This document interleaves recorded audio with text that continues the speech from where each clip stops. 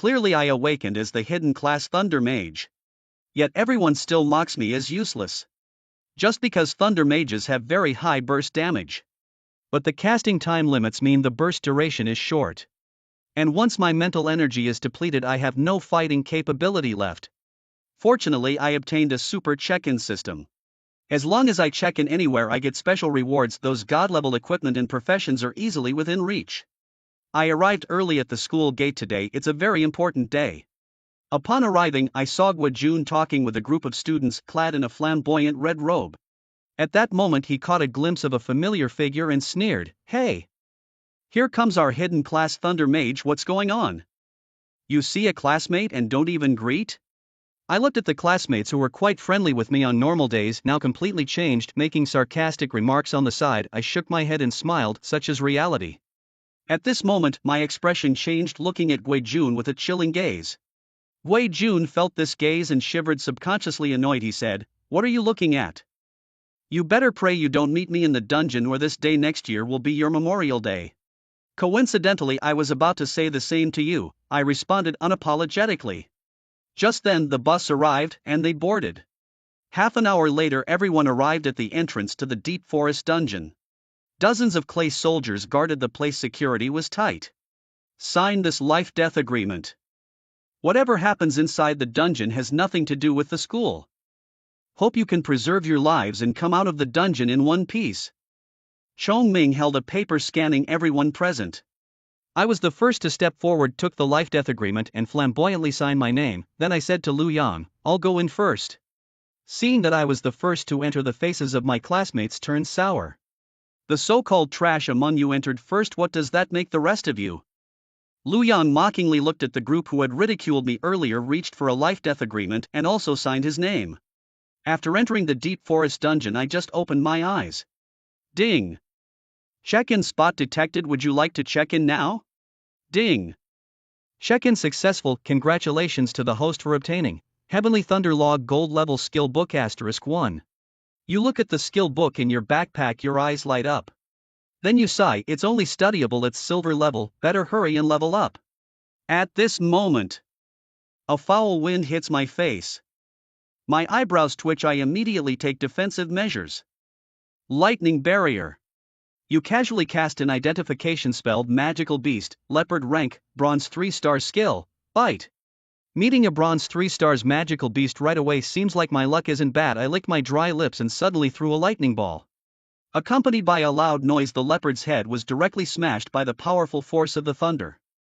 I looked down at the headless corpse, abandoning the idea of scavenging for fur. This trial is still mainly about leveling up. It's better not to waste time on such things. Perhaps because the explosion was too loud, I had only taken a few steps when I found myself surrounded by leopards. Far from being intimidated, I actually got excited. A lightning ball appeared in my hand with a whoosh. Almost at the same time, 3 leopards moved. Their speed was incredibly fast, twice that of an ordinary person, charging straight at me, attacking from both sides, claws swinging. I hummed softly, waved my hand, and 4 lightning balls flew out at high speed, striking them. Immediately, the system notification sounded, killed level 3 leopard, experience +20. These monsters are too weak, unable to test my true strength. I shook my head helplessly. Passing through this small grove, I arrived at a hillside. Looking around, the hillside was covered with roosters, their numbers terrifyingly large. "I've entered a chicken coop," I gasped in astonishment, looking at this pile of 1-meter-tall multicolored roosters. The appearance of the intruder caught the attention of all the roosters. They simultaneously cocked their heads, their crimson eyes glaring intently at Chu Feng. Gurgle. Chu Feng swallowed hard, forcing a dry laugh. "Brother Cohen, don't get me wrong, I'm not a foe.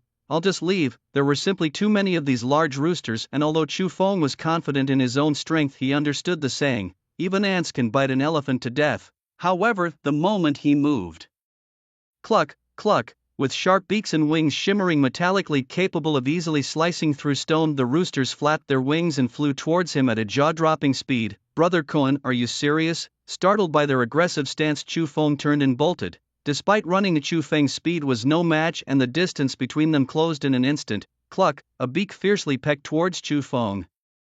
From the looks of it, there was no doubt that if he were pecked, it would surely create a bloody hole, perhaps even pulling out his intestines. What are you doing? Ouch. Seeing the attack directed at him, Chu Feng broke into a cold sweat and quickly conjured a lightning shield around himself. The moment the beak touched the shield, it was electrified, sending feathers flying. The lightning shield not only served a defensive purpose but also triggered the traits of a Thunder Mage: electrification and paralysis. Electrification meant layering the target with a current, causing extra damage with the next release of lightning skills. Paralysis, as the name implies, incapacitated the target. By then the roosters had surrounded Chu Feng, eyeing him ominously and emitting clucking sounds. Suddenly, 5 large roosters took off simultaneously, flying towards him, their sharp beaks targeting all possible escape routes, sealing them completely. Cool and composed, Chu Feng unleashed his magic power, his fingertips sparking with electric arcs, and a chain of lightning as thick as a finger suddenly appeared. The roosters caught in the electricity, convulsed wildly, suspended mid-air, their skeletons visible through the electric shocks. The ordeal didn't last long, all were electrocuted to death, falling to the ground as charred blocks. Killed level 5 Hillside Rooster XP plus 35. XP plus 35. His experience bar surged upward. It must be said that at his current level, killing monsters of the same level yielded considerable experience.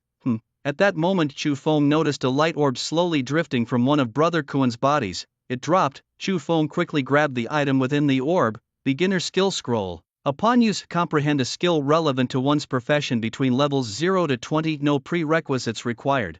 Nice find. Now that he had reached level 5, he was just worried about the lack of skills. Sleep brings the pillow. Thank you, Brother Koan. He crushed the scroll and immediately a blue-white light burst forth from Chu Feng's body. Resist Thunder Ring. Releases a powerful thunder element, repelling surrounding targets. Perfect, a life-saving skill. With a joyful expression, Chu Feng saw another 10-odd roosters flying towards him and immediately released a Resist Thunder Ring. Cluck, cluck. The mighty power of the thunder elements sent them all flying, and under Chu Feng's formidable mental strength, the thunder directly killed them. Killing level 5 Hillside Roosters experience plus 35. Killing level 5 Hillside Roosters experience plus 35. Instantly annihilating dozens of monsters of the same level. Looking around at so many professions who can achieve this, Thunder Mages are too defying. With no casting time and no consumption, combined with the most explosive killing power, this is simply a human killing machine. With the skill Resist Thunder Ring, Chu Feng no longer had any concerns, transforming into a Thunder Mage King and began the slaughter. Lightning orbs in his left hand, chains of lightning in his right as thunder roared down. Whenever a rooster approached, he released the Resist Thunder Ring to shock them to death. Chu Feng stood directly on the mountaintop, brutally killing the roosters one by one. The once lush hillsides turned into a landscape of holes and dead bodies everywhere in an instant. At this moment Chu Feng's eyes turned blue and white with electric lights circulating, his body filled with electric arcs, throwing out lightning orbs and chains as if they cost nothing. The experience bar also kept rising visibly fast. This place was truly a leveling holy land where ordinary people dared not face it head-on. Speaking of which profession in this world has the greatest range and killing power, it undeniably has to be the mage, and among them, the Thunder Mage is the most violent and fierce. Killing this pile of roosters was effortless. Half an hour later, hundreds of roosters were all dead. Chu Feng's level also rose from bronze 5 stars to bronze 7 stars. From the start of the dungeon to now, less than 3 hours had passed. Such terrifying leveling speed, if spoken of, might scare a bunch of people, right? However, though the speed is fast now, the difficulty will increase as he progresses. Leveling from 9 to 10 is a threshold, and this segment requires a massive amount of experience. Merely killing monsters was no longer sufficient. Chu Feng had to hunt for bosses. In the dungeon, not only are there monsters, but also elite mobs and bosses. Killing such creatures yields significant experience and high drop rates. Chu Feng walked on the hillside, starting to collect the spoils of war. During his kills, he saw numerous orbs of light. Coming to the first orb, Chu Feng reached out and grabbed the item inside. Bronze level experience potion, used to increase experience by 5%. Usage condition: not usable beyond bronze level. This is an experience potion. Chu Feng examined the small green bottle in his hand, a curious expression on his face. In the market, a bottle of bronze level experience potion costs 1,000 dragon coins. Wealthy families would buy a large amount of experience potions for their children to consume, so they need not partake in trials and could directly level up to silver level at home. Whether in this world or the past, the rich always have more choices than the poor. However, those flowers that grow in a greenhouse are hard to thrive. They might level up faster than ordinary people, but combat experience cannot be replicated.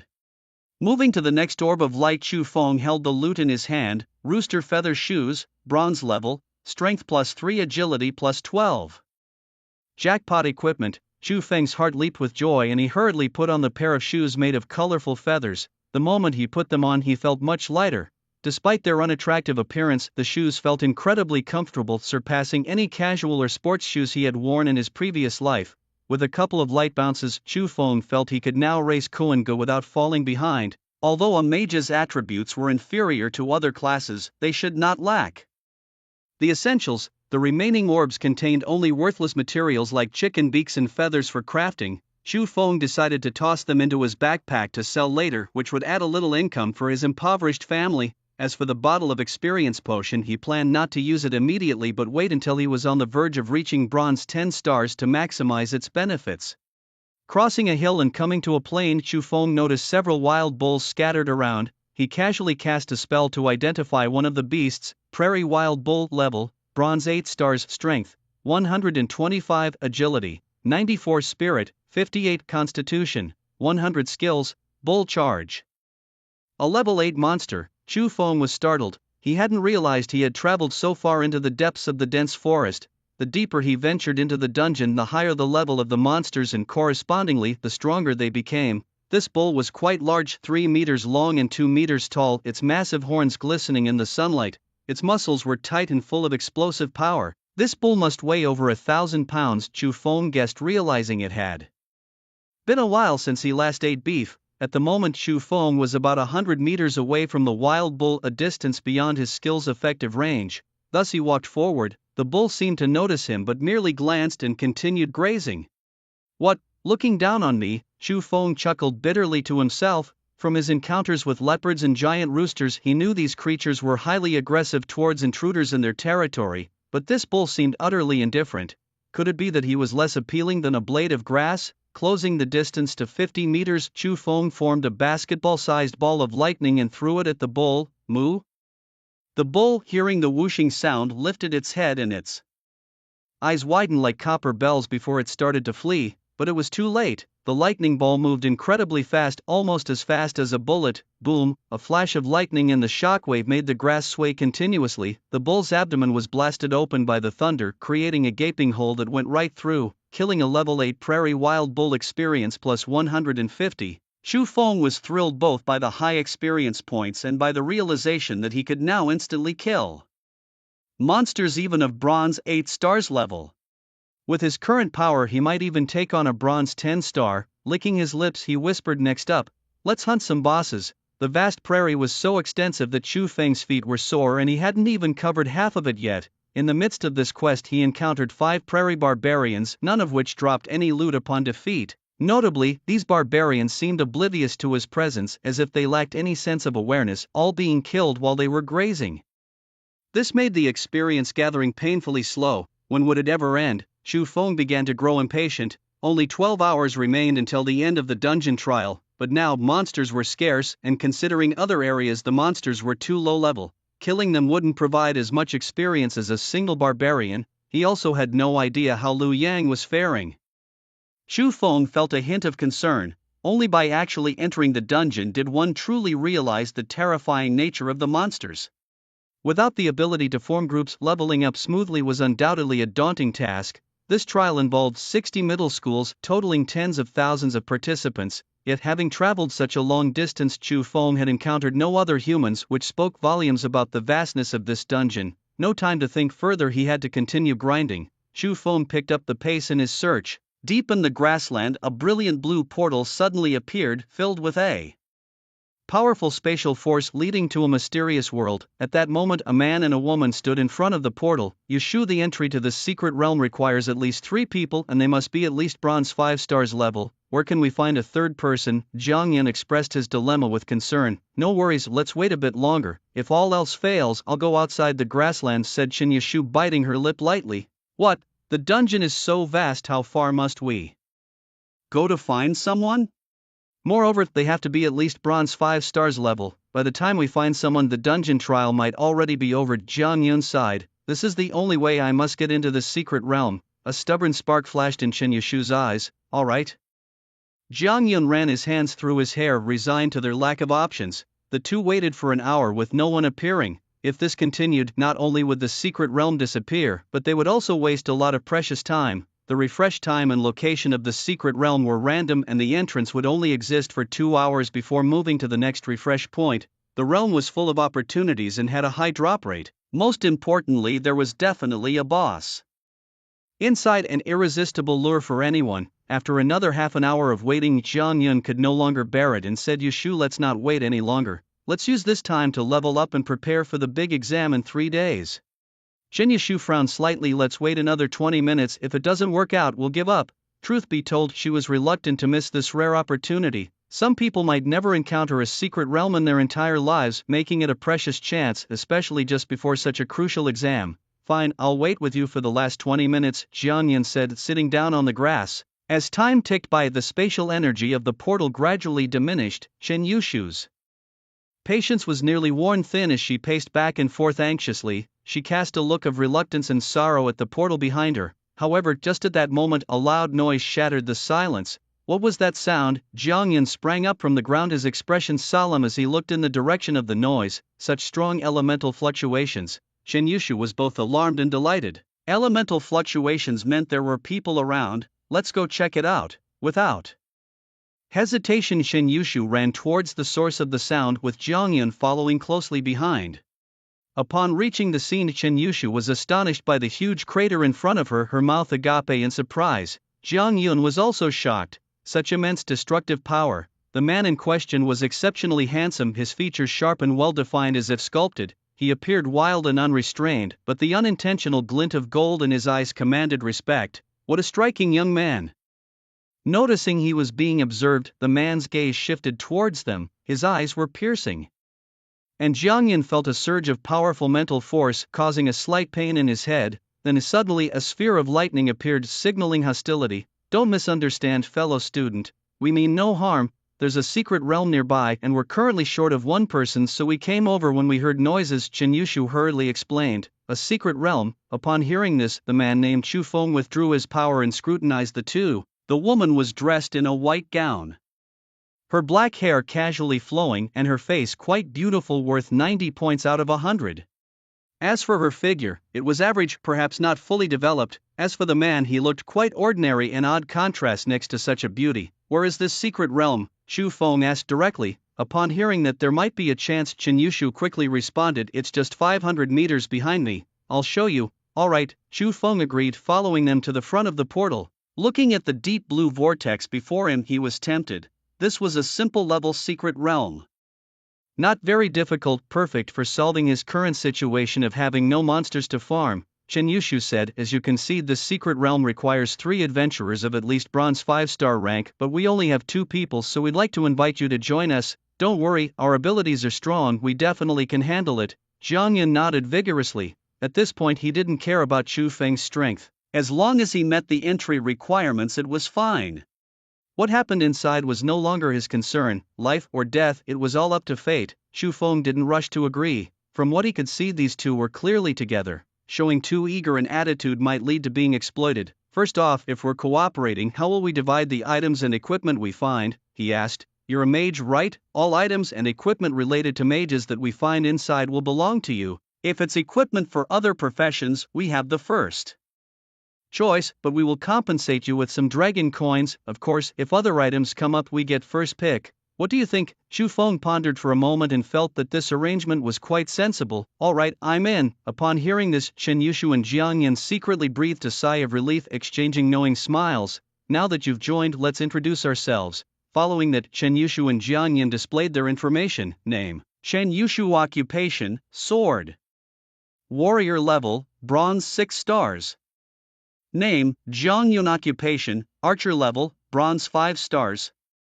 Chen Yushu was quite confident in her abilities, a faint pride evident on her face. Rising to bronze 6 stars in such a short time, how many can achieve this in the entire trial dungeon? However, the surprise she expected did not appear. instead rows of information slowly emerged above Chu Feng's head. Name, Chu Feng. Occupation, Thunder Mage. Level, Bronze. 7 stars.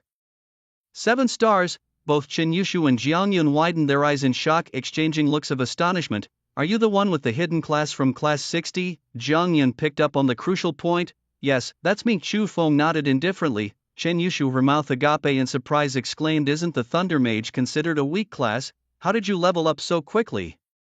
Seeing the gleam in Chu Feng's eyes, she quickly waved her hands to explain, I mean no disrespect, it's just what I've heard from others. Let's go inside. Chu Feng said, unbothered by the rumors and gossip, knowing that true strength could easily shatter such falsehoods. Jiang Yun had more questions, but seeing Chu Feng's reluctance to discuss further, he wisely kept his mouth shut.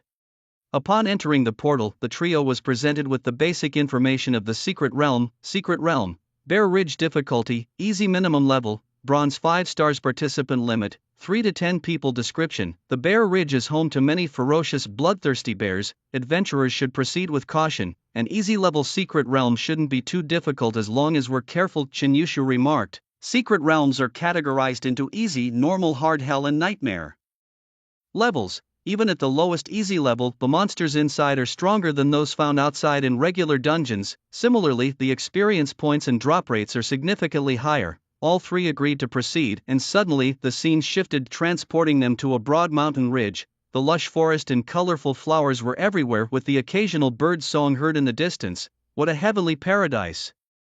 Chu Feng couldn't help but exclaim, finding the landscape of the secret realm more beautiful and majestic than any famous scenic spot from his past life.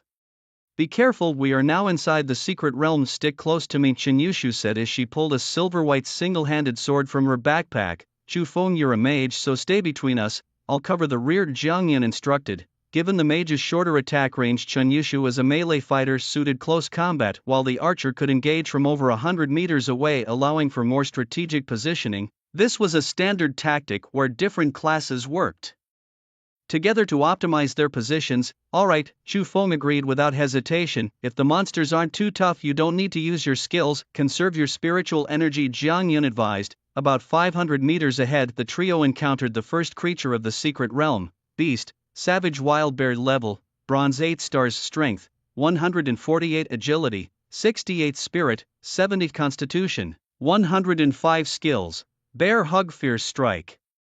With a loud roar, the wild bear, its thick limbs pounding the ground, charged directly at them. Its deep red fur danced in the wind, filling the air with a thick scent of blood.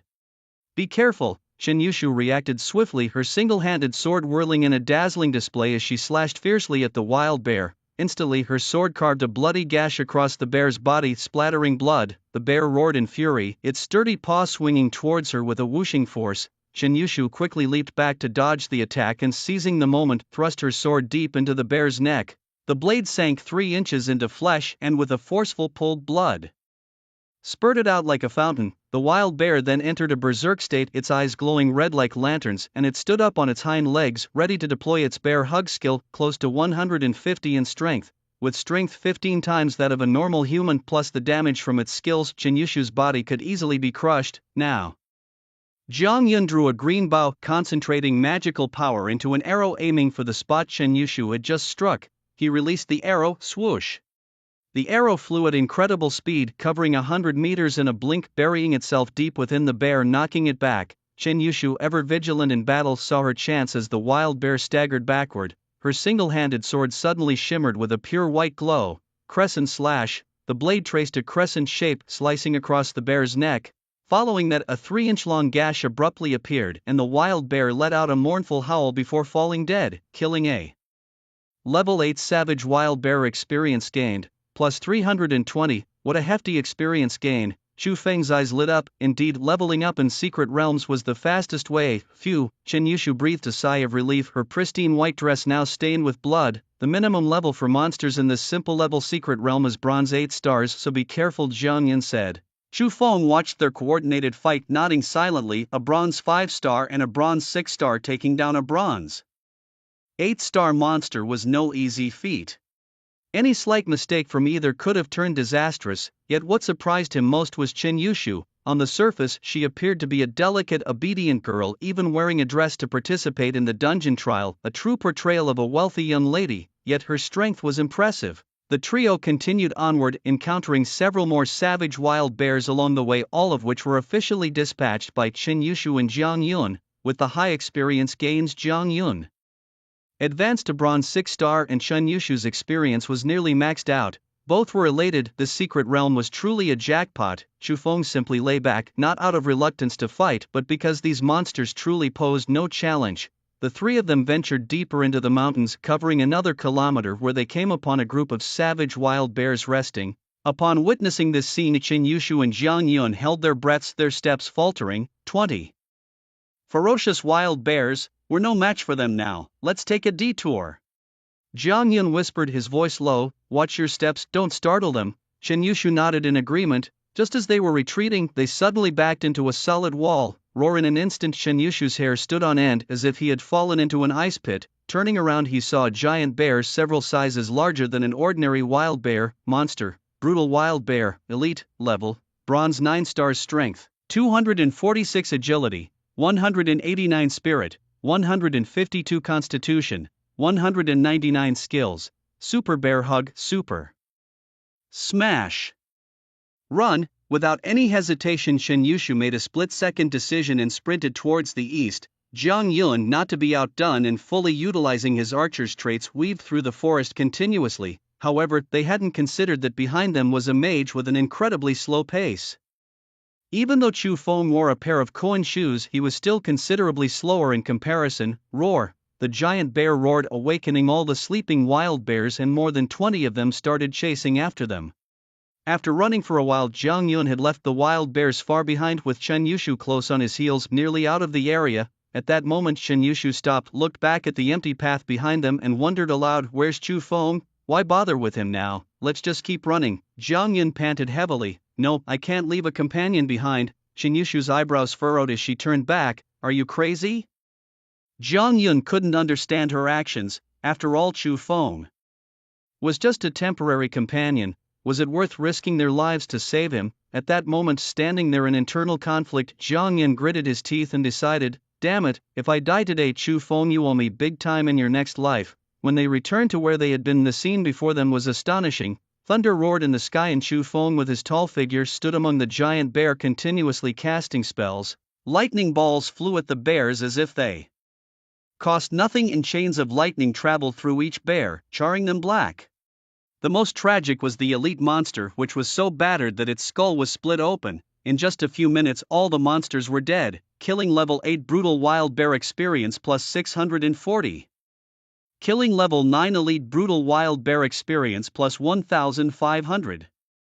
Chen Yushu and Jiang Yun nearly dropped their jaws to the ground, captivated by Chu Feng's prowess and unable to look away. A flash of light passed and Chen Yushu leveled up without even realizing it. After everything had ended, Chu Feng rubbed his somewhat sore wrists and looked back. Sorry, I couldn't run away, so I just killed them all. What? How can you describe such a ferocious act in such an understated tone? Looking at Chu Feng's innocuous smile, Jiang Yun suddenly felt like his brain wasn't quite enough. Am I seeing things? He killed 20 wild bears and an elite monster all by himself? It seems so. I saw it too. Chen Yushu suddenly felt her mouth dry. This mage, why is he different from the others? Other mages have to chant before casting spells, and there's a cooldown period after each spell. Just now didn't he cast dozens of lightning orbs in a row? Plus, there were several instances of chain lightning. No, there were also 2 instances of thunder resistance aura. The key point is, he's a Thunder Mage. Who said Thunder Mages were underwhelming? How come he doesn't look weak at all? Just as they were stunned, Chu Feng had already collected the spoils of battle and came over to them. Here's a bronze-level spear, a piece of armor, and a bunch of materials. How should we divide them? Chu Feng asked. Hut! Chen Yushu snapped back to reality, looked up at Chu Feng's handsome appearance, and recalling his awe-inspiring performance just now, her cheeks turned slightly red. Chu Feng frowned at her reaction and urged, hurry up, why are you dawdling like a woman? What a joke, he had just used a double experience card, and every second was precious now. Chen Yushu retorted, I am a girl, you know? Since you killed those wild bears, you did the most, you decide. Chen Yushu calmed her agitated heart. Right, you decide. Jiang Yun nodded like pounding garlic. Oh, Chu Feng looked at the properties of the two pieces of equipment, stored them all in his backpack and the materials as well. Since you two can't use these equipments, I'll keep them. Any objections? No, Chen Yushu and Jiang Yan shook their heads repeatedly. Alright, let's move on. Chu Feng didn't waste more words and continued forward. Yushu, weren't we just about to come over to rescue him? Jiang Yan asked. Chen Yushu watched Chu Feng's retreating figure, a flicker of curiosity in her eyes. Having tasted the flavor of elite monsters, Chu Feng naturally wouldn't miss any corner. The stench from the wild bears was so strong that the trio could follow the scent to find their hunting targets. After a few hours, it was mostly Chu Feng alone clearing the monsters. Chen Yushu and Jiang Yun didn't even have a chance to intervene. Initially, they felt a bit embarrassed, fearing that Chu Feng might run out of spiritual power, but soon they realized he was like a war god, seemingly never feeling tired. As he said, "You just got scared, take a good rest." Eventually, they became numbed, not even feeling a bit of joy when leveling up. Finally, Jiang Yun couldn't hold back anymore. "Brother Feng, are you really a student?" His way of addressing him had changed from calling his full name to directly calling him brother. Of course, why else would I be here for the trial? Chu Feng looked at him with an "aren't you smart" expression. "But how come you don't chant when casting spells? And there's no cooldown, and your spiritual power never runs out?" Jiang Yin pursued. Chen Yushu pricked up her ears. She wanted to know the answer too. "Ever heard of the Chosen One?" Chu Feng asked solemnly. "Brother Feng, you're kidding me." Jiang Yin chuckled dryly. "If you don't believe it, never mind then."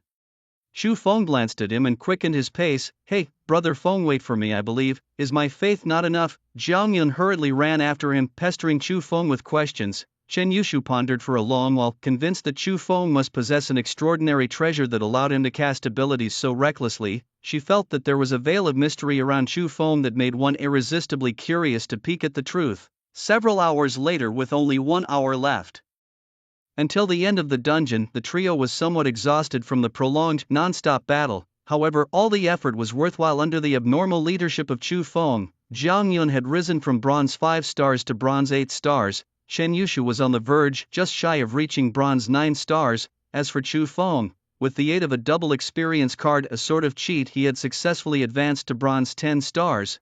That meant he had reached the threshold necessary to participate in the Imperial Capital's Academy's grand examination. It was worth mentioning, however, that the drop rate was truly moving in a disappointing sense. From the beginning until now, they had slain at least 10 elite monsters and nearly 300 wild bears without a single piece of equipment dropping. There were plenty of materials, though, and over a dozen bronze-level experience potions had dropped. Currently, there was no question of sharing the loot.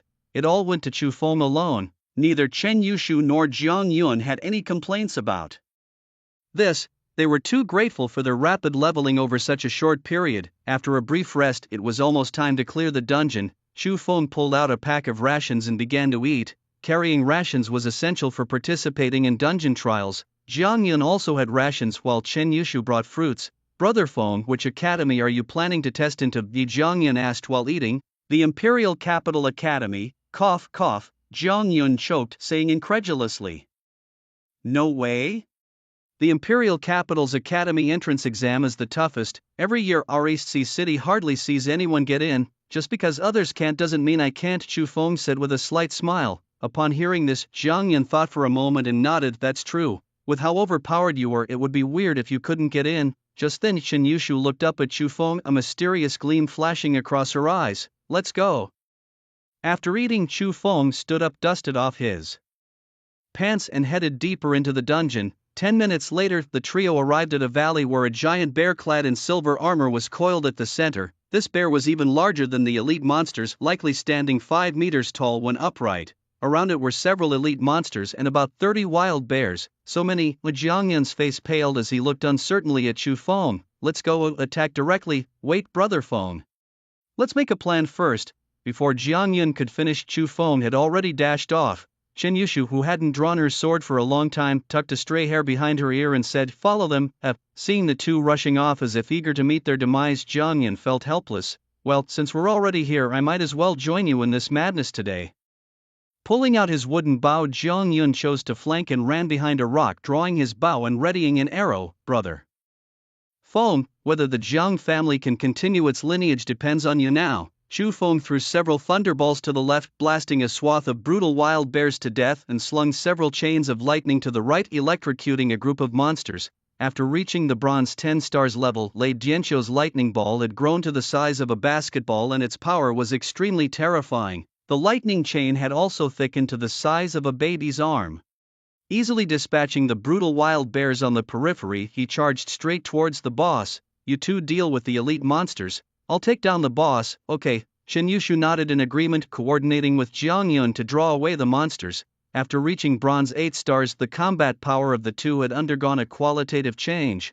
Originally adept in combat awareness, now that their level and attribute gaps were bridged, taking down 10 elite monsters was not a problem. Chu Feng approached the boss and cast an identification spell. Monster, brutal giant bear, boss, level, silver 3 stars strength, 426 agility, 312 spirit, 328 constitution, 387 skills, ultimate bear hug, ultimate slam, giant bear roar. Such formidable attributes. Chu Feng frowned slightly and threw a lightning ball as a test. Boom! The explosion echoed through the valley and the boss, who had been crouching on the ground, stood up like a giant, looking down at him from a height. The lightning ball exploded on the boss's armor and it didn't even break the defense?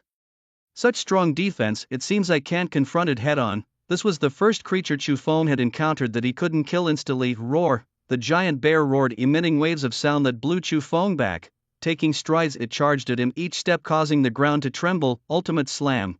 While still more than 10 meters away, the giant bear leaped forward, its huge paw descending from the sky and striking fiercely. Resist with Thunder Ring. A burst of powerful lightning surged from his body, knocking it back. Taking advantage of this gap, Chu Feng quickly retreated to increase the distance. The giant bear shook its head, roared, and the remaining elite monsters surrounded Chu Feng. Bears were everywhere, and Chu Feng vigilantly watched his surroundings. Just then, a fragrant breeze swept by. Shen Yushu dashed past him. Leave the elite monsters to me. Following that, a whooshing sound rang out as an arrow sliced through the air and struck a giant bear. The arrow glowed brilliantly, exploding in a burst of flames that fiercely burned on its body. In an instant, the powerful explosion caused the elite monsters to wail continuously. I'm coming to help too, Brother Feng, your back is safe with me. Jiang Yun fired another explosive arrow. Chu Feng nodded and simultaneously launched 5 lightning balls, bombarding the boss and forcing it into retreat. The continuous barrage was effective. The boss's armor had shattered, revealing a basketball-sized hole. That's it. Lightning ball, lightning chain. Both skills were continuously unleashed, specifically targeting the boss's weak spot. The armorless giant bear endured the electric damage, its massive body becoming paralyzed and electrified, and its movements became extremely sluggish. Shen Yushu and Jiang Yun drew all the elite monsters away, leaving a wide space for Chu Feng. The ensuing battle became unusually easy. Although the boss's agility far surpassed Chu Feng's, in its paralyzed state, it could barely take a step. The roaring sounds continued unabated, accompanied by the flashing of blue and white light and the boss's angry roars. With Chu Feng's relentless efforts, the boss's armor was shattered beyond recognition. Barely 10% of it remained. The exposed fur was also largely blasted into ashes, and his skin was marked all over with scorch marks. Let's see what tricks you still have up your sleeve, you beast. Chu Feng knew things weren't as simple as they seemed. Silver-level bosses usually had a trick or two up their sleeves. However, just as he was continuously casting his skills, a cry of alarm came from behind him. Chu Feng, watch out. Turning around, he saw an elite monster had crept up behind him, its paw striking towards him. Resist Thunder Ring. Boom. The powerful shockwave flung it away, and Shen Yushu leapt up, her long sword sweeping in a crescent, decapitating it. Before Chu Feng could catch his breath, the unrestrained boss entered a berserk state and charged at him, transforming into a dark shadow. Not good. Chu Feng's brow twitched as he conjured a lightning orb while leaping to the side. As the boss approached, he didn't forget to release the Resist Thunder Ring. The giant bear staggered back. Now much slower than before, its gaze dimmed significantly. With this progress, it wouldn't be long before they could defeat it. Chu Feng increased the frequency of his skill releases, knowing that even the toughest boss couldn't withstand such a barrage, especially not from powerful thunder magic. Explosions continued relentlessly, and just then a roar that shook the heavens and earth dazed him, causing a temporary deafness. The giant bear, bloody and battered, appeared before everyone, some parts even revealing ghastly white bones. Even in such a State the boss maintained its normal speed of movement, showing how tenacious its vitality was. The boss's blood-red eyes stared fixedly at Chu Feng not far away, anger and hatred erasing its consciousness. Roar, another charge, its paw raised high, it swung down at Chu Feng. The paw was nearly half the size of Chu Feng's body. A hit would surely be fatal. In the nick of time, a figure darted under the paw. Bang! The boss hit nothing, and Chen Yushu was already carrying Chu Feng to safety. Are you all right? Not dead yet, but this beast is too loud. Chu Feng rubbed his ears, his vision gradually clearing. Now that the boss is at the end of its tether, leave it to us. Chen Yushu set Chu Feng down and turned to charge at the boss. Jiang Yun provided support from a distance, running and shooting. Although his firepower wasn't as strong as Chu Feng's, it still significantly troubled the giant bear. Chen Yushu, with her agility, kept weaving around the boss, looking for an opportunity to thrust her sword. But even on the brink of death and weakened, the boss was still formidable. Chen Yushu dashed behind the boss, her long sword aimed at its heart. Suddenly, the giant bear twisted its upper body in a strange pose, swinging a paw at Chen Yushu. Puff! Chen Yushu spat out blood, crashing heavily to the ground. The immense force nearly shattered her body, her organs vibrating violently with every blow. With a powerful strike, the boss almost killed Yushu instantly.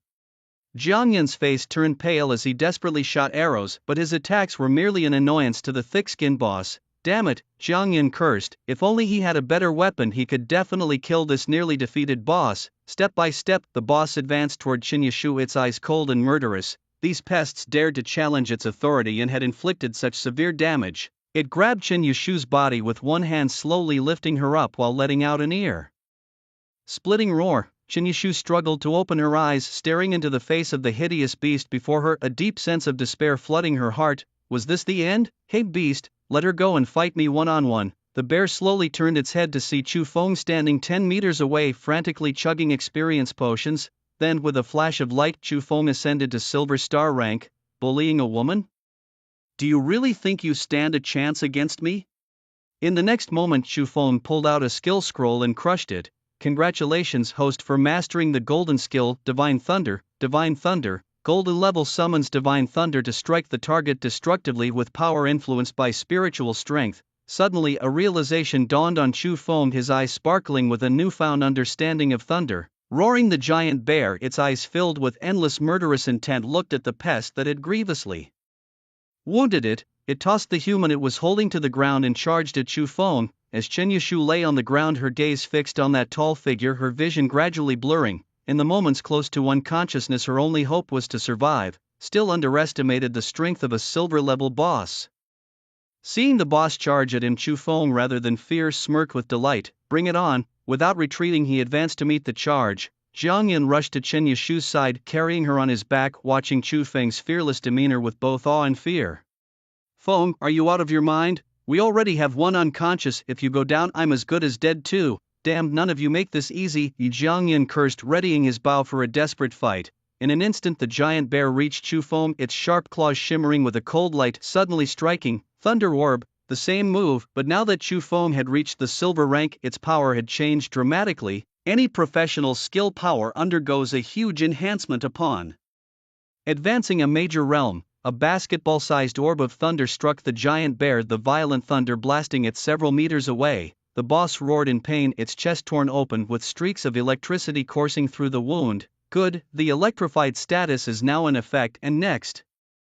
Chu Feng stood still, extending his arm, his deep eyes suddenly bursting with a dazzling thunderous light. The righteous thunder. In an instant, the sky was shrouded with dark clouds, with lightning snakes tumbling over them.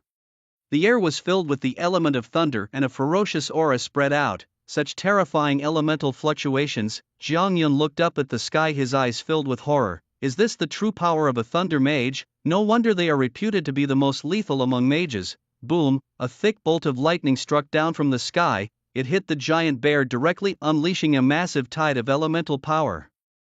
The shockwave blew Jiang Yun away, tumbling through the air and crashing to the ground. Looking up at where the boss originally stood, he saw that the massive body had disappeared, replaced by a shrunken, charred corpse. Defeated the silver-ranked ferocious giant bear, experience plus 20,000. Jiang Yun and Chen Yushu's bodies glowed brightly as they both advanced to bronze 9 stars. After leveling up, their injuries disappeared and they returned to their peak condition. Soon Chen Yushu awoke from her unconscious state and slowly opened her eyes only to see Chu Feng smiling at her. Awake, Chen Yushu rubbed her somewhat sore head, looked around and asked in confusion, "Where's the boss? Are you guys okay?" "The boss has been slaughtered by Brother Feng," Jiangyan replied. Chen Yushu followed Jiangyan's gaze and saw a huge pit in the center of the valley with a pitch-black corpse quietly lying there. Did you do this?" Chen Yushu's bright, watery eyes widened as if she had seen a ghost in broad daylight. "I might have gone a bit overboard. I intended to leave a whole corpse." Chu Feng spread his hands innocently. Chen Yushu stared at Chu Feng for a while, then finally managed to utter a few words after a long pause. "You really are a monster. I saved your life, you saved mine. We're even now." Chu Feng grinned. Chen Yushu's expression was complicated. She had thought she could easily handle the boss in its weakened state, but she had overestimated her own strength. After resting for a while, a message about passing the secret realm suddenly appeared. "Secret realm passed, please claim your treasure chest rewards." Subsequently, 3 treasure chests appeared before them, one for each to open. The rewards from the chests were random, potentially yielding unimaginably valuable treasures or useless items. "Who's first?" Chu Feng glanced at the others. "Me first." Jiang Yun rubbed his hands together, eager to proceed. He walked up to his chest and slowly opened it. A flash of light passed and a blood-red bow and arrow appeared before him. Giant bear bow, silver level, requirements. Silver level strength plus 85, agility plus 95, passive skill. Twin star chain, when attacking there's a chance to fire an additional arrow. A silver level weapon. Jiang Yun gasped, thrilled. He had been very dissatisfied with his beginner's bow, and though his level had increased, his strength had not grown much. Now, with a good bow, his power could surge significantly. Not bad. Chu Feng nodded slightly, then glanced at Chen Yushu, motioning for her turn. Taking a deep breath, Chen Yushu opened her chest. What appeared before her was a piece of leg armor. Giant bear greaves, silver grade, requirement, silver grade, strength plus 55-inch, constitution plus 50, passive skill, bear's guard. When attacked, there is a certain probability to trigger a shield.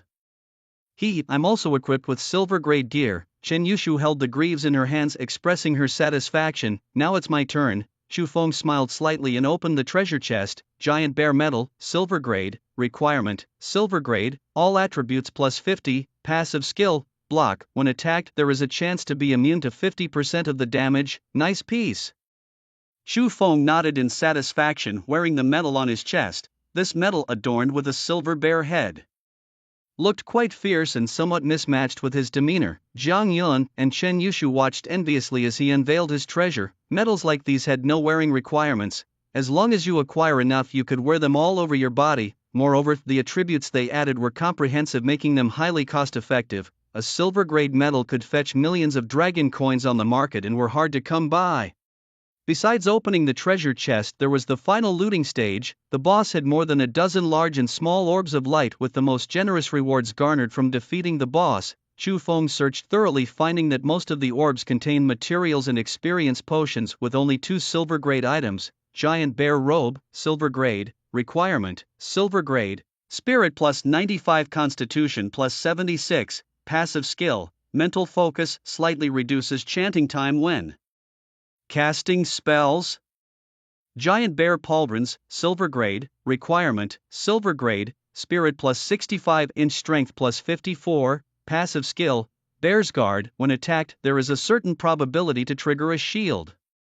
These 2 are mage gear, so I'll gladly accept them. Chu Feng was pleasantly surprised, finally obtaining gear suitable for a mage. Jiang Yun and Chen Yushu did not object. It was his rightful loot. The remaining materials and experience potions were also uncontested. Without Chu Feng, they would have perished long ago. After equipping the gear, Chu Feng's attributes underwent a radical transformation. Chapter 11. Jiangnan Commerce Association Gold Membership Card.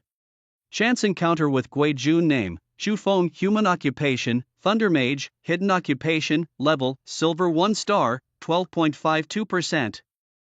Strength: 216, agility, 170 spirit, 420 constitution, 236 equipment. Giant bear robe, giant bear pauldrons, giant bear metal, rooster feather shoe. Skills: Thunderball, lightning chain, thunder barrier, thunder resistance ring, divine thunder method, infinite power, unique. It's no exaggeration to say with Chu Feng's current attributes he could dominate bosses without even needing to use divine thunder method. With a staggering 420 in spirit, any spell he cast was extraordinarily formidable. Wearing the new equipment, Chu Feng now truly embodied the mage's essence. The silver-white pauldrons and cloak centered with a giant bear head complemented his handsome appearance, effortlessly captivating many young ladies outside. Chen Yushu was the first girl to experience this, her heart uncontrollably racing at the sight of Chu Feng's sharply defined profile. She clutched her ample chest, her face flushing a shade unnaturally red. "What's happening to me?" Chu Feng did not notice her discomfort and spoke up. "The secret realm is over, let's go." Leaving the secret realm and returning to the familiar vast grasslands, breathing in the fresh air felt almost surreal. "The time for the dungeon trial was also nearing its end. Until we meet again," he said. As Chu Feng turned to leave, Chen Yushu quickly called out, "Wait." She hurried over and handed him a golden card. "Here, this is for you," Chen Yushu said with a charming smile. Chu Feng examined the card, which read Jiangnan Commerce Guild Gold VIP, and looked up at Chen Yushu's stunning face, curiously asking, "What's this for?" The Jiangnan coughed twice, not expecting Chu Feng to ask such a straightforward question. He explained, "This is a gold membership card for the Jiangnan Commerce Guild. Whoever holds this card gets the highest level of privileges at any Jiangnan Commerce Guild branch, including 30% off purchases and an additional 20% on sales." Chu Feng had an epiphany. "So you're a wealthy heiress? This is your way of thanking us for helping you through the secret realm, eh?" "Small token of appreciation," Chen Yushu replied with a broad smile. Jiang Yun, seeing her smile, swallowed hard and added, "Yushu is the heiress of the Jiangnan Commerce Guild, not just any rich lady." He remembered that the Jiangnan Commerce Guild was the largest in Jiangnan province, specializing in the trade of items, materials and equipment for adventurers. With branches all over the province, one could find one every few streets. Chu Feng was surprised to learn of her identity. Why would an heiress participate in dungeon trials herself without any personal protection and with only the most basic of swords with hardly any special attributes? Noticing the confusion in Chu Feng's eyes, Chen Yushu explained, "It was my own decision. I didn't want to rely on my family's power." Chu Feng scoffed, thinking she didn't realize the blessings she had. If he were in her shoes, he wouldn't bother with trials. He'd just relax at home, occasionally sipping on some experience potions and picking out some silver or even gold level equipment from the guild. "Thank you for your gift, I must be going now." Chu Feng waved goodbye. Jiang Yun and Chen Yushu watched him leave. Jiang Yun remarked, "Even after hearing about your status, he didn't seem surprised at all. Anyone else would have been overly eager to please." "Indeed, he is different." Chen Yushu's curiosity about Chu Feng grew stronger. She heard he was applying to the Imperial Capital Academy, and with her abilities, she doubted she'd have another chance to meet him. Jiang Yun shook his head sadly. "You will meet him again." A sly look flashed in Chen Yushu's eyes as Chu Feng checked his watch. With only an hour left on the grasslands, an hour later everyone who participated in the trials would be teleported out. Right now he was busy sorting through a pile of materials in his backpack. Chicken beaks, chicken wings, leopard skins, wild bull horns, and a stack of bear paws and hides. With so many materials, he should be able to make a good sum of money, right? Monster materials were mainly used for forging, and some beast meat was also purchased for cooking.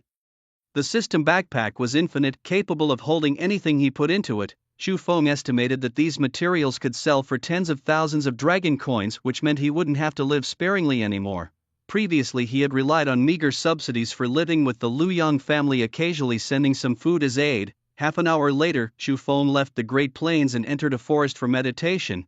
After nearly 24 hours of non-stop fighting, even a body of iron would feel fatigue. The birdsong by his ear gave a serene sense of peaceful years passing by. He wondered how Liu Yang was doing now. That was Chu Feng's only concern, even though he had only been in this world for a year. Sincerity could truly be felt, and Liu Yang treated him like a brother, always the first to rush to the forefront in any situation. Just then, several untimely voices rang out near him. "Hey!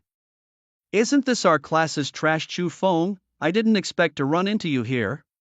Chu Feng slowly opened his eyes and turned his head, seeing several figures approaching him. The leader was wearing a fiery red robe, a mocking smile on his lips, and holding a bronze-glowing staff. It was Guijun. By his side were two lackeys, also students from their school. "What level are you at now, Chu Feng? Surely you haven't been hiding out here since the beginning, have you?" Guijun feigned surprise. "Boss, you're giving this trash too much credit. He's probably been hiding in some hole all this time, and now that the dungeon is ending he just comes out to scavenge. Huh, Chu Feng, you trash. My shoes are dirty, come over here and lick them clean." Without even a glance, Chu Feng casually threw a silver basketball-sized orb of lightning. Boom, an explosion erupted and Gui Jun's pupils shrank suddenly as he staggered back several steps. The one who had just been yelling at Chu Feng to lick his shoes was now nowhere to be seen, leaving behind only a huge crater. Vanished without a trace. You have some nerve, daring to kill someone, Gui Jun stuttered, his lips trembling. He hadn't expected Chu Feng to take such drastic action, and how could he be so powerful? That lightning orb, even with his bronze 5-star strength, felt an irresistible destructive force if that orb had been aimed at him. He disturbed my sleep, Chu Feng said coldly, his eyes filled with lethal intent. Gui Jun looked at Chu Feng, his eyes uncertain and scanning Chu Feng's body. Behind him, Chu Feng's cloak shimmered with a silver glow. Could it be silver-level equipment? His shoulder pads were also silver and there was a bare head medal on his chest. Wait, what about those chicken feather shoes? Could they be from when he killed the great Duke Kuan? And that aura, such strong psychic fluctuations. As a flame mage, Gui Jun was particularly sensitive to mental strength. At this moment, Chu Feng gave him the impression of a towering mountain filled with oppressive force. Do you know the consequences of killing someone? Once we get out, I will definitely report this to the school and see how the tutors deal with you, Gui Jun's sycophantic companion said viciously. Do you think you still have that chance? Chu Feng tilted his head, a sinister smile spreading across his face. Upon hearing this, both men shuddered, feeling it chill down their spines. You intend to kill to silence us? You guessed right. As soon as the words fell, a ball of lightning suddenly appeared in Chu Feng's palm, pulsating with terrifying thunder elemental fluctuations. After upgrading to the silver rank, the lightning ball had turned from blue-white to silver-white.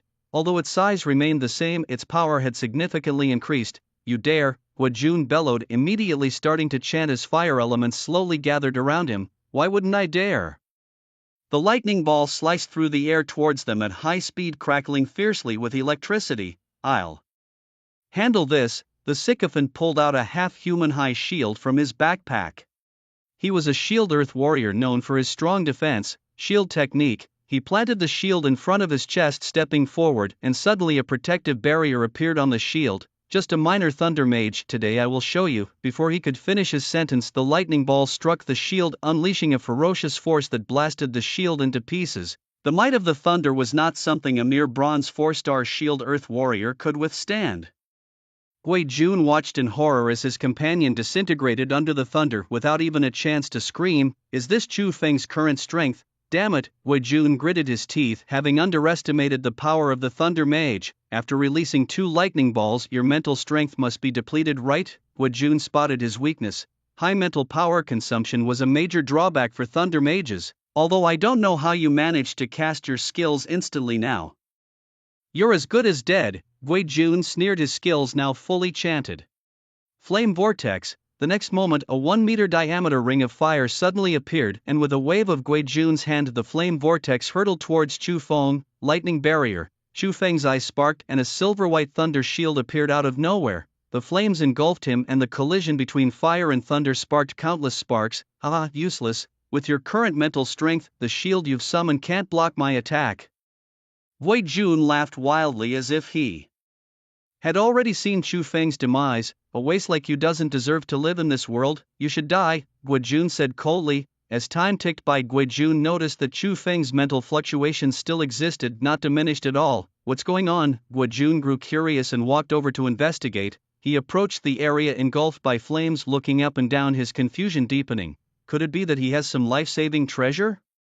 Gui Jun thought, but this was good news. Once Chu Feng was dead, all these treasures would be his, including the things on the 2 lackeys beside him. That was all money. Chu Feng, oh Chu Feng, you truly are my benefactor. After you die, as a fellow classmate, I will erect a tombstone for you here. Gui Jun laughed out loud. At that moment, from the center of the fiery vortex, an arm suddenly reached out, seizing Gui Jun by the neck. You're not dead. Gui Jun's eyes widened in disbelief. Lightning flashed, a powerful shockwave scattering all the flames, revealing an unscathed figure. I'm really disappointed. I wanted to test the power of your magic, but it couldn't even break my shield. Chu Feng shook his head as he spoke. Impossible. Your mental strength couldn't possibly support another skill use, Gui Jun screamed. Frog in the well, there are many things in this world beyond your imagination, Chu Feng sneered. Gui Jun tried to struggle, but how could his strength compare to Chu Feng's? With the boost from equipment and levels, Chu Feng with a strength of 216. Completely overpowered this weakling.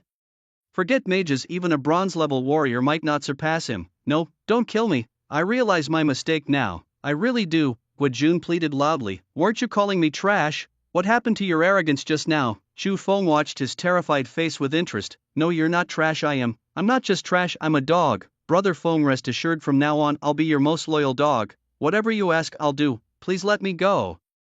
Guojun begged. Chu Feng chuckled lightly, his expression turning cold as he said solemnly, sorry, I'm not interested in trash. With that he forcefully twisted his palms, snapping Guojun's neck. Guojun's head tilted, his eyes wide open in death, filled with confusion and regret. He couldn't understand why the Thunder Mage was different from the rumors.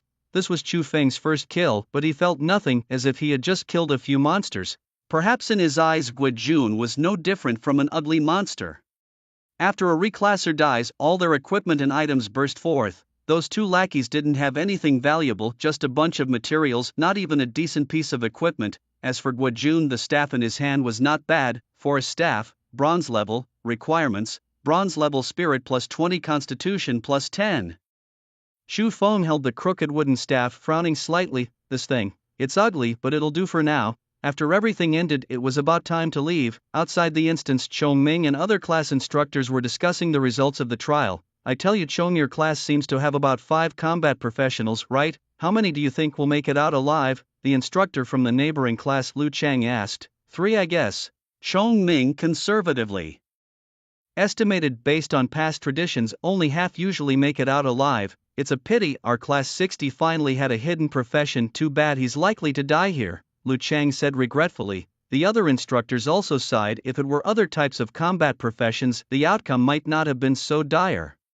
Chongming shook his head helplessly, his greatest concern being Chu Feng. Even though the Thunder Mage had many weaknesses, he would become incredibly powerful once he matured. Now all they could do was hope that he would make it out alive. Suddenly, the teleportation portal flashed with light. He's out, he's out. Everyone's eyes turned in unison, filled with curiosity. After this trial, who do you think will have the highest level? It must be Guojun. He's a flame mage and they're leveling. Speed is the fastest. I think Lu Yang might be higher. Riding on Earth to grind monsters isn't slower than a mage. Doesn't your class have a hidden profession too?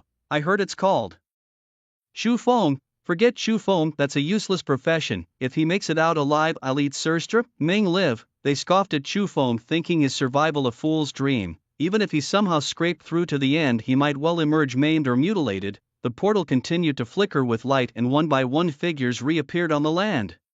Shayang is out. My god, he's actually reached bronze 4 stars. Look, there's Lu Feng. Lu Feng has also reached bronze 3 stars. Did you see that beauty? She's a healing earth profession. Unexpectedly, she also reached bronze 4 stars. People exclaimed in surprise, seeing their classmates return safely. They couldn't help but breathe a sigh of relief. Meanwhile, those who hadn't participated in the trial felt some regrets. Those who made it out alive had gained greatly. Evident from their elated expressions. 6 of our class went in and all came back safely. Fantastic. A teacher seeing this was overjoyed, jumping up almost like a child. The school had annual targets, and teachers meeting those targets received certain rewards. Chongming stood amidst the crowd watching the celebratory scene, his eyes clouded with deeper worry. The teleportation was random, some came out before others, but the timing shouldn't be too far apart. So far not one of his students had appeared. Could it be a total wipeout? A dreadful thought rose in Chongming's mind. If that were the case, being laughed at was the least of his problems. How would he explain to their families? Old Chong, where are your students? I haven't seen any of them. Lu Chang looked around and asked. They might still be behind. It's not over yet. No rush, Chongming replied calmly. Is that so? But if none of them come out, that would indeed be embarrassing. Lu Chang laughed loudly, his face full of smugness. Chongming remained silent, intently watching the entrance of the portal, his furrowed brows betraying his tense emotions. The classmates, seeing the joyful expressions around, couldn't help feeling a bit jealous. Why hasn't Brother Jun come out yet? It's been 5 minutes. Yeah, and Lu Yang's not seen either. They couldn't have died in there, could they? As soon as these words were spoken, everyone fell silent, considering that it wasn't an impossibility. Every year, many talented job changers died in the dungeons, including those with powerful hidden professions.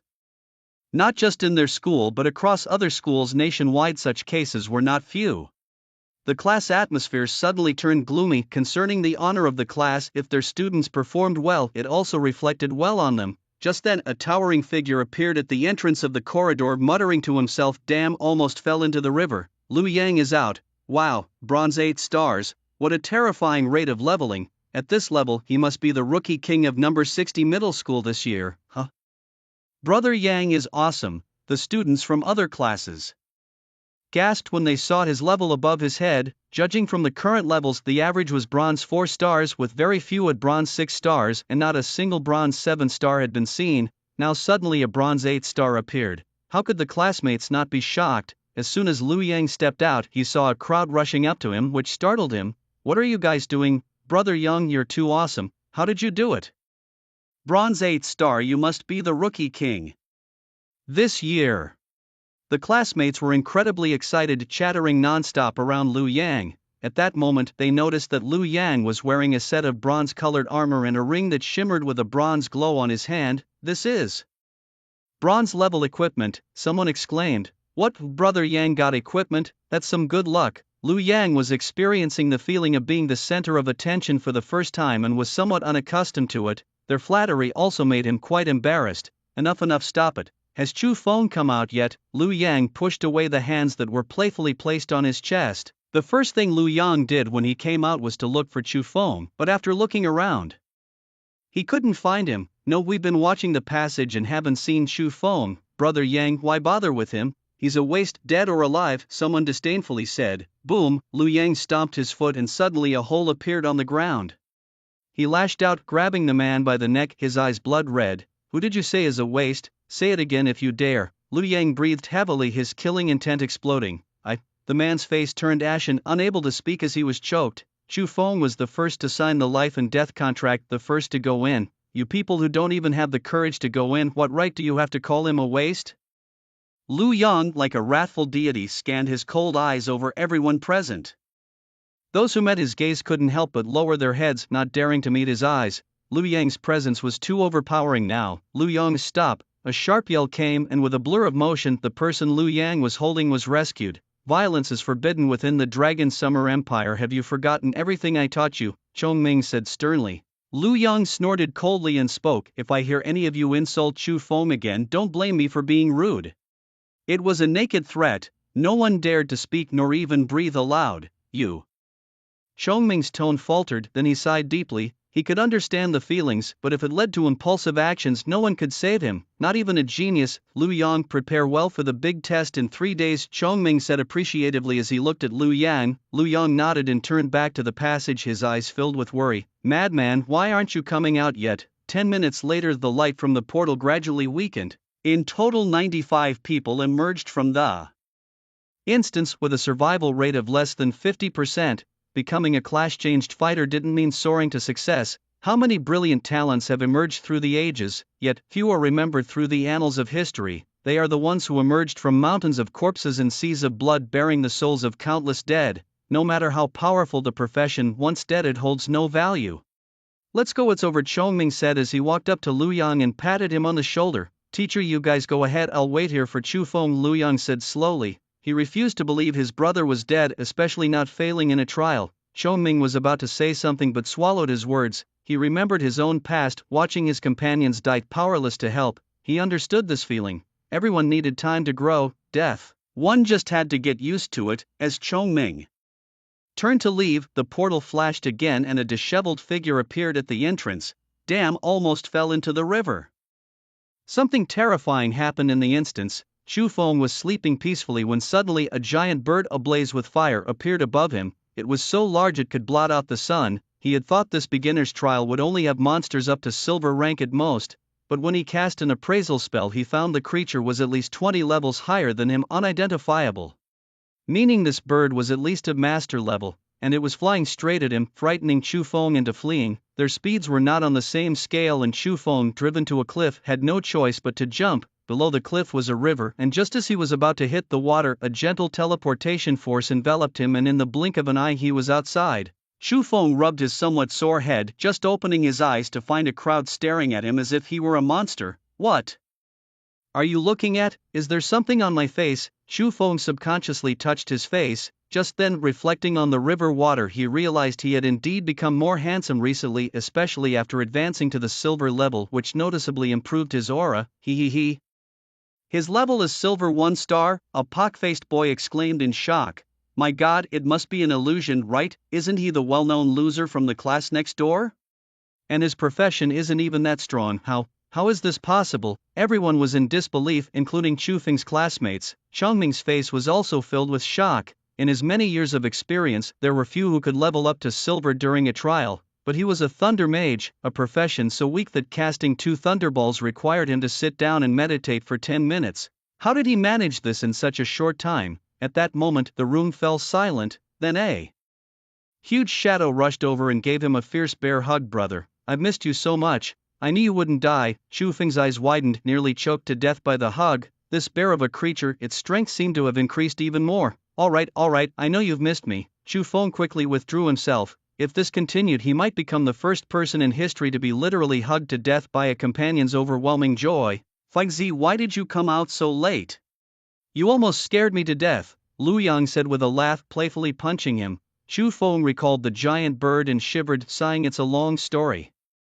Chongming approached Chu Feng with a smile. Well done, lad, you did great. Chu Feng looked at Chongming in surprise. In his memory, this old fellow rarely praised anyone, but now that he himself had reached silver level, perhaps it was not so undeserved. Let's go. Chongming led the way with Chu Feng and Lu Yang following behind. Fengzi, you've actually reached the silver level. I even prepared lots of experience potions and magic elixirs for you, Lu Yang exclaimed joyfully. Chu Feng was momentarily stunned and then pulled out a big bag from his backpack filled with bronze-level experience potions. I prepared a lot for you too. Lu Yang was moved to tears, a nearly 6-foot-tall man crying streams down his face. Fengzi, you truly are my best brother. I'm so moved. Lu Yang's crying drew the attention of those around. Such a big man crying like a little boy. Chu Feng gave an awkward smile and quickly explained to the crowd, it's nothing, he just got a speck in his eye. At that moment, people's attention shifted to the silver-white robe on Chu Feng's back. That robe looks like it's silver-level equipment. The crowd gasped, their eyes widening as they noticed a faint silver glow shimmering on it. Not just that, but also the shoulder guards and the metal on his chest, all silver white. He was also holding a bronze-level staff, and his shoes, well, they were bronze-level equipment too. 3 pieces of silver-level equipment. That was fierce. Everyone around, mostly without any equipment, envied even those with mere bronze-level gear. And here was Chu Feng equipped with 3 items, all suitable for a mage. What kind of anomaly was he? Could the rumors actually be false? Was the Thunder Mage really that powerful? At that moment, the way people looked at Chu Feng changed from disdain to utmost respect. In this world, the weak receive no respect, while the strong are surrounded by followers. Those who had mocked Chu Feng before regretted it deeply. Now they were too embarrassed to even approach him for conversation. When they got back home, Chu Feng handed all the experience potions to Lu Yang, urging him to drink them quickly to prepare for the big exam. After learning that Chu Feng would be taking the exam at the Imperial Capital Academy, Lu Yang decided to take it too. With the help of the experience potions, breaking through to bronze 10 stars shouldn't be a problem. He also gave Lu Yang some usable equipment he had gathered during the battles. This moved Lu Yang deeply, vowing never to leave Chu Feng's side, a nearly 2-meter-tall burly man weeping on the shoulder of a slender boy. Just thinking about it felt chilling. The official grand exam at the Imperial Capital Academy was in 3 days, but Chu Feng planned to go to the exam site a day earlier. Chu Feng only had 2 days left. He happened to have a batch of materials to sell, so he decided to visit the Jiangnan Commerce Chamber. As the top commerce chamber in Jiangnan province, it almost monopolized all the business related to job transitions, from weapon forging and jewelry making to summoning beasts, purchasing and selling goods. It had it all. Moreover, many job transitioners would set up stalls by the roadside to sell or buy equipment. Arriving at a branch of the Jiangnan Commerce Chamber near his neighborhood, a sweet-looking young lady at the entrance greeted him in a sing-song voice. Welcome, may I help you with anything? Chu Feng sized her up and thought to himself that it was no wonder the big commerce chambers had such attractive attendants. Clearing his throat, he said, I'm here to sell some items. He mentally recited a mantra to calm his mind. Right this way, please. The young lady discreetly glanced at the level indicator above Chu Feng's head and, not daring to neglect him, smiled broadly and led him with a swaying walk to the appraisal area. Please wait a moment, I'll go fetch our Appraiser, she said before heading towards the back room. As Chu Feng looked around the shop, to his left was the equipment sales area displaying all sorts of gear suitable for various professions. Most items were of bronze level and quite pricey, with even the least valuable bronze equipment priced over 50,000. Chu Feng glanced at his own rooster shoes and realized they weren't so bad after all. To the right were various potions, experience potions, health recovery potions, mana recovery potions and more. The shop wasn't very large, but it was well stocked. Suddenly a fragrant breeze wafted towards him. Turning his head, Chu Feng was surprised to see Chen Yushu, whom he had just parted with half a day ago. She had transformed her appearance, now wearing a plain white t-shirt with a small bear pattern on the chest and denim shorts showcasing her long, straight legs. Her ponytail swung from side to side as she walked, drawing attention with her stunning, beautiful features. Why can't it be me? Chen Yushu had dressed up deliberately, and seeing the astonishment on Chu Feng's face, she smiled slightly. Noticing the respect in the eyes of those behind her, Chu Feng slapped his forehead, almost forgetting that she was the beloved daughter of the Jiangnan Commerce Chamber, commanding countless assets with over 100 branches in Donghai City alone. Indeed, this vibrant, beautiful girl was a veritable young tycoon. That's perfect. I'm here to sell some materials I've gathered from the secret realm.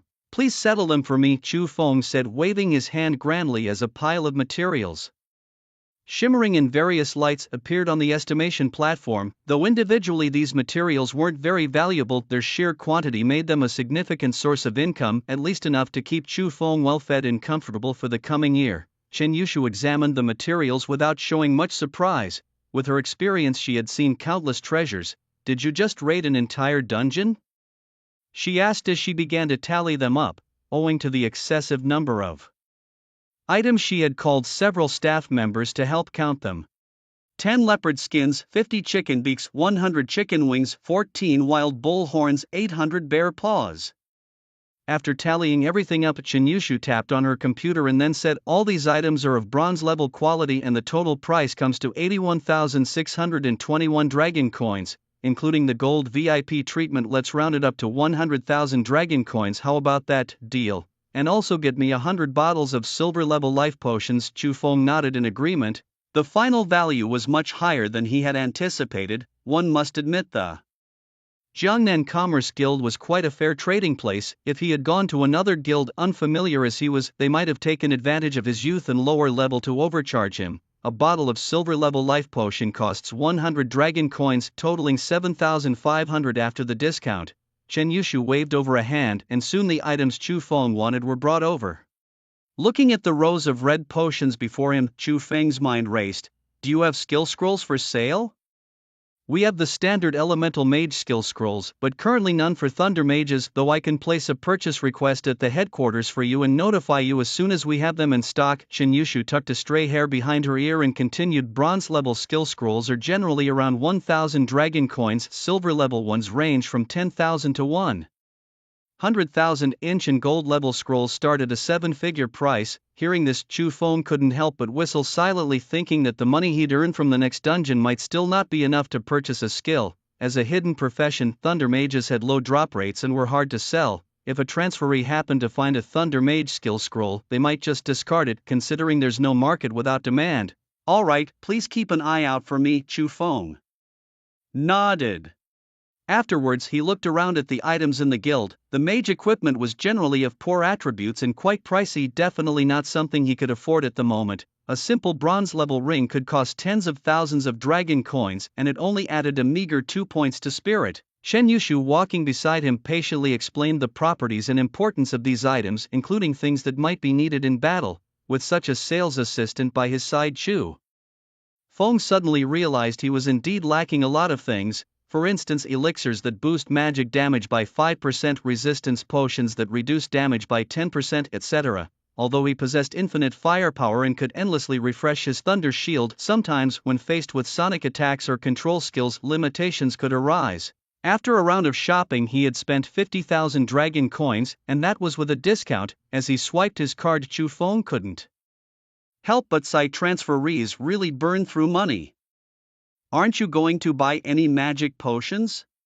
Chen Yushu suddenly asked. Hearing her question, Shufeng lifted his eyelids, staring at her smiling charming face, and shook his head with a smile. I've told you before, I am the chosen one. Magic potions are essential for every mage, as prolonged battles inevitably lead to depletion of spirit. Wizards require an exceptionally large amount of resources. It is said that a single silver tier wizard uses over 1 million dragon coins worth of magical potions in a year. Shufeng dazzled everyone with his performance in the secret realm, cloaked in mysteries too deep even for those with vast knowledge like her. She had never heard of a situation where one did not need to chant nor had an endless reservoir of mental energy. Do you possess a divine artifact? Chen Yushu curiously examined Shufeng's attire, trying to detect any clues. Could there really be a divine artifact within the entire Dragon Summer Empire?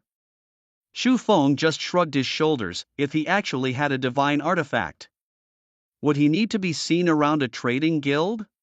He would have been targeted and robbed long ago. Alright, I know everyone has their secrets. I won't mention anything about the secret realm to others. Chen Yushu blinked her eyes. Moments later, Shufeng still couldn't find the items he was looking for. He ended up buying 5 beginner skill scrolls, spending 35,000 dragon coins. As he stowed his purchases in his backpack, his heart bled a little. Before leaving, Chen Yushu stopped Shufeng. The college entrance exams are coming up soon. Which academy are you planning to apply to? Shufeng turned around and after a moment's thought, he said, the Imperial Capital Academy. Just as she had guessed, Shufeng's first choice was indeed one of the top 3 academies of the Empire. The other 2 premier academies, although not inferior, had different specializations. The Academy of Light was more for support roles, with instructors and courses specifically tailored for such professions.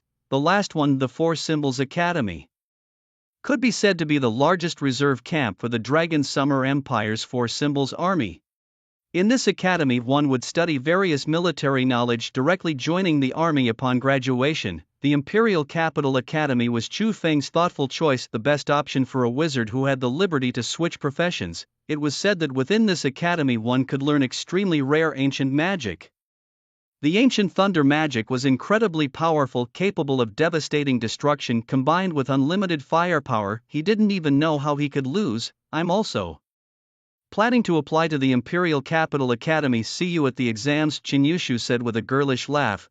Once home, Shufeng couldn't wait to use the beginner skill scrolls. His current skills were too few and all were mostly offensive ones without any control skills. As he knew, thunder wizards differed from other wizards, having a majority of attack skills with very few control skills. The scriptures recorded that 1,000 years ago, there was a world-ending thunder wizard who, with a single forbidden spell, annihilated 100,000 soldiers of the Abyssal Army. The power of that forbidden spell was immense, turning the entire plain into a barren wasteland that remained desolate even 1,000 years later, not a blade of grass growing. Grant me understanding. Shufeng crushed the scroll in his hand and immediately a flash of light appeared and a piece of information emerged in his mind. Congratulations on comprehending the skill, Thunderbolt Sphere. What? This type of skill also needs comprehension. Isn't it an innate skill from class change? Shufeng was immediately dumbfounded. If beginner skills counted, then wouldn't skills like Chain Lightning and Thunder Shield possibly be redundant? Plus, with the recently comprehended resistance to Thunder Ring, the chances of him understanding new skills were even lower. Here we go again. Congratulations on mastering the skill, Thunder Shield. Congratulations on mastering the skill, Lightning Orb. I can't believe it. Congratulations on mastering the skill, Chain Lightning. Aren't these probabilities a bit too bullying? Looking at the last basic skill scroll in his hand, Shufeng took a deep breath and gritted his teeth, crushing it.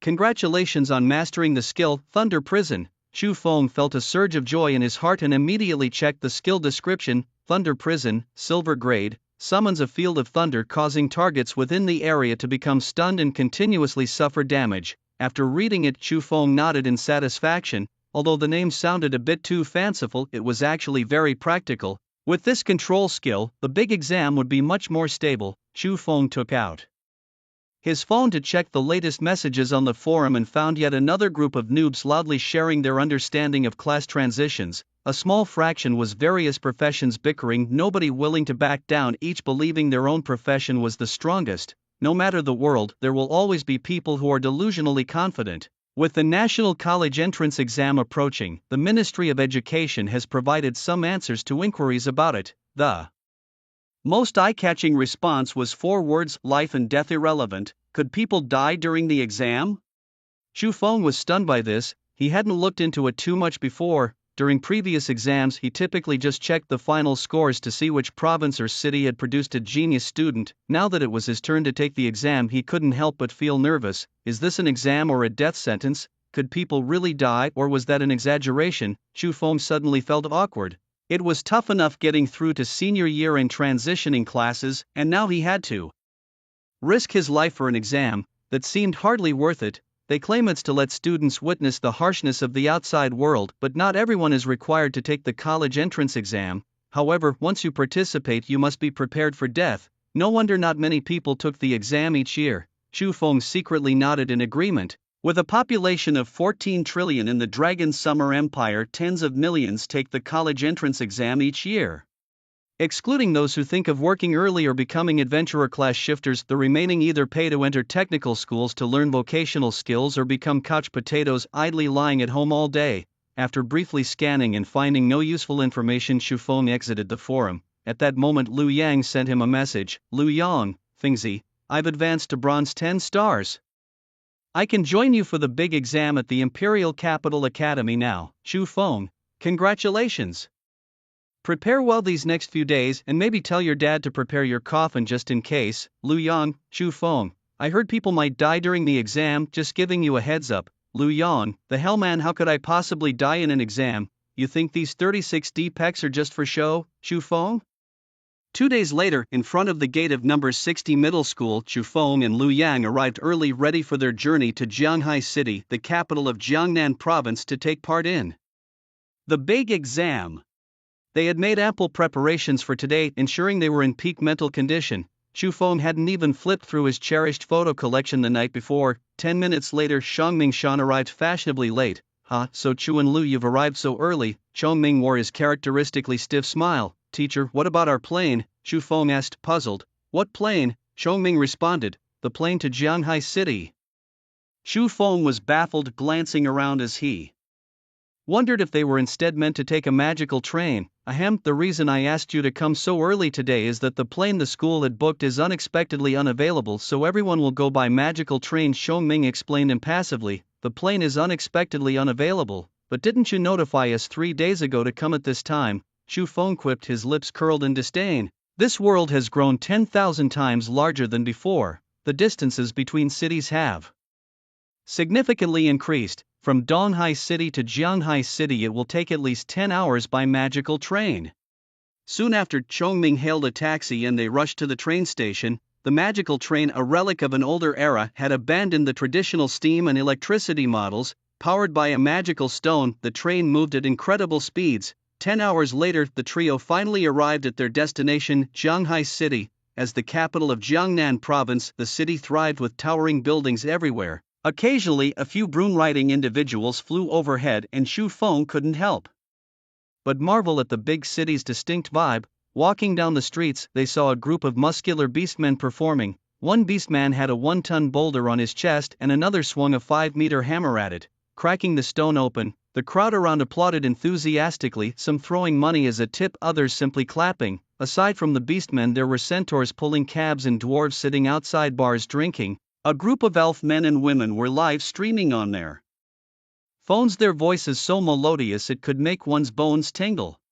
Liu Yang and Xu Feng, looking every bit the country bumpkins, wandered around curiously, drawn to wherever there was excitement. Minutes later, Xu Feng found himself engrossed in watching a catwoman dance on stage, munching on a meter-long candied hawthorn stick he'd bought. This delicious treat, he exclaimed, looking up with further appreciation for the big city. Suddenly, he remembered something and turned to ask, Teacher, I recall there's a reward for the Rookie King, right? The reward is just up ahead, Xiangming replied with a mysterious smile. Hearing this, Xu Feng quickly quickened his pace. Let's hurry then. Half an hour later, Xu Feng and Liu Yang stood in front of a dilapidated and dumbfounded. Teacher, is this what you meant by reward? Xu Feng asked, his expression blank. The school's finances are a bit tight right now. Try to understand. Xiangming coughed lightly. But doesn't that sign at the entrance say, free lodging for students participating in the grand examination? Oh no, I forgot to have them take down that sign. The examination center for the Imperial Capital Academy, located at a massive square in the center of Jianghai City, was bustling as Xu Feng and his group arrived. After waiting for half an hour in the waiting area, more and more candidates arrived, the numbers easily exceeding 1,000. Just then someone tapped Xu Feng on the shoulder. Just as he was about to turn around, a figure darted out. Hee, we meet again. Shen Yushu said with a laugh, hand on her hip. Xu Feng greeted her with a polite smile. Are you ready? Today Chen Yushu was dressed in a tight-fitting black combat suit that perfectly outlined her exquisite figure. Yes, I'm fully equipped today. I've been eager to experience the trial tower of the Di Jing Academy. Chen Yushu flashed an enchanting smile, revealing her cute little fangs. Xu Feng took a good look and was startled to find that every piece of her gear was top-notch, none below gold level. It's good to be rich, he thought to himself. With such a family background, it saves about 80 years of hardships.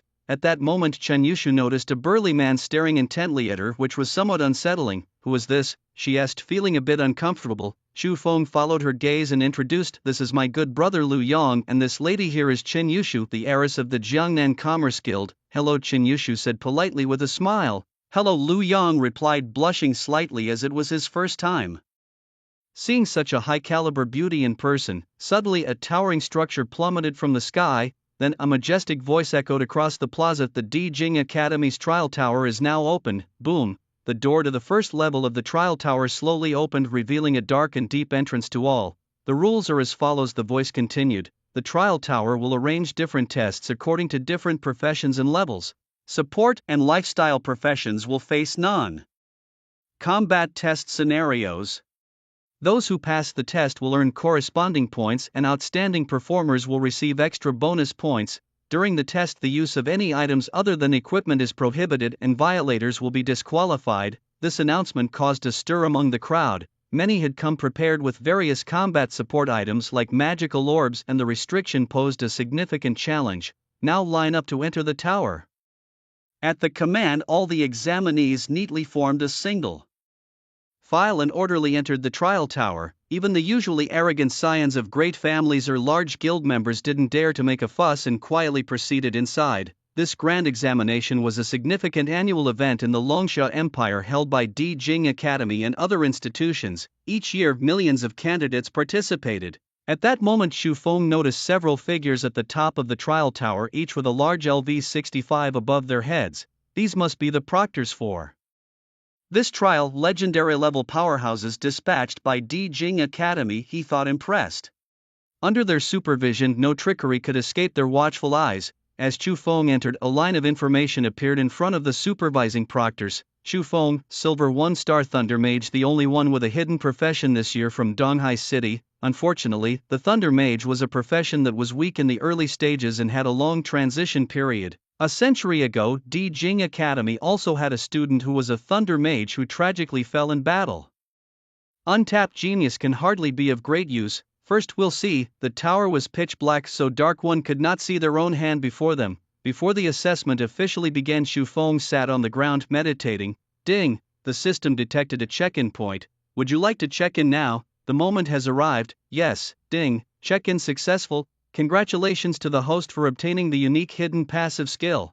Unparalleled Critical Strike LV1, upgradable. Congratulations to the host for triggering an additional check-in reward, lottery chance +1.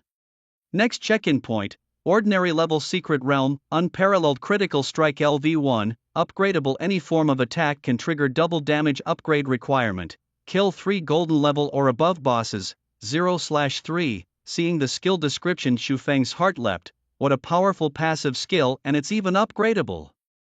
Overjoyed, Xu Feng realized that with this skill, combined with the explosive power of a Thunder Mage, it would be like adding wings to a tiger. Moreover, the skill could be upgraded. If he defeated 3 golden level bosses, perhaps the strength could increase to 3 times, 4 times, or even 10 times. What is this lottery thing? Xu Feng accessed the system panel and found the lottery button in an inconspicuous corner. Start the lottery. Instantly numerous orbs of light of various colors appeared before him. When he pressed the stop button, a red orb slowly fell down. Ding! Congratulations to the host for drawing 3 primary upgrade scrolls. Primary upgrade scroll can directly promote the host by 1 level. Applicable range, levels 0 to 20. Another fantastic item. Xu Feng couldn't help but laugh out loud. He had already thought he was overpowered, and now here were two more outrageous items. Amid the surprise, a burst of light flashed and a monster appeared in front of him. This monster was pitch black, shaped like a cheetah, covered in countless speckled spots, with fangs as thick as a baby's arm and a pair of blood-red eyes staring at Chu Feng. First phase examination task: defeat the Shadow Leopard. Monster: Shadow Leopard. Level: Silver, 3 stars. Strength: 356, Agility: 342, Spirit: 302, Constitution: 311, Skills: Phantom Bite.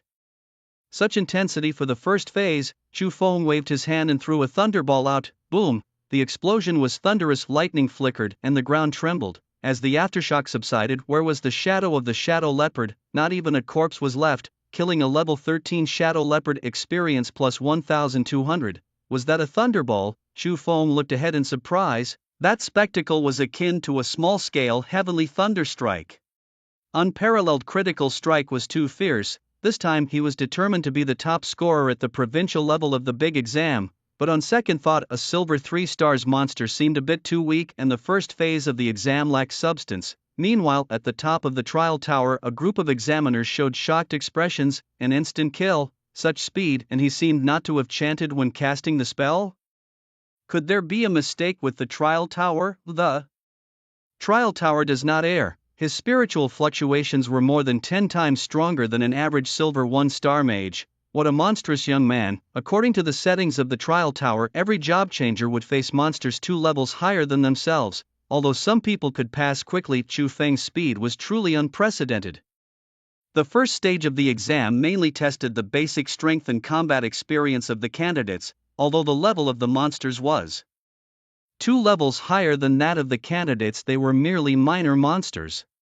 The main purpose was to assess the combat abilities of the examinees. Among those who had successfully passed so far, the slowest took 5 minutes while the fastest took 1 minute. But in Chu Feng's case, he defeated the monster with just 1 skill. How could his ability be tested then? Moreover, the trial tower had been used for hundreds of years without any issues. Even if there were problems, they couldn't possibly only occur with Chu Feng.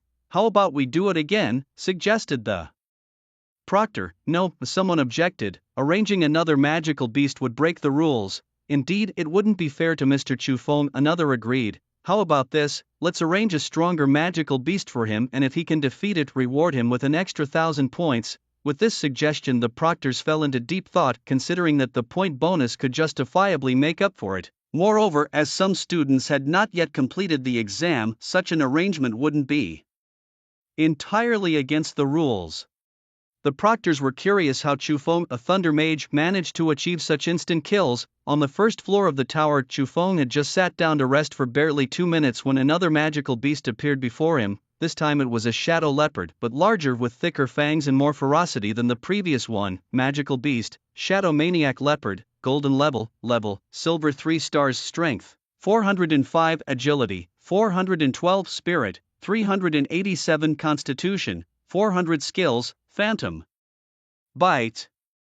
Are the smaller ones followed by the older ones? Chu Feng was baffled. It seemed that there hadn't been a mention of 2 waves of monsters in the first challenge, and this beast was clearly of an unexpectedly difficult level. As the 3-second countdown ended and the isolating light barrier disappeared, he threw a thunderball. Roar, boom!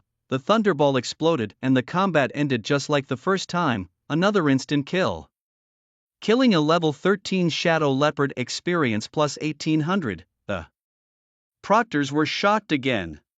Judging from the aura of the beast, the trial tower indeed had no issues. But why another instant kill? Look carefully. He cast the skill without chanting. Could the books be wrong? The books couldn't be wrong. A Thunder Mage indeed has a longer chanting time than a typical elemental mage. What was going on? And the damage was too high. Unless their eyes were deceiving them, there must be something unusual about Chu Feng.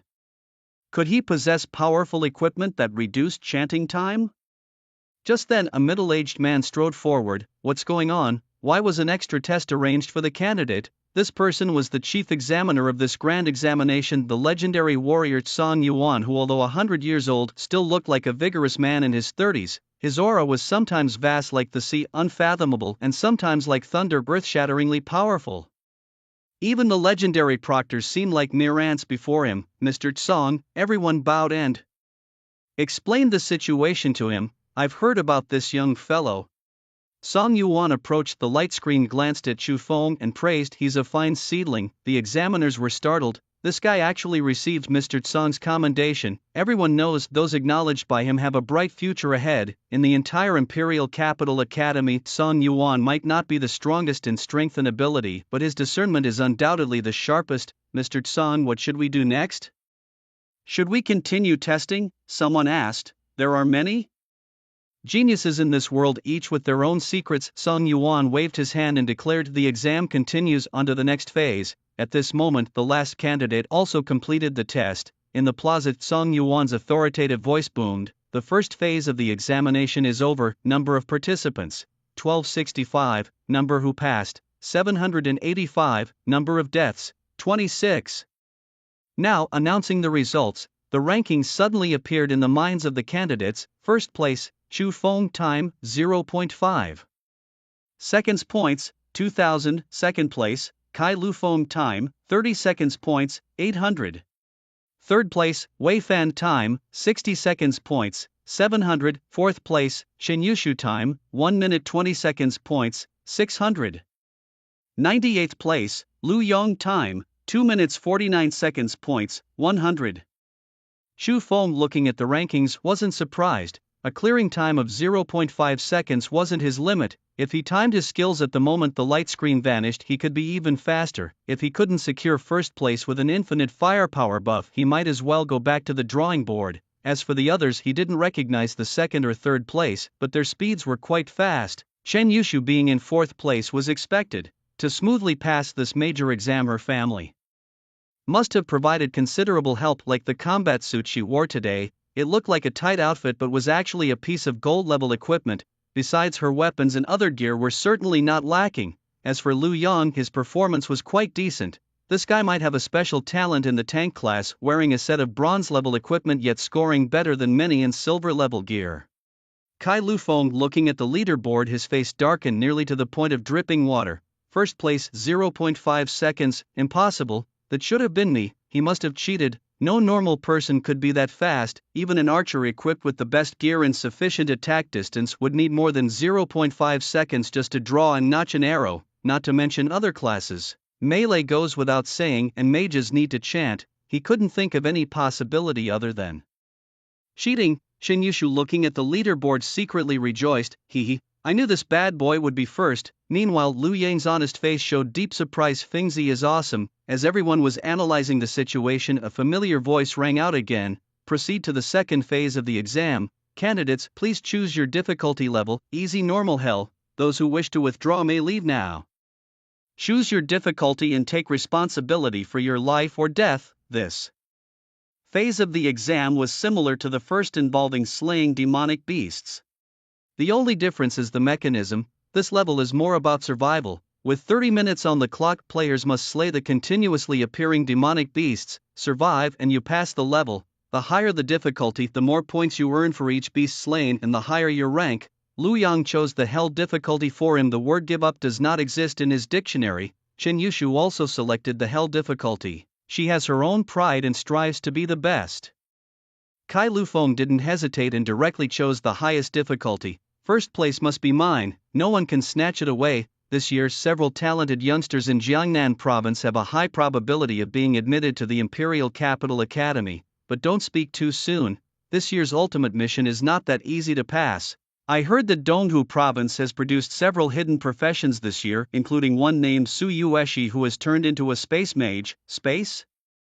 Time and space are considered the two most mysterious laws in the world, and those who possess this power have extremely bizarre abilities.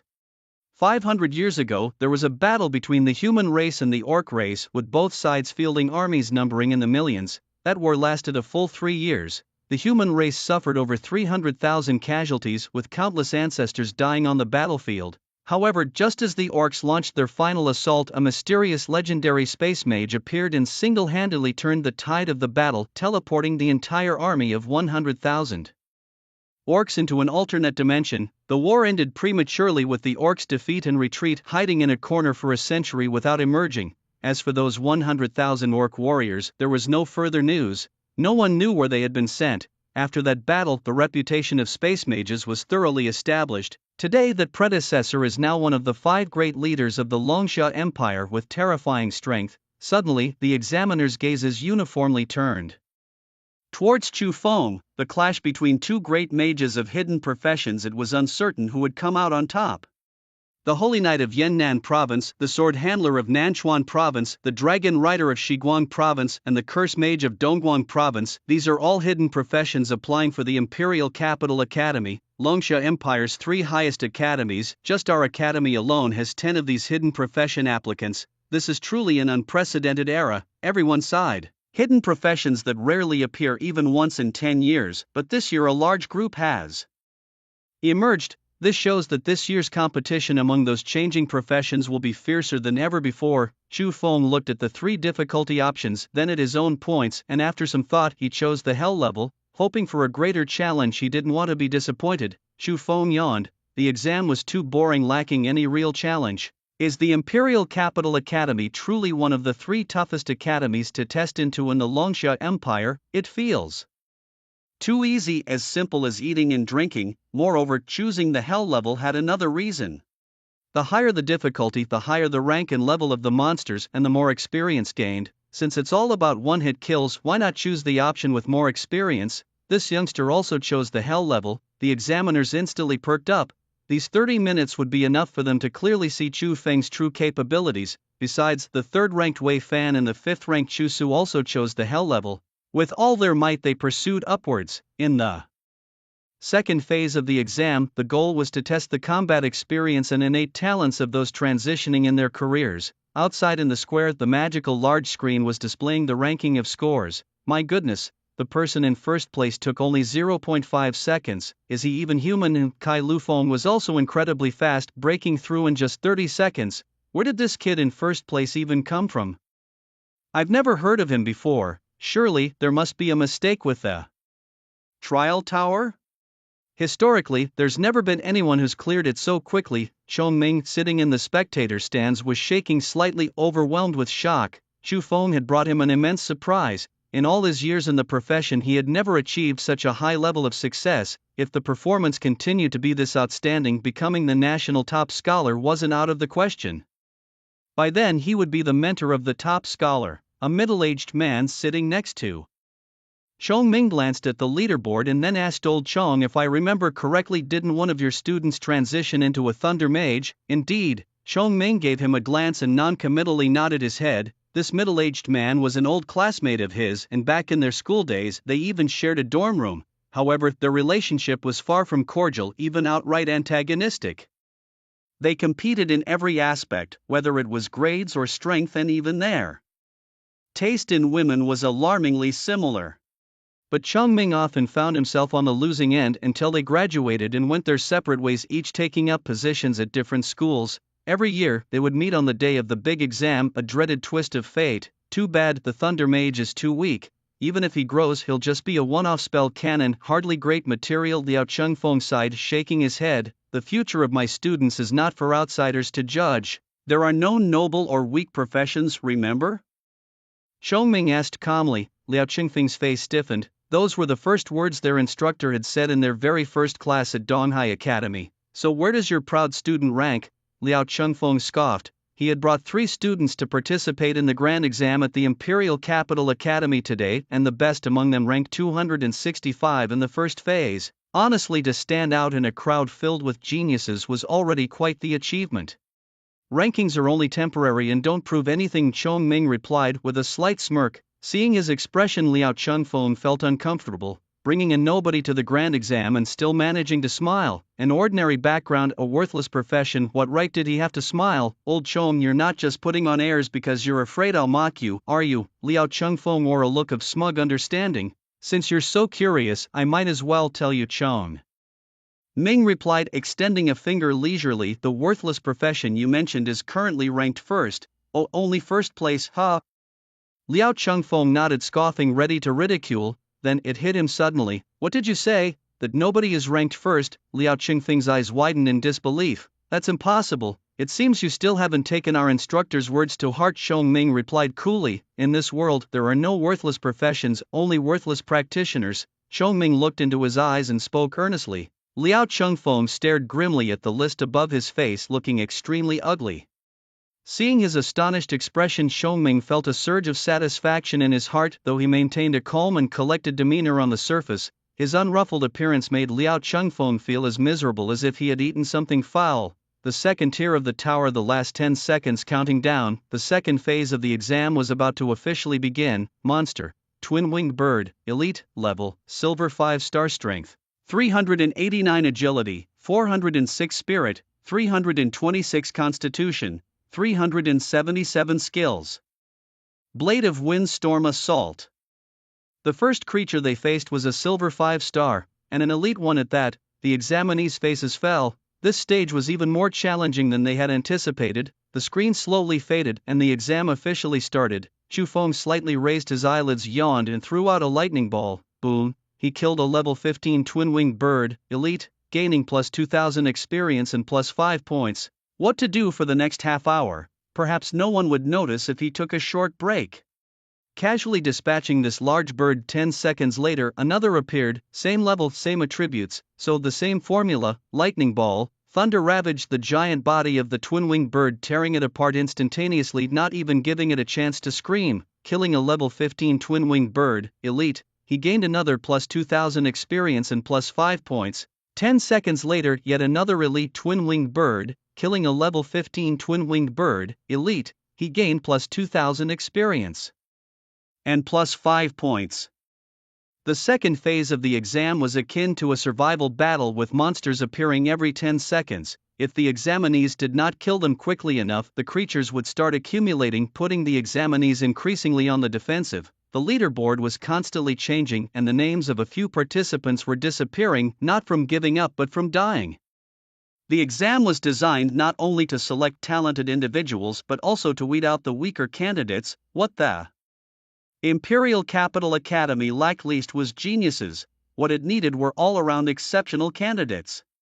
Chu Feng's leisurely demeanor left the proctors dumbfounded. Was he here on vacation? He was making it look too easy. Why was there no fluctuation in his spiritual energy after releasing his skills? Just one lightning ball and it was over. How many more tricks did he have up his sleeve? It was simply too unfair. Thunder mages were inherently explosive. Now, not only was he not using mana, but he also didn't need to chant. What weakness did this class even have? Might as well hand the top prize directly to him. Chu Feng's side became too boring and the proctors soon lost interest. Seeing the same movements and skills over and over wasn't appealing. They turned their attention to other examinees instead. Chen Yushu wielded a long sword 7 feet long and 2 fingers wide, slicing through the twin-winged bird. The blade was engraved with mysterious symbols, with a faint golden glow flowing over it, each strike imbued with immense power. She was now a silver 1-star, having made a qualitative leap in all aspects. Initially, she had not wanted to rely on her family's power, thinking she could grow strong on her own. But after her experiences in the Xingling secret realm, she realized she had been too naive. Had it not been for Chu Feng's rescue, she might have already perished. She didn't want to become a burden, nor did she want her friends to risk their lives for her when she was in danger. Therefore, as soon as she returned home, she arranged for the best weapons and armor available at the moment to be delivered to her. At the same time, she consumed numerous experience potions and only stopped after reaching the rank of silver 1-star. To get into the Imperial Capital Academy, her father even hired a famous greatsword master from the Empire who put her through 2 days of grueling training. That's why she now possessed such formidable strength. Triple slash. The sword edge swept through the air and her agile figure darted past the side of the bai bird, which stiffened. Accompanied by a soft sound, the bai bird was cut into 3 sections, the cuts so clean they looked like mirrors. Chen Yushu wiped the fragrant sweat from her face, glanced at the leaderboard, and was shocked to find that the gap between her and Chu Feng was widening. At this moment, Chu Feng had already reached 2,500 points, while Kai Lufeng had just barely crossed the 1,000 mark. Chen Yushu was close to second place with only 50 points between her and the next competitor. Chen Xianqiu's daughter is impressive. Her future achievements will be limitless. Just a silver 1-star and she shows such potential by killing a bai bird. If you're going to flatter, at least be professional about it. What, you don't think this girl has potential? She is destined for divinity. Upon hearing this, the examiners rolled their eyes, noting the hypocrisy. The focus then shifted to Kai Lufeng. The main essence of a berserker is the frenzy, with wide swings and Massive axe in hand, his skin would turn redder and his strength would increase as the battle progressed. Kai Lu Feng let out a roar frenzy, and his body suddenly grew a few inches taller, his clothes burst from his muscular physique and his strength doubled in an instant. Completely insane, he stomped the ground, leaped up, and with his giant axe raised above his head he brutally chopped the bite bird into a pile of flesh. The berserker's stats soared during his frenzy, but the downside was clear: his defenses were weak, and once the frenzy ended he would enter a weakened state. With only 10 minutes left until the frenzy ended, now was his time to exert his full strength. Not bad, his combat skills are a bit unrefined, but with more practice he'll improve, commented an examiner. As the last 10 minutes of the exam approached, all the candidates unleashed their full strength in a bid for more points and better rankings. Only the top 100 would qualify for the final phase of the exam. At this time, the monsters changed from bai birds to a green-skinned two-headed creature, the magical beast, giant goblin, elite, with a level of silver 6 stars. Its strength, agility, spirit, and constitution were significantly higher, and its skills included heavy hammer strike and deadly iron fist. The challenge ramped up. This thick-skinned elite monster was no match for a bai bird. The giant goblin's defense was incredibly strong. Its green skin was like armor firmly protecting it. The mace it wielded weighed over 100 pounds, making it extremely lethal. As the candidates saw the monster change, they scrambled in disarray, and some unlucky ones were smashed into pulp by the goblin's mace. The power of the monster was so fierce that even the top-ranked candidates had to approach with caution, adopting roundabout tactics to slowly find the opponent's weaknesses. However, when the proctor's eyes returned to Chu Feng, they saw a scene of thunderous imprisonment emerge in the center of the second floor of the tower, with a deadly thunder snake constantly moving through the prison. As soon as a monster respawned, it was immediately electrocuted. What kind of move was this? How could he be sleeping? This was too disrespectful to the exam. Even if you are powerful, you should at least respect the examination process. Using such a method to be lazy, Chu Feng was the most peculiar candidate in the history of the exam, but it wasn't really his fault. Such exams were indeed boring. Casting thunderbolts continuously could make one's hands sore, right? Moreover, a new one came every 10 seconds, which was utterly annoying. Luckily, he had learned a new skill that allowed the thunder prison to last indefinitely without consuming any mental energy. During this process, Chu Feng leveled up twice, reaching silver 3 stars. The level of the monsters also increased, advancing to silver 8 stars. The stronger monsters were actually a blessing in disguise as he gained more experience. From the beginning till now, Sung Yuan had not said a word, just quietly watching with increasing admiration in his eyes. I hope you can bring me more surprises. 30 minutes later, the exam ended. The candidates let out groans, lying on the ground unwilling to move. They were completely exhausted. It was a relief that it was over. The exam was literally a fight for their lives. The big exam was too harsh. At that moment, Chen Yushu's face was pale, her long sword stuck in the ground, her battlesuit soaked with sweat. For 30 minutes she had exerted herself to the limit, trying not to exhaust her strength completely. Her mental energy was almost entirely depleted. The big exam did not allow the use of health or mana potions, which was indeed very difficult. Finally it was over. The exam was concluded. A total of 557 candidates participated in the exam with 123 fatalities. The ranking was updated, and only the top 200 were eligible to participate in the third phase of the exam. Those who did not qualify were asked to leave the training tower. As these words were announced, the faces of those ranked beyond 200 changed dramatically. Only the top 200 were eligible to participate? That wasn't fair. The third phase was bound to be harder than the second. It was rumored that after the third phase there was an ultimate exam and the elimination rate was extremely high. The disqualified candidates left the training tower in frustration, their efforts all in vain. However, passing the big exam of the Imperial Capital Academy could earn recognition from national academies, and they could still apply to other academies with their rankings. The proctors watched as the candidates left one by one, their expressions somewhat peculiar. Guess how many will give up this year? After coming this far, fewer than 20 will give up. Those who fear death should leave early. The Imperial Capital Academy does not welcome cowards. After all the candidates had left, Sun Yuan's loud voice resonated within the tower. The remaining candidates may choose to give up. The next exam has a very high mortality rate. With your current results, even if you apply to other higher educational institutions, you would have a very high admission rate. You have 1 minute. Those who choose to give up, please raise your hand. the lower-ranked candidates were torn within. Having dedicated so much effort to the Imperial Capital Academy, they were reluctant to simply give up. However, the second stage of the exam had already left an indelible shadow on them, and they knew the third stage would only be more daunting. Even if they managed to pass through this next phase, there was no guarantee of success in the final trial. As one of the three prestigious academies of the long summer empire, the Imperial Capital Academy was notorious for its grueling examinations. As time ticked by, gradually numerous hands were raised in surrender. Time's up. Those choosing to continue rested on the spot, awaiting the third stage of the exam in an hour. Meanwhile, outside in the square, the leaderboard refreshed once again. To everyone's surprise, the top scorer was still at Chu Feng. First place, Chu Feng, 2,900 points. Second place, Kai Lu Feng, 1,255 points. Third place, Shen Yushu, 1,170 points. Fourth place, Wei Fan, 1,030 points. And in 75th place, Lu Yang, 715 points. How is he first again?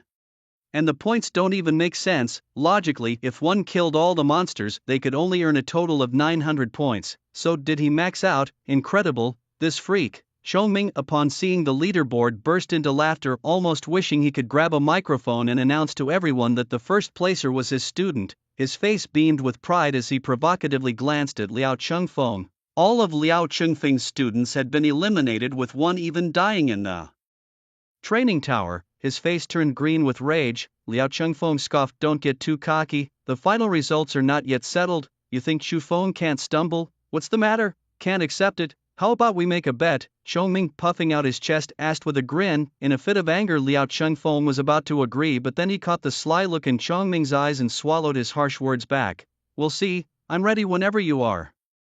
The high scores refreshed. Everyone's perceptions in the name Chu Feng was truly etched into the minds of the public. Now, on the Transferers Forum, the hot search list was dominated by posts about the big exam. The top 10 were all about the three major academies. Shock, in the Long Summer Academy, a necromancer emerges, his summons unkillable. The post included a video showing the candidates' battle. Surrounded by summon creatures, his face paler than someone dead for 3 days, he had skeletal soldiers, butchers, undead dogs.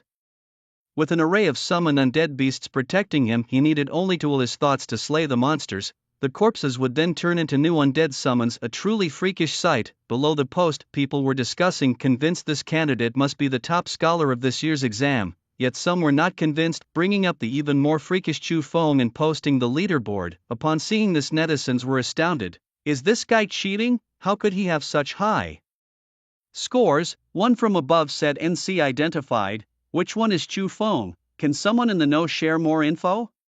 "I'm a student from secondary school 60, and she's from the class next door. His transferred profession is a Thunder Mage, that hidden trash profession." The unfolding events and discussions painted a vivid picture of the competitive and intense atmosphere surrounding the Imperial Capital Academy's exam, where legends and rumors were born with each passing moment.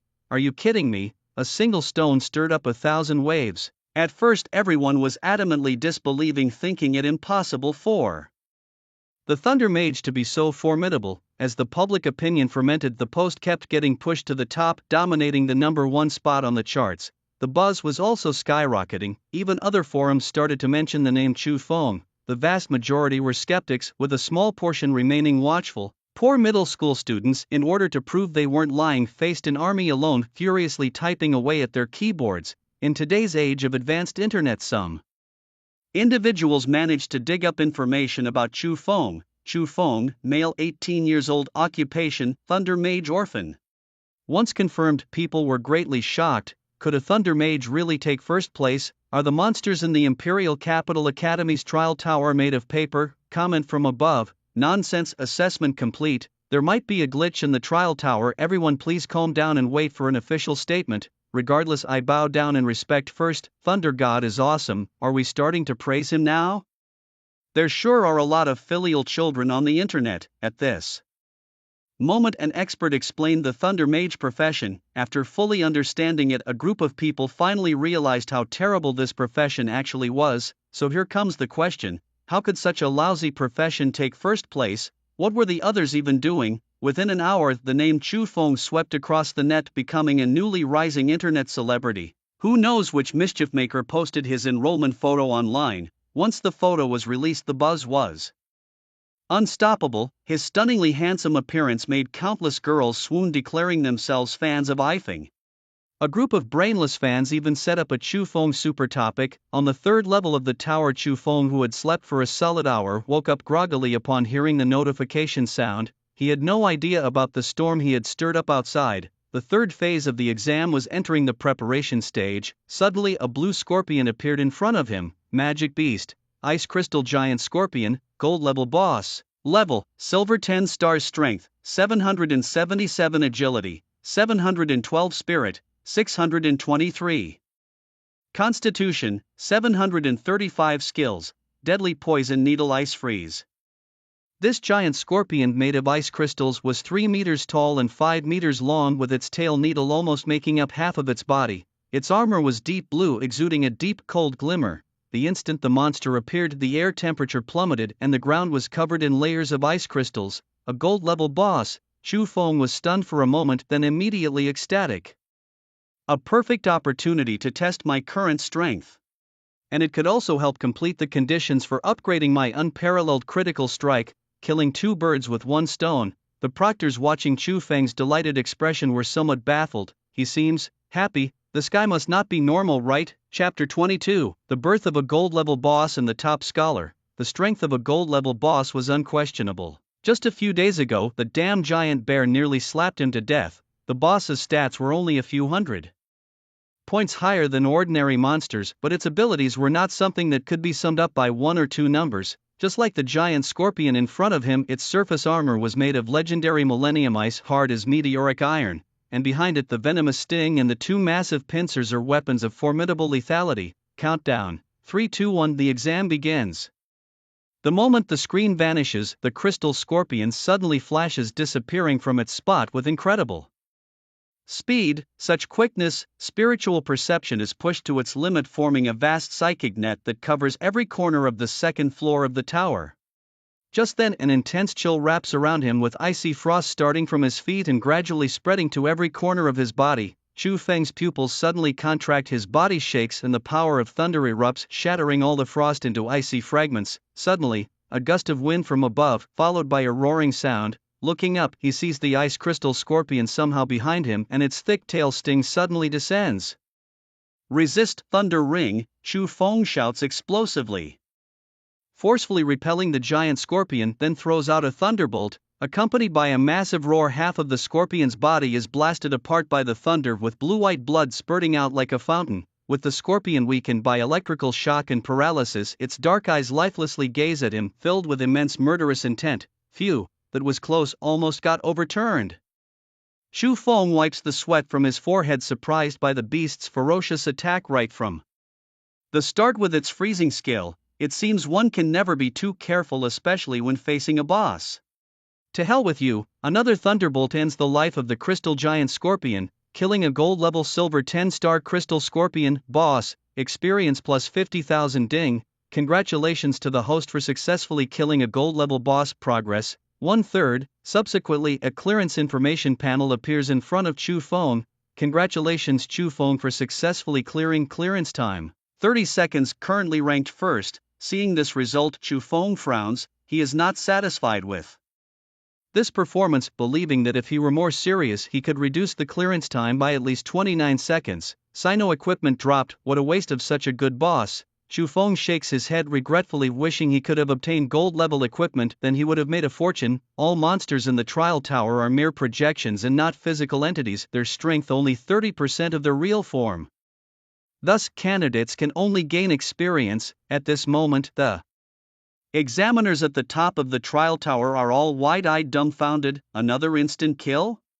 No, not strictly speaking, he used 2 thunderbolts. Do you hear what you're saying? Killing a boss with thunderbolts. In all our years of examining, when have we seen such a monstrous student? You're right, even if it's not a strict instant kill, the top scholar of Jiangnan province is none other than him.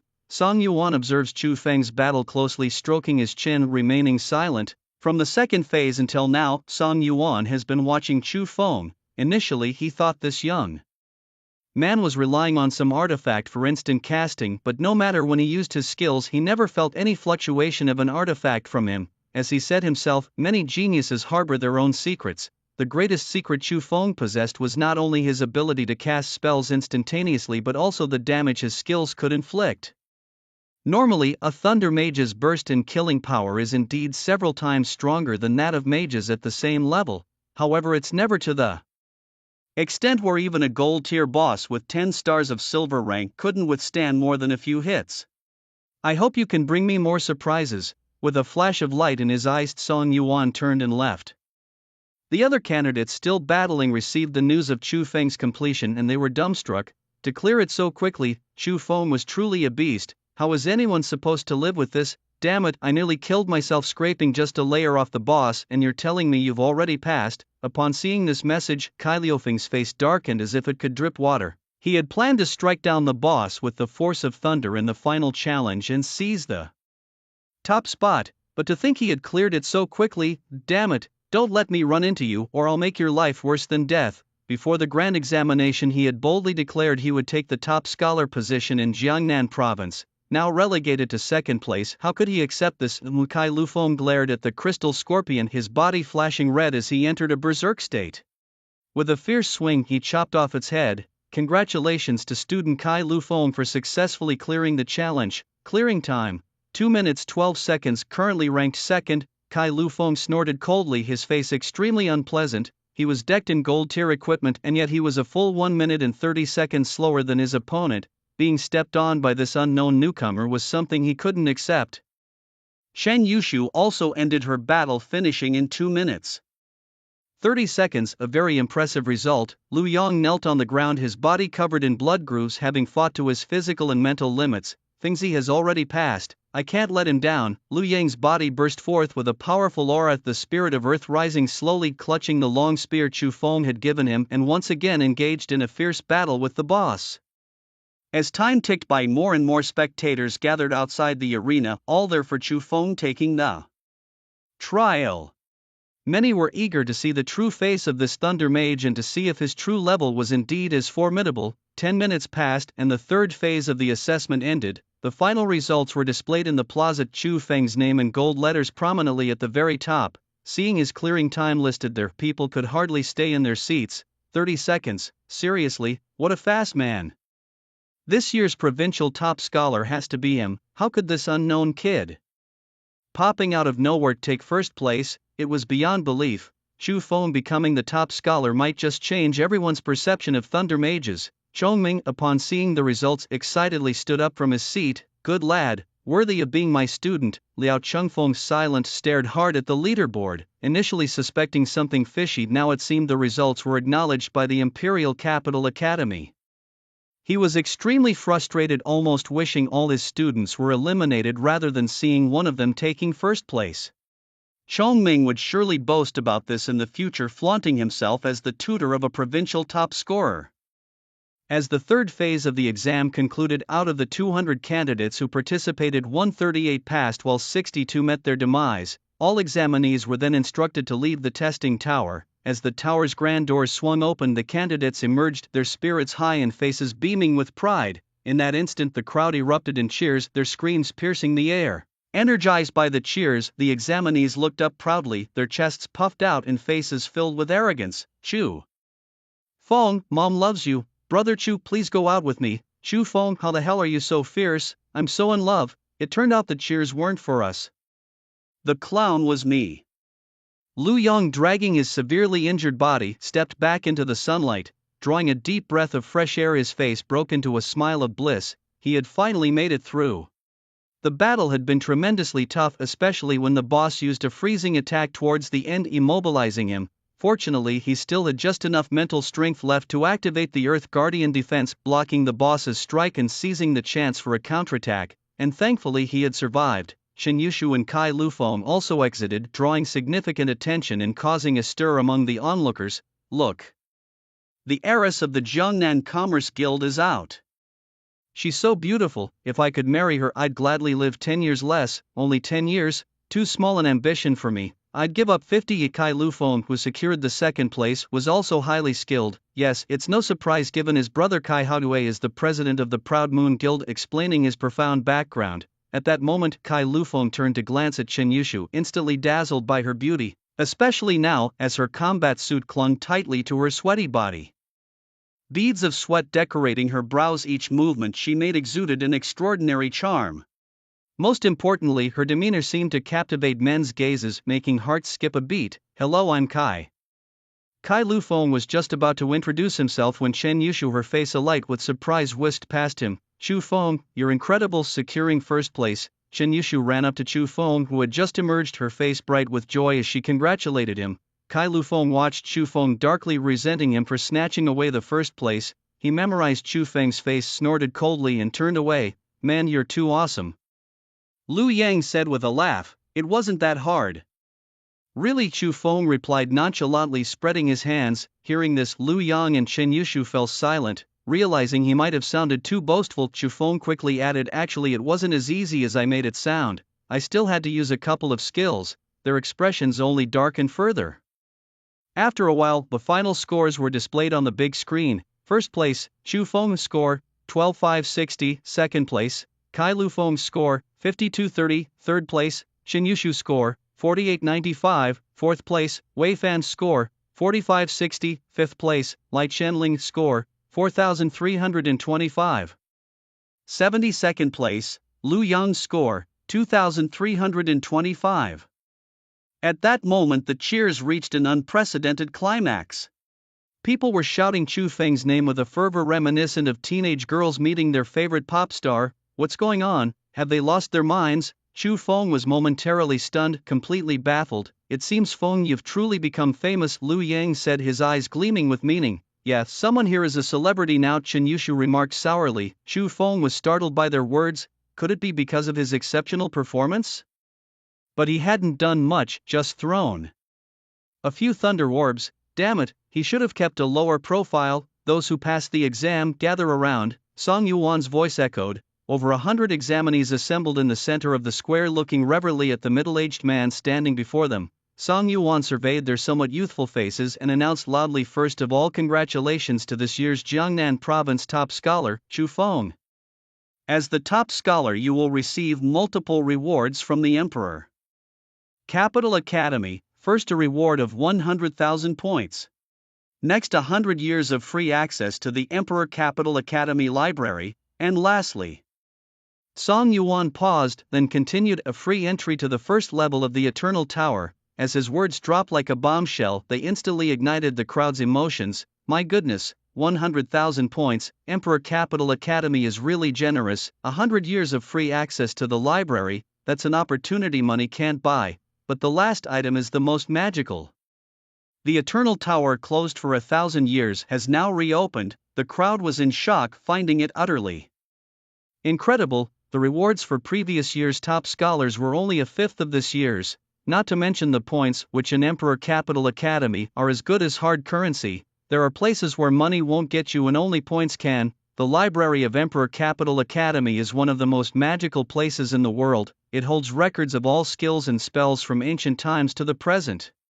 If you study diligently, you might even understand powerful ancient spells or even forbidden curses. As for the Eternal Tower, if the library is a place of magic, then the Eternal Tower is a place of mystery. No one knows the origin of this tower or how long it has existed. Those who enter the tower can duel with reclassers from ancient times, and not only can they gain massive experience and equipment, but they also have a chance to learn the skills they possess. It's like a super secret realm. The rewards were so generous that they made the reclassers present extremely envious, nearly driving them mad with jealousy. Chu Feng instantly became the target of everyone's attention. "All those who have passed the third stage of the exam, congratulations on qualifying for admission to Emperor Capital Academy." As his words brought relief, a huge weight was lifted from the hearts of the examinees. But then, Song Yuan's tone shifted, his gaze sharpening as he continued, "You have only gained admission.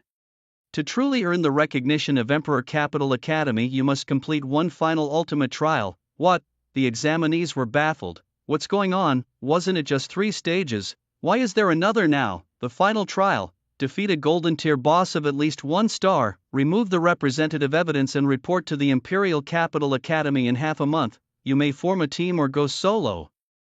The maximum number of people in a team is 3, and no cheating methods are allowed to obtain the evidence. violators will be disqualified. The announcement caused an uproar. Defeat a golden tier boss? Are you kidding? This is not something like the Crystal Scorpion projection. The golden tier is a qualitative change far stronger than the silver tier bosses. The announcement by Sun Yuan plunged many candidates into despair. They had barely managed to pass the previous tests and now they faced an additional task with such high difficulty. No wonder the imperial capital academy is said to be the hardest to get into. Out of these 100+ people, it would be fortunate if even half could pass.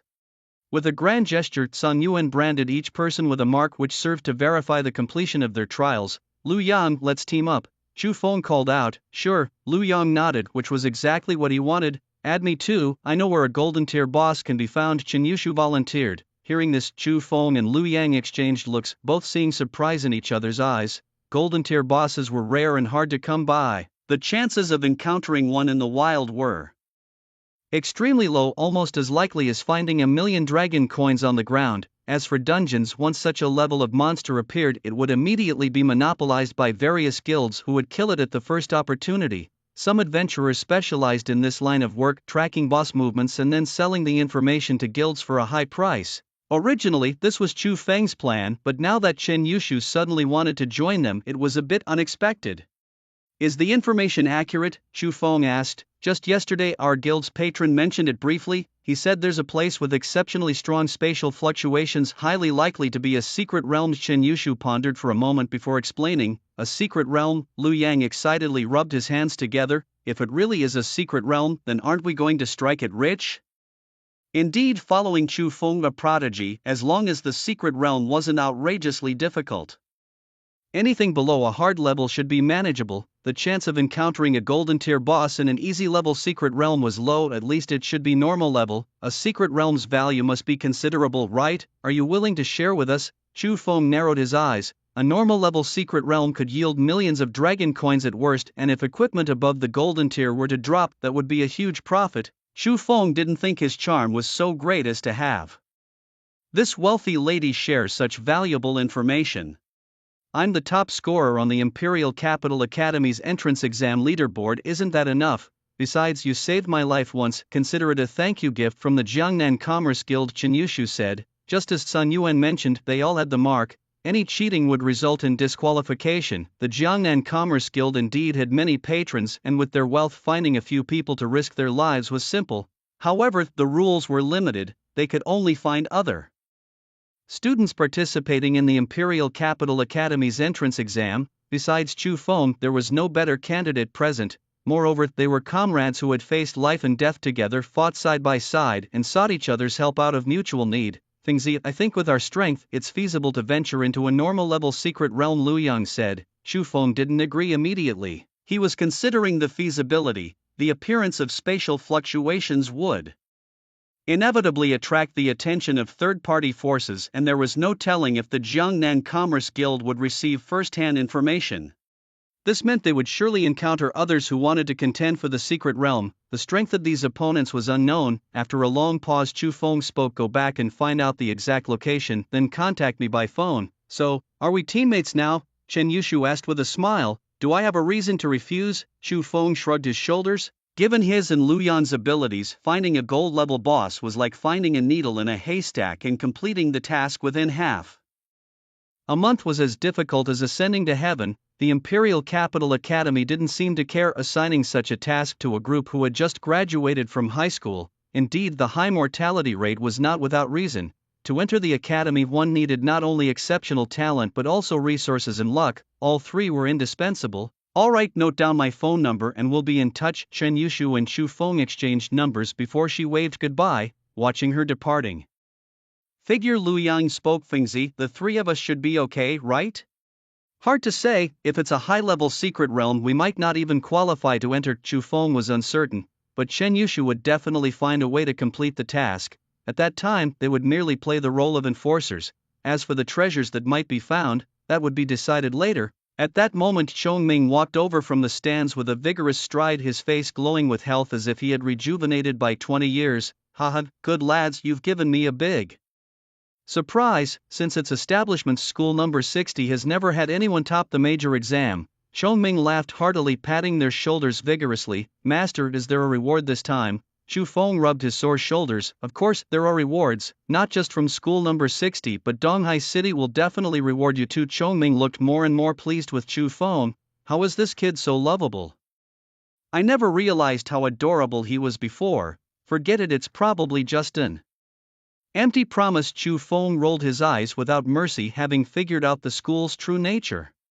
Not long ago, when he won the title of Rookie King, they wouldn't even rent a plane, and the hotel they stayed in was shabby. Don't think like that, honor is above all else. Remember not to focus only on material things, Chongming advised. Understood, they responded in unison. Then they discussed the ultimate assessment, and Chongming took many potions out of his backpack and handed them over. From now on, I'm no longer qualified to teach you. I know you find me nagging, but these potions aren't worth much. Be sure to stay safe out there, Chongming said. Silver level invigorating potions, moonlight potions? Teacher, these items are too precious, we can't take them. Lu Yang's eyes widened in shock as he hurriedly tried to put the items back. They knew how much a teacher earned in a month and that most of it went on subsidies. But Chongming was also a career changer. He had his own family and life to think about, and the value of these potions combined could have cost him a significant portion of his savings. Take them. Chongming changed from his usually laid-back demeanor, becoming serious. Having you two as my students in this lifetime is my honor and my pride. Your acceptance into the Imperial Capital Academy is also the fulfillment of my lifelong teaching aspirations, teacher. Lu Yang's eyes began to moisten, suddenly feeling that what he held in his hands was not just potions, but a heavy gift of love. Normally Chu Feng and he were the naughtiest in the class, and their academic performances were poor, always at the bottom. Therefore, they were often criticized, and Chongming, in an effort to improve their grades, went through great pains, often giving them extra lessons. Plus, since Chu Feng was an orphan, Chongming took extra care of him. Don't worry, teacher, we will definitely make it. Chu Feng nodded emphatically. Remember, number 60 middle school will always be your home. If you miss it, come back and visit. If you miss this old man, you can also come back to see me, Chongming said gently. After speaking, a kind smile appeared on his face, and as usual he patted their heads, then turned and left. At that moment Chu Feng saw not a middle-aged man stepping into the twilight years of sadness, but a spirited, vibrant young man. The slightly curved spine straightened at that moment like a spear piercing the sky. That night, while browsing forums, Chu Feng received a message from Chen Yushu on Weixin. Chen Yushu, in the heart of Qingcheng Mountains, above the ordinary level, Lu Yang. There's work to be done. A gleam flashed in Chu Feng's eyes. Lu Yang, who was doing push-ups nearby, looked up and asked, "Got news?" "Seems we're indeed lucky. We leave tomorrow morning." Chu Feng's mouth curled slightly as he nodded. The next morning, the three of them packed up early and set off for the Qingcheng Mountains on the outskirts of Jianghai City. Judging by the fluctuations, it was likely an ordinary-level secret realm. Under Chen Yushu's guidance, they spent $300,000 to take a teleportation gate directly to the east gate of Jianghai City. Chu Feng looked at the towering black city walls, a solemn feeling rising in his heart. The guards on the wall were all at least at the master level, with rows of patrolling soldiers scrutinizing every corner like eagles. As the three approached the city gate, they were confronted by three familiar figures. "Oh, isn't this our top student Chu Feng with his two burdens, looking for a boss?" Kai Lu Feng said with a mocking face, his eyes harboring a hidden threat. Standing beside him were Wei Fan and Lai Chenling, ranked 4th and 5th in the big exam. They both wore a round moon badge, the symbol of the Proud Moon Guild. Chu Feng didn't even spare them a glance, walking straight past them. "What are we eating for lunch today? How about roasted chicken? Did you bring the spices? Cumin, chili powder, honey and barbecue sauce, is that enough?" "Awesome, I haven't had barbecue in so long." Sai Lu Feng saw that the others ignored him and just continued chatting as if nothing was happening. Veins bulged on his forehead in anger. "Stop right there. Didn't you hear me talking to you?" Sai Lu Feng yelled as he stomped his foot in rage. Chu Feng paused, looking around in confusion. Did something just call out? Lu Yang scratched his head and shook it naively. "Might be a dog, sounded quite like it." Chu Feng had an epiphany. No wonder the voice was so loud. It turns out it was a dog barking. Strange, why would there be a dog in the suburbs? Truly, the world is declining and the hearts of people are not what they used to be. Chu Feng shook his head helplessly. Sai Lu Feng clenched his fists tightly, his face turning bright red with anger, and then his rage exploded. "I told you to stop, didn't you hear me?" Sai Lu Feng roared. He stomped on the ground, his body shooting forward like a cannonball, and suddenly a huge axe appeared in his hand, slashing fiercely towards Chu Feng. The power of the berserker was immense. As a silver 5-star Cai Lufeng equipped with golden level gear had a strength rating of 800, this was a terrifying figure unmatched among his peers. Earth Knight Guard. Lu Yang reacted swiftly. With a flick of his long spear, a pure white shield suddenly appeared in front of him. Bang! Accompanied by a dull sound, Lu Yang grunted and staggered back several steps, his life force churning, blood seeping from the corner of his mouth. Lu Yang. Chu Feng's face changed drastically. He raised his staff and lightning surged. Bold, it's forbidden to fight with arms in Jianghai City. Just as Chu Feng was about to make a move, a figure clad in silver armor stepped between the two. Seeing the LV-42 above his head, Chu Feng abandoned the idea of counterattacking. Intracity armed fights were strictly prohibited by the Longsha Empire. Violators would face severe punishment. The lighter punishment would be flogging, and the more severe punishment could be castration. As for women, well, it's inconvenient to disclose. City guard, he insulted me first. Cai Lufeng gritted his teeth. I can prove it. They started cursing first. Wei Fan stepped forward to testify. I can confirm that too. Lai Chenling nodded. Chen Yushu furrowed her brows and snorted coldly. Nonsense, it was clearly you who started cursing and you who struck first. My friend was injured by you. That's because he's trash. Cai Lufeng sneered. You.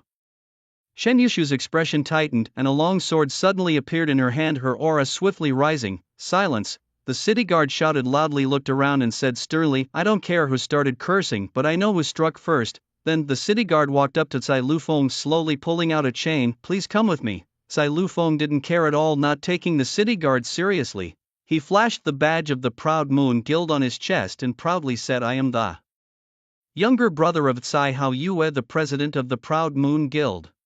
Dare to touch me and see what happens. Hearing this name, the city guard's expression changed and he slowly put down the chain. Be more careful in the future, don't let me see you starting a fight again. With that, the city guard turned and left, his expression returning to normal as if nothing had happened. If it weren't for Cai Liufeng's identity as the brother of the Proud Moon Guild president, he would have been on his way to prison by now. But it was precisely because of those 3 words at Cai Hao Yue that he was spared from trouble. Rules are only there to bind the weak. Chen Yushu exclaimed, panic striking her as she almost revealed her identity as the precious daughter of the Jiangnan Commerce Guild. However, Chu Feng caught her hand and said in a deep voice, I know you're anxious, but hold on for a moment.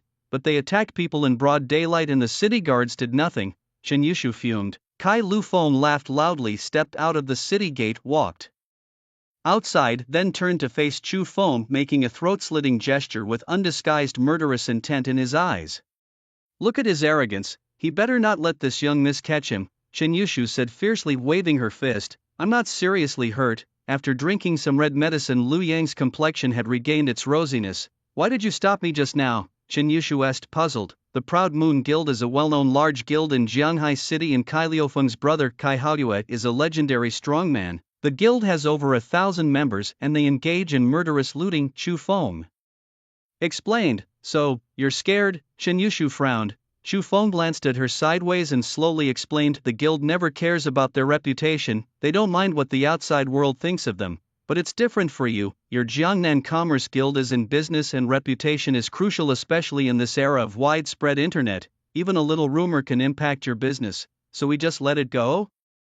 Chen Yushu said indignantly. Of course not. Chu Feng looked at the departing figures with a fierce intent to kill.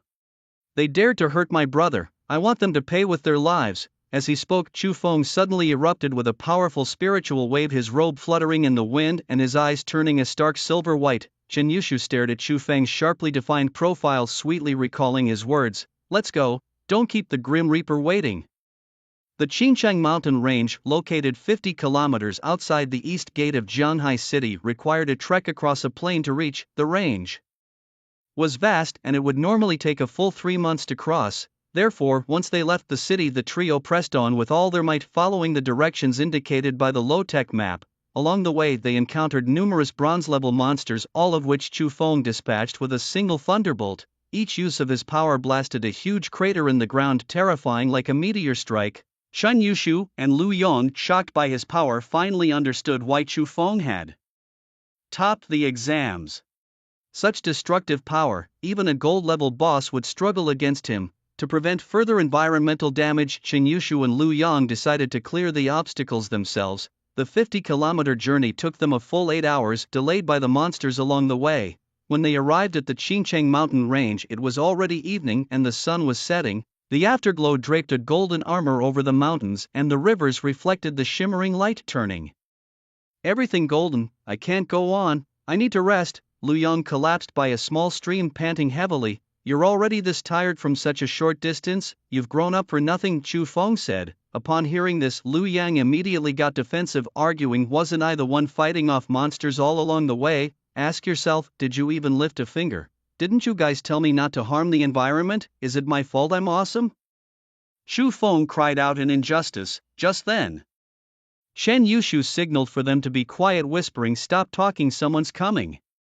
Chu Feng and Lu Yang instantly went on alert, vigilantly scanning their surroundings. Their psychic powers spread out, covering 100 meters around them, sensing every little movement. Suddenly, a dark figure abruptly appeared behind Chu Feng, his peripheral vision catching the glint of a bright dagger. An assassin. Chu Feng's hair stood on end and goosebumps sprang up instantly as he unleashed a resist thunder ring. The powerful shockwave sent the assassin flying. Thunder erupted. With a flash of his staff, a thunderbolt orb was launched. Boom! The explosion scared away numerous birds and animals, the aftershock rustling the leaves loudly. Did he get away? Chu Feng didn't see a body nor felt any life fluctuations, his expression growing more solemn. Feng Zi, are you alright? Lu Yang hurried over to ask. Are you hurt? Chen Yushu immediately dug out a bunch of expensive healing potions from her backpack. I'm fine. Chu Feng waved his hand dismissively, his eyes fixed on the scorched pit on the ground, a cold glint flickering briefly. It seems someone doesn't want us to return alive. After the incident, the trio slowed down their pace, cautiously dealing with any monsters they encountered along the way, not daring to be careless. Assassins excel at hiding. They can mask their presence and even their bodies, which is quite eerie. The technique used by the assassin just now was the exclusive skill of an assassin, shadow stealth. At 9 o'clock at night, under the moonlight, the Qingcheng mountains were ominously silent.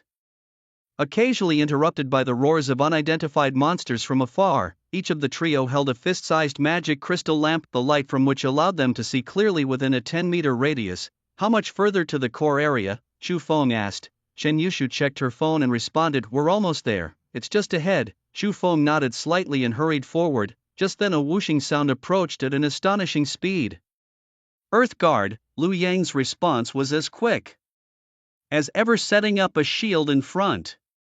Rip! A tearing sound was heard as a huge gash was torn in the shield. Lu Yang's eyes widened in shock, his face turning pale. Get behind me, there's something sinister about this place. Chu Feng blocked the two behind him, his expression grave as he stared ahead. Soon after, a pair of crimson eyes suddenly appeared in the darkness. Chu Feng cast an identification spell. Magical beast. Howling Moon Silver Wolf. Elite, tier, silver level.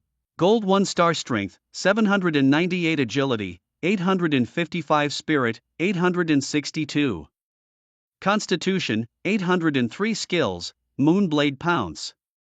It's a gold 1-star beast. Chu Feng sensed the surroundings with his psychic powers, his vigilance intensifying. Wolves are social creatures that like to hunt in packs. If this small group doesn't have a boss-level wolf king, then this elite beast is likely the leader. That is to say, there might be a wolf pack nearby. Chu Feng sensed no other creatures within 100 meters.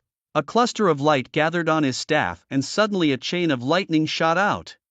The Howling Moon Silver Wolf, not to be outdone, opened its mouth wide and a moon blade came head-on. When the two collided, the expected explosion did not occur. Instead, the lightning devoured the power of the moon blade, continuing forward with undiminished force. Sensing the grave threat, the Howling Moon Silver Wolf turned to flee, but the lightning chain had already struck its rear. Sparks flew as electricity crackled. The body of the Howling Moon Silver Wolf convulsed wildly at a rate of 10 times per second. It swore that even in its wildest moments it had never twitched so fast. The sensation was indescribably exhilarating. Killing the elite's silver-grade golden 1-star Howling Moon Silver Wolf gave them plus 20,000 experience. The trio walked over to the charred and shrunken corpse, marveling at it. Chu Feng, was it really necessary to aim for its rear? Lu Yang, recalling that tingling sensation, involuntarily tensed up. Don't blame me, it was the one who turned its rear towards me, Chu Feng said with a shrug. Be careful, there might be a wolf pack nearby, Chen Yushu cautioned. Xu Feng took the lead with Liu Yang sandwiched between the two and Shen Yushu bringing up the rear. Liu Yang felt quite uncomfortable in this position, feeling like a sandwiched cookie and somewhat like a third wheel. Just as they had taken a few steps forward, Xu Feng signaled for the two to stop. "There's a body." The two rushed over and took a closer look, gasping in shock. Under the illumination of the magical crystal lamps, they saw wolf corpses scattered everywhere. The manner of their deaths was extremely gruesome, their bellies ripped open and their skins forcefully peeled off. A huge gash opened their abdomens, the blood already dried up and their innards hollowed out. Seeing this, Xu Feng frowned and looked ahead. It seemed someone had beaten them to the punch. Considering the assassin that appeared in the evening, things were not so simple. The assassin's purpose was clear, obviously well prepared. Plus, considering the multitude of corpses and the way they were handled, he felt this was something only a guild could manage. Members of the guild would not let any valuable part of a monster go to waste. Suddenly, a firelight appeared ahead, lighting up the sky. "Let's check it out." Xu Feng already felt the familiar fluctuations in the air. The secret realm was just ahead. In the heart of the Qingcheng mountain range, a spacious basin was the scene of two factions staring each other down, ready to clash. One side wore badges with a crescent moon, members of the Proud Moon Guild, while the other was dressed in orange-red outfits embroidered with a tower and many roses. This uniformly dressed group of youths were second-year students from the Emperor Capital Academy, specially tasked by the Academy to find the secret realm in the Qingcheng mountain range. The crowd was surrounded by a roaring fire, and in the center between the two groups lay a huge silver wolf. Several orbs hovered over the Wolf King, emitting a faint yellow glow. "This howling moon Wolf King was found by us first, and we put in a lot of effort to kill it. The spoils rightfully belong to us," Tai Budian said with furrowed brows. She was a slender woman, her long dress tracing heart-stopping curves exuding extreme allure. Her features were equally enchanting, her phoenix eyes swirling with charm, yet a subtle heroic aura permeated her allure, creating no sense of contradiction. "So tell me, to whom does this beast's experience belong?" teased a young man standing in the center of the crowd, his eyes roaming freely over her. This man was Kai Lu Feng, surrounded by a dozen golden-level masters. Wei Fan and Light Shenling stood by his side, their expressions indifferent. On the other side, only 3 from the Imperial Capital Academy had arrived, all golden 5-star, a vast difference in numbers, but each member from the academy was elite among elites, not to be underestimated. Thus Kai Lu Feng did not rashly initiate a fight. What a joke! You just took advantage of the boss being critically injured to deliver the final blow and steal our experience, and you dare to brag about it.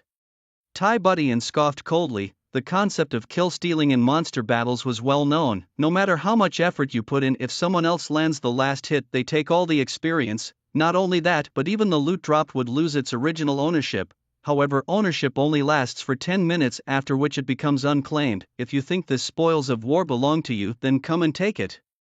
Kai Lu Feng laughed arrogantly, his laughter filled with mockery and triumph. "Bastard." Tai Budian, unable to suppress her fiery temper, stepped forward. "Budian, don't be rash, watch out for their traps," a male student by her side warned her. Tai Butian's face changed, her chest heaving with rage, a sight that even made Kai Liufeng's eyes widen. "Actually, if you want these treasures, it's not impossible." Kai Lu Feng gently stroked his giant axe, slowly saying, "If you serve me well for one night, I might consider giving them to you." "Shameless," Tai Budian spat in disgust, her eyes filled with intense loathing.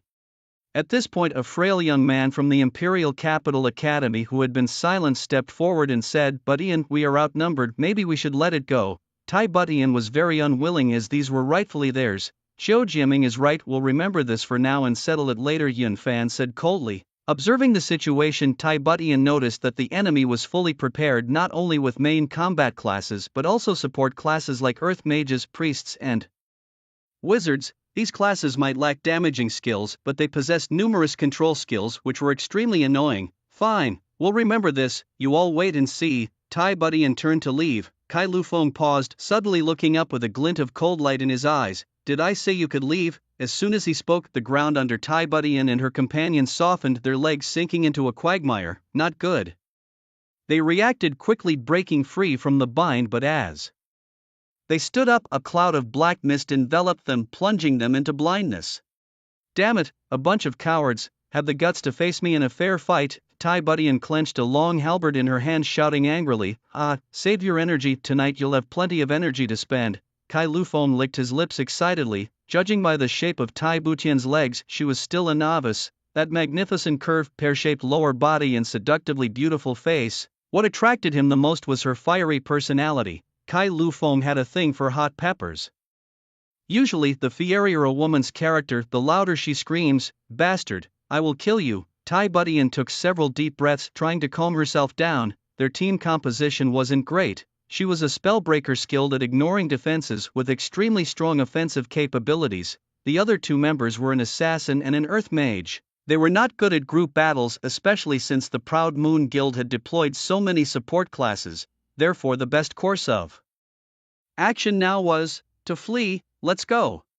Tai Butian ran in the opposite direction of Kai Liufeng's voice. The damn blindness condition lasted a very long time, and without a priest, they would remain blind for over 5 minutes. Do you think you can run it? Kai Lu Feng was composed, having already set a trap around them. As soon as Tai Butian ran out of the flame range, a powerful presence descended from the sky, in the nick of time.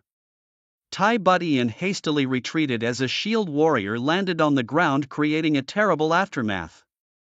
That pushed them back. However, it wasn't over yet. The Earth Mage cast a slowing spell, the ground trembled slightly and the three of them fell back into the mire. At the same time, an archer got ready 3 explosive arrows forming a triangle blocking all their escape routes. Then several mages cast spells, destroying the terrain around the three of them. Such tight coordination, it caught Tai Butian and her companions off guard. They had no chance to fight back. Ha ha ha. Do you like this welcoming gift? I picked it especially for you. Kai Lu Feng slowly approached the trio, smugly saying. Tai Butian's vision gradually cleared, and the first thing she saw upon opening her eyes was Kai Liufeng's ugly smirk. She spat out, "Despicable, is this how Di Jing Academy teaches you? In the Game of Thrones there's no room for calling foul play." Kai Lu Feng sneered. Tai Butian remained silent, her eyes fiercely fixed on Kai Lu Feng as if she wanted to tear him apart. "Don't look at me like that. By tonight you will definitely be won over by me and then fall deeply in love with me." Kai Liufeng's desire was blatantly exposed in his eyes. He couldn't wait to savor the taste. Boom! Suddenly an explosion sounded, and the shield warrior standing next to Kai Lu Feng was struck dead by lightning, reduced to ashes. Kai Lu Feng suddenly retreated to the back of the crowd, staring around in panic. The rest immediately went into battle readiness. The priest boosting Kai Lu Feng while the shield warrior fiercely protected him. "Sorry, it's too dark, the lighting isn't great, I accidentally missed." A figure leaped down from the slope, landing in the center of the basin. "It's you." Kai Liufeng's expression turned fierce. "What a coincidence, meeting again." Chu Feng flashed a grin, his white teeth gleaming under the glow of the firelight. Tai Butian's heart leapt with joy at the sight of him, but it quickly faded when she saw Chu Feng's level. "Young brother, run, you are no match for them," Tai Butian exclaimed. Anxiously, Chu Feng merely glanced at her without replying. His appearance did not make Kai Lu Feng nervous. On the contrary, it excited him even more. The murderous intent in his eyes almost materialized as he coldly said, "I have wanted to kill you for a long time. I never expected you to deliver yourself to my doorstep." Chu Feng surveyed his surroundings, memorizing the positions and professions of everyone present. At the same time, he spread out his mental energy, staying alert for any sudden occurrences. "There are many who want to kill me. You'll have to get in line," Chu Feng said nonchalantly. His title of provincial top scholar was merely nominal until he completed the ultimate assessment. Only by truly entering the school could he claim such an honor and the rewards that came with it. Thus, if he were to die before officially becoming a student of the Imperial Capital Academy, everyone's rank would automatically advance. Kai Lu Feng was extremely covetous of the top scholar rewards, every aspect of which drove people mad, especially the Tower of Eternity, which had re-emerged after 1,000 years, drawing countless career shifters. "Where are your 2 burdens?" Kai Lu Feng asked. "If we're going to fight, cut the chatter," Chu Feng responded coolly. "Fine, since you're earnestly seeking death, I'll oblige," Kai Lu Feng commanded, and 10 gold triple-star warriors suddenly attacked. "Be careful!" Tai Butian cried out, struggling to free herself from the ground, trying to use the time Chu Feng had bought them to escape. Chain lightning, the staff surged with lightning and a thick bolt of thunder like a roaring dragon came forth. "A Thunder Mage?" One of them muttered in slight surprise, but then scoffed dismissively. "A mere silver-level mage, I hardly see him as a threat." However, the moment the thunder struck him, he regretted it. With a scream, the chain lightning leapt repeatedly among the 10 men, charring them black. The bodies, due to inertia, fell at Chu Feng's feet. In that moment, the entire place fell silent. Everyone was in disbelief watching the scene unfold, and Kai Lu Feng was so shocked he couldn't even speak. The rest were equally stunned. 10 gold triple star warriors taken down by a single silver triple star mage. Was this some kind of joke? The three with Tai Budian were also stunned, having thought that Chu Feng was just a reckless youth coming to his doom. But the outcome was dramatically different. A silver level taking down gold levels, and not just any but 10 well equipped warriors? Suddenly Yun Fan exclaimed, "Are you the top scholar from Jiangnan province this year, the Thunder Mage Chu Feng?" "That's Chu Feng," Tai Budian gaped, incredulous. No wonder he possessed such strength and audacity, he had such power all along. But Thunder Mage, wasn't that supposed to be a lesser profession? Kai Lu Feng was the first to snap out of his daze, bellowing, "What are you standing around for? Hurry up and cast it."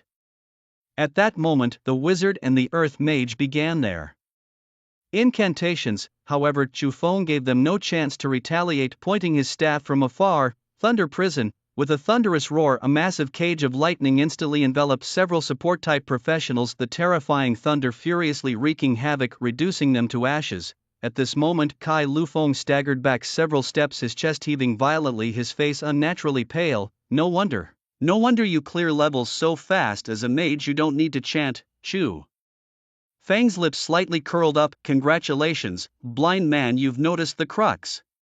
Although I don't know how you did it, do you really think you've already won?" Kai Liu Feng's panicked expression slowly returned to calm. As he spoke, suddenly more than 10 orbs of light appeared in the lush forest. At the same time, 10 elemental mages descended from above the basin. They were all from the Proud Moon Guild. "Even if you are strong, your mental strength will run out eventually, and next I won't give you the chance to replenish your mana." Kai Lu Feng summoned his giant axe. Wei Fan and Light Shenling also drew their weapons, their professions being a brawler and a gunner respectively. Quite a crowd. Chu Feng glanced at this group of newly appeared job changers, his eyes flickering with an inexplicable light. "You're doomed." The priest boosted Kai Lu Feng with an amplifying status, and the archer struck first. More than 10 swift arrows whistled out, their speed so fast they were nearly invisible to the naked eye. Thunder Shield. The arrows hit the shield, easily shattering it, a simultaneous attack from 10 golden-level archers. The Thunder Shield alone couldn't stop them, but Chu Feng was prepared. He crushed a magic talisman given to him by Qin Yushu, summoning a shield of light, blocking all the arrows. The elemental mages had finished their chanting, and a burst of colorful magic suddenly struck. At this moment the trio, including Kai Lu Feng, moved. Enraged, the giant axe came slashing fiercely towards Chu Feng's face, his eyes blood-red with intense murderous intent.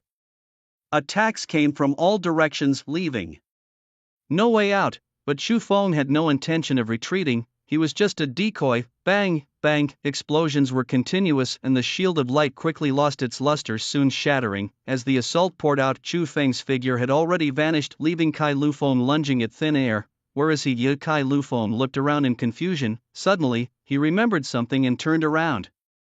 He saw Lu Yang and Chen Yushu not far away rescuing the trio of Tai Budian, and Chu Feng was standing 100 meters away, his staff emitting a brilliant light. His silver-white eyes devoid of any emotion, the air growing denser with thunder elements. Heavily thunder law, not good. A loud boom in the sky, a thick lightning bolt suddenly descended, directly obliterating a mage. However, that was not the end. The thunder clouds in the sky grew thicker, lightning occasionally flashing, adding a unique tint to the dark night. Tonight was destined to be a night of slaughter. With no cooldown period, Chu Feng was like a commander directing strikes with precision. Those he targeted, no matter where they were, even if 500 meters away, would be shattered by the thunder. There was no room for resistance. Boom, boom, boom. With the speed of thunder, 5 of their men were dead in just 1 second. Impossible. Why doesn't your psychic energy run out? Why are there no cooldowns on your skills? Kai Liu Feng's eyes widened, filled with deep incomprehension. "You don't deserve to know." Chu Feng's robe fluttered in the wind, turning the entire basin into a world of thunder. The sky kept dropping thunderbolts, bombarding madly. Under the indiscriminate attack, no one was spared. Kai Lu Feng had nowhere to escape and could only watch as a thunderbolt struck him head-on. No, an explosion sounded, and he was shattered to pieces. After a while, the dark clouds in the sky slowly dissipated. As the dust settled, Chu Feng's slender figure appeared in everyone's sight. Beneath his feet, a few patches of land remained intact, while the rest were pitted with holes of all sizes. As for Kai Lu Feng and the others, they had vanished without a trace, not even leaving behind their bodies. The entire battle strategy was designed by Chu Feng alone, who had detected the archers and mages hiding in the shadows as they approached the area. If it came to a head-on fight, the opponents were no match for him, and resolving them was merely a matter of time. However, should there be any who slipped through, they would face the endless retaliation of the AOU guild. Moreover, the mage's attack range wasn't long, and relying solely on lightning balls wouldn't guarantee an instant kill. Only a wide-range attack like the Heavenly Thunder technique could achieve this, so he had to clear the field in advance. Unrestricted use of the Heavenly Thunder technique could easily harm his own people. This was why Chen Yushu and others didn't appear right away. Chen Yushu and a few others approached him, looking at the cratered earth and swallowing hard. Fingzi, you really are crazy, too cruel. Lu Yang secretly clicked his tongue. Such destructive power, not to mention a gold level, even a master level might not withstand it. What about Kai Lu Feng? Chen Yushu asked. Dead Chu Feng spread his hands. Tai Budian and others approached him smiling. Junior Chu Feng, thank you for saving us. Indeed, it's surprising that a mere silver 3 stars has such strength, truly worthy of being the provincial top scholar. Yun Fan gave a thumbs up. Xiao Jiaming remained silent, his expression somewhat gloomy. It's nothing, saving you was just incidental. I simply couldn't stand Kai Lu Feng, Chu Feng said indifferently. Ah. Junior brother Chu Feng, a bit too straightforward. Anyway, thank you for saving our lives. From now on at the Emperor Capital Academy, I've got your back. Tai Budian patted Chu Feng's shoulder heavily. Chu Feng staggered, almost kneeling from her slap. She's just like Lu Yang, both are unbearable. Oh, I forgot to introduce, this effeminate one is Yun Fan, the one with a murderer's face is Qiu Jiaming, and I'm Tai Budian. Tai Budian patted her ample chest, causing a wave of ripples. What a fierce woman. Chu Feng was utterly shocked in his heart. How could anyone's figure be so perfect? Such majestic bosoms, those peach-like hips, and the slender waist. Simply against humanity, carrying such pressure. Isn't it tiring to walk around normally? Chu Feng conducted himself rather well, merely casting a few additional glances before diverting his eyes, while Lu Yan was like a love-struck fool, his eyes nearly popping out of his head. Chen Yushu, seeing that Chu Feng was not bewitched by the beauty before them, looked at him approvingly. What brings you to the Qingcheng Mountains? Chu Feng inquired. We're here to find a secret realm. It's a mission from the academy, Taibu Tian replied candidly, getting straight to the point. I see. Chu Feng nodded slightly. Dozens had perished in this place, and Chu Feng had collected all their equipment into his inventory. The lackey's gear was nothing special, likely just the lowest tier from the Proud Moon Guild. Only Kai Lu Feng had better equipment on him, a complete set of gold tier armor. However, the gear was all designed for a berserker class, which Chu Feng disliked due to its bulkiness. He passed on the suitable items to Lu Yang, planning to sell the rest. All these bronze and silver tier items should fetch at least 10 million dragon coins. By then Taibu Tian was holding all the light orbs from the Howling Moon Wolf King blueprints. Taibu Tian's face showed shock. The Howling Moon Feng blueprint required materials: 5 black gold, iron, 2 diamonds. His shock turned into intense euphoria. Blueprints, from a certain perspective, were more valuable than the equipment itself. While equipment was personal, blueprints could continuously produce more gear. Judging by the materials, anything crafted would be at least gold tier. Gold tier items were worth no less than 8 million dragon coins in the market. Additionally, there were 2 other orbs, one a gold tier ring and the other a gold tier helmet. The Howling Moon ring gold tier required. User level, silver 5 star, added 256 to spirit, 222 to constitution, and included a passive skill, calm, a primary skill, levels 0 to 20, that reduced cooldown times by 20%. The Howling Moon silver helmet gold tier required user level, silver 5 star, added 237 to strength, 223 to constitution, and included a passive skill, silver moon protection, reduced control effects by 10%. Taibu Tian looked at Chu Feng and laid the blueprint before him, saying, Junior brother Chu Feng, these should belong to you. Yun Fan and Qiu Jiaming remained silent, agreeing with his assessment. Chu Feng examined them briefly, pocketed the ring, and said, I only want this ring, you keep the rest. Taibu Tian immediately became anxious, but Chu Feng interrupted, these items aren't gifts, you'll handle the crafting of the blueprint. The necessary materials and crafting costs will be covered by this gold tier helmet. Once that's settled, any future expenses will also be yours to cover, and we'll split the profits. After deducting the material costs 50-50, Taibu Tian thought it over for a moment, then nodded in agreement. Deal. Chu Feng smiled slightly. Deal. This trade was not at all disadvantageous for Taibu Tian. Without Chu Feng, he would have gained nothing and even faced a great risk of dying here. Chu Feng chose to collaborate because he valued her connections. Having studied at the Emperor Capital Academy for a year, she surely knew many people, including blacksmiths. Handling blueprints wasn't just about finding skilled blacksmiths but also preparing the materials, which could be quite troublesome. Having someone to help meant he could just lie back and collect the money selling favors while earning a profit. After a brief rest, the spatial fluctuations in the air intensified. Here it comes. Suddenly a spatial vortex appeared right in front of everyone. Mystic Realm. Barren Lands difficulty. Normal minimum level requirement. Silver Star participant limit. 5 to 15 people. Mystic Realm description. This is the dwelling area of the orc tribes, where the environment is harsh and resources are scarce. The orcs have gradually lost their patience and sanity. A normal level Mystic Realm. Chu Feng's eyes lit up.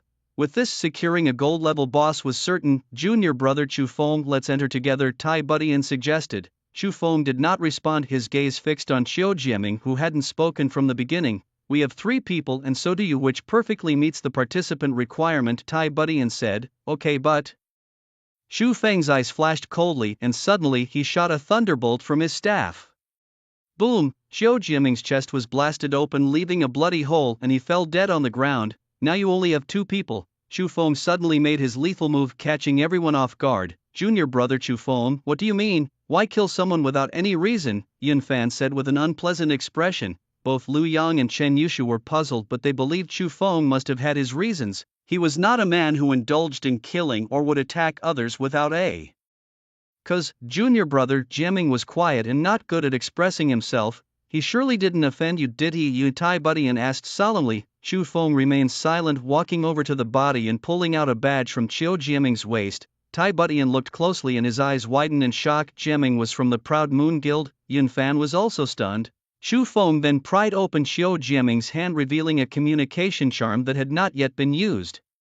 It seems you didn't know your teammate well, Chu Feng said slowly. Damn it, no wonder the Proud Moon Guild knew our intentions and movements. He was a mole. Tai Budian kicked the corpse angrily. Just then Chen Yushu suddenly recalled the assassins they encountered when they first entered Qingcheng Mountain. He was the one who ambushed us this evening. Chu Feng nodded slightly and said, if he hadn't harbored the intent to kill me I might not have noticed. There was a moment when Xiao Jiaming's murderous intent was exposed, giving Chu Feng a familiar sensation. The moment he pulled out the communication charm, Chu Feng struck to kill. I still treated him like a brother. Yun Fan spat on the corpse. Let's go inside. Chu Feng walked into the vortex, choosing to enter directly. The other 4 followed closely, and as the 5 gathered, a wave of dizziness overcame them, transporting them to another space.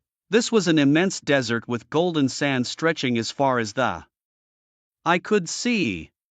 The blazing flames above seemed eternal, scorching the earth intensely. Ding, system detection. Check-in point detected. Proceed with check-in now. Yes, ding. Check-in successful. Congratulations to the host for obtaining a 3x experience card. *1 Moonwater *1. Next check-in point, Emperor Capital Academy. Moonwater permanently increases 100 points of spirit when used. No usage limit, no level requirement. What a treasure! Chu Feng pulled out a bottle of blue potion. Sealed within was a deep blue liquid that shimmered with sparkling lights, almost like tiny sprites. Legend has it that the Elf Kingdom's moonwell could draw the power of the pale moon, creating moonwater. Upon opening the cap and drinking it all, Chu Feng smacked his lips, noting a hint of sweetness. The taste was a mix of fruity and alcoholic flavors with a slight undertone of fishiness. Wait, fishiness?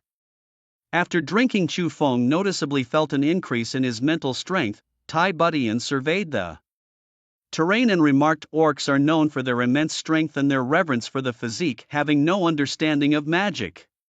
And this sun is just too scorching. Liu Yang was furrowing his brows, his clothes soon soaked with sweat, as was the case with everyone else. Chen Yushu was still in her familiar tight outfit, which clung to her curves enticingly when wet. Yet, in front of Tai Budian, she seemed somewhat diminished. If Chen Yushu was an Oyo, then Tai Budian was the Oyo. Her long dress clung to her fair skin, sweat pooling at her heavy chest as if gathering into a pond. The armor she wore added a unique charm to her appearance. It set a beauty bows her head, not seeing her toes, and yet she outshines the world. Chu Feng found himself parched and struggled to divert his gaze, quickly reciting the heart-clearing mantra twice in his mind. I'll scout ahead, keep up. Tai Budian, pulling out her halberd, exuded a heroic aura that seemed to say women can match men in bravery. The five walked for 10 minutes from one sandy area to another, seeing nothing but sand. Lu Yang, overwhelmed by the heat, began to pant. Chen Yushu closely followed behind Chu Feng, using his body to block the sun. Another 10 minutes passed, and before them lay a desolate piece of land. It was fenced with a hedge, and a 3-meter-tall gate made of unknown beast bones stood at the entrance, guarded by 2 tall orcs with blue skin, massive tusks and clubs in their hands. Chu Feng cast a spell to identify the monsters. Orc category: Gold level rank, Gold 1-star strength, 1389. Spirit, 252 agility, 278 physique, 1005 skills, lethal strike. Gold level minor monsters. Yun Fan's expression changed. If even the gatekeepers were of such high level, how formidable would the boss be? Charge. Tai Budian led the charge with her halberd. The orcs, noticing the intruders, roared and charged with their clubs. Breakthrough. Tai Budian leaped up, raising her halberd high and thrusting it down fiercely. It pierced through the orc's thick armor and skin straight through the heart, a chillingly clean kill. The other orc bellowed and charged at Tai Budian. Yun Fan finished his chant and a thick earthen power filled the air. Suddenly the sandy ground trembled and a giant rock spike shot up from beneath, impaling it. Killing a gold level 1-star orc gained them 12,500 experience. After defeating the 2 minor monsters, Tai Budian slung her halberd over her shoulder, tilted her head back and signaled, "Let's go." Lu Yang stared in astonishment at Tai Budian's retreating figure and said, "Fingzi. I feel she's so cool, yet you can tell from her name." Chu Feng agreed. What a pity, such a beautiful woman. Why did she have to speak?" Lu Yang sighed regretfully. Tai Budian had a very dominant personality and was straightforward in her speech, never beating around the bush. Such a woman is not easily subdued by just anyone. One must be strong both in capabilities and character. Besides, one must also have a special skill. Shen Yushu, noticing Chu Feng's gaze fixed on Tai Budian's swaying figure, asked doubtfully, "Is it really that attractive?" Chen Yushu glanced down and couldn't help but feel a sense of inferiority. "Let's forget it. But once she matures, she'll definitely be no less." "I was looking at the rose on her clothes," Chu Feng earnestly said. "You were clearly staring at senior sisters, but..." Chen Yushu glanced at him sideways. "Oh," Chu Feng pondered for a while and then realized, "I was wondering why that flower looked more three-dimensional." After the group entered the territory of the beastmen, their pace slowed down considerably. This barren land in the desert, where not a blade of grass grew and cracks were everywhere, made it hard to imagine how to survive in such an extreme environment. Suddenly, a swooshing sound struck towards Lu Yang. With his upgraded equipment, he switched his bird gun for a cannon. A huge skeletal shield appeared in front of him. Bang! With a muffled sound, Lu Yang stepped back twice, his eyebrows tightly knotted. Then a large group of beastmen surrounded them from all directions. "Brothers, it's showtime." Chu Feng crushed a triple experience card. The number of beastmen emerging from all around increased, their formations as scattered as loose sand. Their beastly eyes, filled with bloodlust, stared at the 5 people craving for flesh. "There are many beastmen, we better..."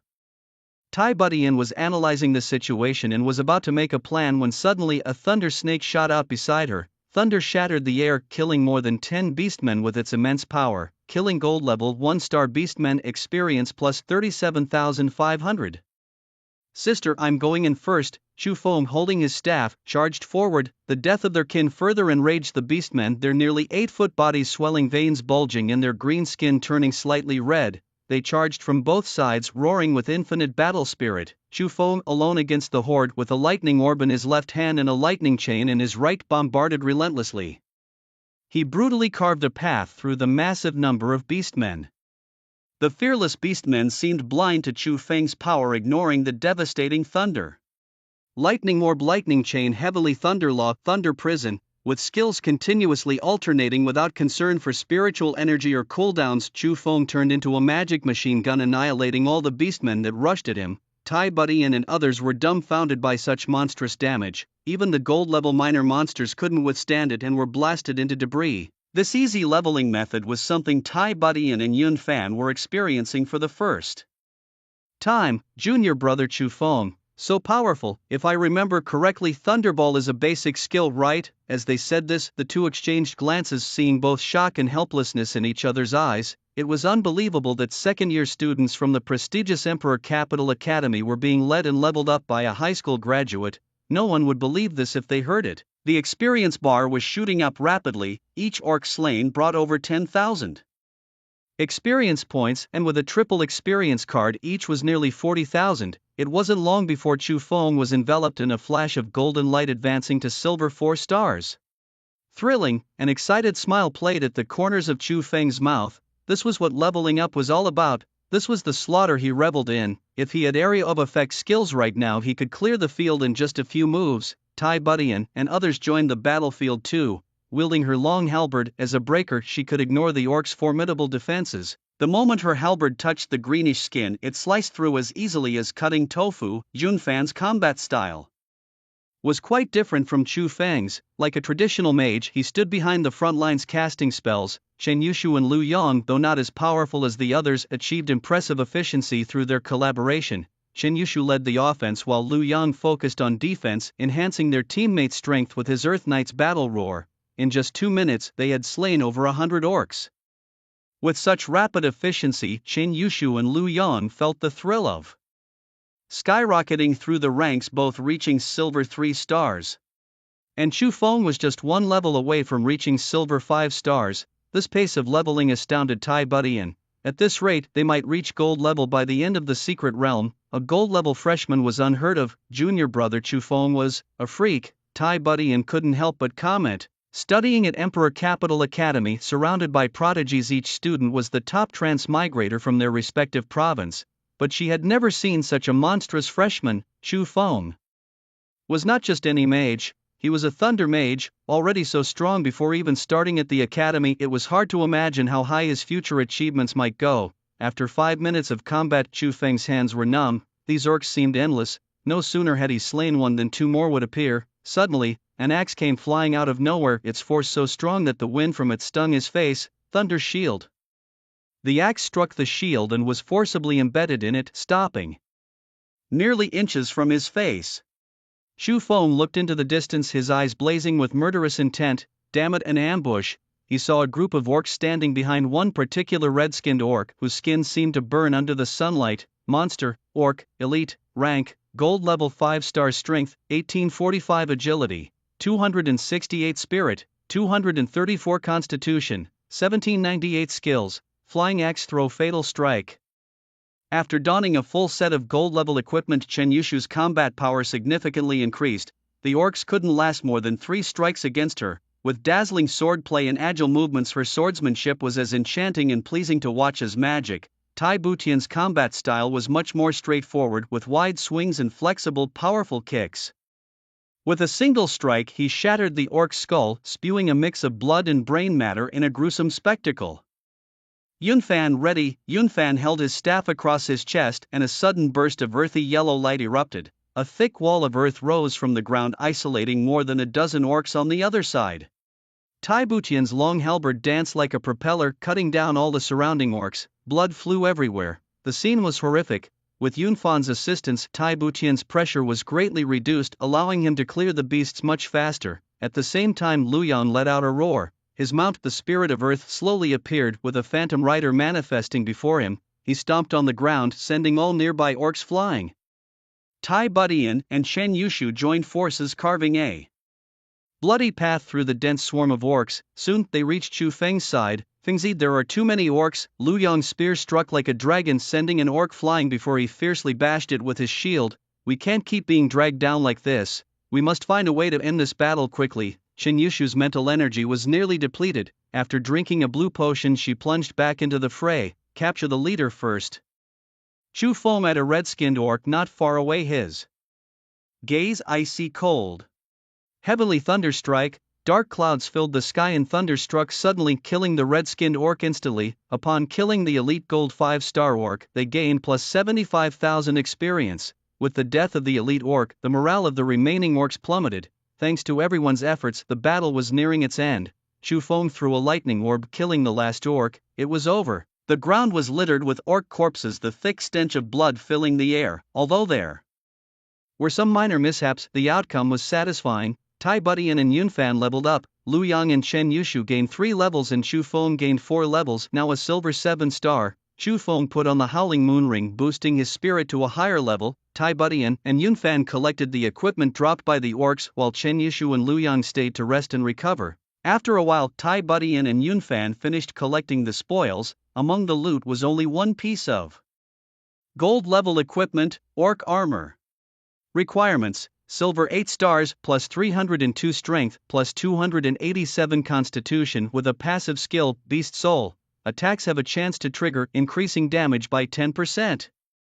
Of all present, only Tai Budian and Chen Yushu were suitable for this armor. The orc armor was not very appealing in appearance, covered in thorns and rather ugly. Chen Yushu flatly refused it. The armor was too ugly and would compromise her beautiful girl image. Moreover, she was not short on money or equipment, currently equipped with armor of gold level albeit with inferior attributes.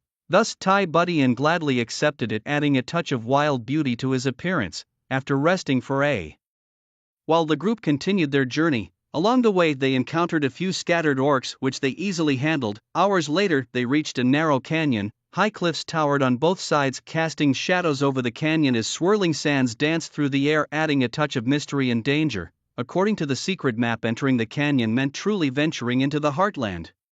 Lu Yang, you walk in front with me, Yun Fan cover our rear, and Yushu be careful on your own, Tai Budian arranged. Okay, Chen Yushu agreed immediately, keeping close to Chu Feng. As they entered the canyon their pace slowed. Apart from the howling winds and sands there were no other sounds, nor were there any signs of orcish shadows. Stop, Chu Feng furrowed his brow, staring ahead, his staff surging with lightning ready to strike. Something's odd.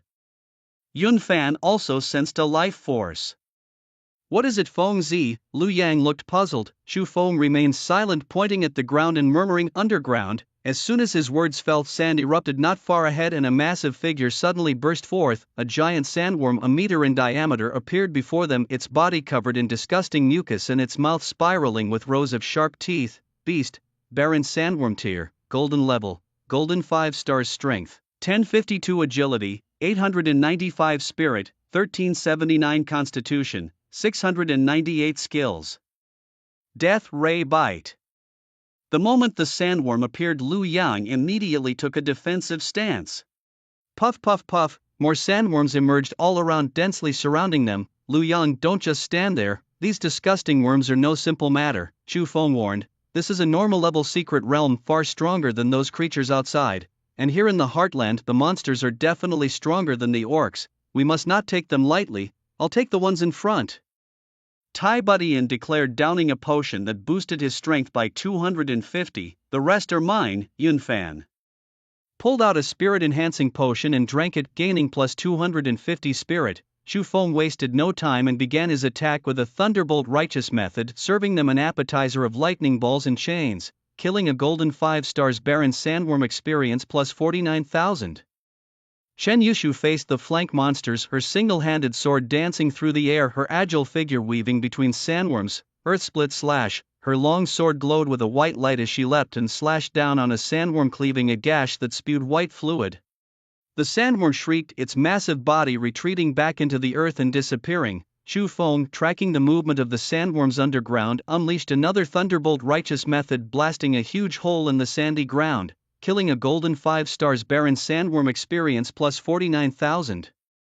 Chen Yushu glanced back at Chu Feng and nodded slightly, continuing the battle. Suddenly a huge sandworm's mouth gathered a ball of light and shot out a beam at Yun Fan. He was prepared. A wall of earth rose in front of him, blocking the attack, though a large hole appeared nearly penetrating through. That was close. Yun Fan breathed a sigh of relief, his forehead sweating. If the earth wall had broken, the beam would likely have been fatal. With the howling moon ring adorning Chu Feng's finger, his skill damage underwent a qualitative transformation. The sandworms were no match for him, a single heavenly thunderstrike could literally split them asunder. Beyond their deadly ray, the sandworms' spiral mouths were also formidable, nearly getting the better of Lu Yang on several occasions.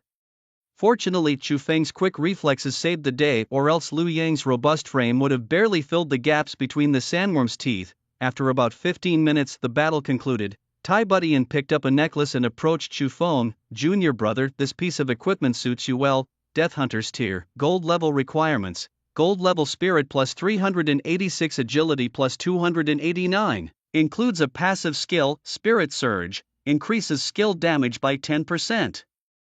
Senior brother Yun Fan, I'll gladly accept this equipment, Chu Feng responded, lifting the gold gleaming necklace. Yun Fan nodded with a smile. Why be so formal, junior brother? You deserve this. Unbeknownst to them, Chu Feng had become the team's de facto leader. even though he and Tai Budian were seniors, Chu Feng's strength completely outclassed theirs. Fondling the necklace strung with dry bones, Chu Feng was visibly enchanted. Finally, a piece of equipment for mages has dropped and I just need to level up once more to wear it. He had 3 primary upgrade scrolls left. Reaching silver 8 stars would allow him to use the upgrade ticket to leap directly to gold level.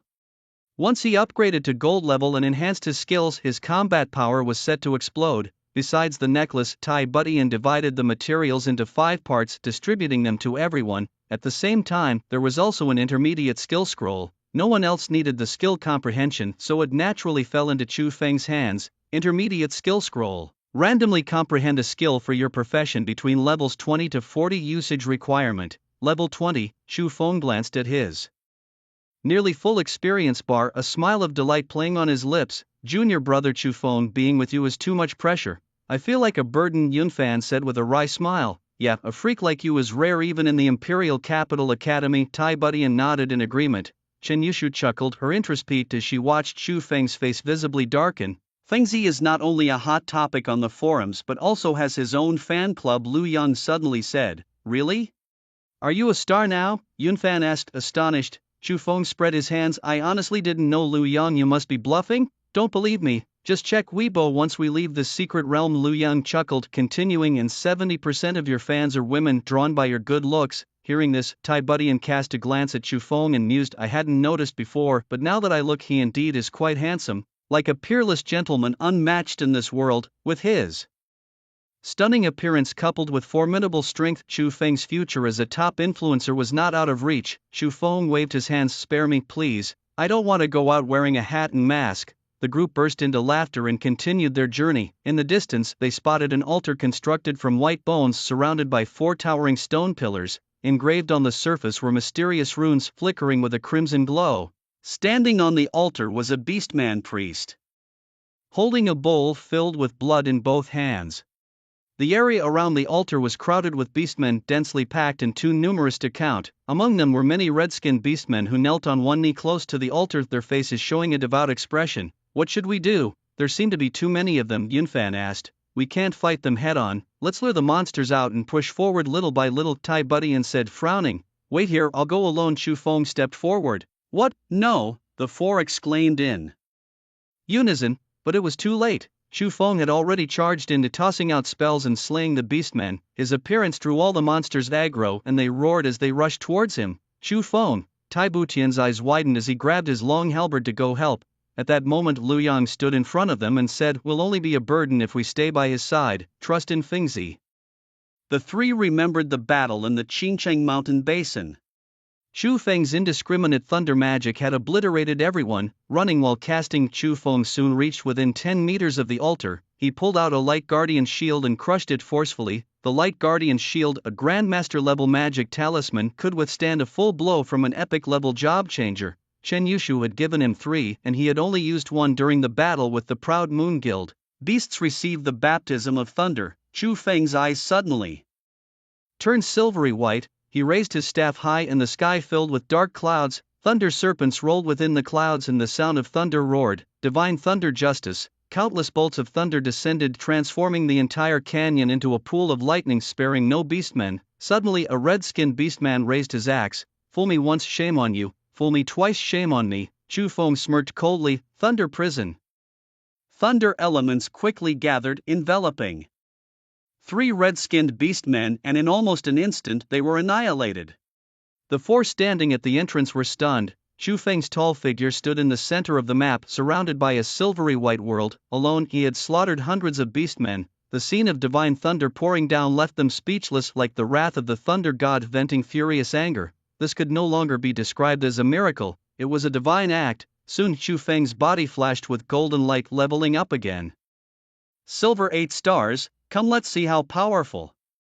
The golden level divine thunder justices. Suddenly 3 low-level upgrade coupons appeared in his palm. He crushed them one by one. Silver 9 stars, silver 10 stars, golden 1 star. Thrilling. Chu Feng held upwards, feeling the strong power filling his body, immensely satisfying. Then he allocated all attribute points to spirit and put on the newly acquired Death Hunter's gear. His personal panel changed drastically. Name: Chu Feng. Human occupation: Thunder Mage. Hidden job: Level, Golden 1 star, 8.32%. Strength, 316 Agility, 559 Spirit, 1382 Constitution, 569 Equipment. Death Hunter, Golden level. Howling Moonring, Golden level. Forest Staff, Bronze level. Bear Robe, Silver level. Bare Shoulders, Silver level. Bare Metal, Silver level. Rooster Feather Shoes, Bronze level. Skills, Thunderball Lightning Chain, Thunder Barrier, Thunder Resistance Ring, Bronze level. Thunder Prison, Silver level. Divine Thunder Justice, Golden level. Unrivaled Crit LV1 Infinite Firepower, Unique. After reaching the Golden level, the true power of Divine Thunder Justice finally revealed itself. Each thunderbolt that fell from the sky was as thick as an adult's thigh, and when it struck, it created pits 3 meters in diameter. As for the power, Chu Feng really had no idea. After all, these orcs were easy kills even before his upgrade. Now, they couldn't withstand his terrifying damage. He reached the gold level. Yin Fan screamed in disbelief. What? Everyone looked closely, as if they had seen a ghost in broad daylight. Their eyeballs nearly popped out of their sockets. What kind of upgrade speed was this? He had just entered as a silver 3-star, just a few hours later, and he's already at the gold level. How is anyone supposed to compete? Yun Fan's mouth was bitter with envy, feeling inferior for the first time in front of others. They were both mages, so why was the gap so huge? Moreover, Chu Feng was known as a useless Thunder Mage. This freak didn't have a cooldown and didn't even need to chant spells. His mental power seemed limitless. How was anyone else supposed to play? As Tai Budian was shocked, a mysterious glint flickered in his eyes. As for Lu Yong and Chen Yushu, they had become numb to it all. Even if Chu Feng instantly killed the boss now, they wouldn't be surprised. After wiping out all the minor monsters and elite mobs, Chu Feng turned his gaze to the Orc Priest on the altar. Warcraft, Orc Priest, Boss, Rank, Gold level. Gold 8-star Strength, 100 Agility, 100 Spirit. 1968-inch Constitution, 1873 Skills, Soul Burn, Strength of the Beast God. Throughout the battle, the Orc Priest had been conducting some sort of ritual, completely ignoring the intruder. The boss should be quite resilient, right? Chu Feng stroked his chin, a ball of lightning appearing in his hand. The size of the upgraded lightning ball hadn't changed, but the silver-white sphere now contained hints of purple, its power multiplied several times, plus with the unparalleled critical strike buff. The lightning ball flew swiftly towards the priest and exploded into a dazzling burst of light upon contact. Killing the gold 8-star Orc Priest, Boss, experience plus 300,000, and he leveled up again. Ha, just like that, Lu Yang, I take back what I said. Could this get any more absurd? You were supposed to be a boss. At the moment of the boss's death, everyone leveled up. Numerous orbs of light appeared on the boss's body, exceptionally conspicuous amidst the swirling yellow sand. Simultaneously, a global announcement appeared in everyone's minds. Global announcement. Congratulations to the Gold 1-star Thunder Mage Chu Feng for setting the record for the fastest kill of a gold-level boss with a time of 0.1s, awarded the title, Boss Slayer. Global announcement. Congratulations to the Gold 1-star Thunder Mage Chu Feng for setting the record for the fastest kill of a gold-level boss with a time of 0.1s, awarded the title, Boss Slayer. Not just those in the secret realm but reclassifiers around the world received this shocking news. 0.1s to kill a boss? What kind of monster is this Chu Feng? The hidden profession of the Dragon Summer Empire is too fierce. The Sun Nation must find a reclassifier who can compete with him. Shit, send someone to the Dragon Summer Empire. Find out everything about Chu Feng, at all costs. Our nation, a venerable lineage, traces its roots to the birthplace of Chu Feng, demanding his return to honor his ancestors. Every country was shaken. Such a rapid defeat of a boss could not keep them calm. They still remembered the last record holder, a young man named Douglas, who had a record of 60 seconds, but his level was golden 10 stars, significantly higher than Chu Feng's. Refreshing a record wasn't open to all levels. Only gold level or lower transmigrants who vanquished a gold level boss were eligible. Otherwise, an epic or legendary class could easily annihilate a gold level boss with a mere flick of a skill, rendering the record meaningless. Meanwhile, the forums of the Dragon Summer Empire exploded. The heat from the posts about Chu Feng becoming the top scholar of Jiangnan province had just cooled down, and now another explosive post emerged. Shocking. An 18-year-old did this to a gold-level boss. Considering the Dragon Summer Empire has a population reaching 10 billion, countless posts rise and fall in the forums daily. remembering someone is extremely difficult as the internet has no memory, thus to become a top trend one must continuously appear before the public eye. Below the post, netizens were sharing their opinions passionately. I think Chu Feng must have found a bug in the secret realm just like he cheated in the big exam. Nonsense. Judgment complete. I'm Cheng Dong, in charge of assessing Transmigrators' combat power. Despite his youth, Chu Feng's strength is formidable, and I can assertively say he is this year's freshman king at the Imperial Capital Academy. What are you even saying? Anyone can spout nonsense. Can you speak like a normal person? I'm Feng Hua and I agree with the first comment. Chu Feng is just a powerless nobody. A Thunder Mage, despite high damage, could never achieve an instant kill. I came here from the Chu Feng super topic. Who is Feng Hua? How long has it been? It had been centuries since the Dragon Summer Empire saw a youngster break a record. Chu Feng's emergence thrilled them and piqued their curiosity about him. Simultaneously, inside a milk tea shop in East Sea City, Jiangyun was holding a milk tea surrounded by elementary students who were eagerly listening to him narrate the legendary tale of Chu Feng. You guys have no idea how awesome Chu Feng was at that time. He had just changed his job and he took me and the heiress of the Jiangnan Commerce Guild to clear a secret realm. Instant kills, you understand? Level 9 elite beast, the brutal giant bear, was taken out with a single thunderbolt, and when it came to killing the boss he was just level 10. At the critical moment he drank several experience potions, advanced to silver level, and then a heavenly thunder fell from the skies, turning the boss into charred remains. The elementary students were astonished and eagerly continued to inquire. Big brother, what is your relationship with the great Chu Feng? Jiangyun took a strong sip, finishing his milk tea, then tapped lightly on the table. An elementary student, catching the hint, hurriedly ordered the most expensive milk tea and respectfully brought it to him. Jiangyun nodded with satisfaction, taking a delighted sip before explaining, he and I are good brothers. Just a few days ago he shared the joyous news of securing the top scholar position with me.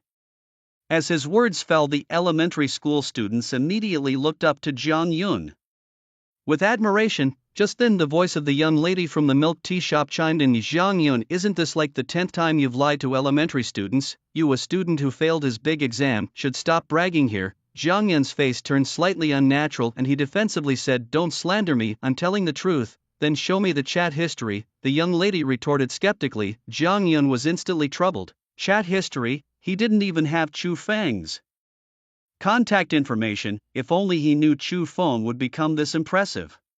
He would have done anything to get his contact back then, even if it meant groveling. Ha, don't you have any? You even deceive elementary school kids. Are you even human? The young lady said with contempt in her eyes. What? You're a liar. Give me back my milk tea, an elementary student suddenly exclaimed, changing color. Realizing the situation was turning sour, Jiangyun swiftly made his escape, not forgetting to take the milk tea with him. His spoils of war. Big liar, I'm going to find my mom, another student cried out, taking out their phone to call and complain. Meanwhile, in a mysterious realm, Chu Feng stared in astonishment at the boss's corpse, completely baffled. Honestly, he was shocked himself. How could the boss be so easily defeated? In his memory, the boss should have been formidable. The last time a ferocious giant bear nearly beat him to a pulp, and now a single thunderbolt had done the job. Chu Feng looked at his character panel, thrilled to see a new title added. Boss Slayer, all attributes plus 100, casting speed minus 20%.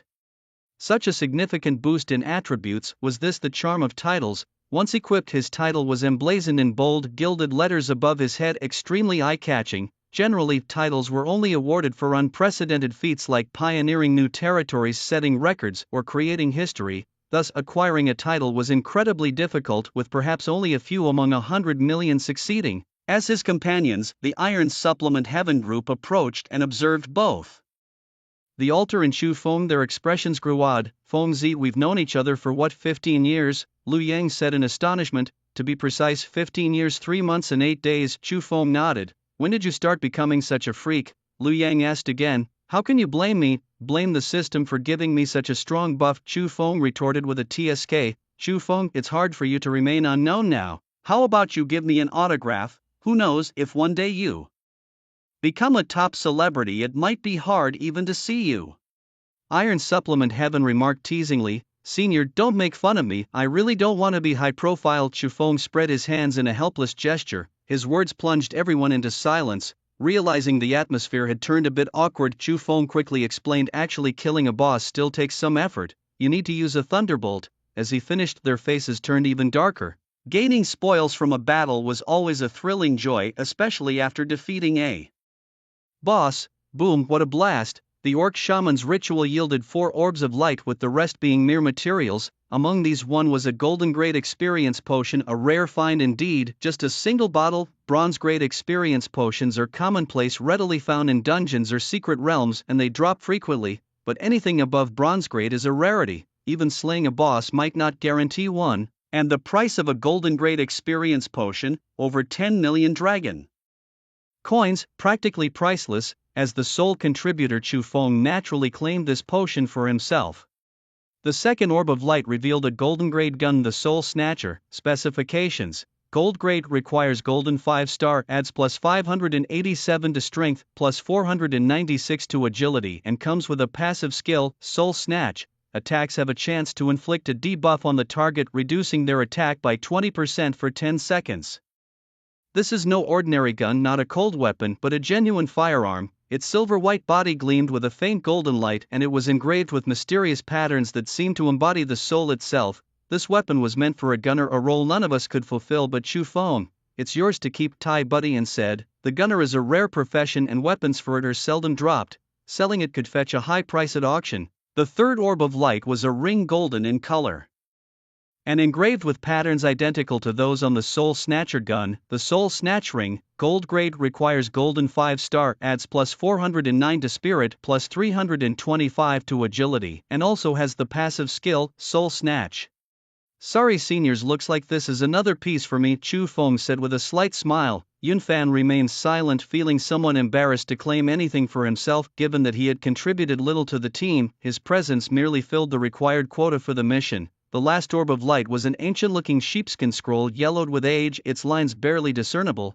It was a treasure map dating back 5,000 years, from the time when the pirate king Telos ruled over 90% of the world's seas. Before his death, he hid all his accumulated treasures in a mysterious location awaiting a destined finder. A treasure map. Chu Feng was momentarily stunned as he examined it, only to furrow his brow in frustration. The map was crudely drawn, with a few wavy lines representing the sea and some unnamed islands centered around an ice symbol, with not a single word of guidance. How was one supposed to find anything with this? Chu Feng stowed the map in his backpack, deciding to deal with it another time.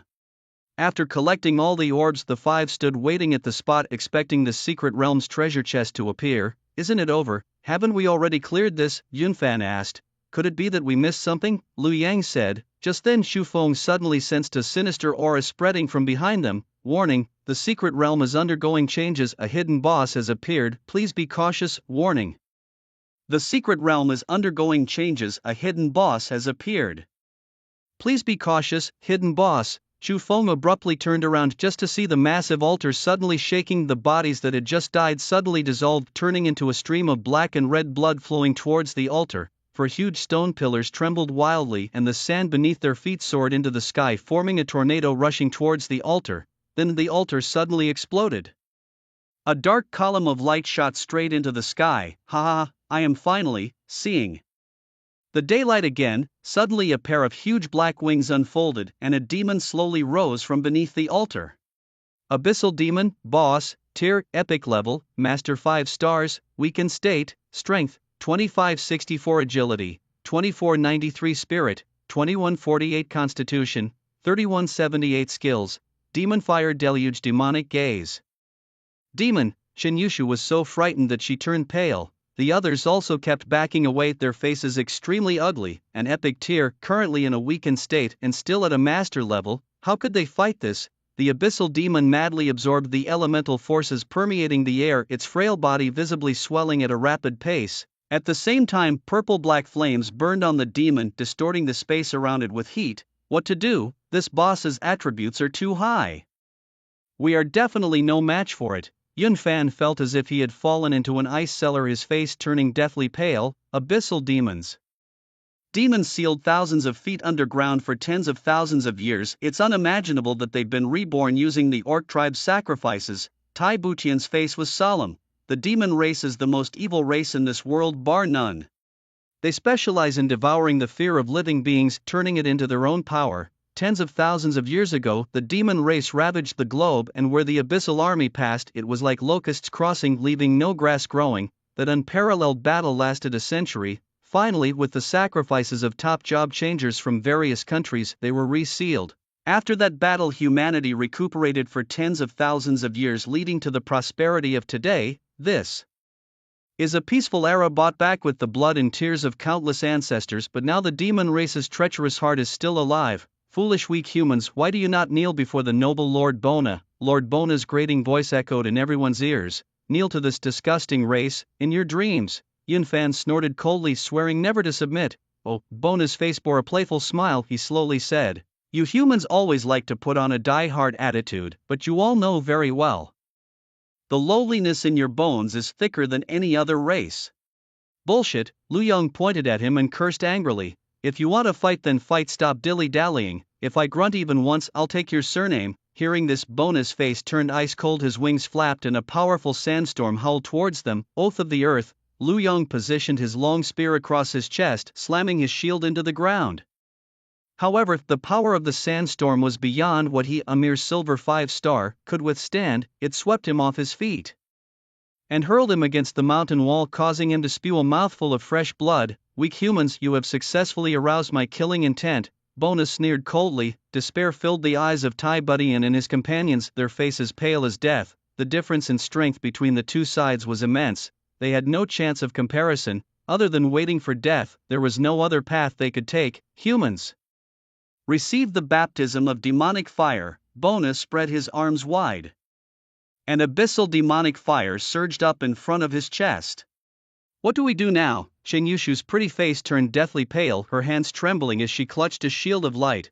Although she knew it was futile, she had to try everything to survive. Tai Budian was also out of options, forced to watch as the demonic fire grew more intense. Ha, be afraid. Bona laughed heartily, sensing the scent of fear in these humans' hearts. However, at that moment, a basketball-sized sphere of lightning slammed into his chest, triggering a massive explosion. Boom, I say, what are you yapping about? Shu Feng stepped forward, his cold eyes calmly staring ahead. The aftermath of the explosion caused the mountain wall to tremble slightly, with countless rocks tumbling down. As the dust settled, the figure of the demon reappeared. Half of his body had been obliterated, with his purple blood dripping onto the sand, corroding it into a pit. What almost killed him? Yun Fan was shocked, followed by a deep sense of elation. Shu Feng, keep it up. Hope ignited in Tai Butian's heart. While Chen Yushu felt joy, she also harbored slight worry because the demon's vitality was incredibly resilient. If they didn't kill him immediately, he would quickly recover. Shu Feng, be careful.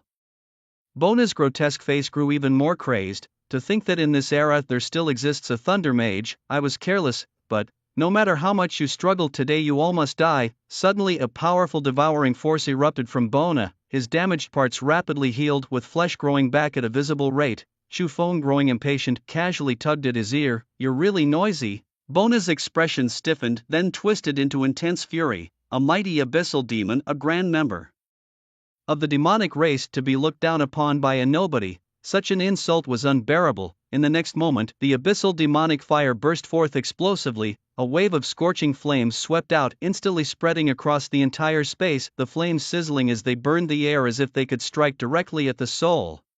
In a critical moment, Chen Yushu crushed several shields of light in her hand. No matter how the demonic fire assaulted them, it couldn't break through the defense. But this was only a temporary measure. The shield of light wouldn't last long. Senior sister, can Shu Feng win? Chen Yushu anxiously watched the tall figure not far away. Although he was not very tall at that moment, he seemed like a giant standing between heaven and earth. Thunder had a significant restraining effect on abyssal demons, and coupled with Chu Feng's strength, killing him was not impossible. Tai Budian spoke. Now, they could only place all their hopes on Chu Feng. Only he could pose a threat to Bona. How do you like my magic fire?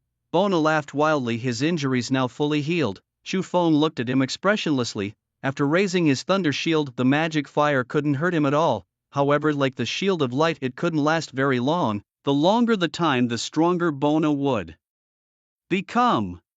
Currently, he was still in a weakened state, but his ability to devour everything was indeed perverse. Not much to it. How about you taste this move of mine? Chu Feng unleashed a master-level skill he had just learned. Thunder Hammer. Thunder Hammer. Master level conjures a mighty hammer from thunder elements to deliver a fatal strike to the target. It also has a 20% chance to stun the target for 5 seconds.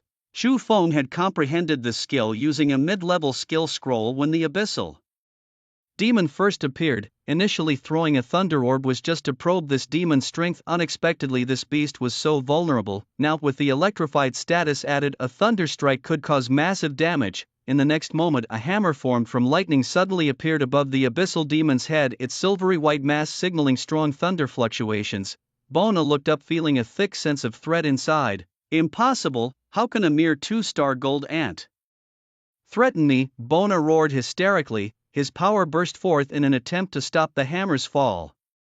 But no matter how he used his magic fire under the destructive power of the apocalyptic thunder, it was futile. Under the watchful eyes of all, the thunder hammer descended with a deafening explosion. A blinding white light covered the sky. Chen Yushu and the others instinctively closed their eyes, and then their bodies flickered with golden light, leveling up 5 levels instantly, killing an epic 5-star master abyssal demon. Boss. Experience plus 600,000 ding. Congratulations to the host for successfully completing the unrivaled critical strike upgrade conditions. 3/3, level up current level LV2, next level upgrade condition, kill 3 epic level or above bosses, unrivaled critical strike LV2, upgradable, any form of attack can trigger triple damage. At last, the upgrade conditions are fulfilled. Chu Feng felt the pleasure of leveling up, his face showing a blissful smile. Not only had unrivaled critical strike leveled up, but he himself had also risen to a 4-star gold.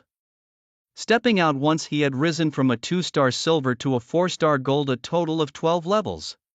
Such a rapid leveling speed was unheard of, and he had only used 1 day. Of course, the triple experience card played a role, but without strong abilities he would have been dead upon entering the secret realm, not to mention killing the abyssal demon. As the aftermath cleared, everyone's vision gradually returned. They saw the altar disappear, replaced by a square hole. As for the abyssal demon, it was nowhere to be seen. We survived? Yunfan looked around bewilderedly. Everything seemed so familiar yet so absurd. The absurdity of it all lies in the fact that Chu Feng actually killed the abyss demon. Just like that, Tai Budian looked towards the secret treasure chest in front of him, nodding with a complex expression. Yes, it's finally over. I thought it was a sure death this time, but unexpectedly we survived. The abyss demon's notorious reputation usually has people running the other way, but Chu Feng managed to take down the boss with just 1 skill. That's just ridiculous. Sometimes I really want to dissect him to see if he's even human. Chen Yushu ran over, asking anxiously, "Are you alright? Are you hurt anywhere?" Her delicate hands moved over his body, accidentally touching the soft flesh around his waist. Chu Feng couldn't help but smile. "Do I look like something's wrong? Why are you so impulsive? You nearly scared me to death." Worry filled Chen Yushu's beautiful eyes. "Where's Lu Yang?" Chu Feng asked. At that moment, Yunfan came over carrying the blood covered Lu Yang and said, "I've given him a life potion. He's temporarily out of mortal danger. We'll take him to the hospital once we're out." "This guy is still so fierce." Chu Feng shook his head helplessly. The abyss demon dropped some top-notch equipment, a staff, a bracelet and a skill book. The Dominator's Staff, an epic grade item, requires Grandmaster level with plus 4,598 spirit and plus 4,185 vitality, and it comes with an active skill, Demonic Flame Burst, releases 3 balls of demonic flame to attack the enemy, causing burn damage. Cooldown time, 2 hours. The Devotee's Bracelet, another epic grade item, requires Grandmaster level with plus 3,574 spirit and plus 3,282 strength, and it comes with an active skill, Psychic Boost, increases skill damage by 20% for a short time, duration 1 minute, cooldown time 24 hours. Wildfire Inferno, master level, unleashes wildfire to devastate enemies within a range, damage depending on the caster's spirit. Learning requirement, gold level Abyss Demon Race. The Abyss Demon dropped 2 epic grade items, both suitable for mages. The bracelet was just what Chu Feng needed to complement his current gear. As for the staff, it was a real treasure. Epic grade items can't be bought with money. Moreover, this staff also comes with a damage dealing active skill. With the attributes it already has, it's incredibly powerful. After the boss's death, a pure gold treasure chest appeared in front of each person. "Who's going first?" Yunfan chuckled, rubbing his hands together, eager to try. "Let's open them together," Chu Feng suggested. The four opened the chests simultaneously and instantly light burst forth. Yunfan got a gold-level life potion and his face immediately fell. Damn, a life potion, my luck is really out of this world. Tai Budian received a gold-level shoulder guard which had pretty good attributes. Shen Yushu got a cloak which was just right for a swordsman. Looks like both my senior and I are quite lucky.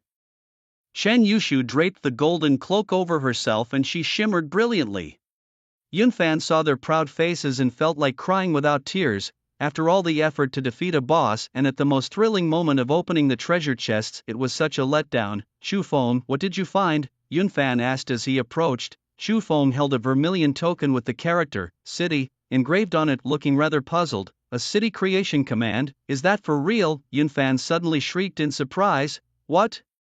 Shen Yushu and Tai Budian widened their eyes and quickly ran over. Upon seeing the item, both women couldn't help but cover their mouths in shock. Oh my god, Chu Feng, your luck is just too good. This thing, it's powerful, right? Chu Feng was completely baffled, having initially thought it was just some junk. City creation command. Select a 5 by 5 square kilometer area to declare as your own kingdom with all urban development under your leadership. In this city, you have absolute autonomous authority. You didn't know about the city creation command? Shen Yushu said, recalling the lessons from their instructor Chong. Really? A Chu Feng let out a dry laugh. If I had actually paid attention in class, I wouldn't be trailing behind everyone else. Shen Yushu rolled her eyes and explained, the Dragon Summer Empire spans 960 billion square kilometers, and aside from the 36 provinces, the rest is unregulated land, theoretically part of Dragon Summer territory. The function of the City Creation Command is to claim such unregulated lands for use, granting absolute autonomous rights to the claimer. Chu Feng finally understood. The essence of this token was essentially to take things directly from the Empire's control. However, considering the vast lands outside the city, enclosing a mere 25 square kilometers wasn't much. It was about the size of 10 villages. The three of them looked on enviously, their eyes tinged with jealousy, nearly grinding their teeth in envy. What does autonomy mean? The city lord can make their own rules, kill without any punishment within their territory, set their own market rules, trade with the main city, and even expand their territory. Simply put, it's like becoming an emperor. As far as we know, only about 100 city creation commands have been known to exist from ancient times to the present. You can imagine how low the drop rate is. Its rarity is comparable to a divine artifact. Chu Feng quickly stowed the city creation command into his backpack to avoid drawing the attention of these wolves. I'll keep Lu Yang's treasure chest safe until he wakes up, he said, then with a wave of his hand, the pure gold treasure chest disappeared into his backpack.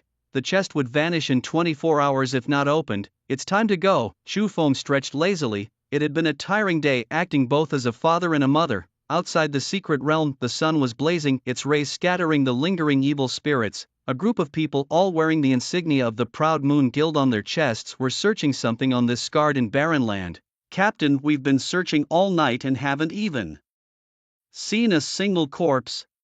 Are you sure about your information? A burly man asked gruffly. Shen Xingshan nodded. The president had placed a tracking mark on Lu Feng. The last known location was right here. The Proud Moon Guild consisted of a president, 2 vice presidents, 4 major group leaders, each overseeing 10 team leaders, with each team leader commanding 10 subordinates. Altogether, the guild had about 800 members.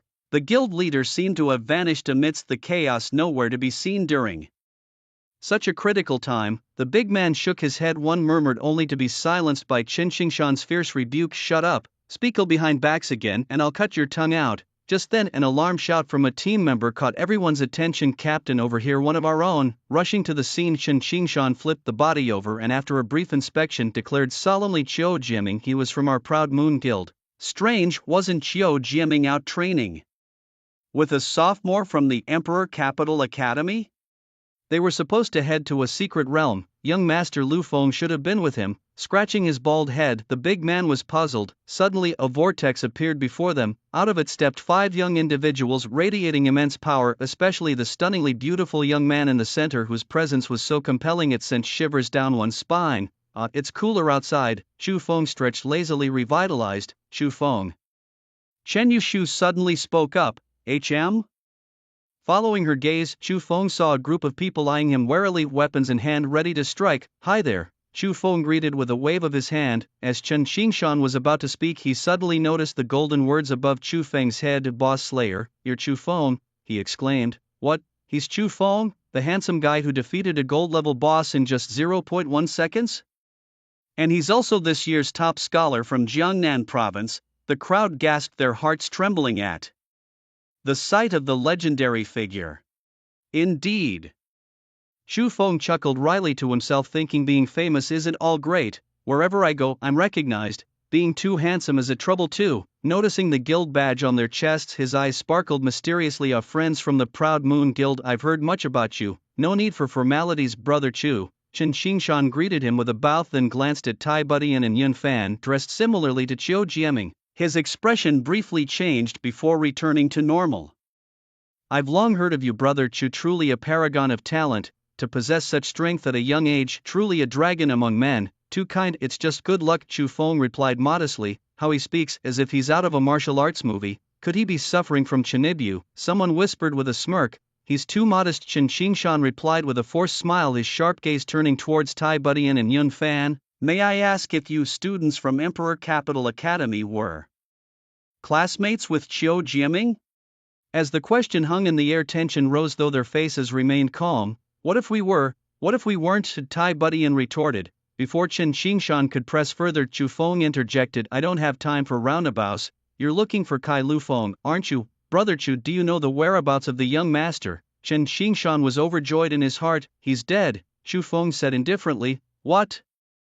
Chen Xingshan's joy was completely wiped out and his face changed drastically. Where did you get this news? Chen Xingshan asked again. How could I not know? I killed him myself. Chu Feng's mouth curved into a mocking smile. As these words came out, the entire place fell dead silent. Whether it was the people from the Proud Moon Guild or others like Chen Yushu, everyone was shocked. You just admit it directly like this, not even trying to defend yourself.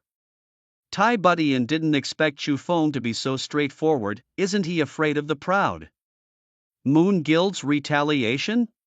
Not just Kai Lu Feng, but also about 20 others from your guild, plus this waste named Chiu Jiaming.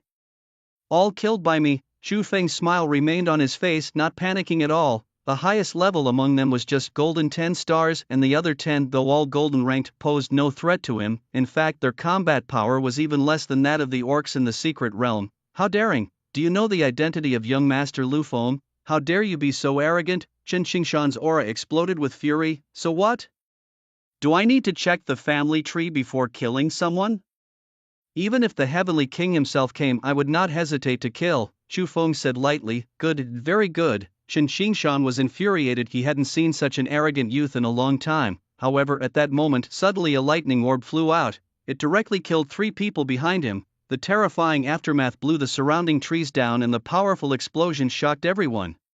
Since you are so fond of the young master, then go down and accompany him. Lightning chain. With a flash of silver light, screams were heard one after another, and the 7 people left behind died almost simultaneously. Chen Xingshan's spine turned cold with fear. In such a short time, Chu Feng had wiped out his men. He just seemed to have cast it without chanting, without even a starting gesture. How did he do it? At this time, Chen Xingshan noticed that people like Chen Yushu all seemed indifferent, as if they were already used to it. Wait, don't kill me. Chen Xingshan suddenly raised his hands high. Chu Feng didn't bother to listen to his nonsense and directly ended his life with a lightning orb. I hate it when people whine. Chu Feng walked over to their bodies and collected all the spoils into his backpack. All this is money, it can't be wasted, right? Brother Chu, now you and the Proud Moon Guild are probably irreconcilable, Tai Budian said helplessly. What's there to fear? They surely can't deal with me in the city, right? Chu Feng was not afraid at all. What are your plans next? Head straight back to Jianghai City? Yun Fan asked. Chu Feng nodded slightly. Lu Yang's injury needs to be treated at a hospital, and besides, our ultimate assessment is also complete, just waiting for school to start. Alright, thanks for everything in the secret realm. If you need anything in the future, just say the word. Yun Fan patted his chest. I owe you a big favor, senior, and about the design plans, I will arrange them as soon as I get back. Tai Budian also patted his chest. The difference between the two was not too great. Yun Fan's was a thumping sound like hitting an empty wall, while Tai Butian's was a duang-duang, with a peculiar rhythm. Well, see you at the academy then. Chu Feng nodded. Just then Tai Budian suddenly came over and gave Chu Feng a big hug. I really think highly of you. Keep up the good work. Chu Feng, caught off guard by the sudden embrace and still clutching the facial cleanser, stood frozen, not knowing where to place his hands. The powerful hug buried his face deep into the mountainside, nearly suffocating him. His only regret was that only his cheeks felt the pressure, nowhere else did. Soon Chu Feng escaped from the bitter sea, and Tai Buddy, and seemingly indifferent to this closeness, preferred this direct way of expressing herself. Junior brother. Let's go. Tai Buddy and Yun Fan simultaneously crushed their teleportation scrolls, and a swirl of spatial energy enveloped them before they vanished on the spot. Only 3 people remained on the field. Lu Yang rubbed his shoulders and stretched, sighing, finally it's over. We can just go directly to the Imperial Capital Academy to report, right? Thank you for guiding me through the secret realm. Chen Yushu cast a sincere look at him. Chu Feng waved his hand. If it weren't for you providing the news about the secret realm, I wouldn't know what to do now.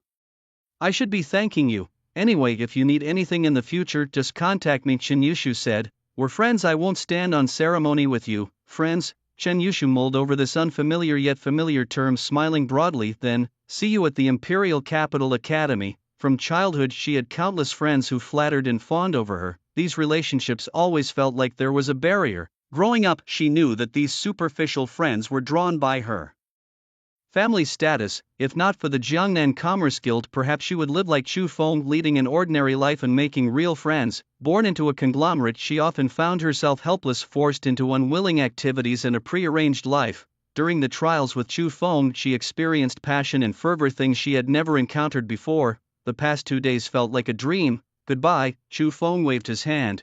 Then, she crushed her teleportation scroll and, after giving Chu Feng a deep look, she too departed. Fengzi, let's go too.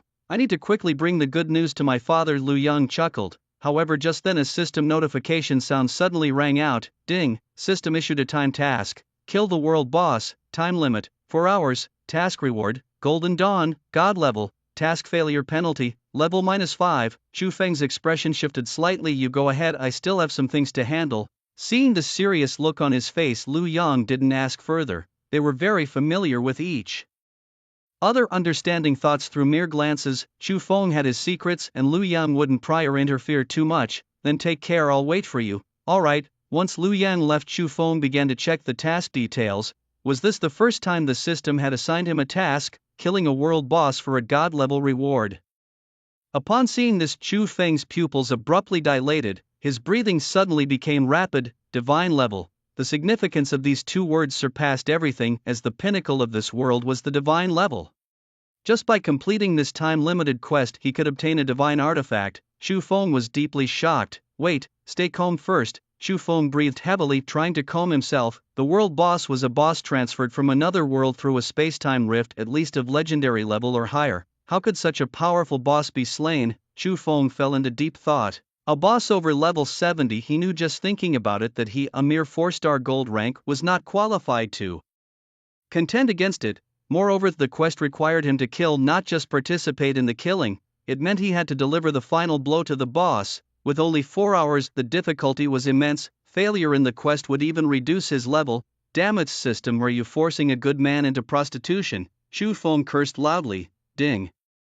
Considering the vast difference in strength between the host and the world boss, the system provided detailed information about the boss. After the enhancement, a panel suddenly appeared in front of Chu Feng. Greedy grasped tier, legendary level, strength, agility. This panel was useless. Apart from the tier, everything else was question marks. And even if he could see it with his small frame, just a puff of air would be the end of him, right? Wait. At this moment, Chu Feng noticed a line of very small text in the lower right corner of the panel. Remaining health, 52.235%. Seeing this, Chu Feng smiled knowingly. With a health indicator, things were a lot simpler. At the same time, a map appeared in his mind, with a green dot marking his current location and a distant red. That must be the world boss. Chu Feng glanced at the time, and without hesitation he rushed towards the direction of the world boss. Along the way, Chu Feng hid his information, especially his title. This thing was too eye-catching, anyone could guess who he was at a glance. Although using his thunder magic would immediately reveal his identity, at least during the process of surrounding the boss, no one would notice him. Additionally, being able to see the boss's remaining health was his biggest advantage. There was a gamble in it, but no matter what, he must give it his all. On the other side of Qingcheng mountain range, a beast towering 100 meters high stood in the belly of the mountain, resembling a gorilla, its body covered in blood-red fur burning with roaring flames. The scorching temperature seemed to dry up the heavens and the earth. Each fall of its huge palm caused the earth to shake and mountains to tremble. Countless professionals were smashed into mush under this palm. This boss seemed to particularly enjoy blood meals, grabbing dozens of people in one swoop and throwing them into its mouth. When chewing, a human-like expression of enjoyment appeared on its face. Around the boss, there were many professionals densely packed, a vast sea of black. Members of the Proud Moon Guild. Listen up. Ranged professionals full output. Melee professionals stand by, a burly middle-aged man commanded. This man was none other than the president of the Proud Moon Guild, Kai Haoyue, aged only 47, already possessing the strength of a 3-star legend. Standing next to him, a male and a female, both vice presidents, were both powerful figures of 8-star epic level. Understood. At the call, nearly 400 remote professionals began an endless barrage of skills. With a bottle of blue potion clenched in their mouths, they replenished their mana as soon as it ran low. It was a disaster, yet it was also a rare opportunity. After the world boss dies, the experience points are divided among all the job changers who participated in the kill, but only the one who lands the final blow is eligible to claim the loot. Thus, numerous guilds from Jianghai City and the surrounding cities, as well as a host of freelancers looking for an easy score, all wanted a piece of the action. The guilds did not prevent this, as the boss still had plenty of health, and the more people there were, the faster it went down. Guild leader Kai, your Proud Moon Guild has really pulled out all the stops this time, hasn't it? Just beside the Proud Moon Guild's camp, another large guild from Jianghai City, the Flame Radiance Guild, had also sent people. However, their numbers were not as large, only 200 to 300, led by the guild leader and deputy guild leader themselves. Zhang Fian spoke. World bosses are a rare opportunity, we must seize it well. Kai Haoyue paused, then turned to look at Zhang Fian. And you bringing just 200 to 300 people to snatch the boss? Isn't that a bit naive, ha ha ha? Where would that idea come from, guild leader Kai? We are just here to join in the fun, laughed Zhang Fian. Kai Haoyue snorted coldly upon hearing this and said no more, deeming it a waste of breath to converse with such people. The Flame Radiance Guild had always been at odds with them, and Zhang Fian was a legendary level powerhouse at 2-star legendary level. Not only these two guilds, but Jianghai City's dominant guild, Shihai City's Giant Cauldron Guild, and Lijiang City's Jiaolong Guild were present. As for the medium and small guilds, they were innumerable, and with freelancers included, the number of people on the field was tens of thousands and still increasing. Guild leader Kai, I heard your brother was killed in Qingcheng Mountains. The murderer has not been found yet. Do you want me to send someone to help you find him? Asked Zhang Fian. Kai Haoyue's expression faltered, but he quickly recovered, smiling lightly. My incompetent brother, don't trouble yourself, guild leader Zhang, this is our guild's matter and I will handle it. I hope you can find the murderer soon. He dared to kill my brother near Jianghai City. He is quite bold. Zhang Fian shook his head and sighed. Although Kai Haoyue appeared calm, his heart was raging with fury. The mockery in the opponent's words was clear. The murderer had dared to kill his man near the headquarters of the Proud Moon Guild, clearly disregarding him. Kai Haoyue had originally planned to personally lead a group to find the murderer, but the appearance of the world boss meant his plans had to be temporarily shelved. He had only sent Chen Qingshan to look for the person. After an entire hour without any response, the prospect seemed grim. At that moment, the boss suddenly roared skyward. A blazing beam of light spewed from its mouth, instantly vaporizing thousands. The ground suddenly split open, creating a chasm a kilometer long, with flames burning fiercely and quickly spreading. Soon, the entire mountain was engulfed in flames, with the screams of people echoing everywhere. The boss, enraged, pounded its chest, its large eyes bloodshot. At this moment its body was covered in wounds, blood flowing freely, converging into rivers. The blood seemed imbued with an immensely powerful fire element, melting mountains as it flowed. Anyone it touched was instantly vaporized. Such was the terror of this legendary level boss. An hour passed and finally Chu Feng reached his destination. Standing on a tree, he gazed in awe at the colossal beast from afar. The immense pressure was terrifying. In the presence of this boss, Chu Feng felt incredibly insignificant, like a tiny boat in a tsunami ready to sink at any moment. It seemed difficult to find an opportunity. Chu Feng observed for a while but could not discern any weaknesses in the boss. Despite its massive size, it was extraordinarily agile. Moreover, the flames enveloping it were brutally fierce. getting within 10 meters meant instant evaporation. Just then the boss roared again and a scorching beam of light appeared, instantly killing thousands. At the same time, the boss's health dropped below 30%. Guild leader, it's time to strike, suggested a team leader from the Proud Moon Guild. The boss was covered in blood with deep gashes all over its body, some so deep that stark white bones were visible. Don't rush, it's not yet time, Kai Haoyue calmly responded, his eyes fixed on the scene. But while he was patient, others were not. The Dragon Guild, led by guild leader Jade Dragon, rallied all 500 of its members and charged at the boss. Fools, Kai Haoyue scoffed coldly, magic spells were cast as if they cost nothing. Guild leader Jade Dragon, wielding a staff, began to chant.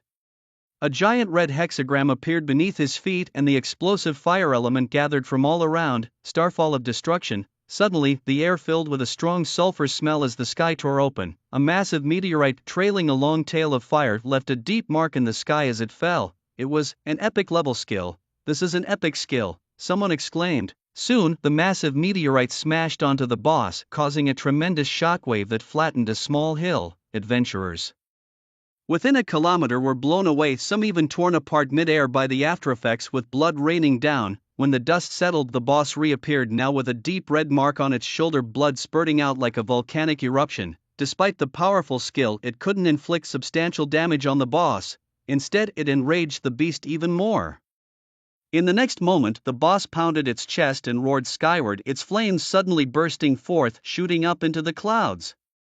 Then fire rained down from the sky, each fireball as large as a 2-meter-wide sphere, smashing directly to the ground.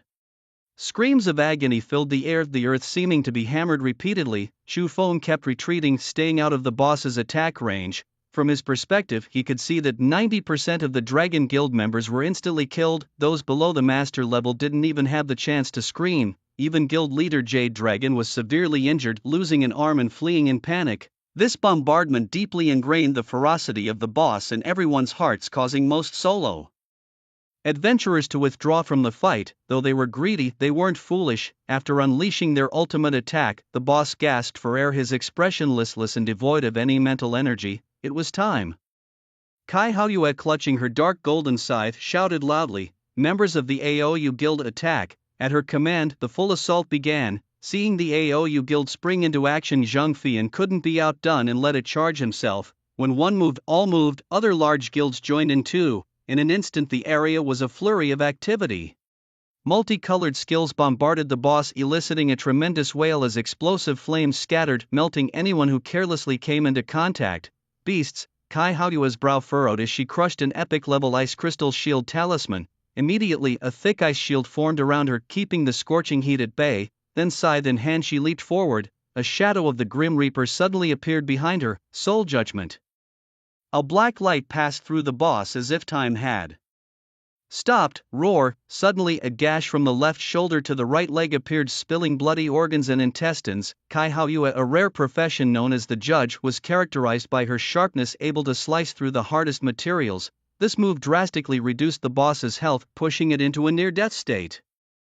Seeing this, everyone intensified their efforts, hurling skills at the boss non-stop. Zhang Fian, a boxer, his black hair slowly turning golden with his growing momentum, his muscles suddenly bulging. A ripple spread invisibly from under his feet. Twin dragons from the sea. With a loud shout, his fist suddenly produced 2 golden dragon heads, striking the boss's skull hard. The tremendous impact knocked the boss to the ground, causing the earth to shake. The boss's temple caved in, blood streaming from his eyes. As the boss fell, all guilds seized the opportunity, bombarding it with countless skills, rapidly depleting its health. Meanwhile, the guild leaders vigilantly watched each other, none wanting to miss the last hit on the boss. Chu Feng quietly moved to a secluded corner, barely daring to breathe. This was close enough. Boss's remaining health, 0.295%, almost there. Chu Feng's heart raced, his eyes fixed on the health bar, 0.126%. 0.051%. Just a bit more. Chu Feng's forest staff glowed brightly, the lightning element ready, 0.001%. Now, Thunder Hammer, Thunder Prison, True Thunder Law. 3 skills launched almost simultaneously. Boom, lightning erupted, the powerful force of thunder bursting forth. Although Chu Feng's attributes weren't the top in his level, his thunder magic dealt tremendous damage. coupled with a triple critical hit buff and the advantage of monitoring the boss's health bar, a privilege no one else had. He delivered the final blow, catching everyone off guard, killing a legendary 3-star world boss. Experience plus 2 million, ding. Congratulations to the host for completing the time-limited task, slaying the world boss, reward acquired, Golden Dawn, God tier, unmatched critical strike LV2 progress, 1/3, even with experience points equally distributed he still received 2 million. The light flashed 3 times consecutively, propelling Chufeng directly to the rank of Golden 7 stars thanks to the abundant experience from the world boss. Along with the boss's death, an announcement appeared in the minds of the transmigrators in the Dragon Summer Empire. Global notification. Congratulations to Golden 7 stars Thunder Mage Chufeng for delivering the final blow to the legendary 7 stars world boss. Global notification. Congratulations to Golden 7 stars Thunder Mage Chufeng for delivering the final blow to the legendary 7 stars world boss. What? The boss was stolen, again, by this guy named Chufeng? As they were stunned, a figure swiftly swooped over the boss's corpse and snatched the only item that dropped. Stop right there. Kai Haoyue came to his senses, his face dark as thunder, nearly dripping water. The fury in his eyes seemed ready to burn the heavens to ashes. He stomped his foot fiercely, and like a cannonball he shot out. His speed was so fast it was nearly invisible to the naked eye. In an instant he caught up to Chufeng. Kid, dare to steal from the proud Moon Guild? I want your life. Kai Haoyue said in a deep voice. Idiot, I killed the boss. Since when did it become your property? Chufeng swung his staff and a field of thunderous prisons suddenly appeared. The violent lightning struck Kai Haoyue, causing him to stiffen suddenly. His vision darkened as he entered a stunned state, but it only lasted for 0.5 s. Kai Haoyue's vision cleared up quickly. He shook off the paralysis with a tremble. Kid, you can't run away today. I will crush you to dust whether you flee to the heavens or dive into the earth. Kai Haoyue roared furiously. For this world boss, they had lost hundreds of brothers, not to mention all the health and mana potions. Mainly it was about the items dropped by the boss, likely a legendary treasure worth a fortune. Just for that he could never let Chufeng go. Come on, catch up to your grandpa first. Chufeng laughed heartily, tossing out another thunder prison. No cooldown period. Kai Haoyue's eyes widened, his expression baffled. What's going on? Why would someone be so special? And he didn't seem to be chanting, did he? With confusion, Kai Haoyue stared intently at Chufeng's retreating figure. Chufeng, this name was already well known to him, a top scholar who refreshed the record for the fastest dungeon clear. And then there was yesterday's global notification, as well as setting the record for the fastest kill of a golden level boss. He had many accolades for someone who hadn't yet entered an academy to study. As a young man, Chufeng had already far surpassed his peers. But no matter what kind of monster he was today, he was doomed. During Chufeng's escape he occasionally looked back, and whenever Kai Haoyue got close he would toss a thunder prison. Though the stun duration wasn't long, it still bought him quite some time. Originally he wanted to crush a return scroll right after snatching the boss, but he couldn't bear to leave just like that after a treasure had dropped from the boss. Having already made enemies with the proud Moon Guild, he didn't mind deepening the animosity. As Chufeng was considering his escape, a wave of heat assaulted him from the left. Thunder shield. Light's protective barrier. The fireball smashed into the shield, shattering it instantly and striking Chufeng hard, causing him to spit out blood and get thrown backward. Upon seeing the attacker, Kai Haoyue coldly said, President Zhang, you dare to snatch my belongings? Isn't President Kai's skin a bit too thick? The treasures don't bear your name. Why do you claim them as yours? Zhang Fian laughed out loud. Descending from the sky, accompanying him was the vice president of the Flame Guild. Moreover, several other major guild leaders had arrived. Their purpose was clear. They were there for the legendary treasure. Kai Haoyue's face darkened. In a one-on-one fight he feared no one, but the field now had legendary warriors, including himself, making up 5 in total. What did President Zhang mean by this? Did he intend to monopolize the treasure? Kai Haoyue's eyes flickered. Don't try those tricks on me, I'm not buying it. Kill that boy, and as for the treasure, may the best man win. How about that? Zhang Fian proposed. I agree. Kai Haoyue nodded slightly. I agree too. Soon the group approached Chufeng, observing his blood-soaked figure. Zhang Fian sneered, Kid, be more observant in your next life. Zhang Fian grabbed Chufeng by the neck, lifting him effortlessly. At that moment Chu Feng felt as if his bones were falling apart, his organs seemed displaced and his throat burned fiercely. Wait, I have something to say, Chu Feng said weakly. Oh, you have last words? Speak, I'll give you a chance, Zhang Fian said mockingly. Chu Feng slowly turned his head to look at Kai. How you sneering Kai Lu Feng, that trash, was killed by yours truly. Ha! Upon hearing this, Kai Haoyue erupted with fury and his scythe swung fiercely towards him, seeking death. As the scythe neared, Chu Feng's face showed no emotion, his bloodied mouth curled into a mocking smile. Just as the scythe was about to touch Chu Feng, a tremendous aura descended from the sky, forcibly blowing Kai Haoyue away. Kai Haoyue grunted, his legs dragging a long mark on the ground. Looking up, he saw a group of soldiers clad in golden armor riding celestial horses. They exuded a thick aura of blood and death, seeming to turn the sky blood red as they moved. Leading them was an old man with white hair and beard, his face lined with wrinkles yet bearing immense authority. His eyes seemed to penetrate heaven and earth, profound and intimidating. Just one glance felt like being struck by a massive mountain, sending chills down the spine. Their arrival caused the surrounding temperature to drop sharply as if winter had come. The White Tiger Legion? Zhang Fian's pupils contracted sharply. The Dragon Summer Empire had 4 major legions: the Azure Dragon, the Vermilion Bird, the White Tiger, and the Black Tortoise. They were the Empire's guardian deities, tasked with defending the borders and preventing monsters from invading. They also had the rights and duties to cleanse the Empire of its cancers. Overall, the Legionnaires could walk sideways in the Empire. What shocked them now was why was the White Tiger Legion in Jiangnan Province? Furthermore, observing the 4 stars on the chest of the elder leading them, he was a deputy legion commander. His strength must be at least at the mythical level. I wonder where I have offended the senior. Please speak frankly. Even Kai Haoyue, rebellious as he was, had to tail it when facing a mythical level powerhouse. A single breath from such a person could burst him dead. This little guy I, Tai Ching Tian, have taken under my protection. Tai Ching Tian's voice was not loud, but it boomed like thunder exploding right next to their ears.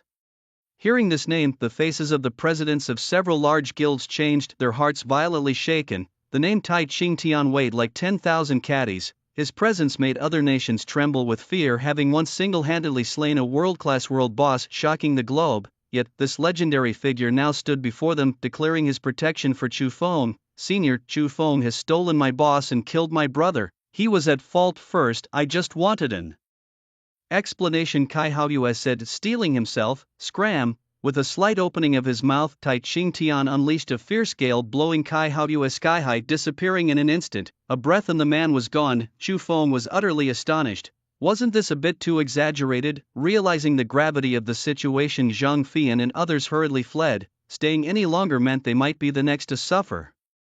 Although legendary treasures were tempting, they were not worth risking their lives over. Tai Ching Tian, riding a celestial horse, slowly descended beside Chu Feng, casually tossing him a bottle of red potion. Save your life first. Chu Feng caught it with both hands, and looking down, he was shocked to find it was a legendary level life potion. Indeed, a true master acts differently. His flair was so elegant and refined. After drinking the red potion, all of Chu Feng's injuries healed instantly. Thank you for saving my life, Senior. Chu Feng bowed in thanks. Calling me Senior is too formal, call me Grandpa. You should thank Nan Nan. She heard a world boss appeared nearby, and I just happened to be around, so I came over. Tai Ching Tian laughed heartily, patting Chu Feng on the shoulder, sending a tremendous force that instantly floored Chu Feng. Frowning slightly, Tai Ching Tian commented, as a man you're too frail, you need to exercise more. Are you sure it's not because your strength is too great? Chu Feng retorted, then paused. Wait, Nan Nan is who? Just then, 2 towering mountains suddenly appeared in Chu Feng's mind. Could it be Tai Buddy? And Chu Feng's mouth twitched, thinking back, this father and son pair indeed resembled each other in character too. Your senior sister is thoughtful. I'll definitely thank her in person later. Chu Feng nodded. I heard you are the top scholar of Jiangnan Province and even broke the record. Very impressive. Tai Buddy looked more and more satisfied, then asked, interested in joining my legion? Chu Feng raised an eyebrow, politely declining. No need at this stage, I'm still focused on my studies. To each their own, I won't insist. Nan Nan is a bit impulsive, be more tolerant when you're friends. Tai Ching Tian revealed a mysterious smile. Chu Feng, we're friends? Are these friends? Proper. Do well, I have high hopes for you. Tai Ching Tian clapped Chu Feng on the shoulder, instantly flooring him again. He was completely stuck in the mud, forming a human shape. Tai Ching Tian said sternly, as a man, how can you act like a meat dog? You should exercise more. When Chu Feng returned to the student dormitory in Shanghai City, it was already 9 p.m. As soon as he opened the door, he found Lu Yang kneeling on the ground in an extremely bizarre posture, supporting himself with his hands on the ground and making a very strange sound that was almost unbearable to hear. "What are you doing, pretending to be a canine?" Chu Feng asked. Hearing Chu Feng's voice, Lu Yang quickly stood up and rushed over to give him a familiar bear hug with the same familiar strength, indicating that his injuries had healed. "Fengzi, you're getting more formidable. I just received the report this afternoon that you defeated a world boss." Lu Yang chuckled and rubbed his hands together. Chu Feng glanced at him. Having known Lu Yang for so long, he could tell what he was up to just by the way he moved. "Here, your treasure chest." Chu Feng tossed a golden treasure chest to him, then asked, "Where's Chen Yushu?" "Oh, after hearing that you killed the world boss, she took some people to look for you," Lu Yang said, lovingly caressing the treasure chest as if it were a rare treasure. "That girl." Chu Feng shook his head helplessly. He opened his phone and sent her a message to tell her he was safe and had already arrived home. She replied almost instantly, "Chen Yushu, are you hurt?" Cat with a question mark. Chu Feng, "No, a man on a rainbow-colored white horse came to my rescue." Chen Yushu, black man with a question mark. Afterwards, Chu Feng logged onto a forum, registered an account with the username "Duck You're So Ugly." He briefly scanned the posts and found quite a few about himself, from being the newcomer king at number 60 middle school, the provincial top scorer, to setting the record for the fastest time to kill a golden level boss. The hottest topic was shocking, legendary world boss killed by a golden level youth. Below the post, a bunch of fans bragged about how awesome their idol was. "Have you guys noticed that Chu Feng has been making a lot of noise lately? And his level is increasing too fast, right? How long has it been since he changed his job? He was a golden 1-star at the time refresh and a golden 7-star when he killed the world boss. I can't take it anymore. Ladies, I'm bowing down in respect." Many expressed astonishment at his rocket-like speed in leveling up. Not just them, even Lu Yang, who was very close to him, found it strange. However, he didn't ask. Everyone has their secrets. After scanning the forums, Chu Feng checked Weibo and was shocked to discover that a fan club dedicated to him had reached 1 million followers. Goodness! I didn't become a celebrity, did I? Chu Feng broke out in a cold sweat. In this world there were no so-called singing stars or movie stars, nor were there any trainees. In a world where strength was revered, people only believed in the powerful. Like Tai Ching Tian, his fans numbered at least 500 million. But even that wasn't considered top tier. The real top tiers were the world-ending powerhouses who rarely appeared in the public eye. After browsing, it was already late at night. Chu Feng took out the soul-capturing ring to wear and then took out the items dropped by the world boss. This is a gigantic fawn, about the size of half a person. Greedy grasp. Legendary, a token of the brave. It is said to be capable of making some sort of deal with the gods. Upon seeing this item description, Chu Feng furrowed his brows. Gods? Are there really gods in this world? The scriptures indeed record many legends about gods, but no one has ever seen them with their own eyes. Moreover, the description is too ambiguous, isn't it? Some sort of deal, it's quite unsettling. And finally, the system reward, a divine artifact. It is a metal round in shape with a great sword engraved in the center, radiating dazzling golden light. Chu Feng carefully cradled it in his palm, his heart uncontrollably pounding as if it might leap out of his chest. Is this the legendary divine artifact? The status of a divine artifact is on par with God's. Golden Dawn tier. Divine artifact, sealed, no level requirement. Strength plus 1000, agility plus 1000, spirit plus 1000, constitution plus 1000. With an additional passive skill divinity, attribute plus 10%? Below are 6 consecutive question marks, probably related to the seal. Just looking at the attribute bonuses, it's already monstrous, and it even includes a percentage increase in all attributes. That means, the higher his attributes, the higher the bonus. From the panel, only the first layer is unsealed. How strong would it be if it were fully unsealed? Chu Feng dare not imagine. Is this the charm of a divine artifact?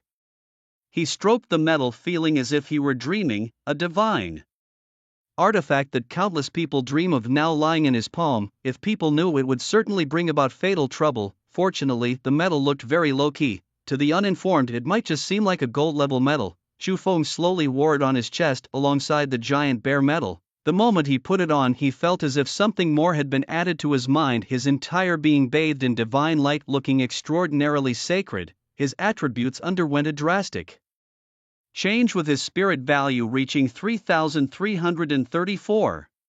More than double, plus the upgraded unmatched critical strike. Chu Feng could hardly imagine how fierce the damage from his Thunder Hammer would now be. Could he possibly solo a master-level boss directly? The next morning, after washing up, Chu Feng headed straight to the headquarters of the Jiangnan Commerce Guild. He had a lot of equipment and materials to sell. As the provincial capital, Jianghai City had the Jiangnan Commerce Guild headquartered in the city center. Looking around, the headquarters was like a massive beast covering a vast area. There were dining areas, leisure areas, and even a battle zone specifically for those changing their professions. Of course, the largest was the trading platform. To avoid unnecessary trouble, Chu Feng hid his personal information. Upon entering, he found the place teeming with people, the noise almost drowning out the crowd. "Hello, I would like to sell a batch of equipment and materials." Chu Feng approached the selling area. The official in charge of appraising the value of the items looked up at him with a polite smile. "Sir, just bring them out, no need to be so formal."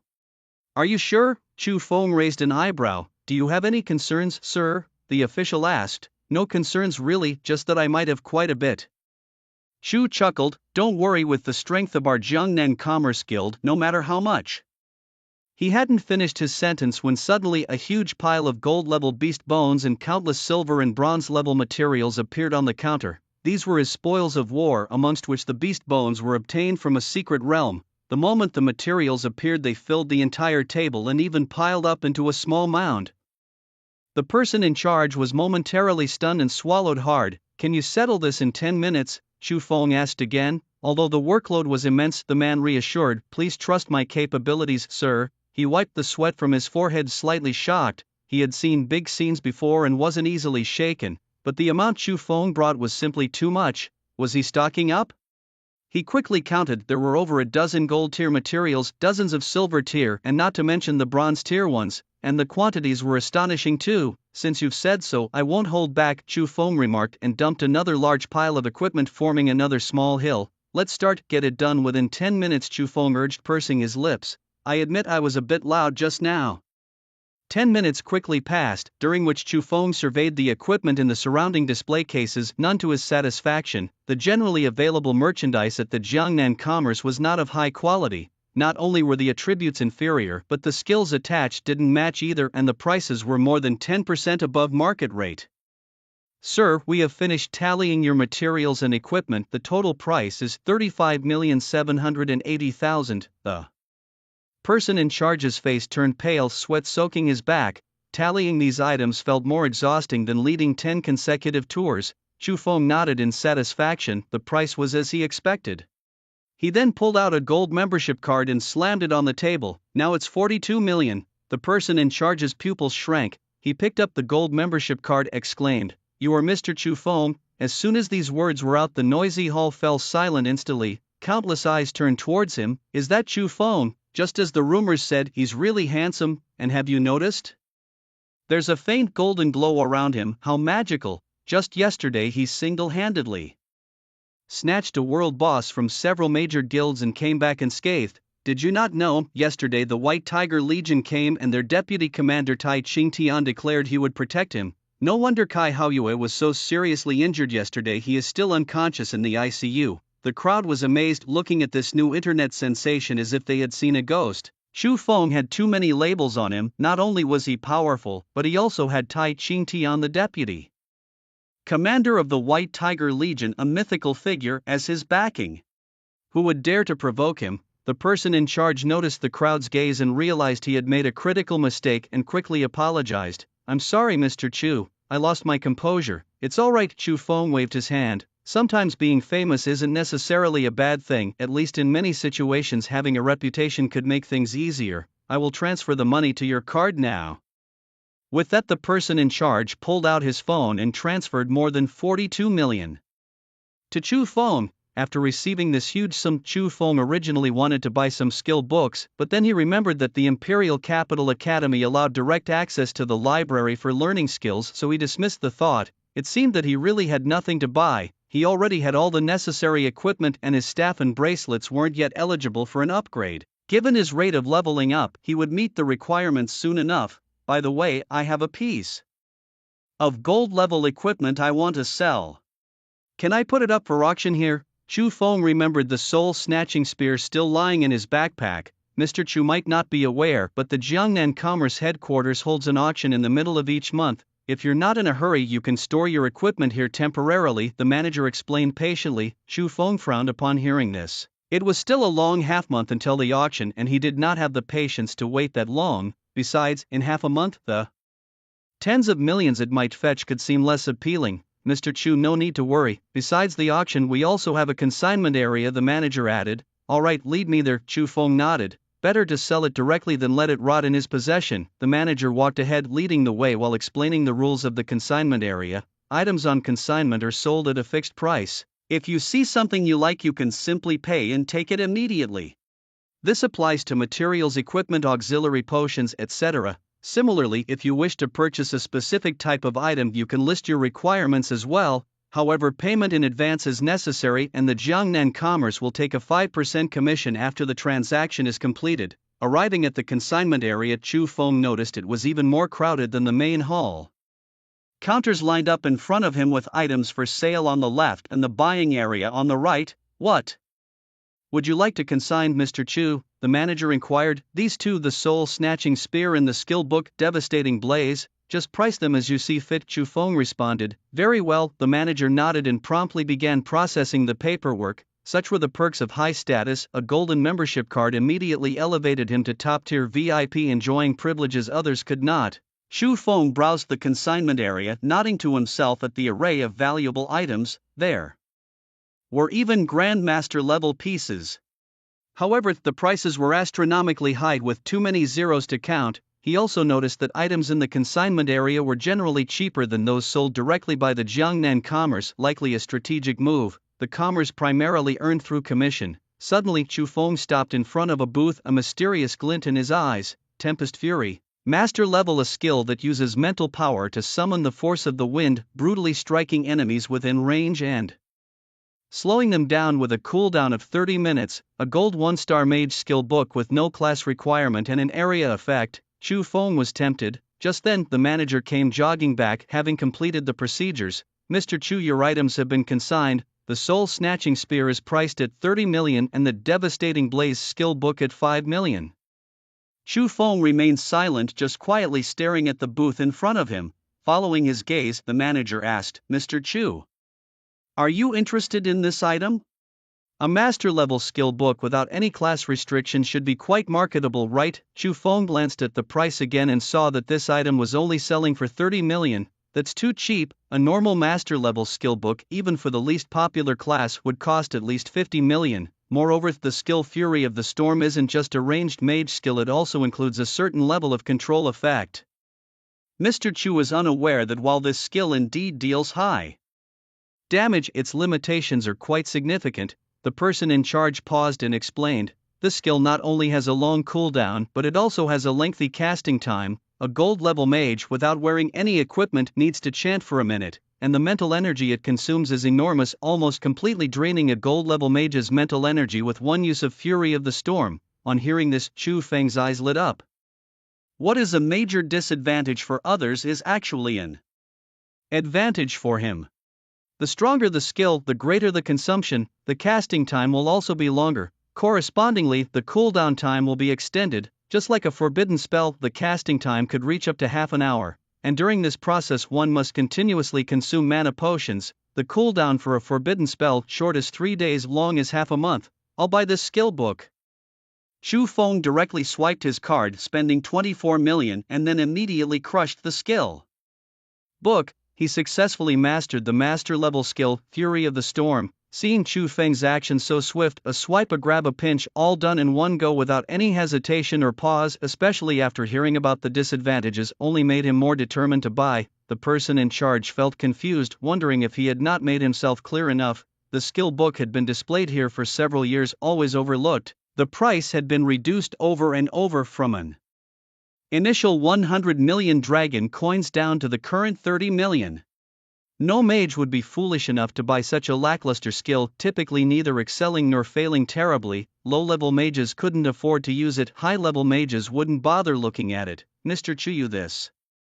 The person in charge hesitated to speak further, deeply sighing. Before he could finish, Chu Feng walked past him straight to another counter. After browsing around, he didn't find anything else of value. Just as he was about to leave, the Golden Dawn suddenly trembled. Ding! A cold prompt in his mind announced. Detecting a nearby artifact that can be unsealed, Chu Feng paused, his gaze falling on a wooden statue in the corner. He walked over quickly, bending down to inspect it closely. The statue depicted a semi-naked man covered in dents, numerous scars. As he drew closer to the statue, he could feel the Golden Dawn's increasing desire. How much for this statue? Chu Feng asked. The person in charge glanced at it and said, 500,000 dragon coins. It belonged to a butcher, and despite many appraisers handling it, none found anything extraordinary, all considering it a normal statue.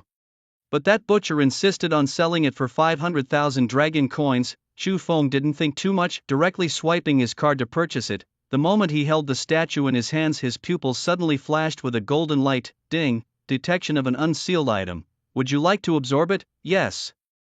In the next moment, a barely perceptible divine essence flowed from the statue towards the Golden Dawn metal at his chest. Instantly, the gold sword on the metal shone brighter.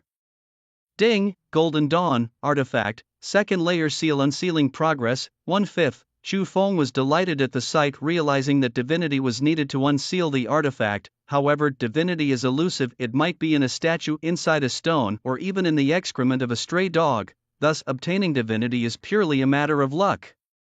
After another round without finding anything valuable, Chu Feng headed towards the main gate. When he returned to the hall, the looks he received from the people around were strange, as if they pitied him or were worried for him.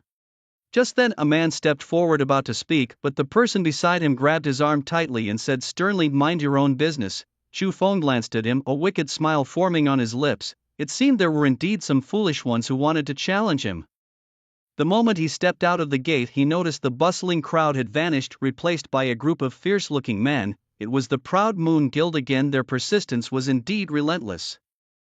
Chu Feng scoffed fearlessly. Steal our guild's world boss, kill young Master Lu Feng, and cause our guild leader to be hospitalized and severely injured. How can we not seek revenge? What face would we have left in Zhanghai City? The leader was a 2-star master slayer. Beside him stood more than a dozen masterclass changers, their eyes brimming with murderous intent. How audacious! This is the territory of the Jiangnan Commerce Guild. The Proud Moon Guild has some nerve to start a brawl here. Aren't you afraid of the city guards? The person in charge said coldly. What do I Wang have to fear? Don't worry, I will take your head before the city guards arrive. Wang Bo sneered viciously. Are you so confident you've already won? Chu Feng spoke up.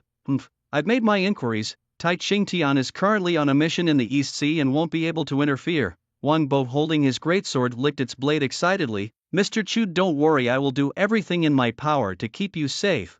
The person in charge quickly took out his phone to call security. Don't waste your effort. We have already taken control of your guild's bodyguards. Wang Bo's eyes were bloodshot. Chu Feng, you cannot escape today. The person in charge's expression changed, unable to believe the Proud Moon Guild would dare to so openly challenge the authority of the Jiangnan Commerce Guild in Zhanghai City. Who said I was going to run? Chu Feng's aura slowly rose, a gentle breeze brushing his cheek.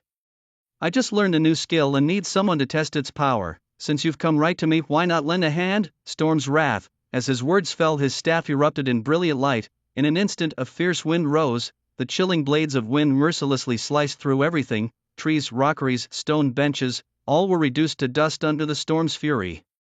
The skill covered an area of 2,500 square meters, instantly slicing the masterclass changers into countless pieces. Suddenly, flesh and blood flew everywhere. The scene was incredibly gory. What? The crowd was shocked beyond belief. What did they just witness? With a casual wave of his hand, Chu Feng conjured a skill directly. What kind of sorcery was this? The most shocked of all was the manager, who had previously advised Chu Feng not to purchase this skill. The fury of the storm was considered a useless skill in life and death battles. But reality had just slapped him hard in the face. It proved that nothing seemed impossible for Chu Feng.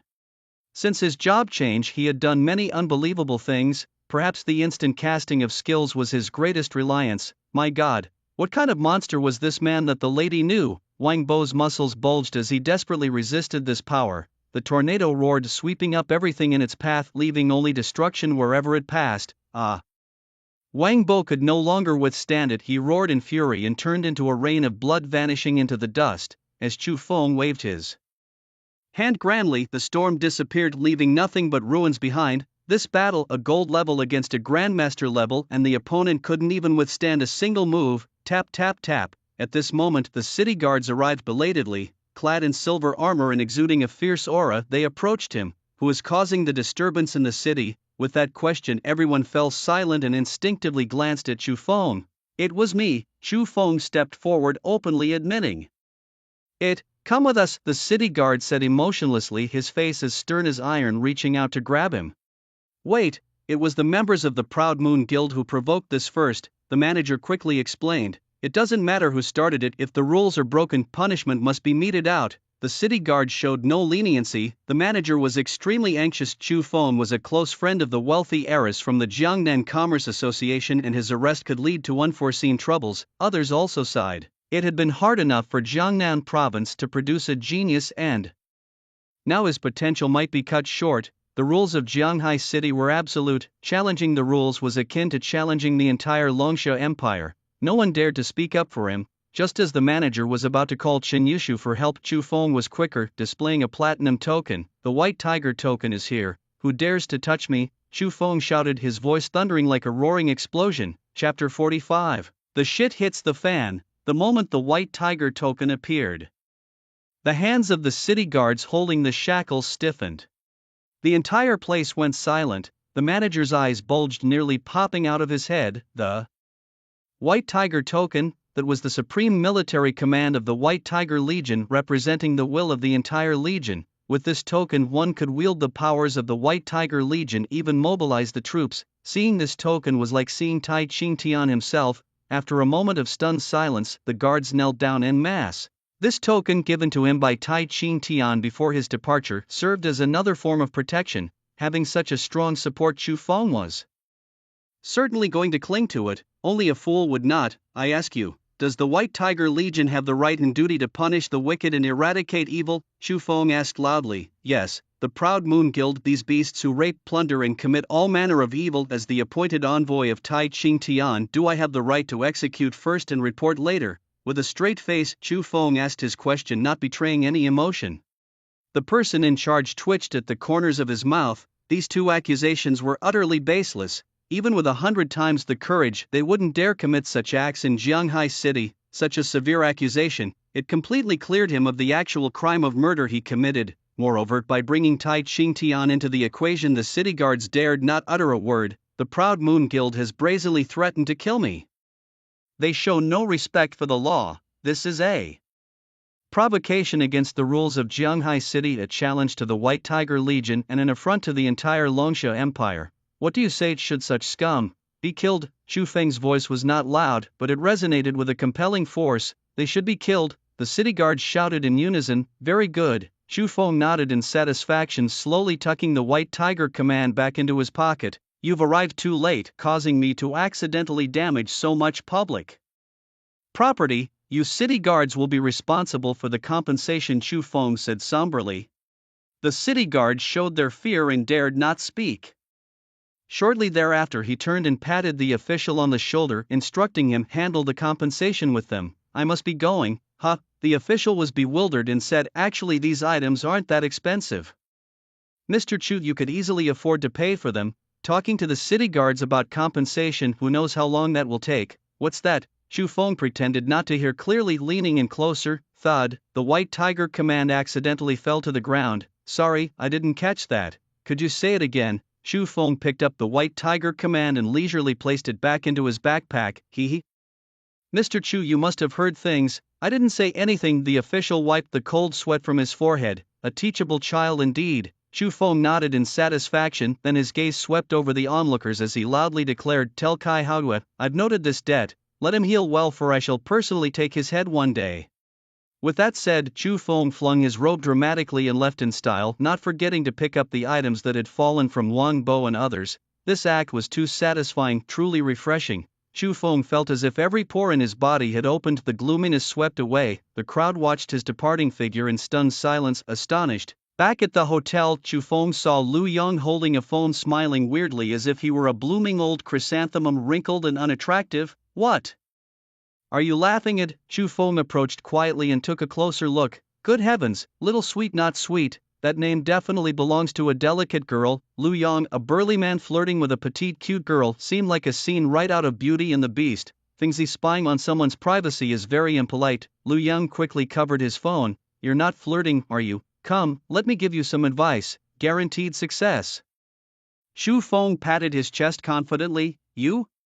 Lu Yang looked at him disdainfully. That look in your eyes? You don't believe me? Give me the phone, I'll chat with her for a bit, guaranteed to make her heart flutter. Chu Feng smiled confidently. Let's just drop it, I'd rather not be the last of the Lu family, Lu Yang said, not hiding the disdain in his eyes. Chu Feng was actually clueless in matters of love. Despite how many love letters he received back in school, the poor guy just didn't get it. Even the matchmaker god had to use steel reinforcements for his romantic connections. He was utterly overwhelmed by his ironclad straight male demeanor. It shows how profound his skills are. Lu Yang, you pure troll, beware of the green corpse chill. You're so ugly. How did you know my forum name? Guess. Lu Yang, you damn violate the martial ethics, spying on my privacy. I'll end you. Ouch, don't poke my chrysanthemum.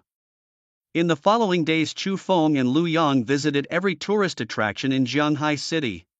Meanwhile, a video of Chu Feng slaughtering members of the Proud Moon Guild went viral online, causing a huge uproar. I finally understood why Chu Feng was able to top the provincial exams. His spellcasting doesn't require incantation. A mage who doesn't need to chant is indeed abnormal. He must have taken some potion to drastically reduce the chanting time. Right, a non-chanting mage couldn't possibly exist. Regardless, the fact that he with his gold 7 stars nearly instantly killed Wang Bo, a master 2 stars, was an earth-shattering feat. Throughout history, defeating someone 2 major ranks higher is rare. From then on, Chu Feng's fame skyrocketed in the Dragon Summer Empire. His fan count increased by millions daily. His fame soared to new heights. He even got approached by female fans for photos during his trip, making Lu Yang utterly jealous, almost grinding his molars in envy. But thinking of Chu Feng's ironclad way of thinking, he felt somewhat balanced.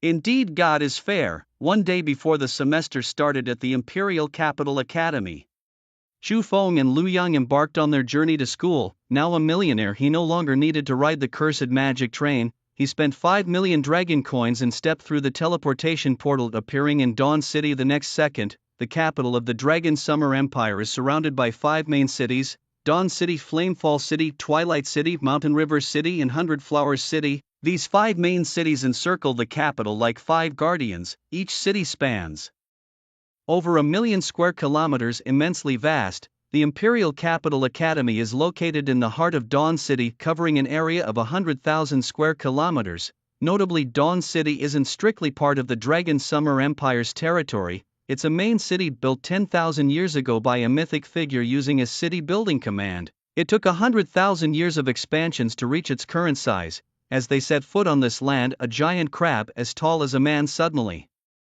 scurried past them. Where do you think you're going, monster?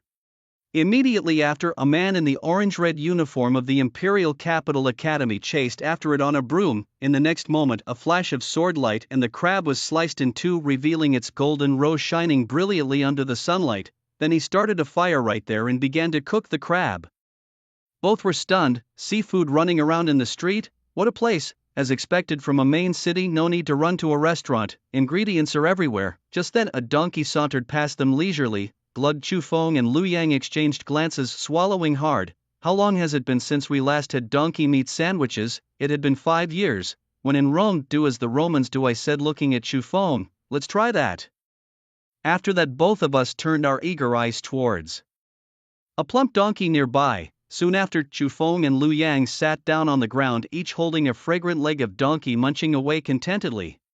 The city of Dawn is truly magical. Any donkey you catch on the road here is delicious. Lu Yang spoke with his mouth full of juicy meat, sighing in comfort. I must say, this is the best donkey meat I've ever had. Chu Feng gave a thumbs up in approval. Just then, a shout came from behind them. Xiao Bao. A man ran up to them, anxiously asking, brothers, have you seen Xiao Bao? Calm down, take it slow, said Lu Yang, putting down the donkey meat. Xiao Bao was missing. It was here just a moment ago. I only went to use the restroom, and when I came back, it was gone, Xiao Lang Tian said, frantic with worry. The square they were in was wide open with nowhere to hide, so logically, it shouldn't have just disappeared. Strange indeed. Don't worry, brother, we'll help you look, Lu Yang offered. Thank you, you guys are really kind. Xiaolang Tian's eyes filled with gratitude. Helping out in times of need is my knightly spirit.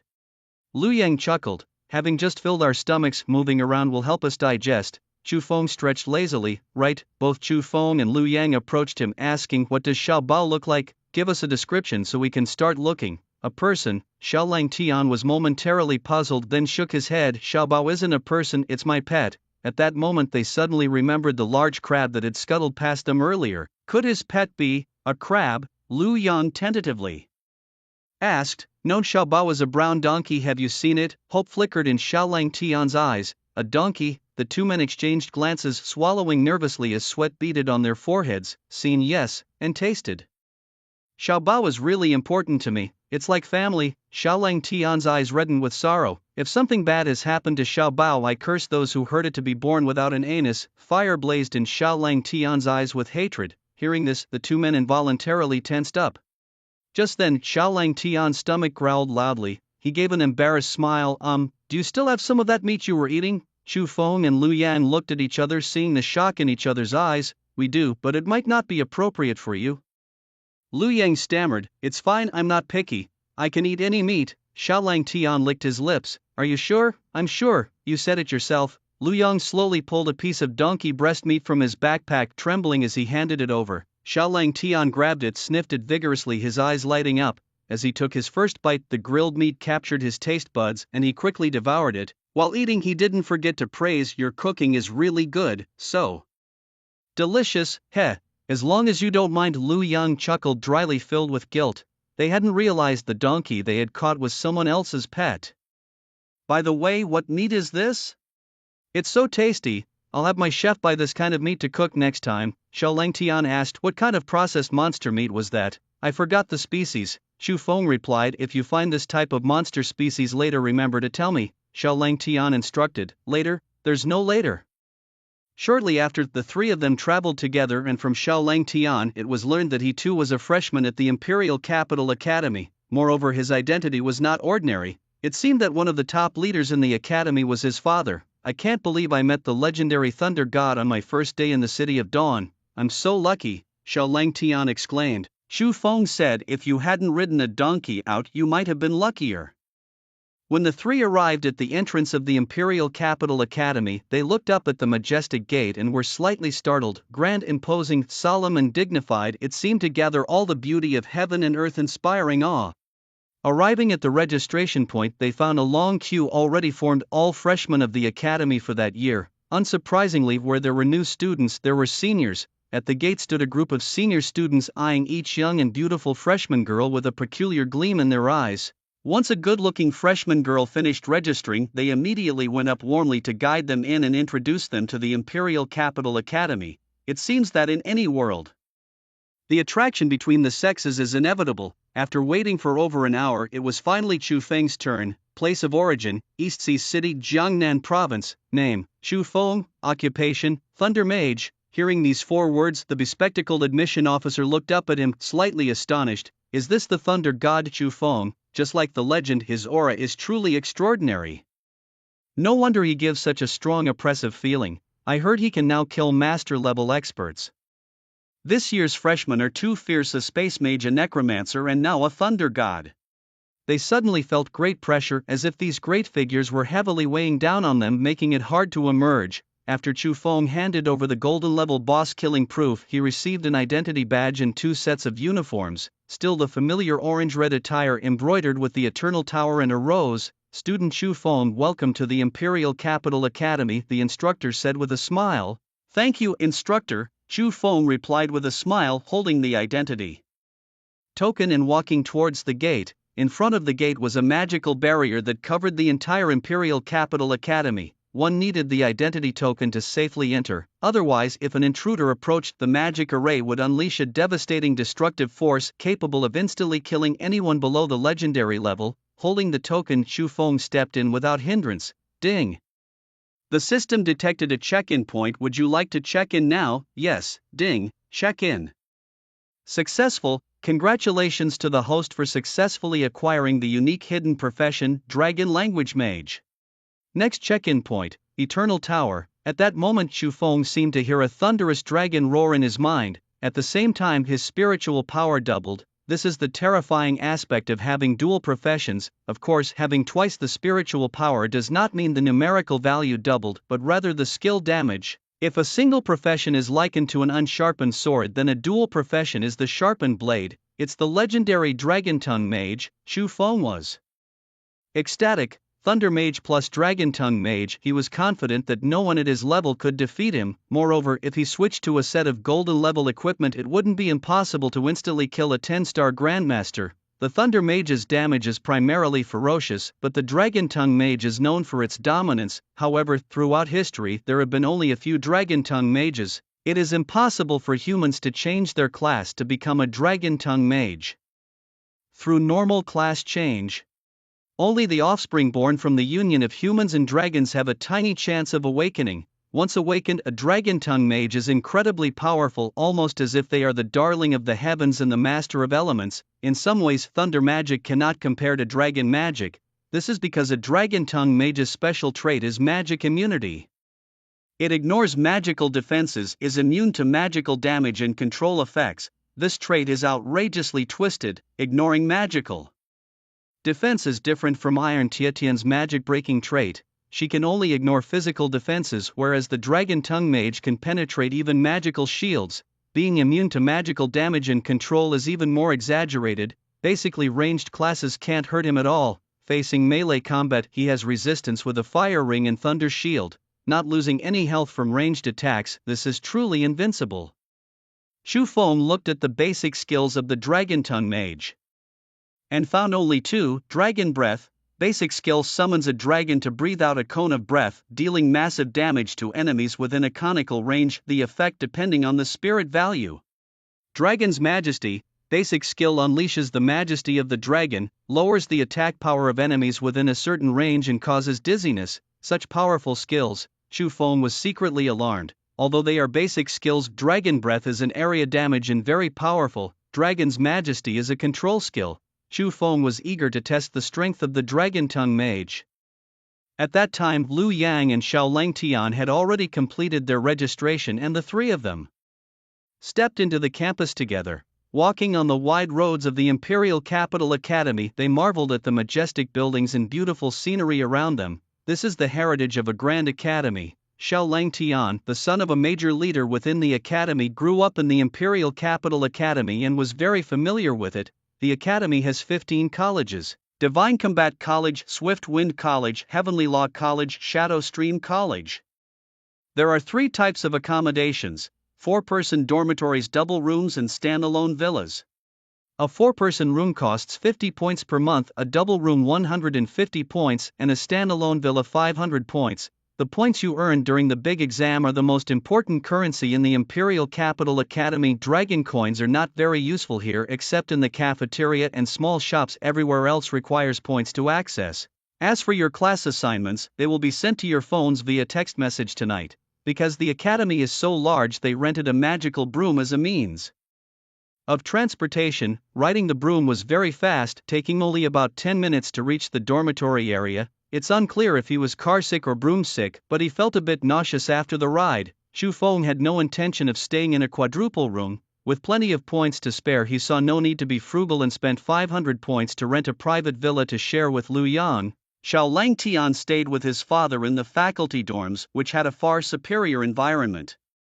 By the way, there's a special program for new students on registration day. You could even win some points. Interested in checking it out? Xiaolang Tian asked with a smile. Only a fool would miss out on free points, Chu Feng shrugged. So the trio rode their magical brooms to their destination. Half an hour later, they arrived at a vast square with a gigantic human statue at its center, surrounded by dueling platforms.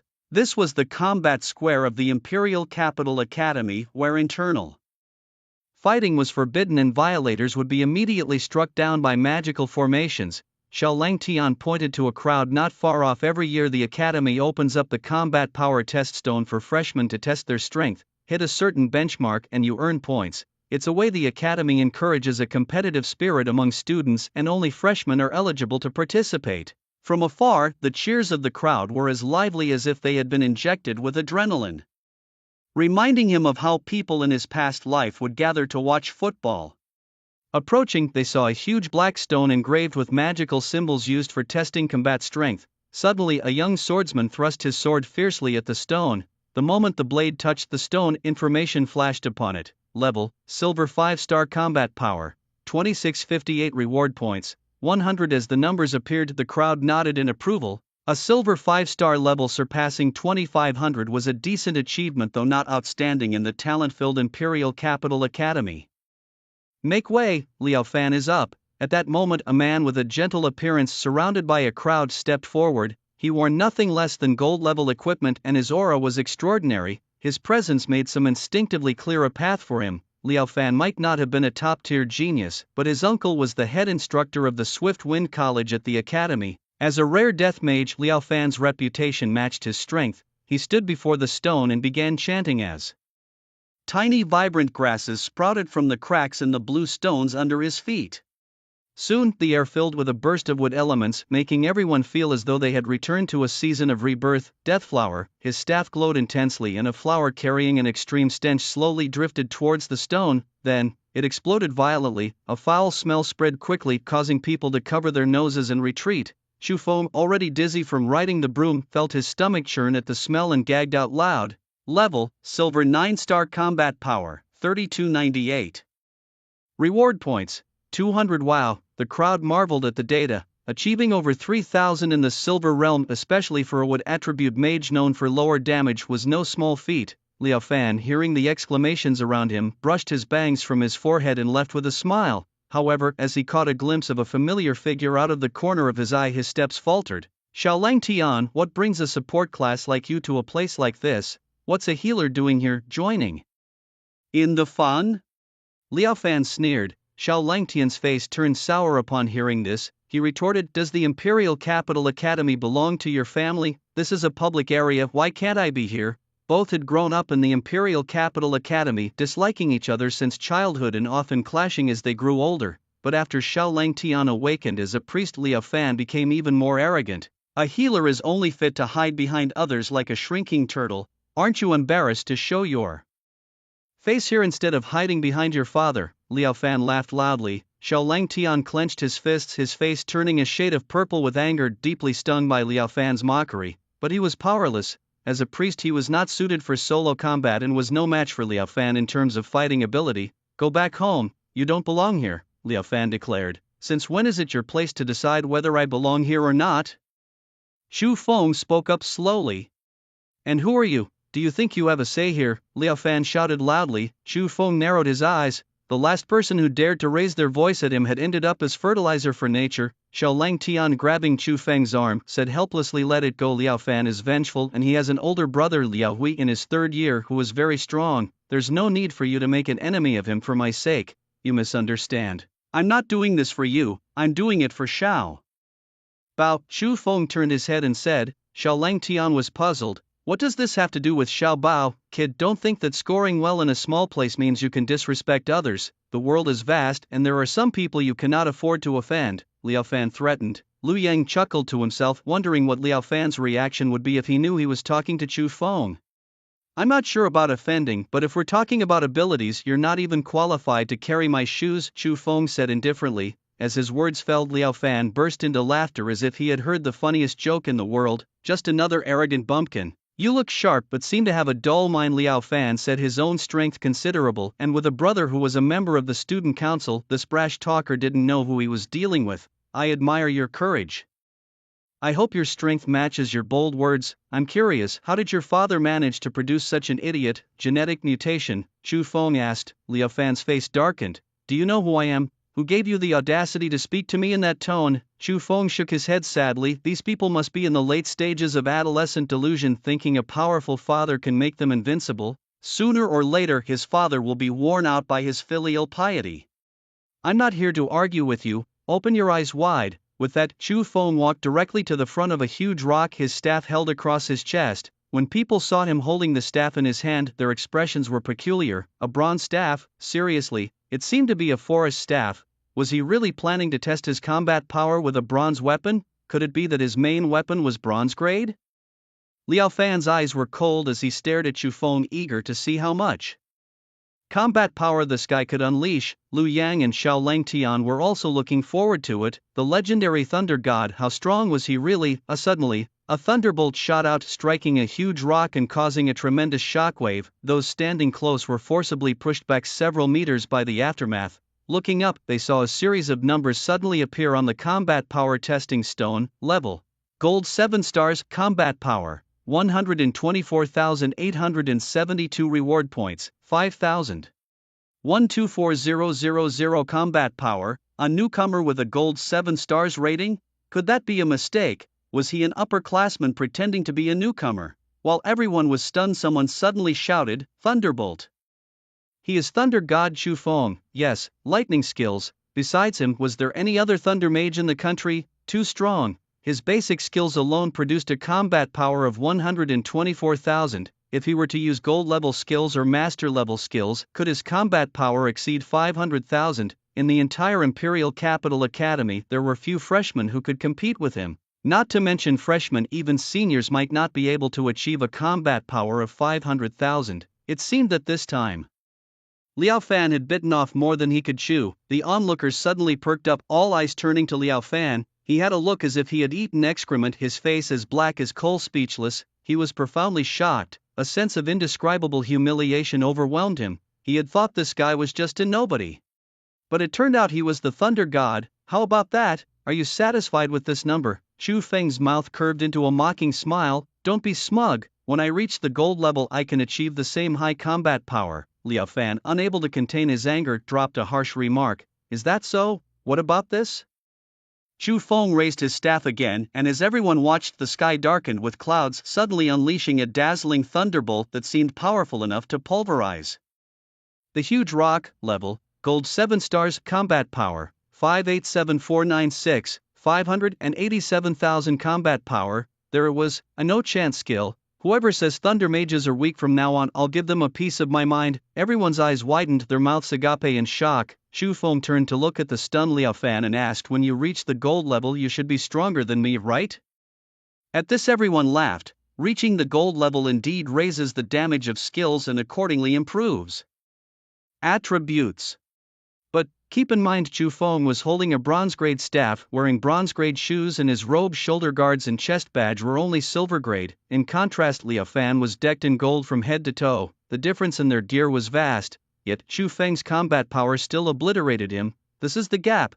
I thought you would bring up your brother or threaten me with your father, but it turns out you have quite a thick skin. A playful look flashed through Chu Feng's eyes. Humiliated by these words, Liao Fan snorted coldly, turned around and left. He couldn't stay here any longer. If he stayed, who knows to what extent Chu Feng would mock him. As Liao Fan walked away, the crowd suddenly cheered. Thor, can you sign for me? Thor, I'm ifing. I want one too. Thor, love me. I'm Zero. A large group of people completely surrounded him, and some even tried to sneak attacks on his little brother in the chaos. Take it easy, don't rush, there's enough for everyone, Chu Feng said as he signed autographs one by one. Just then a fair-skinned beautiful woman with long legs shyly pulled open her neckline. Thor, sign here for me. She pointed to a spot 3 inches below her neck, her cheeks blushing. Chu Feng paused for a moment and said seriously, this area is too soft, I can't write properly. Lu Yang, standing by, nearly collapsed upon hearing this. It had to be you. After a while, Chu Feng walked over to them looking disheveled. Feng, you've got some lipstick marks on your face that haven't been wiped off, Lu Yang pointed out carefully. Chu Feng waved his hand weakly. Let it be, I'm tired. He had thought signing autographs was just a matter of casually writing a few words. He hadn't anticipated these people being so crazy, almost tearing him in half. The most outrageous thing was that a woman had just slipped him a note saying waiting for a good shade, followed by a string of room numbers. Chu Feng scoffed and crumpled the note, throwing it on the ground. Thinking of snagging his kidney? Not so easy. Xiaoleng Tian patted Chu Feng on the shoulder and said, thanks for standing up for me, I'll remember this favor. Don't get me wrong, I've said it before, this was for Xiao Bao, Chu Feng emphasized again. Xiaoleng Tian was still puzzled and couldn't help asking, do you know Xiao Bao? Chu Feng glanced at his own stomach and said mysteriously, I've inherited Xiao Bao's will, doing. This should count as indirectly repaying a favor. Your words are so strange, I can't understand a single sentence, Xiaoleng Tian said, looking bewildered. Never mind if you don't understand, let's go. By the way, have you really seen Xiao Bao? It lives in our stomachs, hearts, For that statement alone I Xiao Lang Tian am settled on being friends like you. Chu Feng and Lu Yang walked down the grand avenue of the academy, enjoying the gentle breeze with the ginkgo trees on either side of the road dancing like lively young girls. Feng, you just entered the academy and you've already made an enemy of Liao Fan. Aren't you afraid of his brother and his father? Lu Yang asked worriedly. What's there to fear? His brother is a third-year student. Is he really going to stoop so low as to deal with me, a freshman? Besides, his father is the head instructor at the Swift Wind Academy and I'm a mage. We're not even related, Chu Feng said. True, but Liao Hui is a member of the student council. Who knows what kind of obstacles he could throw in your way. Inside the Emperor Capital Academy, aside from the school leaders, the student council holds the most power. They manage many matters within the school, including rewards and punishments, and those who make it into the student council are the elite of the elite. As for Liao Hui, let him come. These past few days I've been itching to kill someone to relieve some boredom. When they returned to the villa area, two familiar figures stood under a nearby hackberry tree.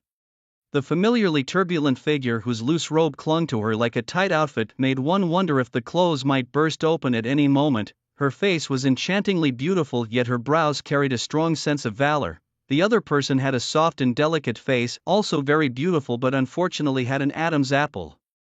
It was Tai Budian and Yun Fan, junior brother Chu Feng, junior brother Lu Yang. Haven't seen you for a few days, and you look even more impressive, Yun Fan greeted with a wave of his hand. Tai Budian was more straightforward, walking over and draping his arms over their shoulders, grinning and saying, "Junior brother, welcome to the Emperor Capital Academy." Chu Feng felt a massive pressure on his chest, inexplicably causing some discomfort. Just as he was about to push away the troublesome thing, he hesitated halfway through his action. It seemed inappropriate. "Senior sister, thank you very much for the help grandfather Tai provided a few days ago," Chu Feng said sincerely. "Hey, it's nothing. My grandfather is so idle every day that he feels uncomfortable if he isn't causing some trouble," Tai Budian said generously with a wave of his hand. "By the way, you guys haven't gotten to know about the academy yet, right? Let me show you around," Tai Budian suggested. "No need, Xiao Lang Tian has already shown us around," Chu Feng replied. "Xiao Lang Tian?" Tai Budian and Yun Fan exchanged a look, their expressions turning a bit strange. "You know him?" Chu Feng asked curiously. "Not personally, but his father's reputation is very well known, the living king of hell of Emperor Capital Academy, Xiao Yan." Tai Budian couldn't help shivering when mentioning this name. "His dad is our school's chief of discipline with enormous power. Any student who commits even the slightest infraction is taken for punishment, and the punishments are quite perverse," Yun Fan added, clearly frightened. "Is it really that exaggerated?" Chu Feng doubted, judging from Xiao Langtian's character. He didn't seem to be a cruel or violent person. His dad probably isn't that unreasonable, right? After all, they share the same blood. Seeing Chu Feng's skeptical look, Yun Fan whispered, "There was a genius student just like you guys in your freshman year who once harassed a girl. Guess what happened? The king of hell caught him on the spot. The king skinned him alive, sprinkled salt on the wounds, and pickled him for 3 full days.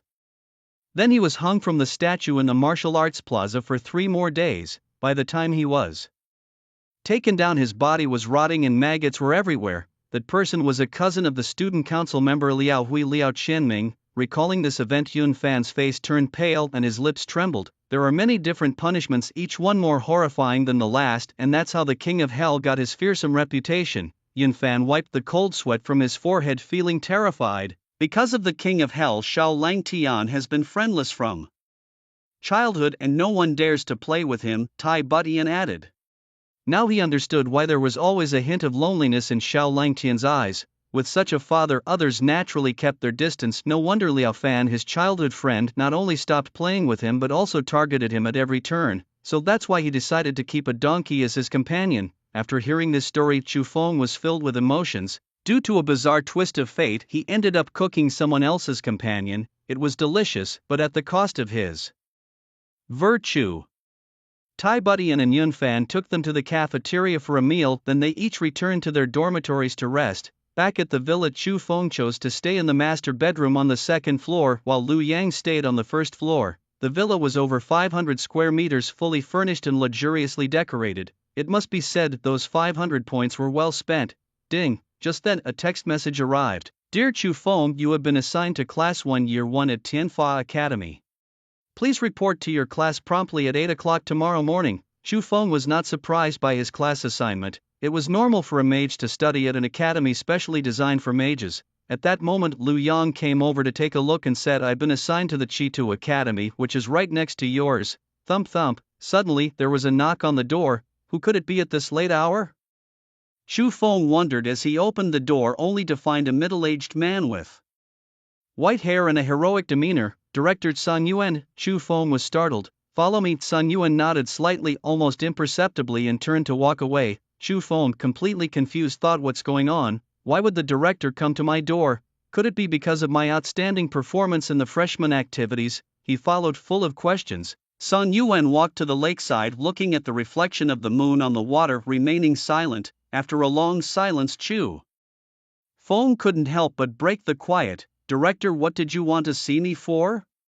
"How much do you know about dragons?" Sun Yuan suddenly asked. Chu Feng's pupils dilated in shock. A chill ran down his spine. Could it be that he already knew Chu Feng was a dragon language mage, but he had only acquired his second profession today and had never shown his dragon language mage skills in front of others? How could he know? Was it foresight? Chu Feng took a deep breath, trying to remain calm, and said, "Dragons live in the Dragon's Nest located in the legendary Stormy Seas. The Dragon's Nest is millions of kilometers away from the Dragon Summer Empire. The Stormy Seas are terrifying, said to be cursed by the storm god, shredding anything that approaches. Only the mighty physique of dragons can traverse freely." Sun Yuan was not surprised by this answer, as these facts could be found in books. "If a thunder dragon invaded the Dragon Summer Empire and I asked you to retrieve a dragon crystal, would you be willing to go?" Sun Yuan turned to face him, his deep eyes staring at Chu Feng.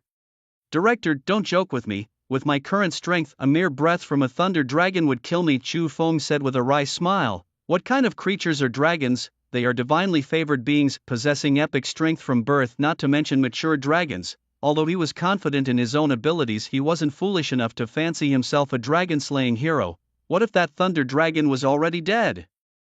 A spark flashed in Sun Yuan's eyes. Boom! Sun Yuan's words struck like a bomb, causing a storm of shock. Chu Feng was struck as if by lightning, standing frozen in place, mouth slightly open, unable to utter a single word. "Is the dragon dead? Who did it? And how did Sun Yuan find out?" "Every part of a dragon is a treasure, its skin, bones, blood and wings. But the most precious of all is the dragon crystal, the core of the dragon. Even a single piece thrown into the outside world would cause a huge uproar and lead to frenzied scrambles for it."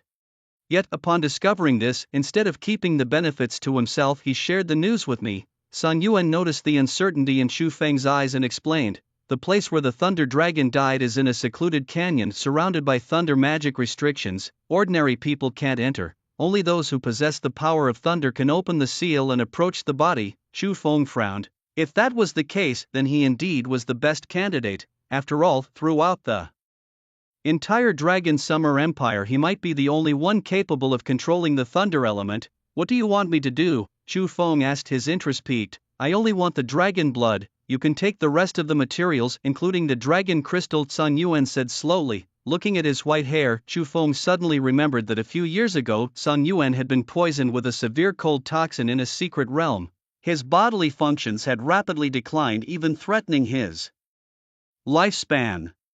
Now he was already 100 years old. Normally, a legendary strong person could live up to 500 years, but with this poison unresolved, he could last at most one more year. Dragon blood was crucial for the antidote. Without it, he could only wait for death. So when he heard that a Thunder Mage had been certified in Donghai City, Jiangnan Province, he personally went to oversee the exam to assess Chu Feng's strength. In the trial tower, he had observed Chu Feng for some time. His powerful attacks and his magical ability to cast spells without chanting gave Sun Yuan hope. "Interested?" Sun Yuan asked again. Chu Feng did not rush to answer but considered the feasibility of the matter. It was dangerous, extremely dangerous. A slight misstep could lead to doom. Even a dead dragon still possessed a daunting dragon aura. This confirmed the saying, "Where there is danger, there is opportunity." If he could obtain the Thunder Dragon's crystal, the power of his thunder spells could increase manifold.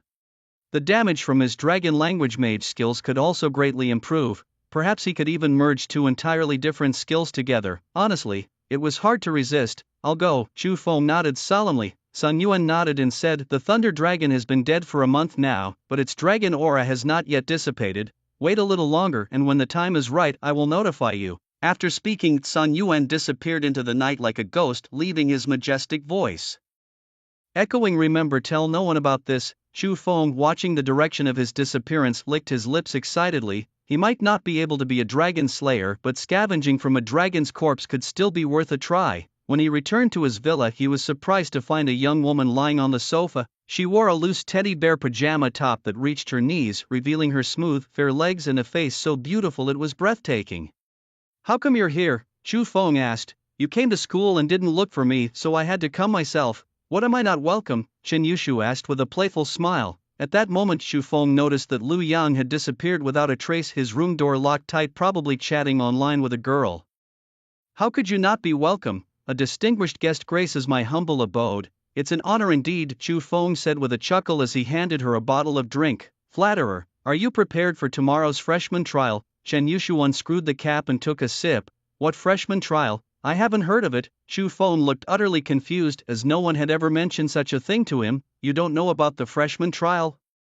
Chen Yushu said incredulously, then explained. The freshman trial is a test specifically designed to challenge new students. Those who perform well earn points. It's a team battle with teams randomly assigned by the class teacher, 3 students per team.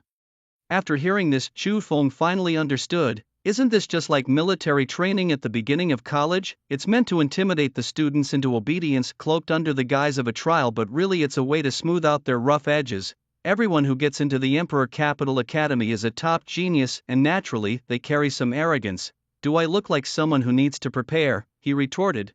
"That's true, you're such a freak," Chen Yushu said teasingly, sticking out her tongue. "Hey, watch your words, who's a freak?" Chu Feng's mouth twitched slightly. He admitted he was exceptional, deserving of being described as the best in the world, or even the chosen one. "Freak? What nonsense. I'm going back now. Tonight you should check the forums and brush up on related content. Surf the web when you have time," Chen Yushu said as she placed the drink on the table and left in her pink bunny slippers.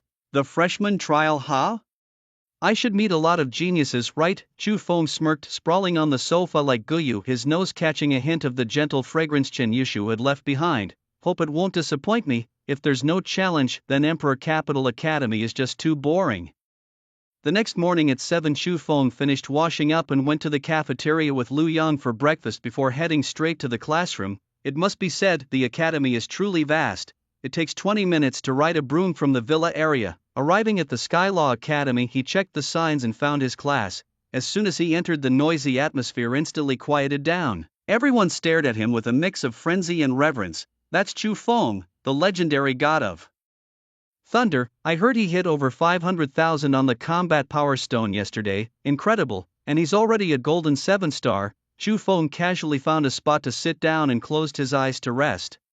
Moments later, a wave-like gasp swept through the classroom. Chu Feng opened his eyes and saw a dash of amazement flicker through them. A girl with a cool expression walked in. Her hair was dark as night, her neck graceful, her skin pale and her figure elegant. From afar she looked like a goddess from a painting, or a bright pearl in the dark night, captivating at first glance. Her beauty was on par with Chen Yushu, each with their own unique charm. One is lively, the other is aloof.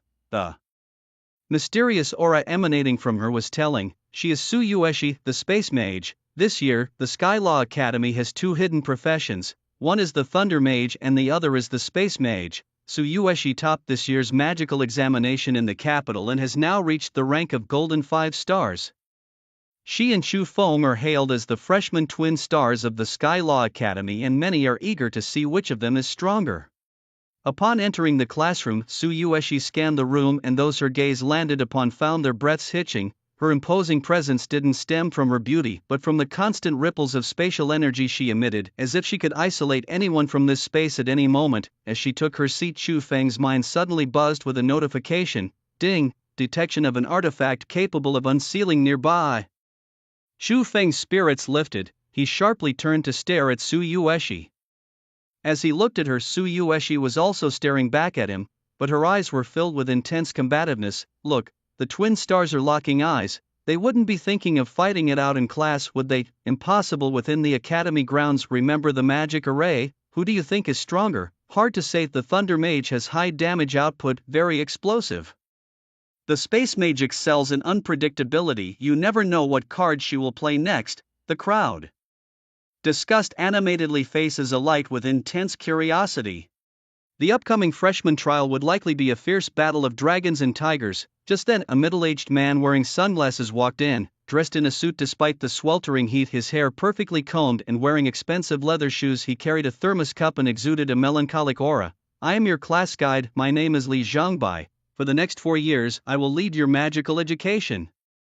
As one of the top 3 academies of the Longxia Empire from now on, you only need to hold 2 goals." Li Zhangbai slowly removed his sunglasses, revealing pure white eyes. Even the pupils were white. "Advance at all costs to the epic level, and survive." As his words fell, the students felt a stifling sensation. The entrance examination to the Imperial Capital Academy is tough, with a high death rate. After admission, various assessments and tasks await, with an even higher death rate. As a sanctuary for nurturing talent, the Imperial Capital Academy won't let you study quietly within its walls. As for the graduation requirements, they are quite simple. Advance to the epic level within 4 years. Whether you are a freshman or a senior, you can graduate directly. Any questions you have now can be asked. Li Zhangbai leisurely drank some goji berry tea. "Class guide, how many tasks assigned by the academy do we need to complete each year?" A male student raised his hand to ask. "At least 1, with no upper limit." Hearing this answer, everyone's hanging hearts gradually relaxed. Compared to the uninformed students, Chu Feng had a certain understanding of the task's intensity. Just a few days ago, Tai Budian and Yun Fan were assigned the task to clear the Barren Land's secret realm, and this was a common-level secret realm filled with not only numerous monsters but also formidable hidden bosses. If it hadn't been for Chu Feng's freakish damage, all of them would have perished there. On the surface, they only needed to complete 1 task a year, which seemed simple. However, the difficulty far exceeded their expectations. Then, a few trainees asked some insignificant questions. When no more hands were raised, Li Zhangbai put his sunglasses back on and announced, "Head to the drill ground." The group arrived at the drill ground where all the freshmen, over 5,000 in total, were gathered. These proud talents of the heavens, most with a slight air of arrogance on their faces, were assembled together. Chu Feng spotted Su Yuesher in the crowd, feeling a strong surge of desire from the golden dawn in his chest. He quietly moved next to her, his eyes sneakily glancing over her. "What are you looking at?" Su Yuesher frowned slightly, her voice cold. "Nonsense, of course I'm looking at you," Chu Feng replied. "I'm not planning on dating before graduation, so get that idea out of your head." Su Yuesher wrinkled her nose. Chu Feng was puzzled. "What, am I being mistaken for a creep?" Su Yuesher's voice wasn't loud, but the people around heard it clearly and turned to stare at Chu Feng, their expressions odd. "Who's interested in you? You're so skinny, even lying on top of me would be uncomfortable." Chu Feng rolled his eyes. "You. After this novice trial, I will officially challenge you," Su Yuesher declared with a strong fighting spirit. Just as she turned her head towards him, Chu Feng's gaze suddenly fell on the jade pendant hanging around her neck. "Can I take a look at that pendant?" he asked. Su Yuesher turned back, her grip tightening on the pendant, a slight indignation in her beautiful eyes. "What are you really up to? I felt something off about your gaze from the start. Most guys look at me with desire or admiration, but your focus isn't on my body or face. Instead, you circle around my gear and accessories. You're a strange one." With a flick of his eyes, Chu Feng nodded. "How about this? I accept your challenge. If I win, you let me take a look at the pendant. If I lose, you can do as you wish with me. How about that?" Su Yuesher looked down at the jade pendant her mother had given her on her adulthood, unaware of its function, merely wearing it as an ornament. However, Chu Feng just wanted to see it, and this request didn't seem too much. "Okay." Su Yuesher nodded slightly. Chu Feng's lips curved with a hint of joy. He had finally succeeded. Divine items were hard to come by, and once found they must not be overlooked. The properties and skills attached to divine artifacts were still very powerful, and he believed that unlocking the second layer would bring an explosive boost to himself. Once everyone had gathered, a huge screen appeared in the void, dividing everyone into groups of 3. To ensure fairness, each group was required to have 1 support class, 1 melee and 1 ranged, the most basic team setup. Chu Feng looked up, scanned the list and found his name. Group 88 members. Guiyu, Magic Warrior Earth. Chu Feng, Thunder Mage. Xiaolang Tian, Priest. After the grouping was complete, a loud voice suddenly announced, "Everyone line up according to your group number." Chu Feng arrived at the designated location and saw Xiaolang Tian and another ordinary-looking young man waiting there. "Brother Chu, it seems we have quite the fate," Xiaolang Tian exclaimed with surprise. Chu Feng's mouth twitched slightly, wondering if this was fate or retribution. Hello Thunder God, my name is Guiyu, Guiyu said trembling as he extended his hand, the most dazzling genius of the Imperial Capital Academy, a top-tier lightning mage with a combat power of 500,000, to be teamed up with such a legendary figure. He would have laughed himself silly if it weren't for the public setting. Hello, Chu Feng nodded slightly and shook his hand. Guiyu suppressed his excitement, forcing himself to remain calm. People around them looked on with envy at Guiyu and Xiao Lang Tian. There's a saying that goes, it's better to be well placed than to fight well. Having strong abilities is great, but having incompetent teammates can be frustrating. Although everyone is a chosen 1-inch, the trials definitely test the speed of clearing stages. The stronger the teammates, the faster the clearance. Suddenly Chu Feng felt a chilling sensation on his back. Turning around, he saw Liao Fan staring at him with a venomous gaze, his eyes filled with hatred as if he wanted to devour him alive. Chu Feng scoffed and turned back, ignoring him. Then a huge vortex appeared in front of everyone. Now, everyone into the Howling Caves dungeon, let's go. 5,000 people surged into the Howling Caves, and in a moment the vast playground was left with only the instructors. As class advisors, they not only needed to assess the students' abilities during this trial but also plan future teaching strategies based on their performances. On the main stand, Song Yuan sat in his chair staring at the vortex, his gaze seemingly piercing through space itself. Beside him was a fierce-looking middle-aged man, his thick eyebrows raised somewhat, resembling Zhang Fei from the Three Kingdoms period. This man was the head of penal law at the Imperial Capital Academy. Xiaoyan, brother Song, the kid you picked is only a golden 7-star, right? Aren't you afraid he'll die out there with such a difficult task? Xiaoyan's voice was deep, resembling a demon from the netherworld, raspy and heavy. Since when did the ruthless king of hell start worrying about others' lives? Song Yuan retorted. Huh?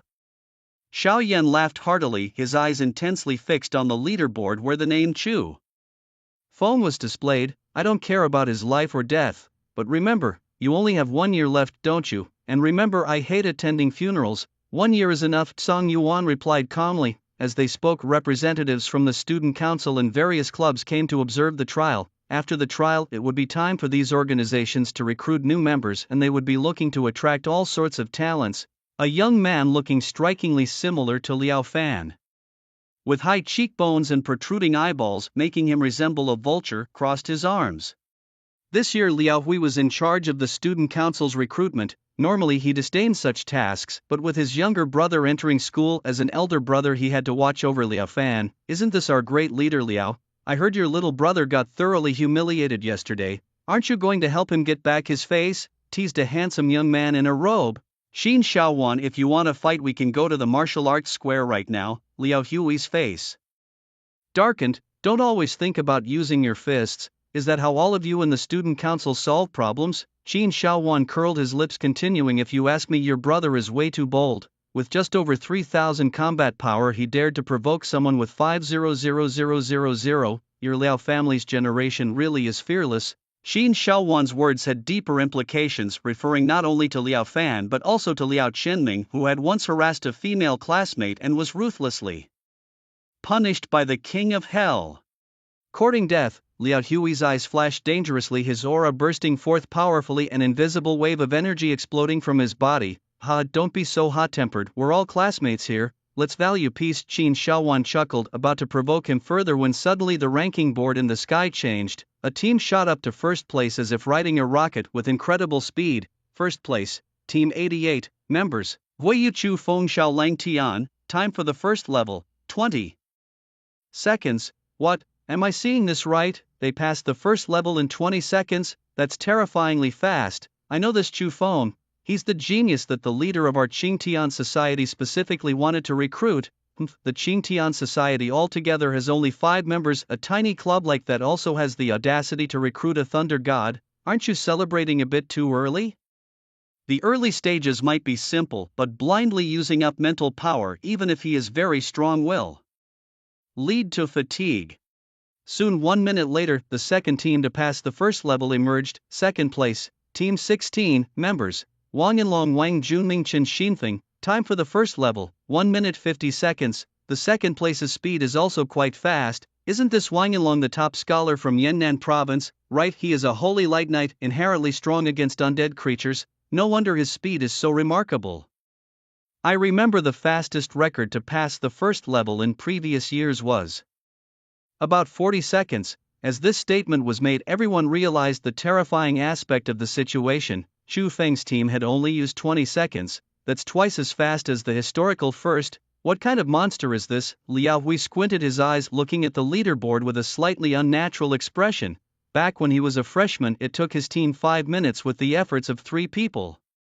Yet here was a Thunder Mage, a profession considered useless, accomplishing it so quickly, even though there was someone called Guoyu in the team, a silver 8-star magic warrior, not really formidable on paper.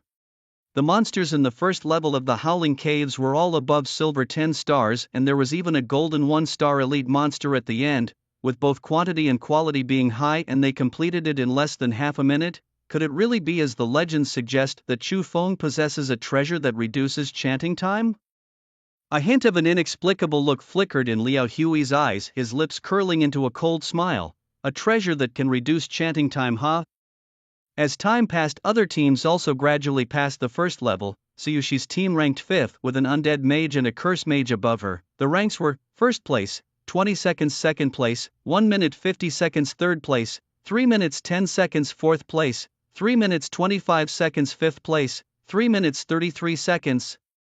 With the same team configuration, the strength varied, but the gap wasn't too large. Chu Feng's performance stood out starkly among his peers, making one wonder if he had access to some secret manual. Song Yuan was not surprised by Chu Feng's performance. He had sensed his potential back during the trials in the tower. If Chu Feng continued to grow, it was highly likely he would become a member of the Dragon Summer Elders Council. It's worth noting that each elder is a cataclysmic 10-star, their powers nearing the divine. Song brother, it seems you were not wrong about him, though it remains to be seen if he will continue to impress. Xiao Yan couldn't help but nod in agreement. His son Xiao Langtian was in Squad 88. Naturally, he paid more attention to it. Just wait, he will bring us more surprises. A rare smile appeared on Song Yuan's face. Xiao Yan was slightly surprised. Was Song Yuan's assessment too high? Although Chu Feng cleared the first level quickly, a mage is still a mage. Starting too strong and then fading could seriously drag down the team's progress later on. That was a common issue with mages in teams. Just then, the leaderboard refreshed again. First place, Squad 88, members, Guiyu Chu Feng Xiao Langtian. Time for the second level, 30 seconds? What, 30 seconds? Are you kidding me? Even hanging takes a moment to breathe, right? Has Chu Feng gone mad? Does this freak not need to chant or cool down? Soon, the leaderboard refreshed again. First place, Squad 88, members, Guiyu Chu Feng Xiao Langtian. Time for the third level, 35 seconds. Everyone, okay, you really are a freak. Upon reaching the fourth level, the moment they entered, they were met by a huge swarm of skeleton soldiers brandishing swords and rushing towards them. Monster, skeleton soldier, rank, gold, level, 3-star gold, strength, 1248, agility, 589, spirit, 0, constitution, 1002, skills, none. The level has increased again. At this rate, by the 9th level, they would be facing 8-star gold monsters. Xiao Langtian exclaimed. Each year the trial dungeon is different, only the clearing conditions are the same. Kill 100 ordinary monsters and 1 elite monster. In the vast cave, 5,000 people were teleported in together, able to see other groups' progress. As soon as they arrived, the first level of the Howling Cavern was packed with skeleton soldiers, instantly surrounding the 5,000 people. As Guiyu was about to swing his sword at Chu Feng, casually threw a few chains of lightning, easily killing 100 skeleton soldiers. Then the three of them went straight to the end of the first level, where Chu Feng obliterated the elite monster with a thunderball. The second level was even easier. Once Thunder Prison was cast, all monsters within 50 meters were reduced to ashes. With such a rapid pace of monster clearing, Guiyu was numb. He had never experienced such a thrilling feeling before, not needing to lift a finger himself, just sticking his hands in his pockets and following behind Chu Feng. And Xiao Langtian, needless to say, was Chu Feng's little fanboy, always fanning and passing water, occasionally peeling an orange. He epitomized the supportive role. For others he wouldn't even spare a glance, but for a brave man like Chu Feng he had nothing but admiration. For no other reason than his profound respect for Xiaobao, Xialangshan decided to acknowledge this brother. At that moment Chu Feng raised his staff high, the surging wind elements gathered continuously, and at his command a fierce wind arose, the fury of the storm. Tornadoes suddenly appeared, instantly slaughtering countless skeletal clay soldiers. Killing gold level 3-star skeletal clay soldiers. Experience plus 1,500, experience plus 1,500. In an instant an empty space appeared before them and their mission information was immediately updated: kill 100 ordinary monsters, 245 out of 100. A single skill annihilated over 200 skeletal clay soldiers. Xialangshan shook his head vigorously and slapped himself hard, realizing this was no illusion. My goodness, no wonder Thor can kill gold level bosses in 0.1 seconds. Xialangshan finally understood. Only by displaying strength publicly can one earn recognition. He had received 2 notifications before and had also seen many messages about him on the forums, but these were just superficial and could not convince everyone. Who knows whether the gold level you killed was truly valuable, and killing a world boss might just be good luck, perhaps striking the final blow by chance. Actions speak louder than words, and 1,000 words are no match for a single fury of the storm. Let's go. Chu Feng gathered all the dropped materials and hurried towards the end of the 4th level. Just as they spotted the elite monsters of the 4th level, Chu Feng immediately threw a thunderball, killing a gold level 4-star skeletal clay soldier. Elite, experience plus 3,800. Meanwhile, the leaderboard was refreshed again. First place, Team 88, members, Guoyu, Chu Feng, Xialangshan. Time taken on the 4th level, 50 seconds. The seniors and mentors standing outside had become numb. The surprises Chu Feng brought them could no longer be called surprises but shocks. He broke the record for every level of the new trial at Daijing Academy. His actions could give others the illusion that the trial was easy. If it weren't for these predecessors who had gone through it, they might actually think it was easy. Under his sunglasses, Li Zhongbai's eyes stared at the leaderboard, his face expressionless. Old Li, you found a treasure. The history of Daijing Academy might be rewritten by this guy. Class instructor Yu Haoguang of the Heavenly Law Academy Year 1 Class 2 remarked admiringly. Who are you talking about? Li Zhongbai looked confused.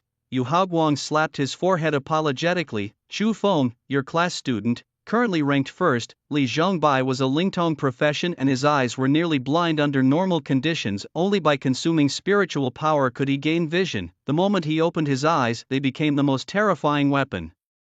Once a legendary elite monster ravaged the outskirts of Dawn City, and Li Zhongbai happened to pass by, killing the monster with a single glance. Afterwards he left indifferently. When people processed the body, they found no injuries on the elite monster, not even the internal organs were damaged. Indeed, it was dead. From then on no one dared to call him Li the Blind again. Oh, not bad. Li Zhongbai nodded. Wu Guangyu curled his lips. If it were his own students who had secured the first place and broken records repeatedly, they would probably be overjoyed to the point of soaring. Yet, this fellow showed no expression at all, as if he wasn't surprised in the least. In fact, it was more like everything was within his expectations. In the classroom, the moment Li Zhongtian removed his sunglasses, he could see through every student's background. Among them, Chu Feng's mental fluctuations were the strongest, stronger than any freshman he had ever taught before. Even Su Yueshi, a space mage, was far inferior in his presence, and most importantly, Li sensed an unprecedented mysterious aura in Chu Feng. This aura, deeply hidden and filled with sanctity and dominance, seemed like the leftover pressure from some ancient behemoth, instilling fear in those who felt it. From that moment Li knew that Chu Feng would definitely exhibit a strength that would astonish everyone. Suddenly, the leaderboard refreshed again. First place, Team 88, members, Guiyu, Chu Feng, Xiao Lang Tian. Time for the 5th level, 51 seconds, and they've cleared it. Was this guy riding a rocket? While others were still struggling on the 1st level, he had already passed the 5th. Damn, this was too demoralizing. I can't watch this anymore. The students in the Howling Cave were also staring at the leaderboard in shock. How many times had this happened? While everyone was still struggling at the 1st level, Chu Feng had charged to the 6th level. Was this still a trial? Might as well let him play by himself. With such a huge gap, how could there be any comparison? They might as well stuff the trophy in his mouth now. The students were both shocked and envious. Everyone was a freshman. Why was the gap so big? If it were other hidden professions known for their speed, it might be understandable, but him, a Thunder Mage, being so fierce, I might start doubting if I'm a waste. At that moment, on the 2nd level of the Howling Cave, Liao Fan used all his might to unleash a Death Blossom, killing a golden 1-star skeletal warrior. Damn it, speed up. We must also speed up. Liao Fan's face was dark as water. His teammate, a warrior, said bitterly, this is already the fastest speed. Killing a skeletal warrior takes at least 3 seconds, and that's without conserving our mental energy. Liao Fan, frustrated, stomped on the skeleton on the ground, a suffocating anger building up in his chest, making him extremely uncomfortable. seeing Chu Feng's ranking felt like having a foot pressing down on his head, reminding him of yesterday's humiliation. When had he ever been treated so poorly since he was a child? As he was seething with rage, the leaderboard refreshed again. First place, Team 88, members, Guiyu Chu Feng Xiaolang Tian, time for the 6th level, 50 seconds. Liao Fan was suddenly stunned, as if struck by lightning, disbelievingly staring at the leaderboard. How could this be? Why could he be so fast? This is impossible. Damn it, speed up. I don't care how you do it. If you're out of mana, come to me for potions. If you're injured, let the priest heal you. Liao Fan screamed hysterically. He simply couldn't believe that the gap between people could be so vast.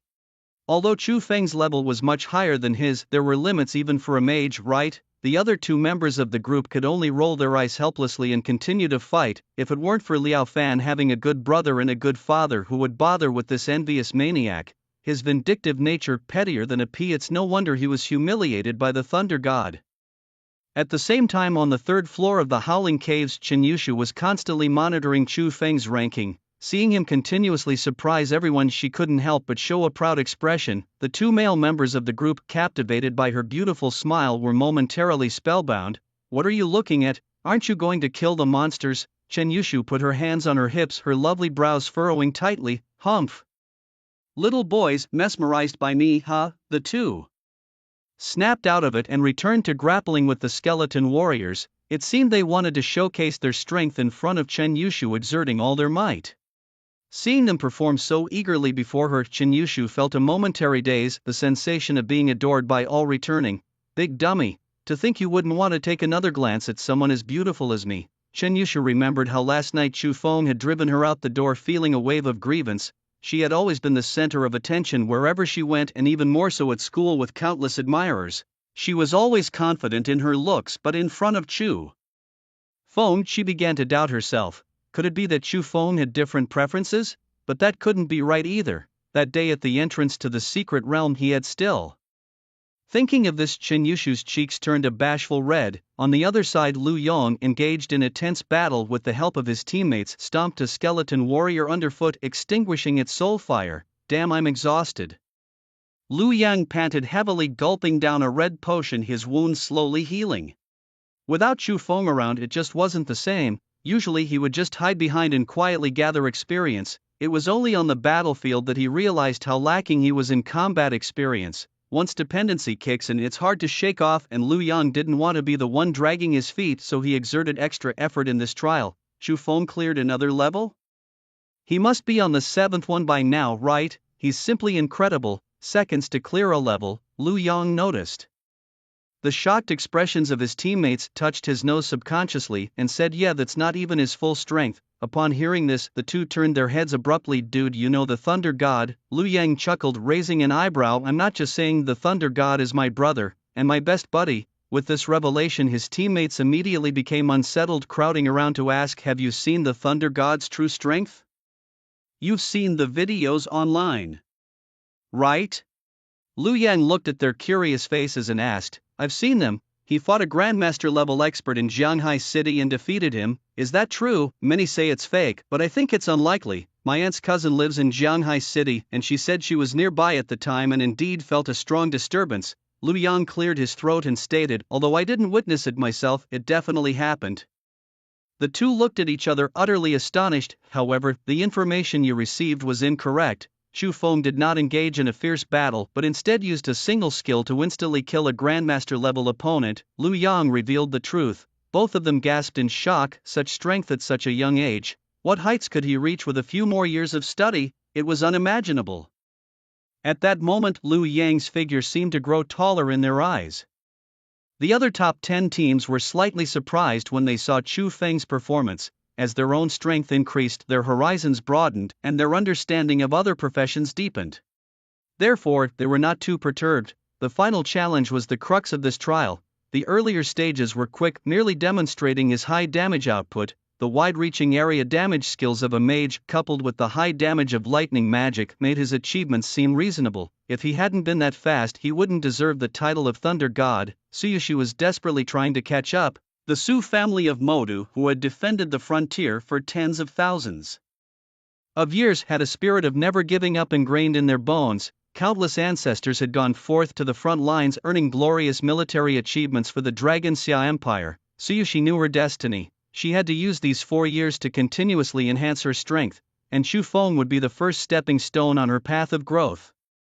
When Xu Feng stepped onto the desolate, pitch-black land of the 7th level of the Howling Caves, he noticed a significant change in the monsters before him. The familiar skeleton warriors were gone, replaced by skeleton riders and skeleton mages. Monster, skeleton rider grade, golden level, golden 6 stars strength, 1578 agility, 1026 spirit, 0 constitution, 1396 skills, undead charge rider's soul. Monster, skeleton mage grade, golden level, golden 6 stars strength, 0 agility, 217 spirit, 1632 constitution, 899 skills, necrotic strike. There weren't many monsters on the 7th level. Xu Feng, walking ahead, casually said, "You guys go find the elite monsters, pull them over, and let's slaughter them together." What? Xiao Lang Tian was momentarily stunned, then quickly nodded. "All right." Wei Yu immediately felt parched and in awe.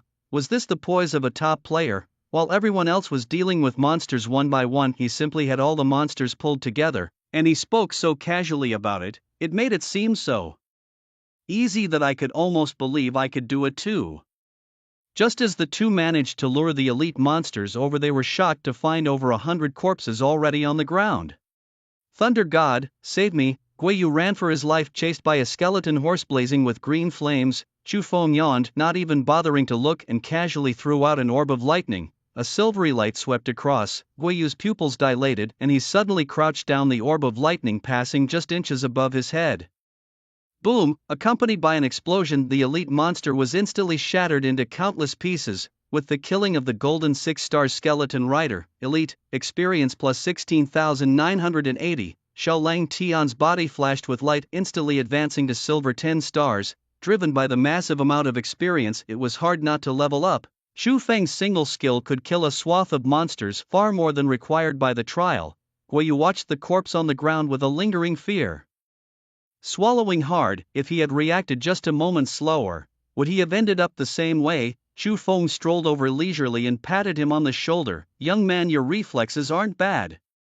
I almost died just now. Aren't you going to apologize?" First place, Team 88, members, Gui Yu, Xu Feng, Xiao Lang Tian. Time taken on the 7th level, 60 seconds. This little interlude left a huge scar on Gui Yu's fragile spirit. After all, he was a top student from Dongguan province, a popular figure in his high school, but it was only after coming here that he realized the gap between people could be as vast as that between fireflies and the bright moon. Entering the 8th level, Xu Feng repeated his old tactic, having Gui Yu and Xiao Lang Tian lure the monsters while he himself took them down with a storm of fury. It took them 1 minute to meet the trial's requirements and reach the final level. The 9th level was almost as large as the total area of the previous 8 levels combined. Above their heads stood a tower made of bones, and the atmosphere was filled with a deep and eerie presence. This level had no ordinary monsters or elite ones, but only a huge skeleton sprawled on the ground, its enormous skull burning with a green soul fire. Monster, Bone Dragon, Boss, Tier, Grandmaster level, Grandmaster 1-star strength, 3287 agility, 3056 spirit, 3196 constitution, 3005 skills, Wrath of the Undead, control of the dead. Currently, a magical barrier blocked their way on this level, which was not about speed but about damage. The team's total damage output, passing the first 8 levels, would award points based on the team's speed and ranking, while the last challenge was scored by the percentage of total damage dealt to the Bone Dragon. Thus, Xu Feng and the others had to wait in the 9th level until everyone had completed the trials of the previous 8 levels, and only then would the magical barrier open. "Thor, what should we do later? I'll listen to you." Gui Yu looked fearfully at the crystal-clear Bone Dragon. Its blazing soul fire almost seemed like an eye staring at him. "What else? Just fight it head-on. It's not just the 3 of us fighting." Xiao Lang Tian sat down on the ground, pulling an apple from his backpack and started to munch on it. He wasn't very scared. Being a priest, he just needed to heal and buff from the back. Xu Feng closed his eyes to meditate, thinking about what he needed to do next. First, he must obtain the dragon crystal mentioned by Tsang Yuan. The timing wasn't set yet, but it was definitely not far off. Next was the library at the Emperor Capital Academy, where he intended to learn all the skills available to a Thunder Mage. Lastly, the Tower of Eternity, the most crucial and important matter, the Opening of the Tower of Eternity was scheduled a month later, during which Chu Feng needed to continuously improve his level. Oh right, he almost forgot about the duel with Su Yuiqi. While Chu Feng was lost in thought, a team completed all 8 levels of tests and arrived at the 9th level. The leader, a young man clad in armor, held a shield radiating holy light in his left hand and a spear in his right, his face full of righteousness. In the place where he stood, all malice dissipated, and a halo of light shimmered overhead, lending an especially sacred air. Chu Feng sensed an extraordinary presence and opened his eyes to see several figures approaching.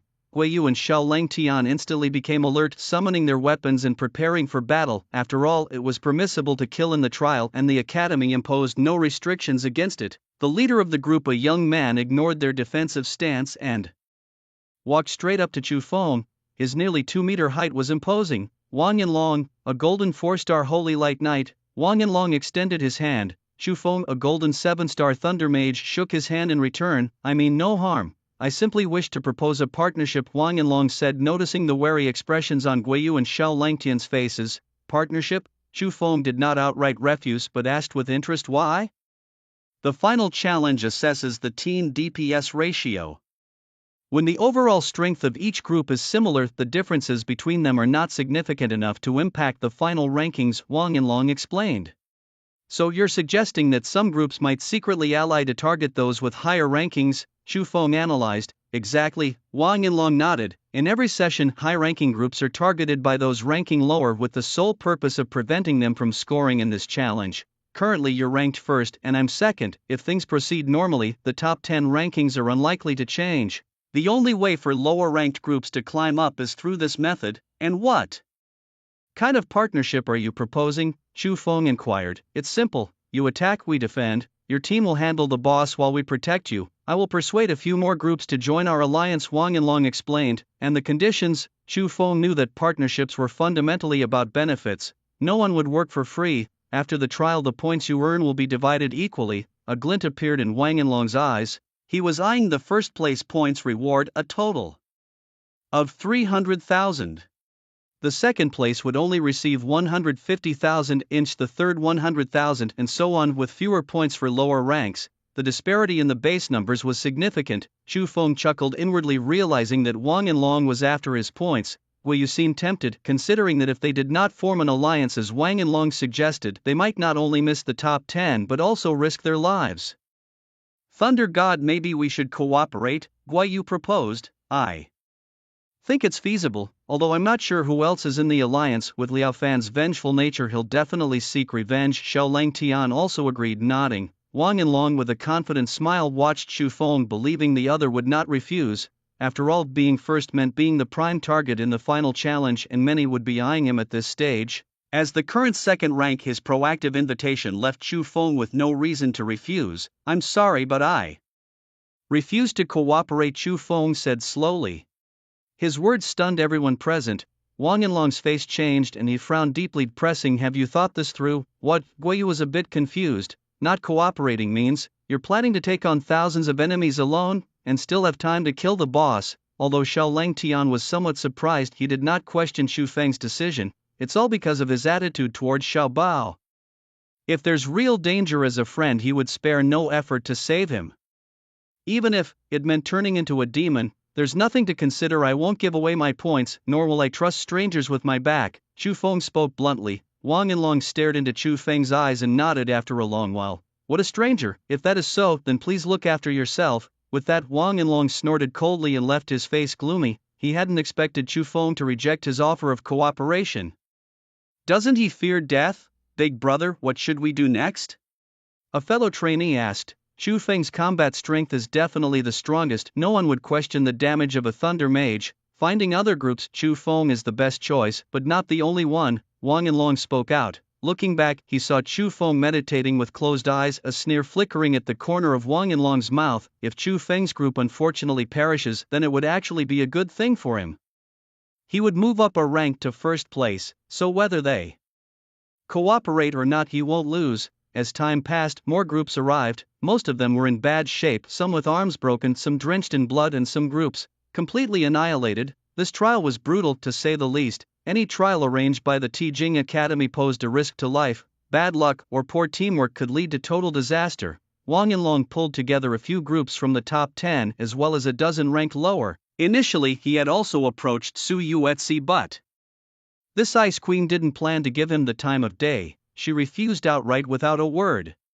When Liu Yang and Chen Yushu arrived, they immediately led their group members to find Chu Feng. Things see something bad stirring. I just heard that Liao Fan is looking to target you. Liu Yang looked somewhat distressed. Don't worry, Chu Feng, we're with you. Chen Yushu firmly stood by his side. Chu Feng scanned around, his gaze landing on Liao Fan not far away, who had already gathered a large group of people around him. Noticing Chu Feng's look, Liao Fan coldly gestured a throat-slitting motion, his intent to kill glaringly obvious. Merely ants, not worth mentioning. Chu Feng didn't take the matter seriously. To him, Liao Fan was less than the members of the Proud Moon Guild. Though his equipment was decent, he was just a slightly stronger ant. As for the people Liao Fan brought, the highest was only a 2-star gold level, hardly a threat. Chu Feng would lose if he even spared Liao Fan another glance. Currently, the entire Howling Cave was divided into more than a dozen factions, large and small, moving together in groups, warily watching those around them.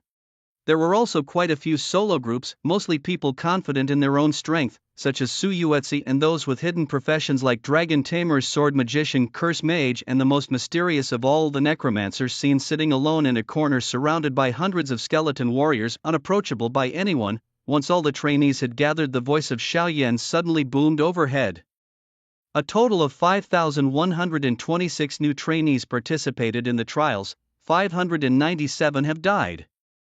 The final level will commence in 3 minutes. As his words fell, a brief silence enveloped the atmosphere for a few seconds. Simultaneously, on the training field outside the instance, a huge screen suddenly appeared before everyone. They could clearly see what was happening inside the instance from outside. Look, that nearly 2-meter tall burly man is Saint Light Cavalry King En Long. Our bright cavalry group is planning to recruit him. TSK, the number of summoned creatures by the Necromancer is overwhelming, and all of them are silver-tier skeleton warriors, which represent a significant combat force. That young man in the middle must be the Thunder God Chu Feng they talked about, right? How come he only gathered 2 teams to cooperate with him? It's not clear. Logically, the one in first place should have the strongest appeal. Everyone's gaze collectively focused on Chu Feng, puzzled. What's so strange about that? It's just the pride of a genius, disdainful of joining others. Soon he will regret it, someone suddenly said. Upon deeper thought, this didn't seem impossible. Chu Feng had too many halos, too dazzling. Who among his peers could surpass him? It's normal for him to be arrogant, but facing the attack of hundreds or thousands, can he really survive? We found Liao Fan's figure in the screen, and seeing the trainees gathered around him, he nodded slightly. Captain Liao, what exactly did your student council promise to get so many trainees to follow you so devotedly? Qin Shaowan's teasing voice echoed by his ear. Is it any of your business? Mind your own. Liao Wei replied coldly. TSK, looks like Chu Feng's in dire straits now. Qin Shaowan smacked his lips, a face full of pity. It's rare to see a mage with a hidden profession and with quite strong abilities too. Didn't expect him to fall so soon. Many people present shared the same thought. The principle that many ants can kill an elephant always applies. Even if you have treasures, don't need to chant, but don't you have cooldowns? Won't your mental energy run out, brother Song Na? Young one you picked might not last a year. Xiaoyan spoke up. Song Yuan remained silent, just quietly watching the sky. 3 minutes quickly passed, and as the word begin fell, the magical restriction slowly dissipated. In an instant, the bone dragon in the Howling Cave slowly raised its head, its 30-meter-long giant bone wings unfolding, a tremendous momentum sweeping across. Suddenly, countless clusters of blue ghost flames appeared in the air, gathering on the bone dragon, bestowing it with a layer of blue armor. What was once a lifeless exterior suddenly came alive. It started. Let's go. Everyone immediately began their battle with the boss, and in no time colorful skills flew out, striking the boss. The bone dragon roared, a wave of invisible force blasting all humans within 10 meters away, spitting blood. Damn, this boss is too abnormal. We can't even break its defense. How are we supposed to fight? Only half are fighting the boss, the rest are caught up in infighting. Never mind, just rack up the damage. At that moment, the Necromancer Suyu made his move. With a wave of his staff, hundreds of skeletal warriors swarmed out. They wielded their weapons, leaving faint white marks on the boss with each hit. On the DPS leaderboard, Suyu's name climbed rapidly, quickly reaching the top spot. Suyuichi was not to be outdone. The spatial fluctuations around her spread out, and suddenly a blade of space appeared in the void, whistling straight towards the boss's skull. The blade of space passed through the boss's head without any hindrance. The fire of the soul flickered, and then her damage index soared to the top, even surpassing Suyu by 20%. Such damage made everyone exclaim in awe. The space mage was indeed mysterious, able to bypass armor and strike directly at the soul's fire. The sword master and the dragon tamer, after understanding the boss's weaknesses, also began their assault. The sword master's attacks were broad and sweeping. With a flick of his hand, 99 golden swords appeared behind him, flying out simultaneously and fiercely striking the boss. Clang, clang, clang, accompanied by the crisp sounds. The boss's armor was forcefully dented, but before the crowd could rejoice, the ghostly fire reappeared and the gap was instantly repaired. The dragon tamer began chanting, a white star array appearing under his feet, and suddenly a golden 3-star earth dragon emerged. Thousands of players attacked in succession, but the bone dragon's defense was too high. Typical attacks simply couldn't break through. Moreover, its attack power was also formidable. A single tail sweep could crush dozens of players into pulp. While they were collectively inflicting damage on the other side of the 9th level, more than 700 trainees had surrounded Chu Feng and others. Stop struggling, no matter what tricks you have left, today you're definitely going to die, Liao Fan sneered. Little brat, dare to face me one-on-one, I could take you down with one hand. Liu Yang's temper flared, pointing his spear directly at Liao Fan's face. Good, you're still arrogant, at the brink of death. Attack. Whoever kills Chu Feng will get a spot in the student council, Liao Fan shouted loudly. Upon hearing this, the crowd was tempted. Not everyone could enter the student council. The threshold was extremely high, but once in, the benefits were substantial and the power and avenues for earning points were greater. Faced with such an opportunity, they were tempted. With a great shout, 100 men charged, causing Gui Yu and others' faces to pale. At that moment, a simple and unadorned orb of lightning streaked past, striking one of them and suddenly erupting into a dazzling burst of light. Boom! The explosion reverberated through the space, the powerful aftershock pushing others back several steps. Such formidable power. The mages suddenly looked up at Chu Feng, the power completely beyond their imagination. Was this the strength of the thunder god? When the dust settled, the warrior was nowhere to be seen, only a pool of blood remained on the ground. A shocking sight. Not afraid to die, come at me. Chu Feng, holding the orb of lightning, stepped forward, his expression indifferent. Chu Feng's sudden move stunned everyone. They had not believed that Chu Feng could use skills without chanting, but now it seemed to be true. Hundreds of people stared solemnly at the lightning orb in Chu Feng's hand, no one daring to make a move, no one daring to be the first to act. Liao Fan's face was ashen, reminding him of the humiliation Chu Feng had inflicted on him at the martial arts square. This vengeance must be availed, or what face do I have to stay at the Imperial Capital Academy? Whoever takes his life I will reward with a master-level equipment and 50,000 points. Liao Fan shouted. At these words, it seemed people overcame their fear. Master-level equipment was worth at least 80 million dragon coins, not to mention the value of 50,000 points. Some students might not earn that in 4 years. Who knew my life was this valuable? I almost want to chop off my own head for that reward, Chu Feng said with a light chuckle, tossing the lightning orb gently. The orb, filled with extreme violent purple electricity, streaked through the air, suddenly flying towards Liao Fan. In a critical moment, Liao Fan actually grabbed a person next to him, using them as a shield. The human shield was instantly blown to pieces while Liao Fan was sent flying, spitting blood midair. See, do you believe the words of such a ruthless and venomous person? Chu Feng scoffed, his eyes filled with disdain. Using a comrade's life as a shield, such a person does not deserve others risking their lives for him. Kill him, quick, kill him. Otherwise, when this trial ends, my brother will not let you go. Liao Fan, with bloodshot eyes, was humiliated publicly by Chu Feng, fuming with rage. People hesitated, caught between a rock and a hard place. Don't you have brains? He's a mage, his spiritual power will run out eventually. What are you waiting for? Urged by Liao Fan, the crowd suddenly realized, yes, no matter how strong he is, he can't escape from so many people. Liao Fan's words reminded them, and the priests decisively began to buff the ranged and melee vocations. Numerous beams of white light flashed by, and the bodies of the melee vocations seemed to be coated with a faint layer of gold, looking quite divine. Mages had their spiritual fluctuations enhanced, seemingly reducing their chanting time. Warlocks and witches prepared to apply debuffs on Chu Feng. Meanwhile, the archers took their positions. It seemed this battle was inevitable. Chu Feng stepped forward, his staff forcefully planting into the ground, his eyes suddenly turning silver-white, swirling with intense lightning. Xiao Lang Tian, buff me, everyone spread out.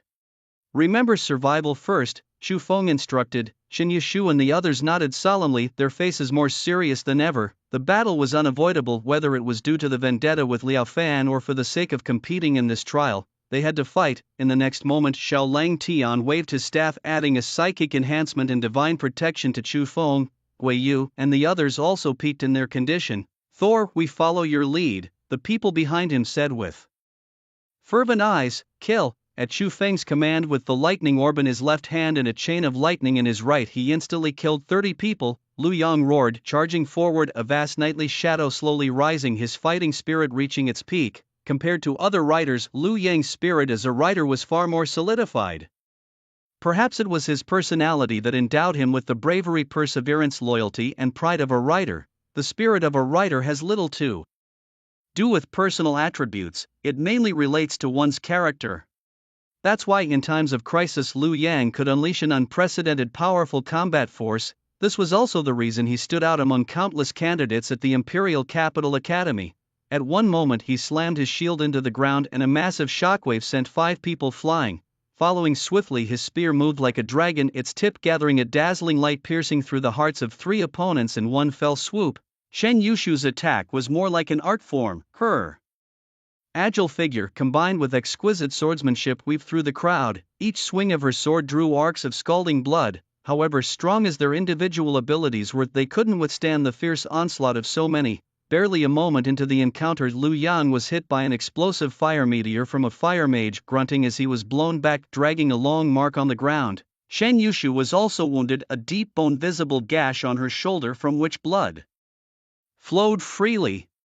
As for the others, it goes without saying, they lacked the strength and the experience in life and death battles. Retreat, Chu Feng bellowed. Shen Yushu and Lu Yang, revitalized by his shout, hurriedly fell back. They knew Chu Feng was about to deploy a group skill. Ha, fools, did you think you could escape from the palm of my hand? Liao Fan, seeing them retreat, thought they were scared and preparing to flee the battlefield. Without a word, Chu Feng, holding his staff, summoned a massive 10-meter-wide purple star array above everyone's heads. In an instant, a prison of thunder, countless bolts of lightning struck down, turning over 80 people into charred corpses. Yet, this was not the end. Chu Feng's aura surged several levels higher, the terrifying mental fluctuations even shocking the students who were fighting a boss nearby. Such fearsome mental fluctuations. Has the Thunder God become enraged?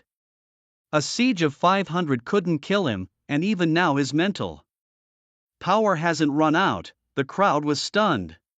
At this rate, wouldn't Liao Fan and his group be annihilated? 2 drastically different battlefields, thousands besieging a bone dragon and hundreds attacking Chu Feng. In a burst of fury, Chu Feng's staff emitted a blinding light. In an instant, countless people were blinded, feeling nothing but a fierce wind sweeping past. When they opened their eyes again, they saw nothing but a ground littered with blood and flesh. The onlookers gasped in shock. Was this the damage a human could inflict? From the traces left by the storm, the range of this wind skill was at least 50 meters in diameter. Wang Yanlong had been watching Chu Feng's situation. Seeing that Liao Fan and his group had not only failed to kill Chu Feng but had also lost half their men, he cursed under his breath, continuing to attack the boss to boost his DPS. Su Yueshi, on the other hand, was not too surprised. If Chu Feng wasn't strong, there would be no challenge. The stronger the opponent, the more excited she became. Liao Fan was petrified, sitting paralyzed on the ground, his soul seemingly fled. A large wet patch on his trousers, a foul smell wafting through the air. You are a devil. Chu Feng, however, ignored him, steadily advancing step by step. Liao Fan screamed, Shu Tu, what are you doing, eating dirt? Act now. As his words fell, support-type professionals unleashed all their prepared debuff skills. Blindness, slow delay, stagnation. Now mages, cast your spells. Liao Fan's eyes were bloodshot as if he saw the first light of hope. Suddenly, countless skills rained from the sky, bombarding Chu Feng relentlessly. A terrifying tide of elements spread its immense force, making people tremble. This power, even the most defiant golden tier would perish instantly. This is the so-called Thordloba. In the face of absolute power, what difference is there from ants? Liao Fan laughed wildly, his laughter filled with arrogance and triumph. He had finally killed Chu Feng. People around sighed. Sometimes too much confidence is not a good thing. The taller the tree, the harder the wind blows. If there's someone to blame, it's Chu Feng's lack of tact. Why offend someone like Liao Fan? Wang Yanlong snorted lightly, smirking. This is what happens when you don't cooperate with me. Pride comes at a price. Necromancer Shu Tu Suyu turned his head towards the direction of the elemental tide, his eyes flickering. Suyu stopped her movements, frowning slightly. Although she vaguely felt that Chu Feng wouldn't die so easily, the power was indeed too overwhelming. An unprepared mage stood no chance. Seniors and juniors outside the instance on the training field shook their heads in pity. Such a promising talent wasted. They thought he might break the millennium record of the Imperial Capital Academy in this rookie trial. Who would have thought he would be so arrogant, ignoring the attacks of over 100 mages? Well, he brought this upon himself, no one else to blame. Too arrogant, forgot his own name after receiving a few titles. Yu Haoguang sighed softly. Oldly, it looks like Shu Feng is more likely doomed this time. Oh, is that so? Li Zhengbai, after a long absence, took off his sunglasses, his snow-white pupils emitting a glow. It seems we must conduct psychological counseling for newcomers in the future. Being too wild is not a good thing, Yu Haoguang said. At that moment, Li Zhengbai pointed at the leaderboard and asked, his name hasn't disappeared from the top. How can we conclude that Shu Feng is dead? Yu Haoguang, hearing this, suddenly looked up. Indeed, the name was still there. Normally, once a person dies, their name would be removed, but now Chu Feng's name still hung in the top position of the leaderboard. Could it be? In the 9th layer of the Howling Caves, Liao Fan had been laughing for a long time, his facial muscles almost cramping from it. He had never been as happy as he was today. The pent-up anger and resentment in his chest dissipated like smoke. Then he turned his gaze to Lu Yang and others, speaking coldly. Next, it's your turn. Anyone related to Chu Feng, not a single one shall be spared. The principle of cutting the weeds and digging up the roots, his father had admonished him countless times since childhood. There must be no loose ends. However, Qin Yushu and Lu Yang were not the slightest bit flustered. Even their gaze towards Liao Fan was filled with thick mockery. Such a look made Liao Fan extremely uncomfortable. Did they not know the word death, or were they feigning calm before their demise? To still have the courage to laugh in the face of death. I admire your bravery. Liao Fan's face darkened instantly. Death? Lu Yang burst into laughter, scoffing. The one who's going to die should be you, right? Liao Fan's eyes narrowed. He sneered. Arrogant people don't live long. You are right, arrogant people indeed don't live long. Just as Liao Fan was about to give the command, the elemental tide slowly dissipated and a figure walked out from it. Shu Feng approached unharmed, step by step toward him. As the elements neared him, an invisible force annihilated them. Elements can't get close. How is this possible? Why are you still alive? Liao Fan stared, his eyes filled with intense shock. Not only him, but everyone present, including those outside watching the battle, couldn't understand. He was clearly supposed to have been bombed into mincemeat by the skill. Yet now, what appeared before them was a living person, completely unharmed. Impossible. Wang Yanlong's eyebrows were tightly furrowed, his expression one of astonishment. Suyu's face showed little surprise. He had anticipated this outcome, just not that Chu Feng would be completely unscathed. It was utterly baffling. Even the King of Hell dares not take my life. Is this explanation satisfactory to you? Chu Feng smiled wickedly, suddenly raising his staff high. Following that, the air filled with thunder elements suddenly erupted. You should be dead. Why aren't you dead? Liao Fan's eyes were bloodshot as he shouted hysterically. Chu Feng looked indifferently at the frantic Liao Fan, his mouth slightly open. The one who should die is you. Thunder Hammer. As soon as the words fell, a massive war hammer suddenly appeared above his head, enveloped with an unmatched aura and power, and it abruptly descended. No, you can't kill me. Liao Fan's pupils suddenly contracted, watching helplessly as the thunder hammer drew closer and closer. Boom! The explosion shook the earth, and the violent power instantly tore apart the magicians and sorcerers around him. This strike was Chu Feng's strongest skill to date, of course, except for the dragon language magician skills. Everyone stared dumbfounded at the huge crater on the ground. Could this damage be inflicted by a human? Oh, sorry, he's not human, he is the thunder god. The expression on Liao Hui's face, who was watching from the outside, froze, then turned icy. The temperature around him plummeting suddenly, watching his own younger brother being killed. This scene, it was like the time he watched helplessly as Liao Qian was flayed and deboned. Shu Feng, Liao Hui will kill you. Liao Hui's face turned purple, veins bulging, his teeth clenched as he spoke each word with deliberate emphasis. Qin Shaowan sensed the towering rage in his heart, not daring to provoke him at such a moment. The playground was silent, so quiet you could hear a pin drop. everyone was thinking if they were Liao Fan, could they have withstood that strike? The power of the Thunder Hammer, it was estimated to be no less than 500,000, perhaps even exceeding 1,000,000 in combat power, nearing the peak of master level. At that moment, there was only one thought in everyone's mind: comparing oneself to others could indeed be infuriating. When Xu Feng killed Liao Fan, his heart did not waver. To him, Liao Fan was nothing. Anyone who dared to provoke him deserved death. Thor, please spare me. I was also blinded by greed because of that beast Liao Fan. I never thought of harming you. Yes, it was all that useless Liao Fan's fault. Everything was his doing.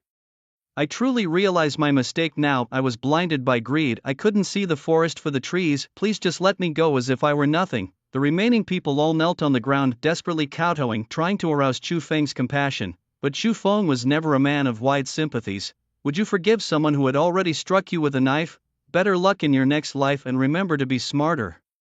Xu Feng gently patted someone's head, his tone indifferent. Then a thunderball exploded abruptly, instantly killing a person. Run, Xu Feng has gone mad, he's a lunatic. People screamed as they scattered in all directions. Xu Feng threw several chains of lightning, effortlessly turning the remaining people into charred corpses. Under the siege of more than 500 people, not a single one of Chu Feng's side died. In contrast, Liao Fan's side was completely annihilated.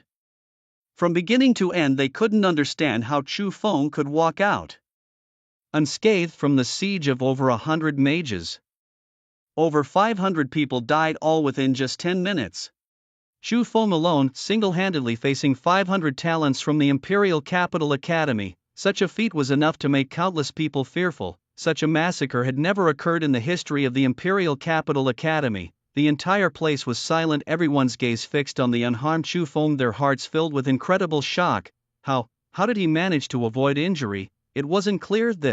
It's illogical, right? Could it be some kind of magical charm that blocked the damage? Impossible, even a shield of light couldn't achieve that. As people analyzed, they felt even more incredulous. The mysteries surrounding Xu Feng only deepened. First, he didn't need to chant spells, then his mental powers seemed limitless, and now this immunity to injury, coupled with his terrifying damage output. Wasn't he invincible? Is everyone okay? Xu Feng looked towards Chen Yushu. Just a minor injury, I've already taken a healing potion, Chen Yushu giggled. Feng Zi, I'm so seriously injured and you didn't spare me a glance. It seems love can indeed shift, right? Lu Yang clutched his chest, pretending to be heartbroken. Your constitution can take a few more hits without any trouble. Chen Yushu, hearing the teasing in Lu Yang's words, her face blushed and she sneakily glanced at Xu Feng. By this time, Xu Feng had already collected the equipment and materials from the ground, and then he looked towards the boss. As he approached the crowd, people spontaneously cleared a path, not daring to block him. Seeing Xu Feng walking towards him, Wang Yanlong's heart tightened slightly, his face turning somewhat unnatural. Considering his formidable strength and seemingly endless mental power, he did not wish to antagonize him. Brother Xu Feng, it seems like you think the same as me. You don't need any cooperation to handle trouble. Wang Yanlong forced a smile. Xu Feng didn't even glance at him, he simply walked past. Wang Yanlong's smile abruptly froze on his face, his fists clenched and then slowly relaxed. Despite being a hidden profession with notable strength, he had no delusions about taking on 500 opponents alone. Figures like Xu Feng were not to be antagonized, only befriended. The crowd watched with complex expressions as Xu Feng walked past, seeing in him a dazzling rising star. Approaching the skeletal dragon from 100 meters away, Xu Feng looked up at the massive beast, fearlessly locking eyes with it. What was he planning to do? Face off against the skeletal dragon alone? That was audaciously bold. The dragon's defense was notoriously formidable. Even with powerful thunder magic, it was impossible to defeat the boss instantly. Indeed, if the skeletal dragon counterattacked after surviving the initial strike, even a god of thunder might meet a grim fate. Master-level players were no match for a master-level boss. The two were simply incomparable. Even a 1-star master boss could easily overpower a 10-star master-level fighter. Thus, Xu Feng's reckless act had everyone's hearts in their throats. His audacity was unprecedented. Outside the instance, the spectators were equally unsettled, their eyes glued to Xu Feng, trying to decipher his intentions. Such folly! How could a mere 7-star golden rank dare to challenge a master-level boss? And as a mage, was he really planning to confront it head-on? It was sheer arrogance. Assuming a bit of strength was enough to solo a boss as if it were a minor mob. The senior students shook their heads. a little honor had made him too impulsive. Yu Haoguang also found it incredibly unbelievable. Among all the students he had mentored, Chu Feng was the only one he couldn't see through. Xiaoyan, on the other hand, was intrigued. He looked at San Yuan's expressionless face, watching with great interest. However, just when everyone thought Chu Feng's actions were akin to a death wish, the next scene nearly made their jaws drop. Suddenly, a terrifyingly majestic aura emanated from Chu Feng, transforming his demeanor entirely, as if he were an ancient ferocious beast. Kneel. Under the astonished gazes of the crowd, the colossal body of the skeletal dragon began to slowly prostrate itself on the ground, its proud head bowing as if submitting to a king. It seemed as though one could sense fear in the empty sockets of the dragon's skull. Yes, it was definitely fear. The fear of facing a king. Oh my god, am I dreaming? Why would the boss kneel before him? I must be dreaming. The rookie trial isn't until tomorrow, and I'm surely in a dream right now. Slap. Why did you slap me? You said you were dreaming, right? I wanted to see if I could wake you up. Damn, that hurts. The miraculous scene left everyone utterly shocked, as if they had seen a ghost in broad daylight. Xiao Langtian's eyes were wide open as he stared at Lu Yang, filled with confusion. Don't look at me, this is my first time seeing this too. Lu Yang spread his hands. Xiao Langtian then turned to Chen Yushu. Don't look at me either, I have no idea. Chen Yushu's mouth was slightly open, indicating her shock as well. This is insane. Xiao Langtian had lived for more than a decade. Though he hadn't eaten pork, he had seen pigs run, right? Which boss wasn't a defiant being? Boss kneeling down? That's unheard of, absolutely outrageous. A flicker of curiosity passed over Chu Feng's calm face. It was also his first time trying out this ability. When he looked at the bone dragon, he faintly felt that he might be able to do something to it. So when his imperial aura was revealed, did it really kneel? Perhaps. Besides being immune to magic, a dragon language mage also has the power to intimidate the dragon race. He glanced up at the DPS leaderboard. Currently the top rank was held by Suyu's team with an impressive damage of 300,000 DPS at 7%. The second place was taken by Suyushi's team with 200,000 damage DPS at 5%. The third place went to Yu Jiantu's team DPS at 4%, and the fourth place was Wang Yanlong's team DPS at 2%. Damage here refers to the effective damage inflicted on the boss, and without breaking through the boss's defenses, there wouldn't even be a qualification to be on the leaderboard. One-shotting the boss might be difficult, but the first place, it could only be mine. Chu Feng raised his staff and the lightning element surged swiftly. Look, the thunder god is about to make a move. People stared intently at Chu Feng's actions, afraid to miss any detail. They wanted to see just how he achieved this with no chanting. Suyu and others also paused their attacks, eyes filled with curiosity. Chu Feng slowly threw out a ball of lightning, which exploded with a loud boom, shattering the armor on the surface of the bone dragon and inflicting a shock status. Immediately after, a massive thunder hammer fell from the sky with a thunderous roar. The explosion nearly burst their eardrums, everyone retreating 50 meters to avoid the aftershocks. The next moment, the bone dragon's skull was utterly destroyed by the thunder hammer, its soul fire completely extinguished. The boss was dead. Looking up again, the leaderboard changed in an instant. First place, Chu Feng, team 88 DPS, 80%. Just a face-to-face encounter and Chu Feng had instantly killed the boss. What terrifying damage and destructive power. It seems that using the thunder hammer on Liao Fan was overkill. With this kind of damage, it was enough to kill Liao Fan 100 times. A terrifying 80% DPS. Chu Feng left everyone far behind. The electrical arcs still flickered on the ground, as if proclaiming the fearsome killing power of the Thunder Mage. The high spirits, combined with the damage bonus from merging with the Dragon Language Mage and the destructive power of the Thunder Mage, along with the critical hit buff and, most crucially, the shock status, all these factors combine to produce such explosive output. This is what you call brute force. This is the Thunder God, killing a Grandmaster level 1-star boss. Bone Dragon experience plus 1250000. In a flash of light, Chu Feng directly advanced to gold 8 stars. He then picked up the glowing orb dropped by the boss's death and took a closer look. Undead Boots tier, Grandmaster level requirement, Master 1-star Spirit plus 2684 Constitution plus 2481 with an added passive skill, Undead. When receiving fatal damage, there's a chance to trigger Undead protection, blocking the fatal injury. It looks like it's about time to retire the old feather shoes.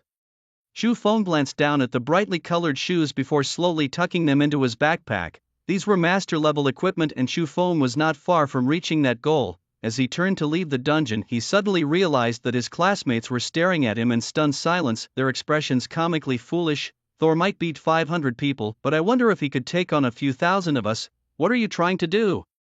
If you want to die, don't drag me down with you. I just wanted to try and then die. I'm not crazy enough to join you. The crowd shook their heads in resignation, realizing that this rookie trial had finally come to an end. The shocks they experienced today were more than those of the past decade combined. What kind of monster was Chu Feng, and how did he come to be in this world? Strange indeed. Chu Feng watched the retreating figures, touched his nose, and seemed to realize how astonishing his actions had been. He never intended to keep a low profile. For those with strength, showing off was a display of prowess. Restraint was necessary at times, but when it came to interests, one had to take action when needed. Chu Feng walked over to Chen Yushu and the others, greeted them and said, "Let's go." Together, they stepped through the portal and returned to the playground. Compared to the beginning of the rookie trial, only about 4,000 people remained, a stark reduction from the original number. With over 1,000 having perished in the dungeon, a death rate of 20%, naturally Chu Feng was largely to thank for this. Xia Yan stood on the stage, his fierce eyes scanning all the trainees present. The rookie trial is officially over. First, congratulations to those who survived. I hope to see each of your faces at the graduation ceremony 4 years from now. Rewards will be given according to ranking. The first place team, each member receives 100,000 points. As his words fell, the crowd was in uproar. Envy nearly spilling from their eyes. Xiao Lang Tian and Gui Yu were simply lucky. Everyone believed that Chu Feng could achieve such results even if he led a dog. Hearing the number, Gui Yu's face flushed with excitement. Thor, thank you so much. Tears ran down his cheeks. 100,000 points. At the very least, that could ensure a comfortable 2 years at the Imperial Capital Academy, enjoying countless resources and privileges. Indeed, receiving such a reward was akin to struggling 10 years less. Gui Yu treated Chu Feng like a deity. If not for the crowd, he might have knelt down right there. Xiao Lang Tian, on the other hand, didn't say much, just stood there grinning foolishly like an idiot. Additionally, Xiao Yan stared intently at Chu Feng and announced loudly, "Chu Feng of Class 1-1 at the Imperial Capital Academy. For breaking the historical record of the fastest rookie trial completion and the highest DPS record, an additional 100,000 points." Another 100,000 points? That's outrageous. From the provincial top scholars, 100,000 points plus the first place reward, and now the record-breaking bonus. That's a total of 300,000 points. Everyone looked at Chu Feng with envy, practically grinding their teeth.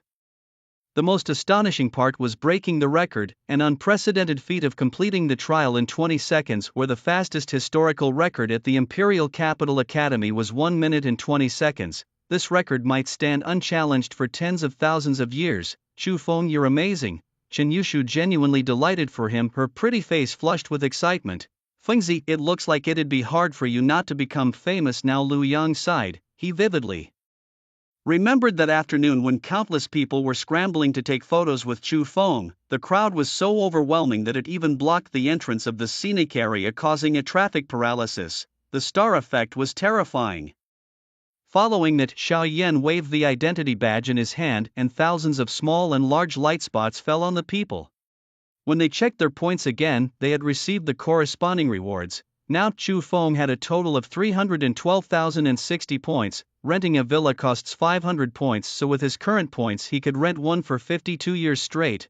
With over 300,000 points, he no longer had to worry about not having enough to access the second floor and above of the Tower of Eternity. Lastly, I wish you all a wonderful 4 years at the Academy, and don't do anything against the Academy's rules, or else if I catch you, endless torture awaits you. After saying this, Xiaoyan's fierce and ferocious face twisted together, looking extremely terrifying and scaring the students into shivering. After the meeting, everyone dispersed. Chu Feng, what are you planning to do next? Chen Yushu suddenly asked. Chu Feng checked the time on his phone. It was 4:30 in the afternoon and the library wasn't closed yet.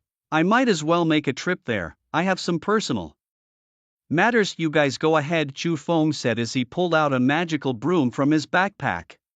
Personal matters? Chen Yushu became suspicious. What's so secretive that you can't even tell me? Chu Feng glanced at her and slowly said, "Who are you, beauty?" Stunned by his words, Chen Yushu felt annoyed. Just as she was about to extend her magical claws for a memorable lesson, several figures with unfriendly expressions approached. Chen Yushu sensed a strong murderous intent and turned to face the newcomers. Shu Feng, are you interested in joining our student council? Liao Hui asked. With a grim face, he had just received an order from the president of the student council insisting that they must recruit Shu Feng. Even though Liao Hui was reluctant, he followed the order. Facing the beast that killed his own brother, Liao Hui suppressed his urge to kill and tried to remain calm. In the academy, you absolutely cannot initiate a fight. The magical array will detect any psychic fluctuations and immediately impose a punishment. Seeing the face similar to Liao Fan and the Tower of Eternity badge on their chests, Chu Feng guessed his identity. Liao Hui, a third-year student, a 7-star summoning master. Hey, you can't just snatch people like this. Recruitment for clubs hasn't even started yet. A handsome young man approached. He extended his hand in a friendly manner, wearing a spring-like smile. Hello, I'm Qin Xiaowan, a member of the Arcane Society. Junior Chu Feng, join our club. There are many beautiful ladies in our club. Qin Xiaowan tempted. Chu Feng slightly curved the corners of his mouth and after a pause said, sorry. I'm not interested in clubs. With those words, the expressions of the student council members darkened instantly. Kid, do you know what the student council is? Most people couldn't even dream of getting in here. What makes you so special? Daring to refuse an invitation from your senior. One of them stepped forward and scolded, you only get one chance. If you don't seize it, you'll regret it later. Liao Hui just quietly looked ahead, saying nothing. Publicly, he dared not offend the president of the student council, who not only held a higher status but was also stronger. Privately, he didn't want Chu Feng to join because the student council didn't allow infighting even on the martial arts platform, where at most they could only make light contact. But what he wanted was Chu Feng's life. He couldn't quench the hatred in his heart without killing him. Chu Feng glanced at their expressions and sneered with contempt. Can't you understand human speech? I said I'm not interested. Please go back to where you came from. You. Seeing Chu Feng's arrogance, murder flashed in his eyes. Liao Hui was the first to react, stepping in front of Chu Feng, his aura bursting forth without restraint. His powerful spiritual force swept out like a wild wind, and faintly, it seemed as if one could hear the roar of beasts. You're asking for it. I will settle the score for my brother's death slowly. Liao Hui gritted his teeth, burning with rage. What's the matter? Not daring to make a move? Scared? Chu Feng grinned, his eyes full of mockery. Seeing his smug expression, Liao Hui felt like his lungs were about to explode. Don't think that just because we're inside the magic array of the Imperial Capital Academy, I wouldn't dare to touch you. Liao Hui's eyes were bloodshot, his murderous intent almost tangible. His threat seemed laughable to Chu Feng, as the magic array could instantly kill even legendary fighters. Just a mere 7-star master, what's he pretending for? Then kill me if you can. What are you hesitating for?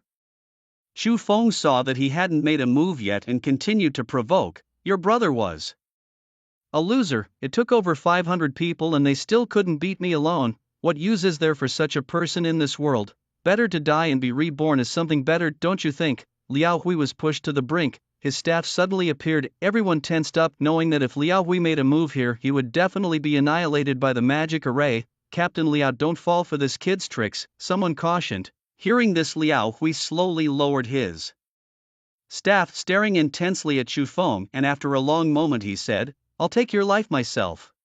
With that he turned and left. He couldn't stand to see Chu Feng any longer. If he stayed, he feared he wouldn't be able to control himself. Coward, Chu Feng scoffed, not taking his threats seriously at all. He wasn't even afraid of the legendary Kai Haoyue. Why would he fear a mere student council member, let alone the captain? Even if the president himself came, what of it? Xiao Langtian looked at Liao Hui's retreating figure with a complicated expression and said, Brother Feng, Liao Hui is even more violent than Liao Fan. You should be careful in the academy in the future. Imperial Capital Academy isn't ruled by the student council alone, and besides, his father is just a teaching director. No worries. Chu Feng waved his hand dismissively. Comparing talents, he had infinite firepower and unmatched critical strikes. Comparing backers, a single white tiger order was enough to deal with him. Besides, Song Yuan was still waiting for him to retrieve dragon blood to prolong his life. He wouldn't let himself be placed in danger. Be careful in your future actions, no matter what, Xiao Langtian cautioned. Qin Xiaowan saw that the drama ended before it even started, and with a sigh of regret he shook his head. Junior, the doors of the Arcane Society are always open for you. If you want to join the society, come find me in Class 1 of Year 3 at Tianfa Academy anytime, he said before turning and walking away. This invitation was merely a courtesy. Chu Feng had declined the student council's invitation, and even seriously Offended Liao Hui, the Arcane Society would not offend the entire student council for one person. Xu Feng, however, did not care. A mere student organization acting like the mafia, refusing to join leads to threats. Isn't this forcing a good person into prostitution? He thought to himself. Half an hour later, Xu Feng arrived at the Imperial Capital Academy Library. Gazing at the ancient and majestic building before him, a strong sense of historical antiquity hit him. After showing his identity badge, the 8-star security guard at the door did not stop him, allowing him direct entry. Xu Feng had the privilege of free access to the library, a reward he earned from his excellent performance in the major examination. For others, entering the library would cost 100 points each time, and renting a book for a month would also cost 100 points. Upon entering the first floor of the library, a massive bookshelf came into view and numerous books floated in the air. Xu Feng's purpose was clear. He was here purely to study thunder magic, and it would be even better if he could find skills of a dragon language mage. However, with the vast number of books, like a sea of smoke, aimlessly searching could take 10 years without success. Thus, Xu Feng approached the information desk, where a sweet-looking young lady was engrossed in an ancient history book. "Hello, Miss," Xu Feng greeted with a smile as warm as the spring breeze. The young lady looked up and asked, "How can I help you? Where can I find books about thunder mages?" Xu Feng inquired. "Second floor, farthest to the left, 7th row, 5th book from the left," the young lady directed. "Thank you." As Xu Feng left, Feng Qingqing's mind suddenly flashed with a familiar face. When she overlapped the two images, she realized that the person she had just spoken to was Xu Feng. Feng Qingqing felt annoyed at herself. How could she not have recognized him immediately? Silly brain. Following Feng Qingqing's directions, Xu Feng found an old book titled The Self-Cultivation of an Ordinary Thunder Mage. Xu Feng was puzzled. What the heck, is this even serious material? Opening the first page, he was surprised to find it was an autobiography. It recounted how a thunder mage, once considered a worthless profession, grew into a powerhouse of his era. Like many underdog stories, Zhang Taizhu was initially underestimated and even had his engagement broken off in disgrace. However, he made a vow to clear his humiliation within 3 years. Thus he embarked on a journey against all odds and successfully proved his ex-fiancée wrong 3 years later. She expressed deep regret, but Zhang Taizhu did not care at all and left stylishly. From then on, he led an unstoppable, remarkable life. Ultimately, he grew into a mythical powerhouse, peacefully passing away after 2 millennia. This is an incredibly inspiring tale full of passion and as gripping as reading a novel. The last page bears a message. To all thunder mages, regard life and death lightly. If you don't agree, just fight. Though Xu Feng didn't fully grasp the meaning, he was profoundly moved. Just as he was about to put the book back, he suddenly spotted several thin parchment sheets on the shelf. Taking them in his hands, he saw large characters inscribed, "Arrows of the Vaulting Thunder, Master Level." Could this be ancient magic? Xu Feng's face drastically changed, his heart uncontrollably thumping. The legendary ancient magic which one can comprehend without level restrictions. If one's insight is deep enough, one could even master a forbidden spell at the bronze level. However, ancient magic comes with significant limitations, much like the rage of the storm. Firstly, there is the issue of mental energy consumption. Ancient spells consume 3 to 4 times more mental energy than standard spells at the same level. This means that without sufficient mental energy, one wouldn't even be able to cast the spell. Secondly, the chanting time for ancient magic is also 2 to 3 times longer than that of regular spells. Due to these drawbacks and their rarity, ancient magic gradually fell out of use. Despite its many disadvantages, its power is formidable. It's no exaggeration to say that an epic ancient spell could rival a legendary spell. Holding the parchment, Xu Feng was so excited he nearly fainted. Worthy of the Imperial Capital Academy's profound heritage, even ancient magic could be found here. Xu Feng kissed the parchment hard and laughed out loud. Others might worry about mental energy and chanting time, but not him. Ancient magic seemed tailor-made for him. He loved powerful spells. Then he took out the second parchment. Falling Star Thunder, epic level. Xu Feng gasped in shock. Epic level ancient magic, what did that mean? Master level was already terrifying, and now something even more formidable appeared. Could it be that he was to inherit the will of his forebear Zhang Taizhu, defying the heavens? The first parchment was master level, the second was epic level, then the third. Could it be legendary? Now holding 4 parchments in total, the last one, legendary? At this thought, Xu Feng's heart suddenly stopped, feeling as if he was about to ascend on the spot. Incredible. Once I master all of these, what is Liao Hui's dad to me? I could easily trounce him." Excitedly flipping to the third parchment, Chu Feng's joyful expression suddenly froze. The pattern in the middle of the parchment was blurred, as if someone had intentionally erased it. A chill ran through Chu Feng's spine, a foreboding feeling looming over him. He hurriedly flipped to the fourth, and sure enough, the same problem. The patterns were completely unclear. Chu Feng's face darkened. Who the hell did this? Don't they know the value of an ancient magic scroll? Destroying public wealth is a sin punishable by the heavens. Chu Feng stared at the two parchments, unable to regain his composure.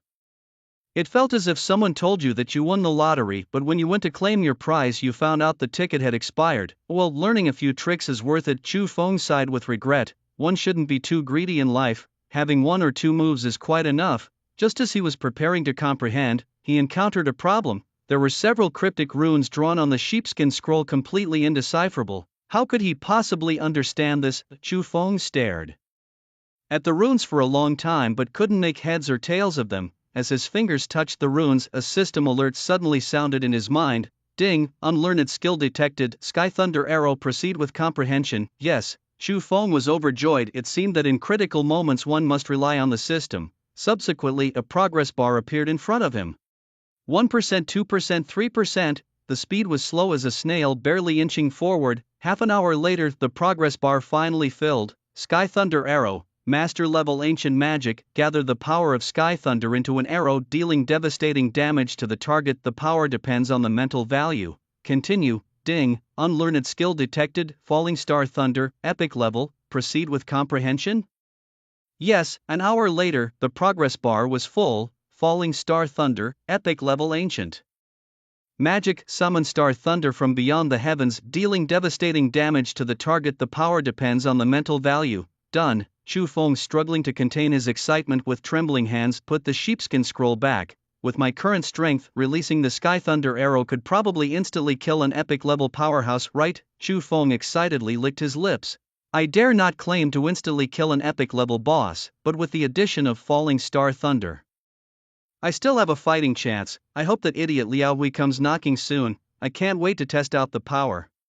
Chu Feng sneered in his heart. With this, the mission to snatch the dragon crystal is even more secure. Whistling, Chu Feng returned to the first floor, feeling very good about today's harvest. Suddenly, a fragrant breeze hit him and a pair of hefty, unidentified objects suddenly swayed in front of him, the curve shocking. On closer inspection he realized they were not the size he was familiar with. Junior Chu Feng, what a surprise!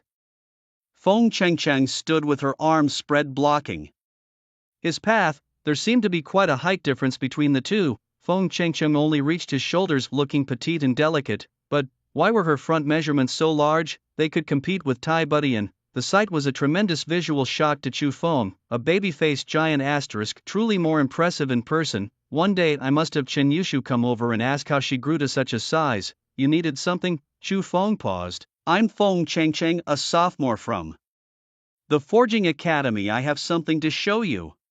Feng Chengcheng grinned, reaching into her blouse and rummaging around. Is this a test of my willpower? Watching the constant quivering, Chu Feng suddenly felt a rush of blood, almost spitting blood. The thing you want to show me, is it suitable for those under 18? Cough, senior sister, what are you digging out? Chu Feng was very curious, seeing her struggle so much he even thought of helping her. Wait, it stuck. Feng Chengcheng bit her lip, using all her strength, suddenly pulled out a dazzling dagger. Wait, why would someone hide a dagger in that place? Phew, found it. Feng Chengcheng gave a dorky smile, waving a dagger in front of Chu Feng. This is it, the Howling Moon Wolf Feng. It took a moment for Chu Feng to gather his senses, suddenly recalling a blueprint that had popped up back when he was in the Qingcheng Mountains. He had arranged for Tai Budian to have someone craft it, and they split the earnings from the dragon coins 50-50. Could it be the person he found was this cute girl? He took the dagger, gently caressing the patterns on it, the silver blade casting a sharp gleam. Howling Moon Wolf Feng tier, gold requirement level, gold 1-star strength plus 1648 agility plus 1254 passive skill included, full moon chance to trigger extra damage when attacking. Did you craft this? Chu Feng looked at Feng Chengcheng in surprise. He impressive, right? Feng Chengcheng grinned naively. Chu Feng looked at her skeptically. This girl didn't look like someone who could swing a hammer. Noticing Chu Feng's doubtful gaze, Feng Chengcheng suddenly got flustered. If you don't believe me, I can pull out another finished product. Then she reached in again to pull something out. A minute later. Can't get it out, seems the pocket is a bit deep, really not easy to dig into. Chu Feng, could you help me pull it out? Not really appropriate, right? But if it's junior brother asking, maybe it's not impossible. Cough cough. By the way, why don't you keep the dagger in a backpack? What if you can't find it in there? Carrying it on me is the safest. Chu Feng, there's some logic to that. To prevent crime, Chu Feng eventually controlled his sinful hands. Indeed, Feng Chengcheng was a highly skilled blacksmith, now a master-level craftsman with many blueprints at her disposal. Normally, people who sought her craftsmanship had to provide their own blueprints and materials, plus pay a hefty crafting fee, 2 million for gold level, 8 million for master level, Tai. But Ian seems to have a special relationship with her, as Feng Chengcheng never charges her. Junior brother, I heard you're now the new king of the Imperial Capital Academy. You must have lots of points, right? A gleam suddenly flashed in Feng Chengcheng's eyes. What are you planning? Chu Feng instinctively tightened his grip on his identity waist badge, his face alert. These were points he had earned with difficulty and couldn't just let someone swipe them away. Friendship is friendship, but lending points is out of the question. I've been a bit strapped for cash recently. I was hoping to trade some equipment for points with you, junior brother. Feng Chengcheng's voice grew softer with each word, eventually as faint as a mosquito's. You, a master-level blacksmith running out of points? Chu Feng looked at her skeptically. It sounded utterly preposterous. Hearing this, Feng Chengcheng hurriedly clarified, I've been trying to craft grandmaster-level equipment recently and the points spent are a bit excessive. What?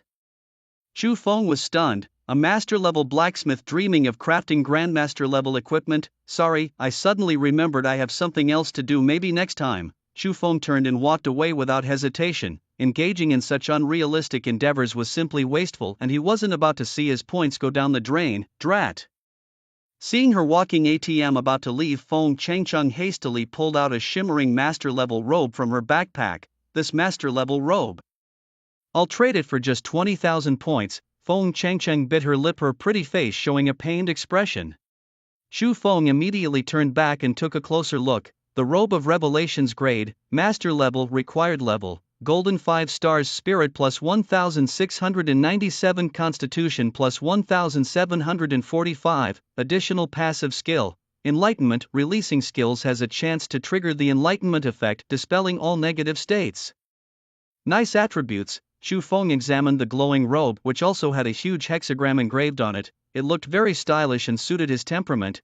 Can I exchange it for 20,000 points? Chu Feng asked. Yes, just 20,000 points. Feng Chengcheng nodded emphatically. That's expensive, how about 1,000? Chu Feng cut straight to the chase with a price slash. That's not possible, the minimum is 15,000.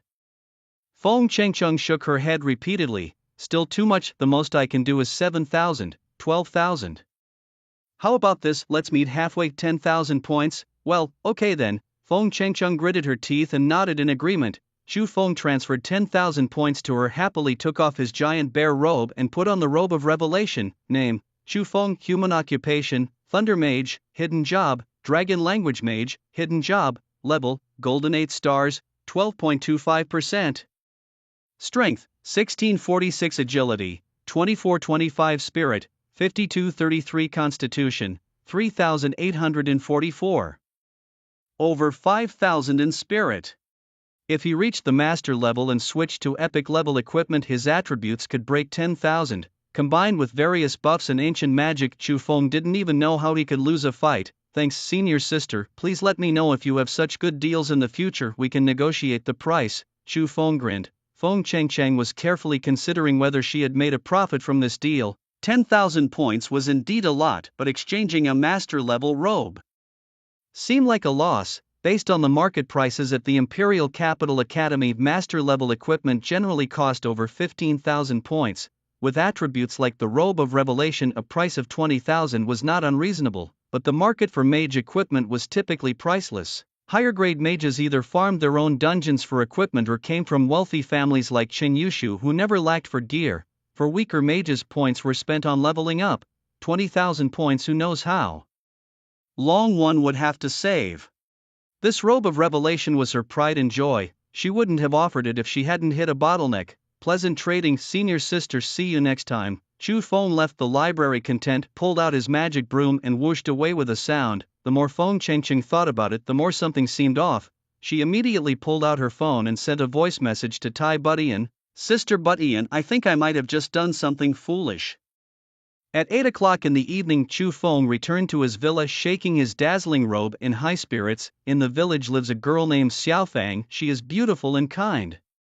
Chu Feng whistled and hummed as he opened the door, suddenly sensing a strong murderous intent. Turning his head, he saw Tai Budian staring at him, full of killing intent. Sister Budian, what are you doing here? Please, come in. Chu Feng smiled faintly. Tai Budian said nothing, grabbed her long halberd and walked straight towards him, her aura suffocating.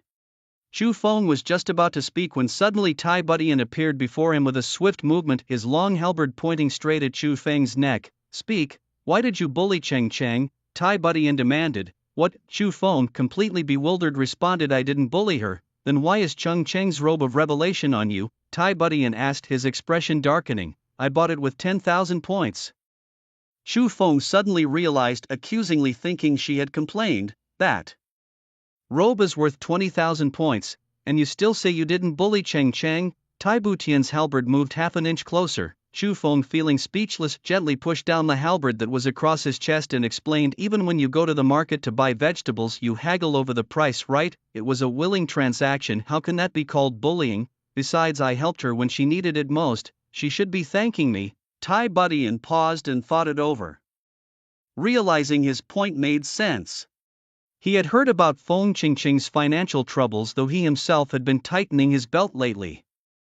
Sorry, junior brother, I misunderstood you, Tai Budian said with an apologetic expression. Chu Feng, sweating coldly, thought to himself, what a temper, to resort to violence over a misunderstanding. By the way, Cheng Cheng must have shown you the Howling Moon Wolf Fong, right? Tai Budian withdrew his halberd. I've seen it, her craftsmanship is not bad, she looks delicate but her forging skills are impressive, Chu Feng complimented. I will pay you the proceeds from the Howling Moon silver Fong according to the price we agreed on, Tai Budian said, patting his clothes. Suddenly a spray of blood shot out from Chu Feng's nose. Junior brother, why are you suddenly bleeding? Maybe it's because I've been a bit overheated recently, plus the weather has been quite dry. Come lie down, I'll give you acupuncture, it'll fix you right up, Tai Budian offered. No need for something as troublesome as acupuncture.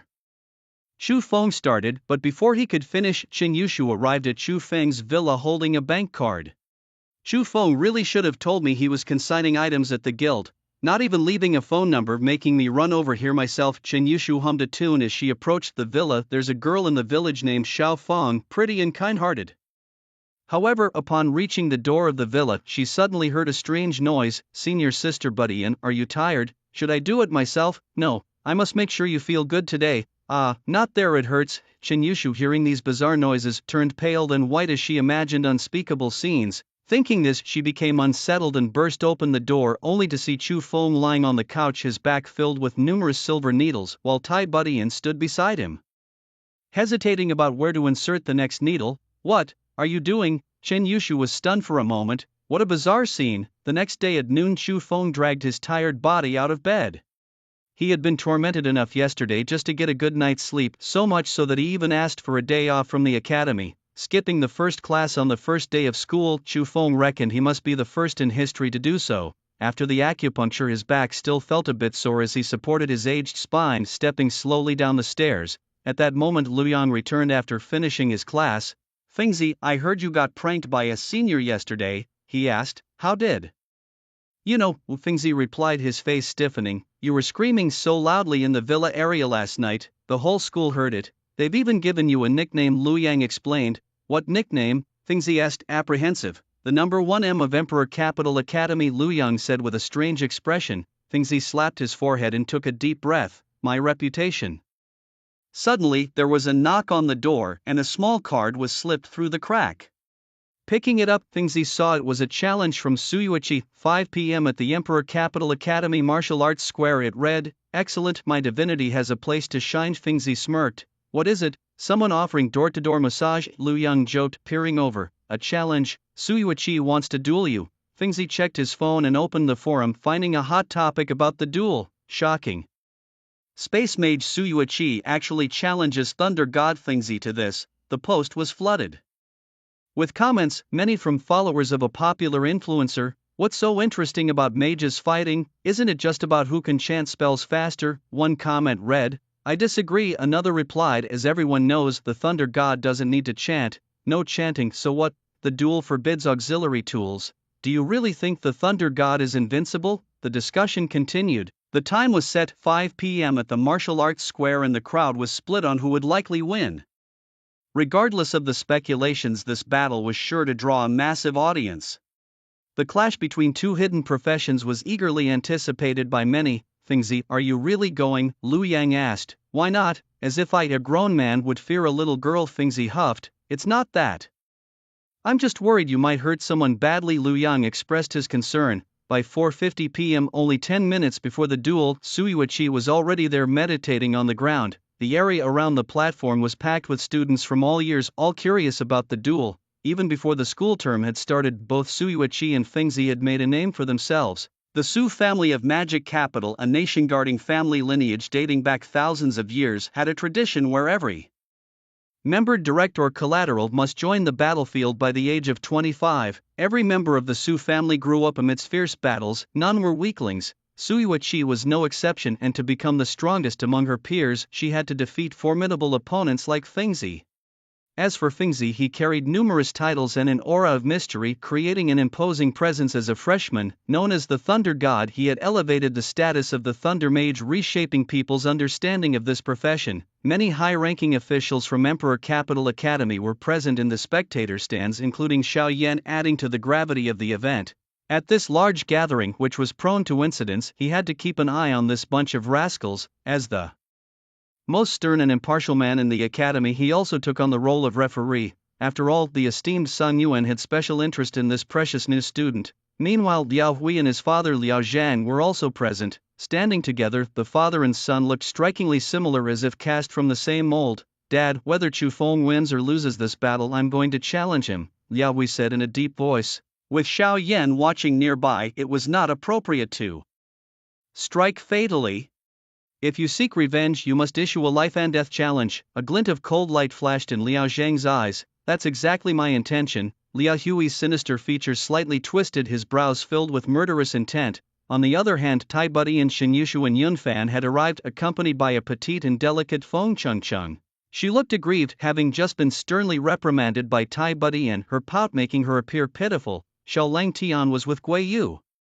The two having formed a revolutionary friendship during their trials. Both being rejects, they felt a kinship with each other. Brother Tian, it's almost 5 o'clock, why hasn't the boss arrived? Guiyu checked his phone. Don't worry, a master of Feng's caliber always makes a grand entrance. Have you ever seen a school principal arrive first to a meeting? Xiao Lang Tian replied calmly. That made sense, and Guiyu nodded, stroking his chin. Suddenly Su Yueshi on the dueling stage opened her beautiful eyes and stood up, her gaze piercing into the distance.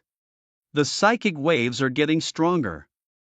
Make way, make way, the Thunder God has arrived. Liu Yang, with his robust physique, cleared a path wide enough for 3 people to pass through. Chu Feng, clad in a flowing light robe with eyebrows like ink and a dignified aura, radiated a faint golden light, appearing like a god descended from the heavens, holy and majestic. The Thunder God really is here. This is going to be good.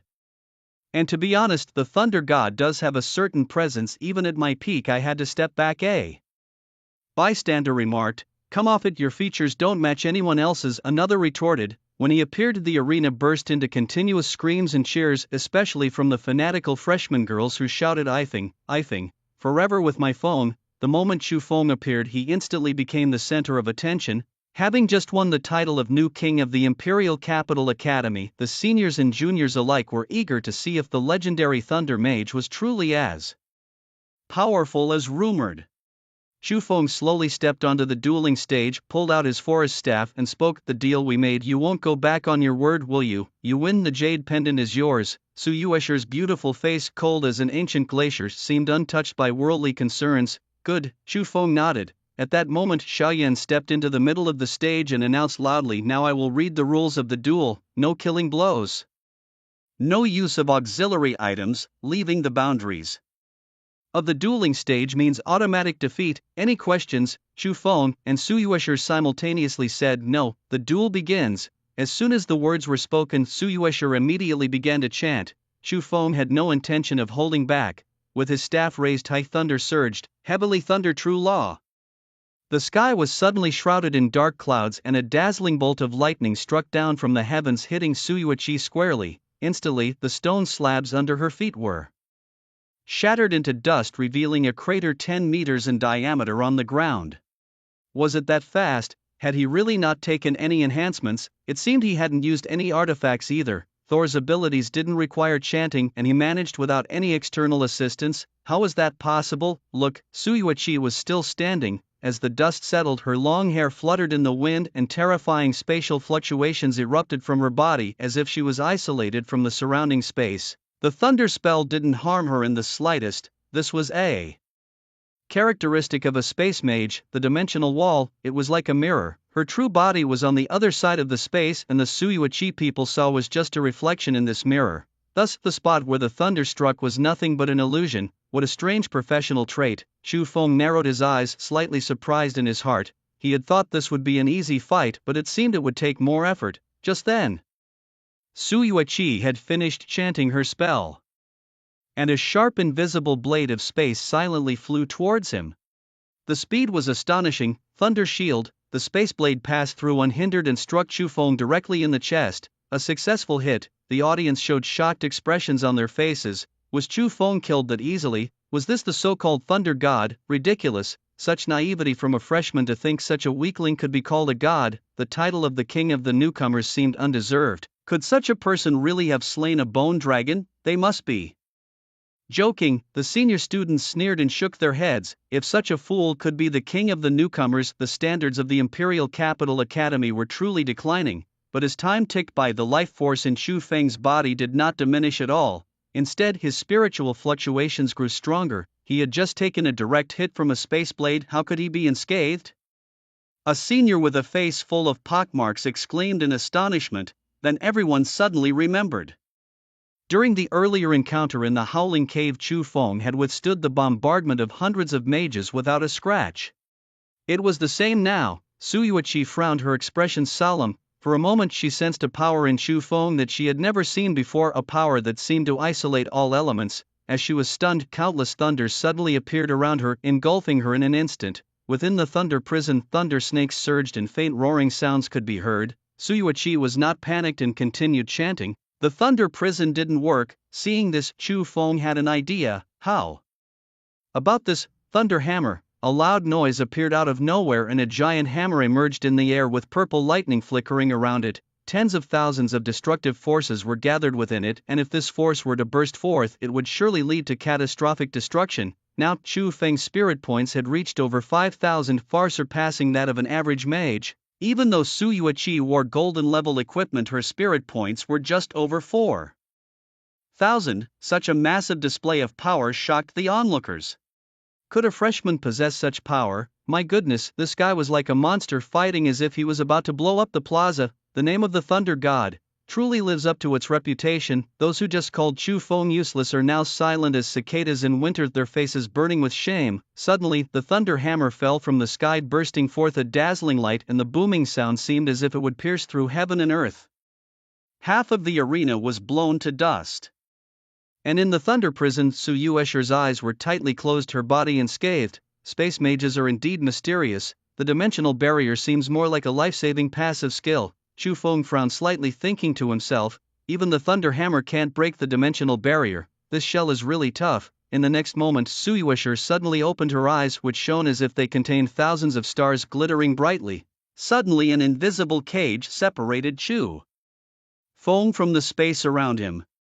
No matter how he wielded his thunder hammer or lightning chains, he couldn't break through the spatial boundaries. Seizing the opportunity, Suyuichi suddenly manifested a long sword condensed from spatial elements in her hand, and her figure flashed. When she appeared in front of Chu Feng, the sword of space stabbed straight towards Chu Feng's neck. But as the sword neared, the blade shockingly melted away a large section. What kind of sorcery is this?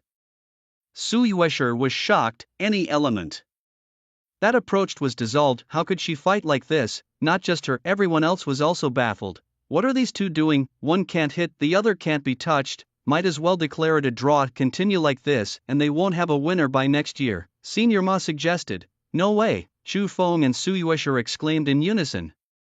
Today I must determine the winner. I am set on becoming the rookie king of the Emperor Capital Academy, Su Yueshur declared coldly. I really like that jade pendant of yours. I must have it today.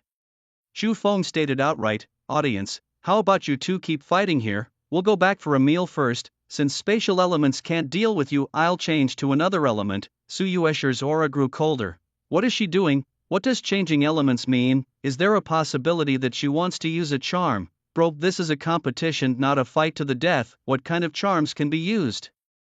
As people harbored doubts, Su Yueshur's delicate body suddenly emitted a chilling coldness. Her pupils abruptly turned crystal blue and a holy aura covered her beautiful face, the power of extreme ice. This scene caused a huge stir among the spectators. My god, Su Yueshur actually has two hidden professions. One hidden profession is already overpowering and she has two. How can anyone live with this? The madness. This year's freshmen, what kind of monsters are they? Will one more abnormal than the other? The seniors suddenly felt unsettled. They thought they were the chosen ones. The emergence of Su Yueshur shattered their pride.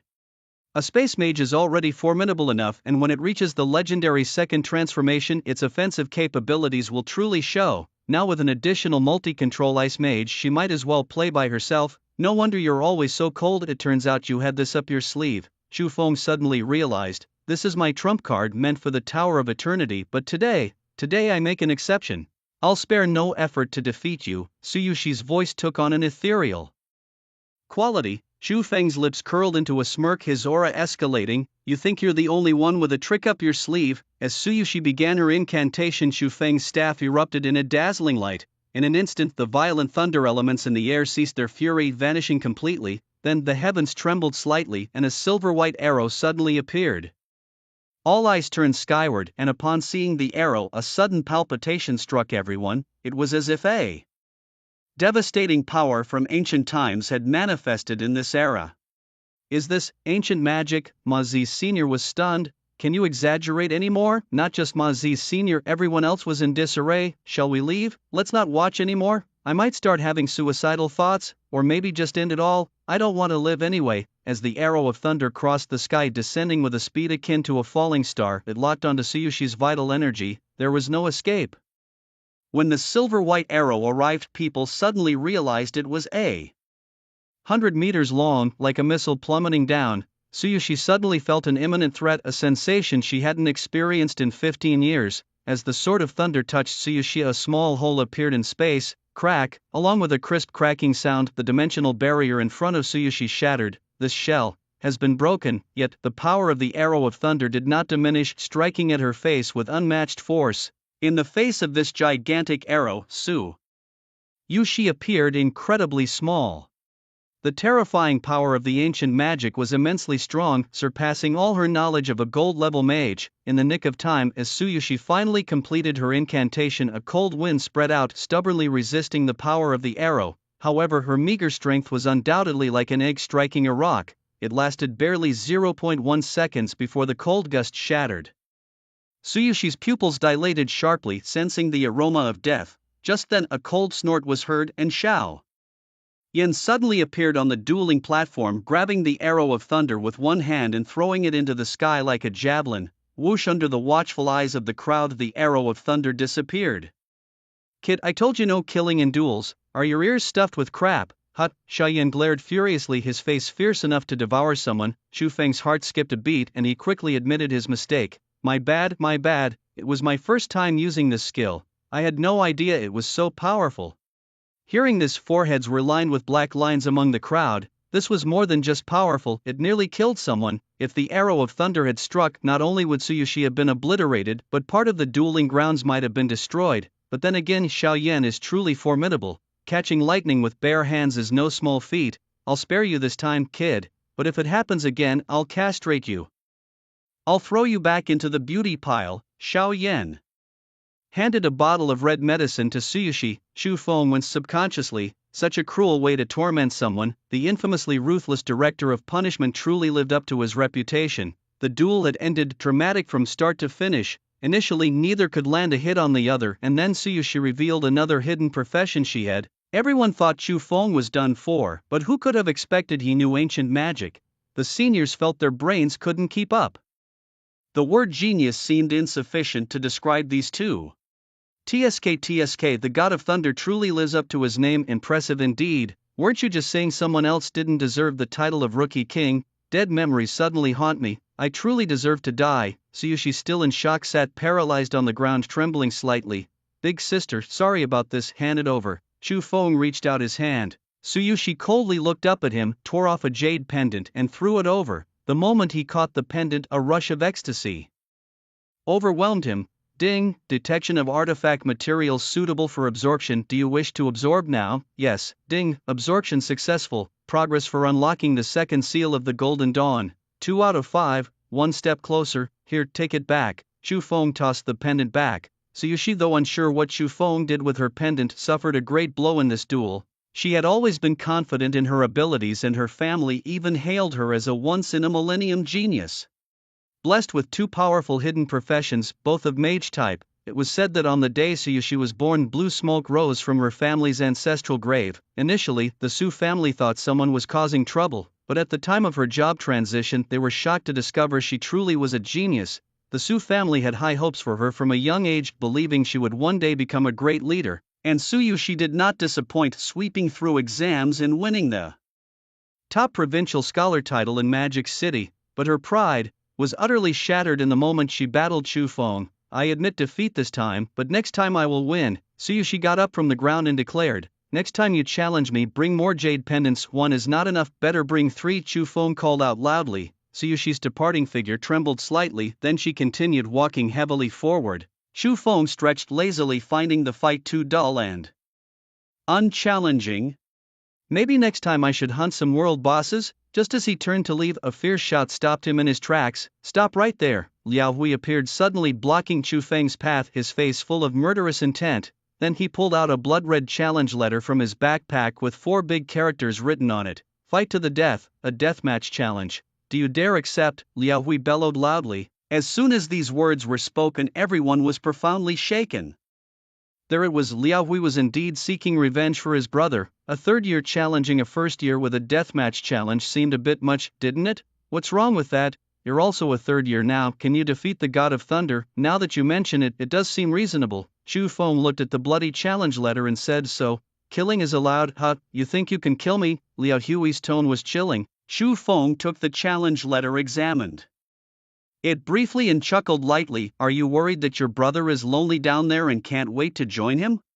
I've said before, I will personally come to take your head. Liao Hui's murderous intent was almost tangible, chilling the air around them. Sorry, I'm not planning to die just yet. Aren't you supposed to be fierce? Scared now? Scared? Chu Feng laughed dryly, finding Liao Hui rather adorable. Killing Liao Hui would be as easy as lifting a finger for him. Since the senior has spoken to this extent, I must give this face. In the next moment, Chu Feng's palm thundered, crushing the challenge letter into dust. Suddenly a blood-soaked character kill appeared above their heads. Really taking it on. Hui Thor is indeed wild. Just finished one fight and now onto another, doesn't even pause to breathe. Huh? Forget it. Liao Jin is right there watching. He definitely won't let anything happen to Liao Hui. If Liao Hui dies again, who will take care of him in his old age? Did you not see the King of Hell here?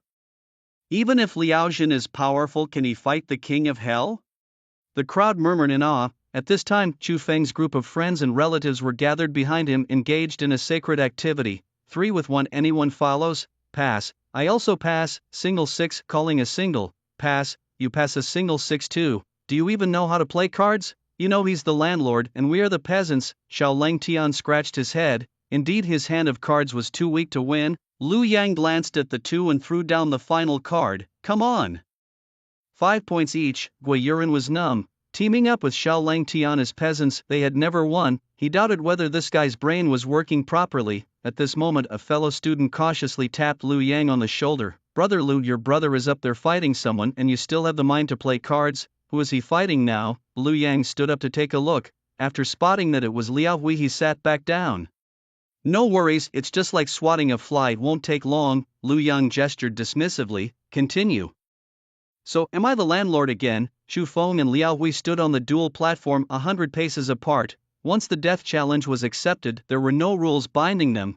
they could use any enhancements or items they wished. Suddenly, Liao Hui swung his staff and a fire elemental sprite appeared out of nowhere. The whole area instantly engulfed in flames, the temperature soaring. Summon, fire elemental sprite tier, master level. Grandmaster 3-star strength, 0 agility, 1584 spirit. 18,000 constitution, 2198 skills, wildfire flame strike.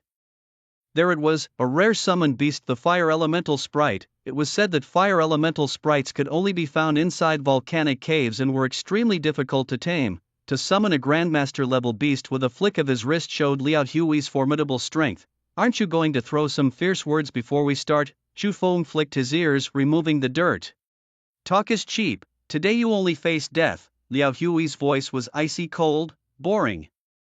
Chu Feng pulled out his staff, suggesting playfully, "Why don't you curse at me a bit, you fool looking for death?" Liao Hui glared furiously, sweeping his hand dramatically. At that moment the fire spirit suddenly burst forth with an intense flame that enveloped the entire arena. The temperature rose so high that the spectators outside the arena changed color, retreating in droves. The flames glowed orange-red, soft as tufts of cotton, yet the energy contained within was terrifyingly powerful. Once unleashed, it was enough to destroy tens of thousands of square meters of the arena. The air sizzled and even the space itself seemed to twist. Following closely, the cotton-like flames merged into a giant sphere, shooting straight towards Chu Feng. With a casual flick of his wrist, Chu Feng unleashed his lightning chain. The moment the chain touched the sphere, it exploded with a thunderous roar that echoed to the heavens. The terrifying aftermath surged out like the roar of a dragon, blowing the spectators away.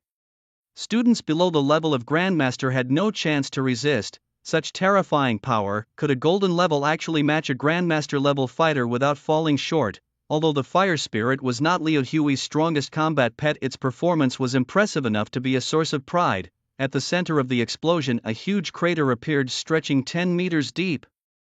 The arena was completely destroyed, yet Chu Feng and Liao Hui stood unharmed. Not bad, it barely managed to block my lightning chain. Do you have a stronger summon? Chu Feng said teasingly. Liao Hui remained silent, dismissing Chu Feng's words as if they were nothing but hot air. Under the circulation of the star array, a towering figure with a huge scythe appeared, a canine-headed creature. Summon, source of hunger, rank, Grandmaster, level, 7-star Grandmaster, strength, 26851, agility, 3285, spirit, 24851, constitution, 27985, skills, hunger's judgment, death slash. The moment the canine-headed creature appeared, the world seemed to be covered with a cloud of sorrow. Its scythe was 5 meters long, matching its 10-meter stature, its presence formidable. This was it. Liao Hui had summoned his trump card, and now Chu Feng was really in for it. Last year, the source of hunger had once decapitated the head of an epic elite monster with one swipe of its scythe, its attack power immense. The canine-headed creature stomped on the ground, causing the earth to tremble slightly and numerous cracks to rapidly spread. When one looked again, the creature had already reached Chu Feng. The huge scythe, carrying a thick trail of black smoke, seemed like the most evil substance in this world, fiercely slashing down. Thunder prison. Instantly, a thunderous inferno appeared, stunning the canine-headed creature into immobility. Heavenly thunder law. A loud boom from the sky followed, as a thunderbolt as thick as a thigh descended, striking the creature, only to be eerily swallowed up quietly, without any sign, as if vanishing into thin air. Heavenly thunder law. Chu Feng struck again, but to no avail. It was still mysteriously swallowed up. As the canine-headed creature recovered from its daze, Chu Feng threw another thunder prison. Useless, the source of hunger could devour all things, and it favored elements above all. Liao Hui sneered, summoning the fire spirit to attack again. Familiar flames burned once more, and Chu Feng frowned, thinking to himself, thunder is ineffective against it. He couldn't believe that a summoned beast could endlessly devour lightning magic. If one wasn't enough, nor two, then three it would be, consuming until it could no more. At this moment Chu Feng held a thunder hammer in his left hand and the heavenly thunder scripture in his right. Countless bolts of lightning twisted around him, and a fearsome thunder prison enveloped an area of 100 meters. From a distance, it seemed as though he had transformed into a terrifying thunder god's kingdom, with thunderclaps resounding continuously. Under the relentless bombardment of endless lightning, the fire spirit was reduced to mere sparks of red light. The fire spirit dead. Liao Hui, having formed a master-servant pact with the summoned beast, felt his soul damaged as his beast perished. He grunted dully, his face turning deathly pale in an instant. Chu Feng, Liao Hui roared to the heavens, vowing not to rest until Chu Feng was dead. Liao Hui's body suddenly burst with a black glow. He then pulled out a paper effigy, bit his tongue, and a stream of blood shot onto it. Suddenly, amidst a gust of cold wind, the Anubis broke free from its dizziness. With blood as the sacrifice, it gained absolute immunity. Although it lasted only 5 seconds, for Liao Hui it was enough.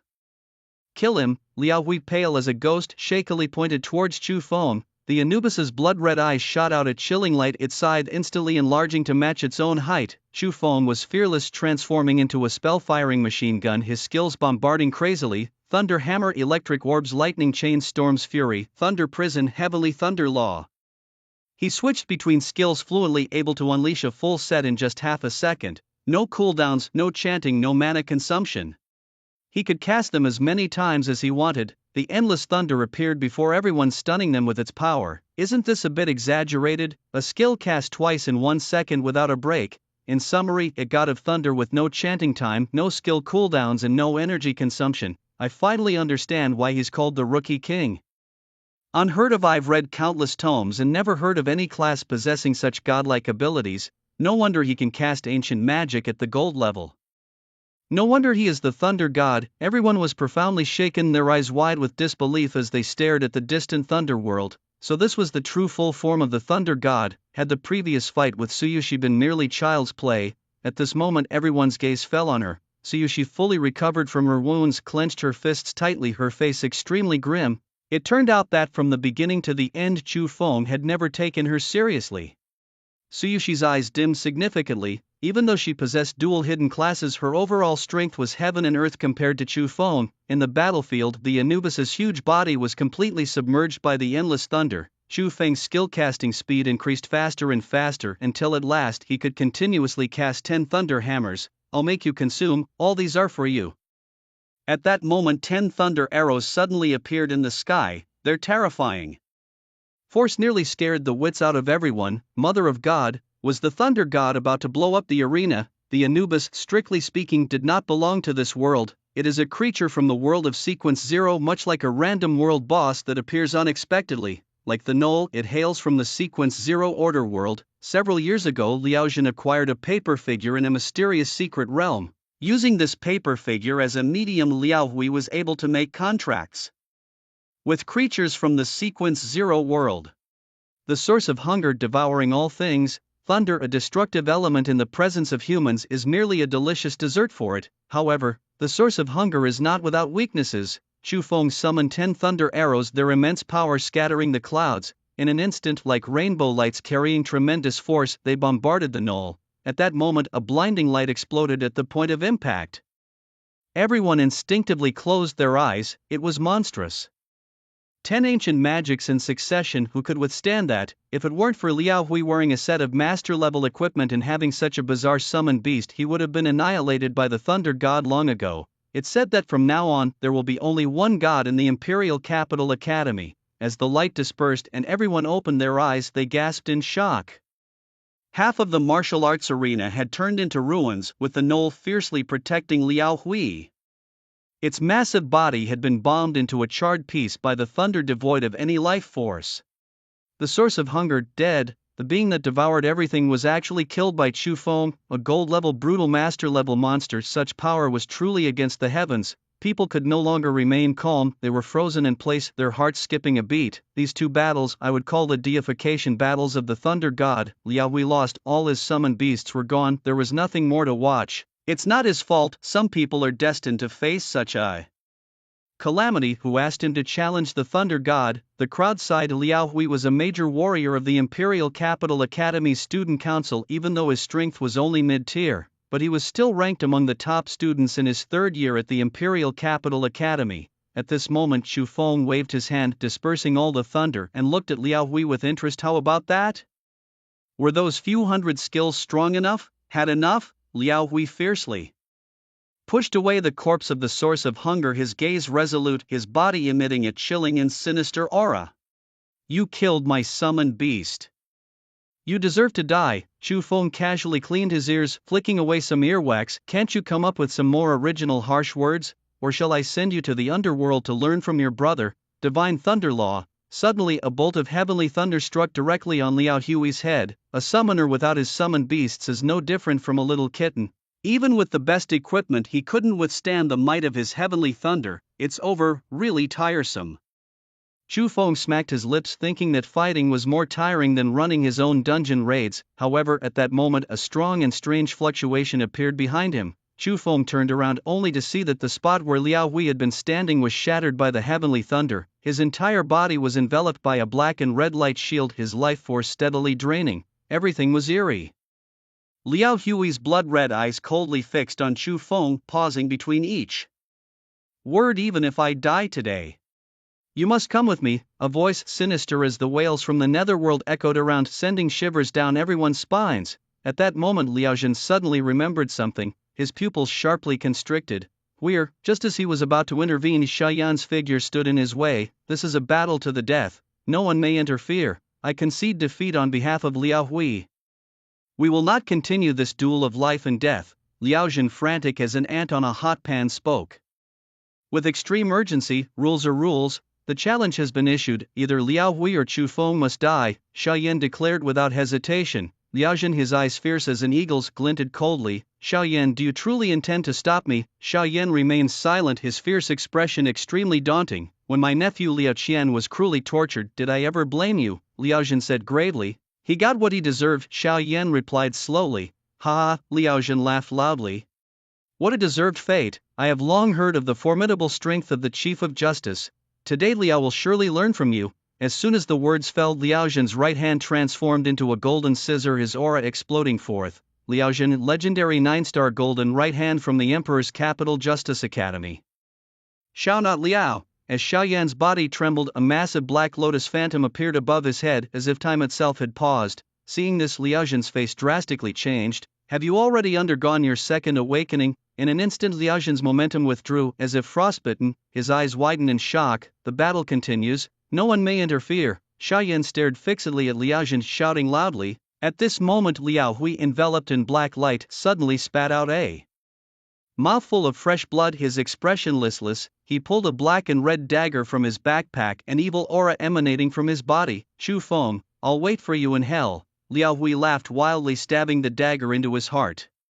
Weird. Liao Zhen, seeing this scene, was on the verge of breaking, his heart filled with utter despair. His one son was killed by Chu Feng, and now the other chose to sacrifice himself for revenge. The dagger suddenly flashed with a sinister light, and instantly chilling winds blew the sky, filled with dense clouds, thunder and lightning flashing. The next moment Liao Hui's flesh was consumed by the dagger, leaving nothing behind as a black vortex appeared before everyone. Soon after, an extremely malevolent stench emanated from within, the disturbing fluctuations making people's hearts tremble. What is this thing? What kind of demon has Liao Hui summoned with his own sacrifice? Such terrifying pressure, I've never felt such an aura before. Damn, it's sinister. Liao Hui is ruthless to his enemies and even more so to himself. With a roar, a pitch-black three-headed dog emerged from the vortex. Demon beast. Abyssal Cerberus. Boss. Tier. Epic level. Epic 1-star strength. 45981 agility. 12010 spirit. 32814 constitution. 26841 skills. Abyssal roar, deadly bite. An abyssal creature?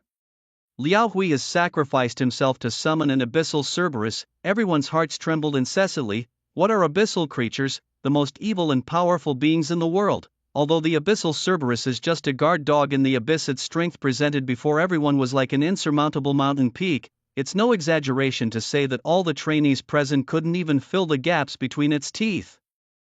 This abyssal Cerberus stood 10 meters tall and 15 meters long, cloaked in a sleek pitch-black coat adorned with blood-red runes. Its 3 massive heads swayed slightly as if acclimating to the environment outside the abyss. Woof! Chu Feng stared at the hound, feeling a sudden surge of inexplicable throbbing in his heart. This feeling of anger was intense, as if it was about to burst forth from him. Since you want to come out, let's show them what you're capable of. Suddenly, Chu Feng stowed away his staff into his backpack, pressed his palms together and closed his eyes. The crowd looked on, bewildered. What is the Thunder God doing? He's even abandoning his staff. Is he admitting defeat? An epic 1-star boss and an abyssal creature at that. Suddenly, it seemed as though a roar, albeit faint, echoed in everyone's ears. Then a magnificent array of 7-colored starlight emerged beneath Chu Feng's feet. A holy and majestic aura shot up into the sky. A colossal dragon phantom slowly appeared above Chu Feng, its proud dragon head contemptuously overlooking all. With a spread of its wings, it covered the sky, engulfing the entire Dawn City with an aura that instinctively made everyone feel like bowing in submission. The dragon roared towards the heavens, its formidable pressure seeming to shake the very earth and sky. In that instant, countless powerful beings from Dawn City turned their eyes toward the Imperial Capital Academy, their expressions filled with shock. What a terrifying presence! Was that a dragon's roar? Why would there be a dragon in the Imperial Capital Academy? Powerful figures stood suspended in the air, gazing into the distance, where in a remote corner of the city a golden dragon phantom dominated the scene. The vast tournament square was already overwhelmed by the dragon's imposing aura. As the strongest race in the world, the dragon's power was ingrained in everyone's heart. The moment the phantom appeared, everyone on site had their eyes wide open, their bodies as if cemented in place, unable to move. Their hearts uncontrollably thumped wildly and they swallowed hard. A dragon! This is a dragon. Why can the Thunder God summon a dragon phantom? What does a Thunder Mage have to do with dragons? I can only say absolutely nothing. Some rubbed their eyes, slapped themselves to confirm they weren't dreaming. It seemed real, it was indeed a dragon. I've got it. Motzi, a senior, slapped his forehead, his breathing hurried. This is a dragon language mage. Chu Feng, this beast, he also has dual hidden classes. What? As the words fell, people almost dropped their jaws in shock. Thunder Mage plus Dragon Language Mage, another dual hidden class? This is too incredible, too outrageous. Suyuichi was already abnormal enough, crushing the confidence of their seniors. But she was still outclassed by Chu Feng, who hadn't even used half of his strength. Yet, this monster, he too had dual hidden classes, and he was the most mysterious and formidable Dragon Language Mage. In this moment, people's hearts felt as if they were smashed by a heavy hammer. Painful and breathless, Chen Yushu stared at Chu Feng's slightly frail figure, utterly lost in thought. My goodness, Fengzi really is awesome. No wonder my dad always told me from a young age to befriend Fengzi. Lu Yang was so excited he nearly jumped up. Dare I ask, Brother Lu, is your father a prophet? Xiaolang Tian asked curiously. My father is a farmer who can foresee the future. He moonlights as a fortune teller. In front of the mighty dragon, the three-headed hound of the abyss appeared exceedingly minuscule, like a mere puppy. Under the overwhelming suppression of the powerful bloodline, the puppy whimpered, as its 3 heads suddenly spewed out black abyssal flames. The 3 pillars of fire merged into 1 inch, creating terrifying fluctuations that seemed capable of piercing through space itself. Even from kilometers away, the trainees could feel this terrifying power. Facing an epic abyss boss, even legendary warriors would have to tread carefully with such an attack. As the abyssal fire swept over, everyone's hearts leapt to their throats. Why isn't Chu Feng moving? Just when everyone thought something might have gone wrong with him, he opened his eyes. In that instant, Chu Feng did not retreat but advanced, facing the fire head-on and withstanding the blast of abyssal fire with his body. What? Is he mad? Don't panic. Have you forgotten that the Thunder God is immune to magic? Look, the Thunder God is still alive. As the abyssal fire washed over Chu Feng, it failed to stir even a ripple. It was as if an invisible shield protected him, blocking all impact. At that moment, Chu Feng was like a deity, impervious to all forms of magic. Woof! The 3-headed hound of the abyss, with its eyes as large as bells, flashed with intense astonishment its doggy brain, unable to comprehend how this golden-level youngster remained unscathed. As Chu Feng moved, the phantom of the dragon above his head moved as well. With every step he took, the hearts of the onlookers trembled violently. It was as if he was pulling at their hearts, bringing them immense shock. A mere abyss puppy dares to bark in front of me. At that moment, Chu Feng's eyes suddenly turned golden. The dragon phantom lifted its head, its mouth brimming with golden light. Dragon's breath. Suddenly, the dragon opened its mouth and a dazzling golden light burst forth. The heavens and the earth seemed to shatter under this force. The golden light effortlessly penetrated the body of the 3-headed hound of the abyss, its terrifying power instantly overwhelming it, causing its massive body to crumble to pieces. Woof! In less than a second, the epic 1-star epic boss, the 3-headed hound of the abyss, was instantly slain.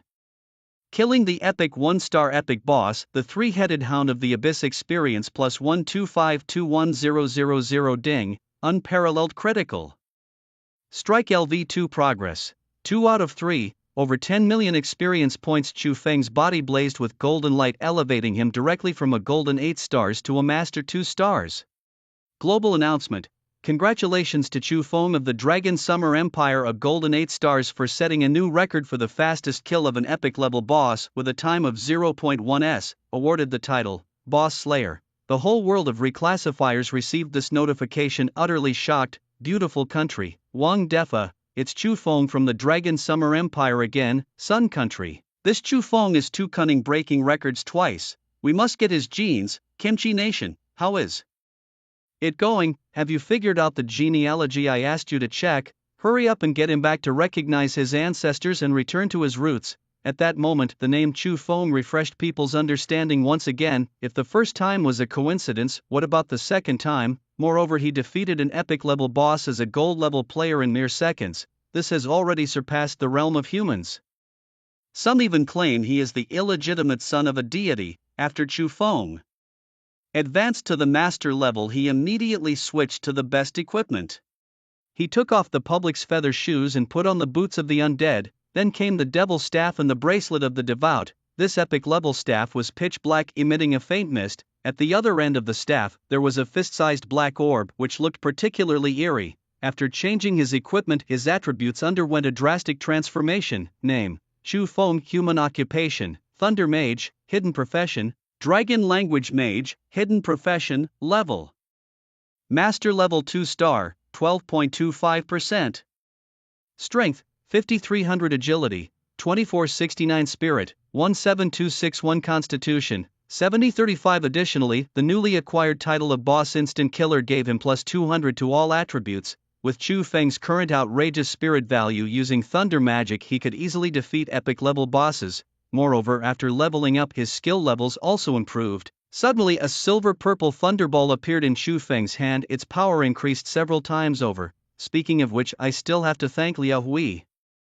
Chu Feng shook his head and smiled. Whether Liao Hui should say it or not, his death was truly worth it. The boss only dropped one item. Chu Feng picked it up and saw the abyss key.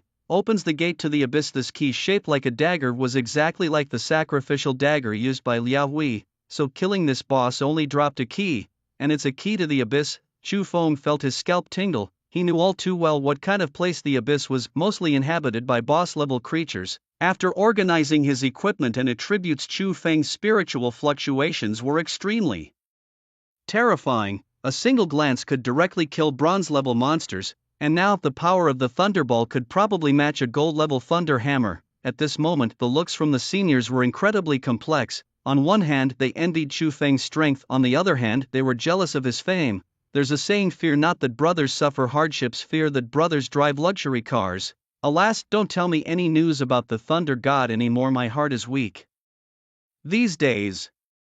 Should we still call him Thunder God? He should be called Dragon God now. Dismiss. Now a freshman can directly outclass a senior. Living really has no meaning. Hence everyone sighed and dispersed. They needed time to digest what they had seen today. One shock after another. You really need a big heart to handle it. Fingzi, now there's no one in the Emperor Capital Academy who doesn't know you, right? Lu Yang said excitedly.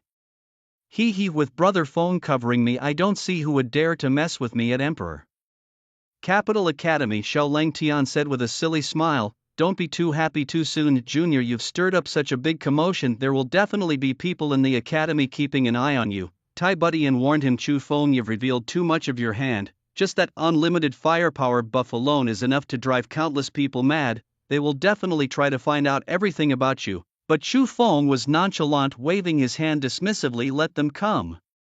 I've been itching for some action these past few days. This year, the Imperial Capital Academy is different from previous years, Tai Buddian said seriously, because the Tower of Eternity is about to open. Many students who should have graduated have decided to stay back. Chu Feng was slightly taken aback and asked, you mean there are a lot of fifth-year students in the academy now? Yes, they are all epic geniuses, each with considerable strength, all wanting to stay and challenge the tower. Especially the president of the student council, Situ Gang, whose current strength can even match that of the academy's instructors. Tai Buddian nodded, rubbing his chin. Chu Feng's face showed great interest. The president of the student council.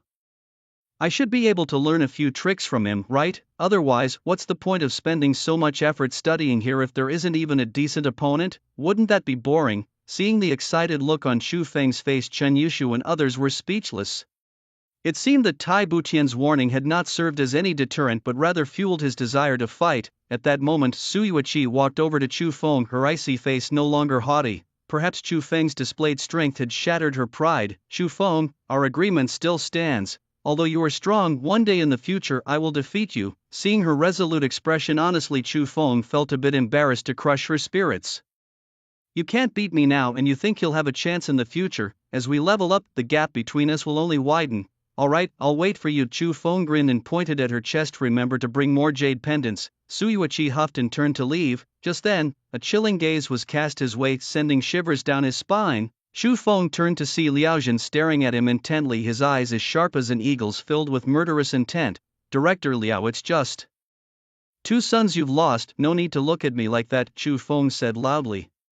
You sharp-tongued kid, let me advise you to cherish the people around you because you won't be seeing them much longer, Liao Jin said sternly. Is that a threat? Your son summoned abyssal creatures posing a serious threat to the Academy's safety and I have every reason to suspect you orchestrated it. Chu Feng paused before continuing. Colluding with abyssal creatures, just that alone is enough for him to die 10 times over. Ridiculous. I hope you can still talk tough outside the Academy. Liao Jin snorted coldly, his killing intent unmasked. You might not understand me well, besides my mouth, many other parts of me are also very hard. What, you want to test that? Chu Feng narrowed his eyes and sneered, but you might be disappointed. I'm not interested in old bones. Pfft. Chen Yushu couldn't help but laugh out loud, playfully glaring at him. The man was the Academy's director and yet Chu Feng dared to joke with him like this. Liao was furious, his chest heaving with anger. He turned his head and left. One more glance at Chu Feng's infuriating face might just make his lungs explode. Coward, Chu Feng scoffed, half expecting him to lash out. How do you have such guts, even daring to offend the director? Chen Yushu poked his arm. I killed his 2 sons. Even if I kept silent he wouldn't let me go. Chu Feng spread his hands nonchalantly. Junior, as long as you stay in Emperor Capital Academy no one will dare touch you. Iron Butian patted Chu Feng's shoulder.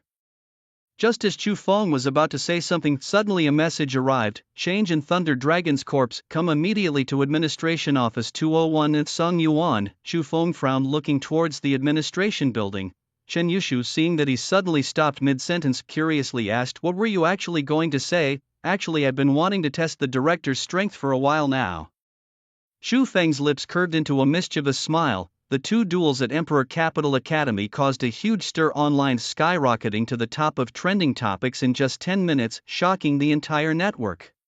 Someone posted a video of Chu Feng's fight with Su Yuiqi online, sparking a heated debate among countless netizens. Which is stronger, a space mage or a thunder mage? Hard to say. Space mages excel in control, thunder mages in attack. The thunder god's skills couldn't even touch her. How is this playable? Wait, Su Yuiqi is actually a dual hidden class. My god, this is a once-in-a-millennium talent. Thunder God is doomed. It's all over. After Su Yuiqi revealed her trump cards, netizens were shocked but also predicted Chu Feng's downfall. However, when Chu Feng unleashed ancient magic, countless netizens were instantly petrified. Legendary ancient magic. Thunder God used it so effortlessly. Judging by its power, it seemed to be of a grandmaster level ancient magic. Even Su Yuiqi was defeated. Indeed, Thunder God is superior. This video, hitting over 10 million views in a minute, saw its popularity soar dramatically. The reversals in several battles made the netizens' emotions roller coaster-like. So thrilling, this level of battle is too addictive. Don't rush, there's more exciting stuff to come. Soon after, a user named Motzi Sr. posted a video of Chu Feng's fight with Liao Hui on the forum. Instantly, it exploded across the network. In the video, Liao Hui started by summoning a fire sprite whose powerful fiery attacks astonished the viewers. Having a powerful dad really makes a difference. Even getting a fire sprite is possible. Summoners rely heavily on their summons. Having a good one means owning a powerful boss-level pet. Golden level PK, Grandmaster level boss Tisk. This is not just an ordinary level PK. As they continued watching, they were stunned to see Chu Feng break the fire sprite's assault with a chain lightning. Provoking with his words, Liao Hui then summoned the source of hunger. Its near-infinite devouring power left many speechless and secretly alarmed. No need to watch further. The source of hunger's devouring power is too strong, no mage stands a chance. Alas, if Thor had a few more years to develop, he might have become the strongest student at the Imperial Capital Academy. Once the challenge of a duel to the death is issued, no matter how talented Thor is, no one would plead for him. As netizens were expressing their regrets, a comment floated across the screen that caught everyone's attention. Have you forgotten so soon? Thor just broadcasted a global notice. If he dies, who will be there to defeat the boss? Right, people suddenly realized, engrossed as they were, how could they forget? Just then Chu Feng suddenly transformed into his full form, unleashing a barrage of skills under the gaze of countless onlookers, the screen filled with thunderous abilities blasting the vast arena into a muddy wreck. But that was not the end. Suddenly 10 thunder arrows appeared in the sky, sending shockwaves through everyone's heart, releasing ancient magic 10 times in a row. Does this guy have infinite spiritual power? Did the person upstairs not watch the video seriously? With so many skills displayed earlier, were they just for show? This is overkill. Mages of the same level might as well go home and farm. The power of the thunder arrows was terrifying. The tumultuous impact felt like it was about to burst through the screen. The source of hunger was directly obliterated, leaving no chance for resurgence. Just when everyone thought the outcome was settled, Liao Hui chose to sacrifice himself, summoning a creature from the abyss. The appearance of the three-headed dog from the abyss shocked everyone to the core. In his desire to win, Liao Hui did not hesitate to unleash such a malevolent creature. Had he forgotten how thousands of years ago the Abyss Legion wreaked havoc upon the world? Despicable, you choose death yourself, yet you collude with the enemy, a traitor. Despite the summoned monster not being the main force of the Abyss Legion, an epic boss is not to be underestimated. Subsequently, Chu Feng broke from his usual demeanor, stowed his staff and closed his eyes. As everyone wondered what was happening, a heaven-shaking, earth-piercing dragon's roar suddenly filled the air. A dragon? For this beast doesn't see us as humans at all. You were already awesome, why did you have to follow in Su Yueqi's footsteps? A Thunder Mage plus a dragon-speaking mage, his previous terrifying strength wasn't even his final form. As the giant dragon's phantom roared skyward, a mere breath from it instantly obliterated the boss. The video ended abruptly there, followed by a 10-minute gap in the barrage of comments. The dragon's breath left the audience in stunned silence. After a while, a few comments slowly drifted by. He's just a freshman, right? Is it still timely to acknowledge him as my father? Thinking small, I'd rather acknowledge him as my ancestor. Talking about ancestors is thinking small, I'll introduce my sister to him. In just a few minutes of video, countless people witnessed Chu Feng's immense power, with dual hidden classes. Just that alone puts him ahead of numerous other professionals, coupled with his bizarre infinite spiritual power and no chant, no cooldown spells. Given time, he is sure to hold a place in the Elder Council of the Imperial Capital Academy. Perhaps he might even walk the legendary path to divinity. The popularity of this combat post continued to rise, reaching 1 billion in heat in just half a day, hundreds of times higher than the second hottest topic. Suddenly, the name Chu Feng appeared on various internet sites. No matter what video or post it is, there are always comments from netizens with the handle "ifing. My dad is Thor, what about you?" At 8 o'clock in the evening, Chu Feng arrived at the administrative building, inquired with the security uncle at the entrance, and went straight to the second-floor office. Along the way, many trainees whispered upon seeing him. Some bold ones even ran over to ask for his WeChat. "Junior brother, your sister is feeling a bit itchy lately, how about you find some time to help me check it out?" A senior sister, heavily made up and with a stunning figure, threw him a flirtatious look. "That simple $9.99 dermatitis cream solves all skin problems caused by fungi," Chu Feng replied with a slight smile. "Junior brother, it's dark now, how about you walk me back to the dormitory? I'm so worried about bumping into bad people," a cute-looking senior sister pitifully requested. "Senior sister, you're a fierce warrior. You should worry about the bad people running into you." Chu Feng glanced at her. After much struggle, Chu Feng finally squeezed out of the crowd and dashed into room 201. Bam! Chu Feng gasped heavily in disarray, noticing the sudden appearance of numerous lipstick marks on his clothes, his expression one of panic. "You're here?" Sun Yuan was standing by the window, slowly turning around after hearing the noise. "Director, I apologize, there was a bit of an incident on the way here." Chu Feng tidied his clothes. During the chaos, he felt a pair of hands trying to reach for his chest. Frightened, Chu Feng unleashed electricity, charring the thieving hand. Little rascal trying to steal his metal? The corpse of the Thunder Dragon is starting to decay, if we don't act now, both the dragon crystal and dragon blood will become ineffective, Sun Yuan said, sipping his tea leisurely. Do dragon corpses also decay? Chu Feng frowned. That doesn't make sense. Logically, beings or monsters of epic level or higher should achieve a state where their flesh does not rot. Even a piece of meat wouldn't stink after 100,000 years. Not sure. I originally estimated that it would take another year for the dragon's might to decrease to a level you could withstand, but we can't wait any longer. Sun Yuan suddenly looked up at Chu Feng, his eyes flickering mysteriously. Moreover, you now have another profession. Chu Feng's expression froze and he chuckled nervously. It's a life-saving measure. I had no choice. Sun Yuan didn't dwell on this topic and continued, you have the profession of a dragon language mage, able to resist most of the dragon's might, so even if we act now you don't have to worry about being killed by the dragon's might. So, when do we leave? Chu Feng asked. Now. What? Chu Feng was stunned, curiously asking, so urgent? I haven't even attended a single class at the academy yet. His entire being was dazed, skipping classes right after arriving, and he didn't even know how long he would be absent. For someone like him, a newcomer king who had never attended classes, seemed a bit disrespectful towards the academy, right? Don't worry about that, I'll arrange your leave in the form of you going out on a mission, Sun Yuan said. Hearing this, Chu Feng's interest peaked and he cautiously probed, so how many points will I get as a reward after completing this mission? Sun Yuan slowly placed the water cup on the table and said, Chu Feng, a freshman of Di Jing Academy, I hereby issue you an S-rank mission on behalf of the academy, to retrieve the blood of the Thunder Dragon. Task deadline, none. Task reward, 500,000 points. Upon hearing this number, Chu Feng's pupils slowly contracted. An S-rank task. The Imperial Capital Academy conducts task assessments every year. From the lowest F-rank tasks to the highest SSS rank tasks, students must complete one task to progress to the next academic year. The rewards for tasks vary. Some offer items, some points, and others offer dungeon entry times. Just into his freshman year, Chu Feng was assigned an S-rank task by Sun Yuan. This was a rarity in the history of the Imperial Capital Academy. Who would willingly walk into such peril? Chu Feng swallowed hard and asked, no one else knows about this task, right, besides me? No one else knows, and I will accompany you to ensure your safety, Sun Yuan replied. Chu Feng breathed a sigh of relief.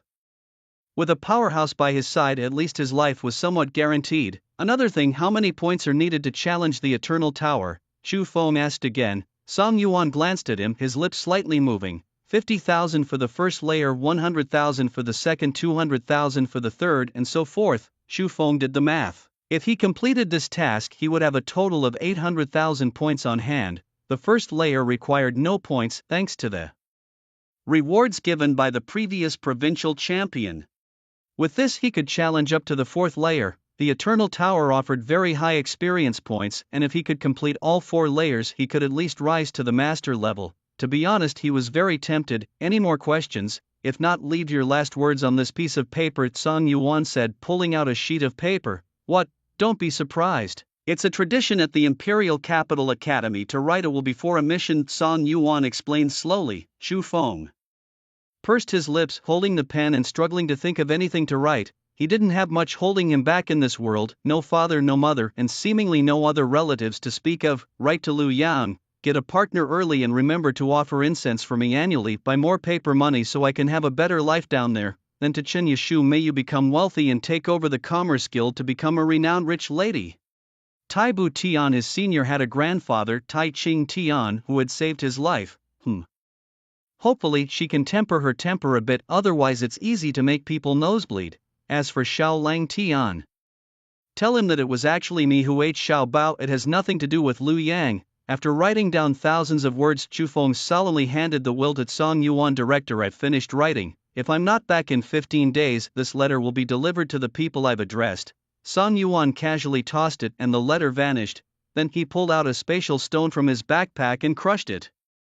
In the next moment, a spatial transmission vortex suddenly appeared. Are you ready? Sun Yuan asked again. Chu Feng took a deep breath and nodded solemnly. I'm ready. Sun Yuan grabbed Chu Feng by the collar and threw him into the vortex, then stepped in himself. The light of the spatial transmission vortex flickered and slowly disappeared.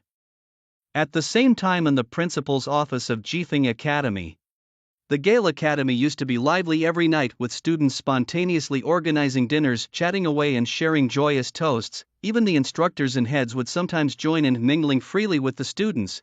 But today the academy seems exceptionally somber, filled with a bleak and desolate air. the students even dared not speak loudly, fearing they might anger the revered figure upstairs. With a fierce anger, Liaojin slammed a magic crystal to the ground, his eyes red as agate, his sinister features twisted together. Damn it, I must kill you, skin you, strip your sinews and hang you at the gate of the Imperial Capital Academy for all to see. Liaojin clenched his right hand, which emitted a dazzling golden light. Middle-aged, he suffered the agony of losing his son, his only bloodline. He had promised his wife to take good care of their two sons, to protect them from any harm. Who would have thought first Liao Fan was killed, then Liao Hui, driven by a thirst for revenge, sacrificed himself.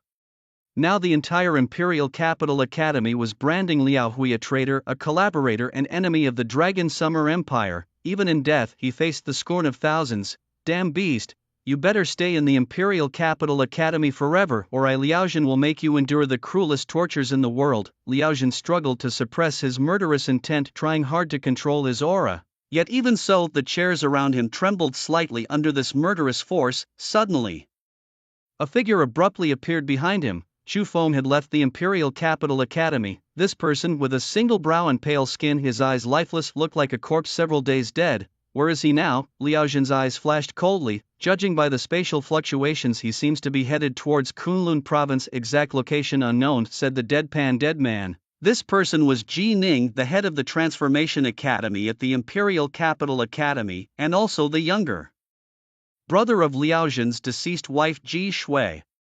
What is he doing in Kunlun province? It's the beginning of the school year, why isn't he staying at the school to study? Liaojin was puzzled. Not sure, but Song Yuan is with him, Ji Ning said. Song Yuan is also there. Liaojin frowned, a bad sign. Although Song Yuan's level wasn't as high as theirs, like Xiaoyan, he had undergone a second awakening. His strength was unfathomable and terrifying. If you seek revenge, I will join you. Ji Ning's voice carried a faint murderous intent. The temperature around them dropping suddenly, the water in their cups even forming a layer of frost. Liaojin turned to look at him, his eyes shifting. Fanner and Huir were my sister's children, they too carried our Ji family's blood, Ji Ning said. Good. With Ji Ning's support, even if they couldn't beat Song Yuan, at least they had the power to kill Chu Feng. After making their plans, the two quickly submitted their leave applications and headed for the gate. When they arrived at the gate, they suddenly saw a melancholic man leaning against a big tree, wearing sunglasses and a suit, holding a thermos. Inside the thermos were goji berries, polygonatum and black mulberry. The melancholic man slowly took a sip, letting out a satisfied sigh. Gentlemen, it's quite late. Where might you be headed? Li Zhongbai asked lazily. Li Zhongbai, instead of preparing tomorrow's lesson plans at the dorm, what are you doing here? Liaojin squinted his eyes and replied, the weather has cooled down, I wanted to get some exercise to warm up. Li Zhongbai yawned. Li the blind, mind your own business first. You have no right to meddle in our affairs. Liaojin snorted coldly and said directly, people rust easily if they rest too long. Li Zhongbai shook his head and walked away, his voice fading into the quiet of the academy. In the Dragon Summer Empire, Kunlun province, Shuiliang City, Zhuoling Gorge, with a splash, a figure fell from the sky and crashed into the water, stirring up a spray. Damn, I really fell into the water this time, Chu Feng cursed as he scrambled to the shore and wrung out his uniform. A distant echo followed by a white-haired middle-aged man approached. Pick up the pace, keep up with me, said Song Yuan with steady steps that seemed to resonate with the pulse of the earth, causing Chu Feng's heart to tremble. Director, slow down, I'm a mage, why don't you carry me? Chu Feng hastily packed his uniform into his backpack and hurried after him. Zhuoling Gorge in Kunlun province is a famous area, often revealing different levels of secret realms, making it a great place for leveling up. The gorge was serene and quiet at night, occasionally filled with the calls of insects. Surrounded by lush fireflies, they lit the path like guiding lights, illuminating the way forward. Despite the beautiful scenery, dangers abounded. The monsters here were all at the master level or above, including some grandmaster level elites. Chu Feng had hoped to demonstrate his newly acquired master-level abilities during this opportunity. However, Song Yuan seemed unwilling to waste time casually slapping an elite monster to death. What shocked him most was when a grandmaster-level double-headed black tiger, blind to their presence, pounced towards them. Song Yuan casually slapped the tiger into a pulp and continued his force to shatter a mountain. Wow, the director of the Imperial Capital Academy really is powerful, his strength must be over a few million by now, Chu Feng marveled inwardly. If that slap had landed on him, not to mention being reduced to ashes, he would at least be crushed to dust. Sun Yuan, as the director of instruction at the Imperial Capital Academy, ranked highly in strength within the academy. It was said that he had completed his second awakening years ago. If not for the extreme cold poison dragging him down, he might have already undergone his third awakening by now. After awakening, a transmigrator's attributes would surge dramatically, and they would also acquire unique awakening skills. One can start their first awakening at the epic level, their second at the legendary level, and their third at the mythic level. After walking for several hours, they still hadn't left the forest. Surrounded by nothing but trees, Chu Feng felt numb. "Director, how much longer?" he asked. "Soon. You've said that 10 times already. Can you give me a precise estimate so I can mentally prepare?" Chu Feng's mouth twitched fiercely. At this moment he felt like a donkey being dangled a piece of meat, always feeling close to reaching it, but never able to actually taste it. To be honest, Sun Yuan, a CPU student, really had some tricks up his sleeve. Suddenly Sun Yuan halted his steps. His usually placid face betrayed a hint of gravity. "Don't move, are we there?" Chu Feng asked curiously. Sun Yuan remained silent, suddenly looking up into the sky. Following his gaze, Chu Feng's pupils suddenly shrank. A gigantic creature flew over their heads, leaving a long fiery red trail in the night sky. It was an enormous bird, its body engulfed in roaring flames, its terrifying heat seemingly capable of burning a hole in the space itself. Its wings shimmered with light, each feather appearing as the most exquisite treasure in the world. As the giant bird swept overhead, a terrifying aura enveloped them, collapsing countless ancient trees along its path. Monster, infernal fire phoenix, boss, rank, level, a series of question marks. No information could be seen. Sun Yuan's body shook, and he released a powerful wave of energy, scattering the infernal fire phoenix's aura. Chu Feng stared at the giant bird, his heart pounding. He had seen this creature before in the deep forest dungeon. At the end of the dungeon, it was this very bird that had relentlessly pursued him. To save his life, Chu Feng had jumped off a cliff, nearly falling into a river. He hadn't expected to encounter this bird here as well. How bizarre. "Director, what level of boss is this?" Chu Feng swallowed hard. "Mythical level," Sun Yuan said solemnly. Chu Feng gasped, relieved that the creature hadn't focused on them, otherwise even Sun Yuan might have fallen on the spot. At such a level, the boss's mere presence could have killed Chu Feng, and magic immunity would be useless. Too dangerous. "Director, maybe we should just let it go." Chu Feng's heart was pounding. It wasn't worth losing his life over 500,000 points. A rank S mission, better left undone. "It's not after us, keep going." Sun Yuan spoke with undeniable authority. Chu Feng reluctantly followed, his face betraying his reluctance. Dragon blood was Sun Yuan's lifeline. He would not miss this rare opportunity, even if it meant dragging Chu Feng along. After several more hours, as the dawn began to break, they finally reached their destination at daybreak. "We're here." Sun Yuan's eyes fixed on something ahead, sparkling with an inexplicable light. Chu Feng stepped onto a small hill and his eyes widened. Before them lay a vast ravine surrounded by a huge blue magic circle that isolated everything outside. Inside the barrier, a colossal blue beast lay within the ravine, its body stretching over 10,000 meters. From the creature's appearance, Chu Feng could tell it was the legendary Thunder Dragon, strikingly similar to the dragon's shadow he had summoned.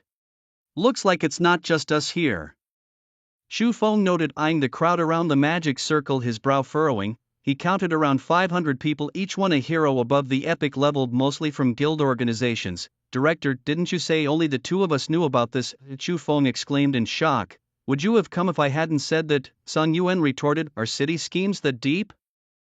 Upon reflection, given the massive size of the Thunder Dragon and its highly protective shield, anyone but a blind man could spot it. So, the rotting Thunder Dragon corpse was just a decoy. Suddenly Chu Feng felt a chill run down his spine. Truly, this was the cunning of a fox who had lived for centuries. "Don't worry, with me here no one can hurt you." Sun Yuan's words brimmed with undeniable confidence. To him the guild members were no different from ants. "Alright then, let's devise a battle strategy."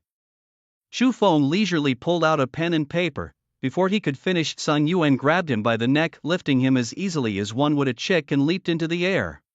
"Whoa, hold on, boss." Chu Feng, exhilarated by the sensation of free-falling, felt as if his heart was about to leap out of his throat. At that moment the people gathered around the magic circle turned at the commotion, only to see two figures plummet from the sky, crashing onto the land and stirring up a cloud of dirt. Cough, cough. "Damn it, I ate a mouthful of dirt." Chu Feng gagged, nearly sick to his stomach. "Who are you?" "This area has been claimed by our guilds in Chenyu City. Irrelevant people, please leave or don't blame me for being rude. A legendary level assassin wielding daggers that glinted coldly spoke with a thick warning in his voice. On hearing this, Chu Feng immediately bristled. What do you mean claimed? Who the hell are you to order me around? I come and go in Zhuoling Gorge as I please. What can you do about it? How dare you speak to me with such insolence? Lu Conli's face darkened. So what if you're a legendary job changer? Try touching me and see. Chu Feng stood tall, fearless. Such arrogance, young man. It's been a long time since Jiangyin Guild has encountered someone so ignorant of the heavens and the earth. Not just any Tom, Dick or Harry is entitled to a share. It seems your elders haven't taught you well. Kangol teach him how to behave. The crowd shook their heads and sneered at Chu Feng. Present were three major guilds from Kunlun province, Jiangyin Guild, Bawang Guild and Tianquan Guild, along with the renowned independent city Xinyu City. The leaders of these guilds were all legendary fighters. Xinyu City's representative was the deputy city lord Li Wangjing, a legendary 8-star warrior. The 500-plus members gathered were all seasoned fighters from these powers, each one battle-hardened. However, none of them dared to act rashly because standing behind Chu Feng was Sun Yuan. Lu Conli's face was a mix of shock and wariness, his eyes filled with deep apprehension. The middle-aged man standing behind this youth had an incredibly powerful aura, inscrutable and seemingly stronger than even his guild leader. This was no ordinary man. Little fool, don't think you can act recklessly just because you have a backer. We have hundreds of people here and you can't afford to provoke us, Lu Conli threatened. Then make your move. What are you waiting for? Chu Feng scoffed provocatively, hooking his finger at him. Lu Conli, a 1-star assassin of legendary stature, had never before been humiliated by a 2-star master riding him down. Such an insult was unbearable. With a shout of shadow escape, he vanished in an instant as if evaporated from the world, leaving not even a trace of his presence behind. Arrogance comes with a price, a chilling voice whispered beside Chu Feng's ear. Suddenly Lu Conli reappeared behind Chu Feng, his twin daggers aiming straight for his neck. Really? I think my life is quite resilient, Chu Feng retorted without even looking back, a sneer playing on his lips. In the next moment Lu Conli felt an overwhelming force crash down on him. With a thud he was smashed into a pulp. Such speed! Was Lu Conli just instantly killed? I've roamed Kunlun province for decades and never heard of such a person. Could he be from another province? The crowd murmured in shock. Just then a burly man with a heavy sword stepped forward. I am Gu Xiangming, the president of the Night Guild. We discovered this Thunder Dragon first. I ask you to show some respect and leave this place. Show your respect? Who do you think you are? Chu Feng retorted. A glint of coldness flashed in Gu Xiangming's eyes as he replied sternly, young man, this is Kunlun province, not your backyard. Watch your mouth. My only flaw is my foul mouth. If you can't stand it, then take your men and get lost. Chu Feng shouted back. Dealing with such people required thunderous measures. A mere 2-star master wizard looking for death. Gu Xiangming roared, drawing his heavy sword as a massive tidal wave surged towards them. Wrathful whale slash! In that moment a 100-meter-long whale burst from the wave, its formidable presence charging at Chu Feng with crushing force. But just as it approached, Song Yuan stepped forward and lightly pointed his finger forward. Boom! The mighty tidal wave halted abruptly and the whale disintegrated into a spray of water under the power of that single finger. What? Gu Xiangming's eyes twitched in shock. What kind of monstrous power is this? A mere flick of his finger destroyed my attack. Not just him, but the onlookers who were strong themselves were also stunned by the vast disparity in power. And yet, that was not the end. Song Yuan took another step, his aura exploding with earth-shattering intensity, stirring the clouds above into chaos. Suddenly a massive black and red axe appeared over his head, spanning 10,000 meters. Seeing this, Gu Xiangming's pupils shrank in realization. The demonic axe warrior. You're Song Yuan from the Imperial Capital Academy. With that revelation the crowd was thrown into even greater turmoil. What? He's Song Yuan? Wasn't he poisoned to death? No wonder he's so desperate for dragon's blood to cure his poison, coming all the way to Kunlun province for the Thunder Dragon's corpse. As the black axe fully materialized, it loomed like a guillotine ready to pass judgment.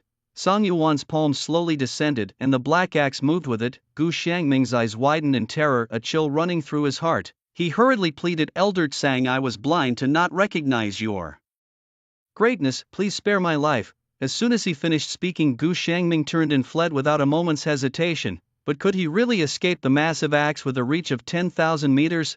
What harm would it do to let him run 9,999 meters first? As the colossal axe fell, its force even caused the ground to collapse. Gu Xiangming realized there was no escape. He unleashed all his strength in a burst.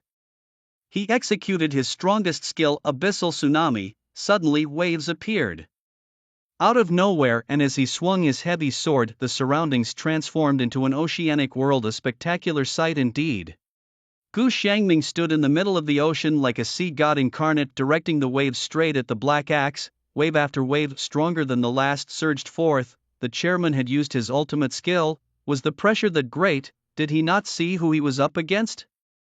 The legendary Black Axe Berserker, a top contender among the young generation hundreds of years ago, once aspired to be the top student at the Imperial Capital Academy. Chairman Gu's strength was not to be underestimated either. With his ultimate skill unleashed, even Song Yuan had to be careful or he would be at a disadvantage. However, what happened next shocked everyone. The countless waves crashed against the giant axe, unable to shake it in the slightest. Under the eyes of all, the giant axe cleaved through the waves and decisively broke through Gu Xiangming's onslaught. No, Gu Xiangming roared, his eyes filled with intense regret and unwillingness. With a thunderous roar, the giant axe instantly split the earth in 2 inches, leaving a trench 100 meters deep. Looking at Gu Xiangming, his body was split in two, his organs and intestines hanging out, his blood flowing freely. Beside his corpse, 2 eyeballs lay on the ground. The sight left the onlookers utterly shocked. Both were legendary 5-star warriors, and Gu Xiangming had even surpassed the ultimate awakening. His equipment was all of legendary quality. To think he was instantly slain by a single axe strike? And from the looks of it, it seemed like Song Yuan had merely struck casually. The crowd was instantly unsettled, their looks towards Song Yuan filled with fear. So did anyone else have objections? Chu Feng smiled wickedly, his gaze sweeping over everyone. The entire place fell silent. Even Li Wangjing, the deputy city lord of Qianyu City, dared not make a sound. Although he was the highest level present, he did not dare to act rashly in front of Song Yuan. Qianyu City was a main city, quite expansive, with its city lord being a mythic level powerhouse with countless elite soldiers and generals under his command. But to compare them with the Imperial Capital Academy was like striking a stone with an egg. There was simply no comparison. The Imperial Capital Academy could casually pick any instructor who would easily outmatch everyone present, not to mention Song Yuan, who was at the director level. Above the director there were the vice principal and the principal, and above the academy was the greatest supporter, the City of Dawn. So even if he had 100 times the courage, he wouldn't dare to offend Song Yuan. Elder Song, we indeed discovered the corpse of this thunder dragon first. Please show us some mercy and give us a chance. Li Wangjing's posture was extremely low. If you can break the magic circle, I won't stop you. Sun Yuan spoke slowly. This a flicker of embarrassment crossed Li Wangjing's face. Truth be told, he couldn't enter. Not just him, no one present could. If they could have entered, they wouldn't have wasted so much time here. The corpse of the thunder dragon was discovered half a month ago. They had spent countless resources and even risked publicizing the news to draw in several large guilds to collaborate. However, no matter how hard they tried, they couldn't break the magic circle. In the process, they had also lost many brothers. The magic circle set up by the Thunder Dragon was extremely powerful, so much so that even a mythic level strong person could perish if not careful. Could it be? Elder Song, you have a way to break the magic circle? Li Wangjing ventured to ask. I can't break the magic circle. Sun Yuan shook his head, his response painting a thick layer of disappointment on everyone's faces. Does this mean the magic circle can never be unlocked? If we don't hurry, once the news spreads further, stronger forces will come and none of us will gain any benefits. In the Dragon's Summer Empire, there were forces stronger than the Emperor Jing Academy, but then Sun Yuan pointed at Chu Feng and said, he can enter. Realizing it was his turn to step up, Chu Feng confidently stood up, chest out.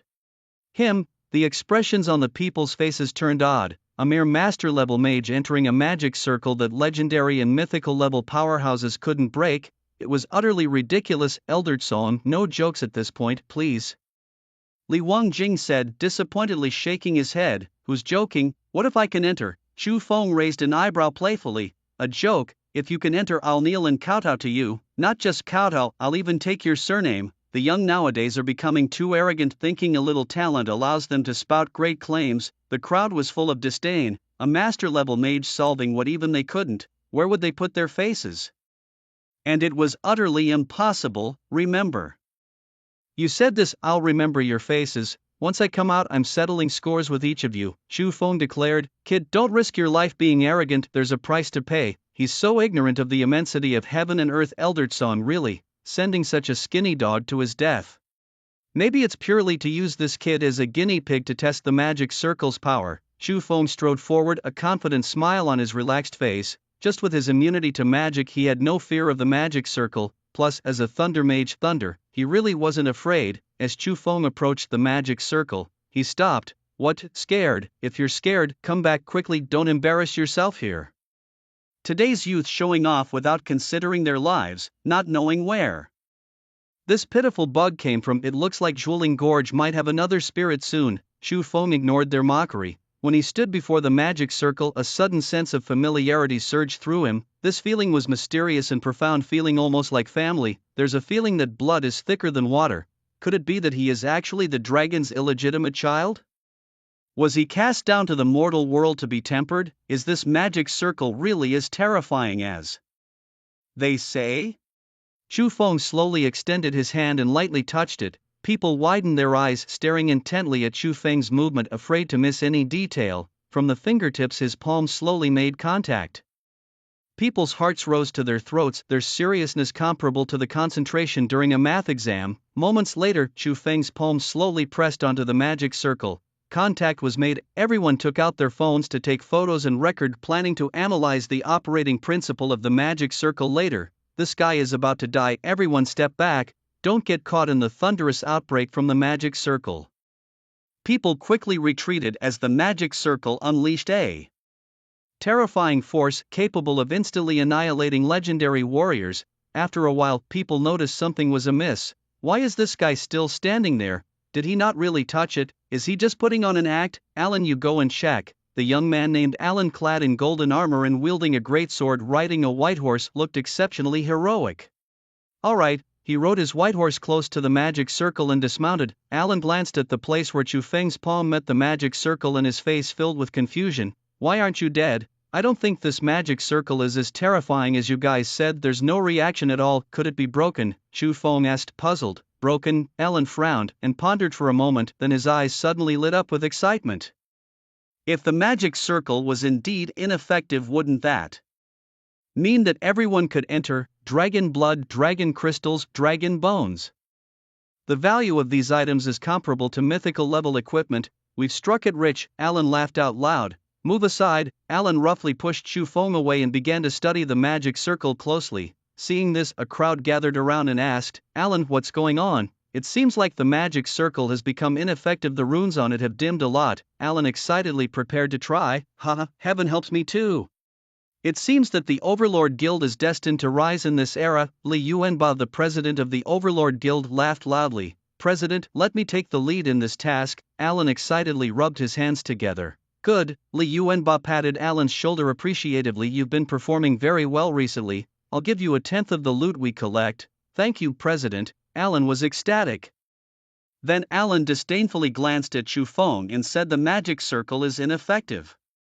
And you still dare not enter? What a coward! Open your eyes and see clearly. As a brave class changer, you should possess these excellent qualities. Alan snorted, flicked his bangs, and walked forward with his head held high and chest out. Damn, this opportunity was actually snatched by that damn Alan. If only I had charged in first. Yeah, Alan is just too lucky. The crowd gnashed their teeth in jealousy. Why didn't they get the chance to lead?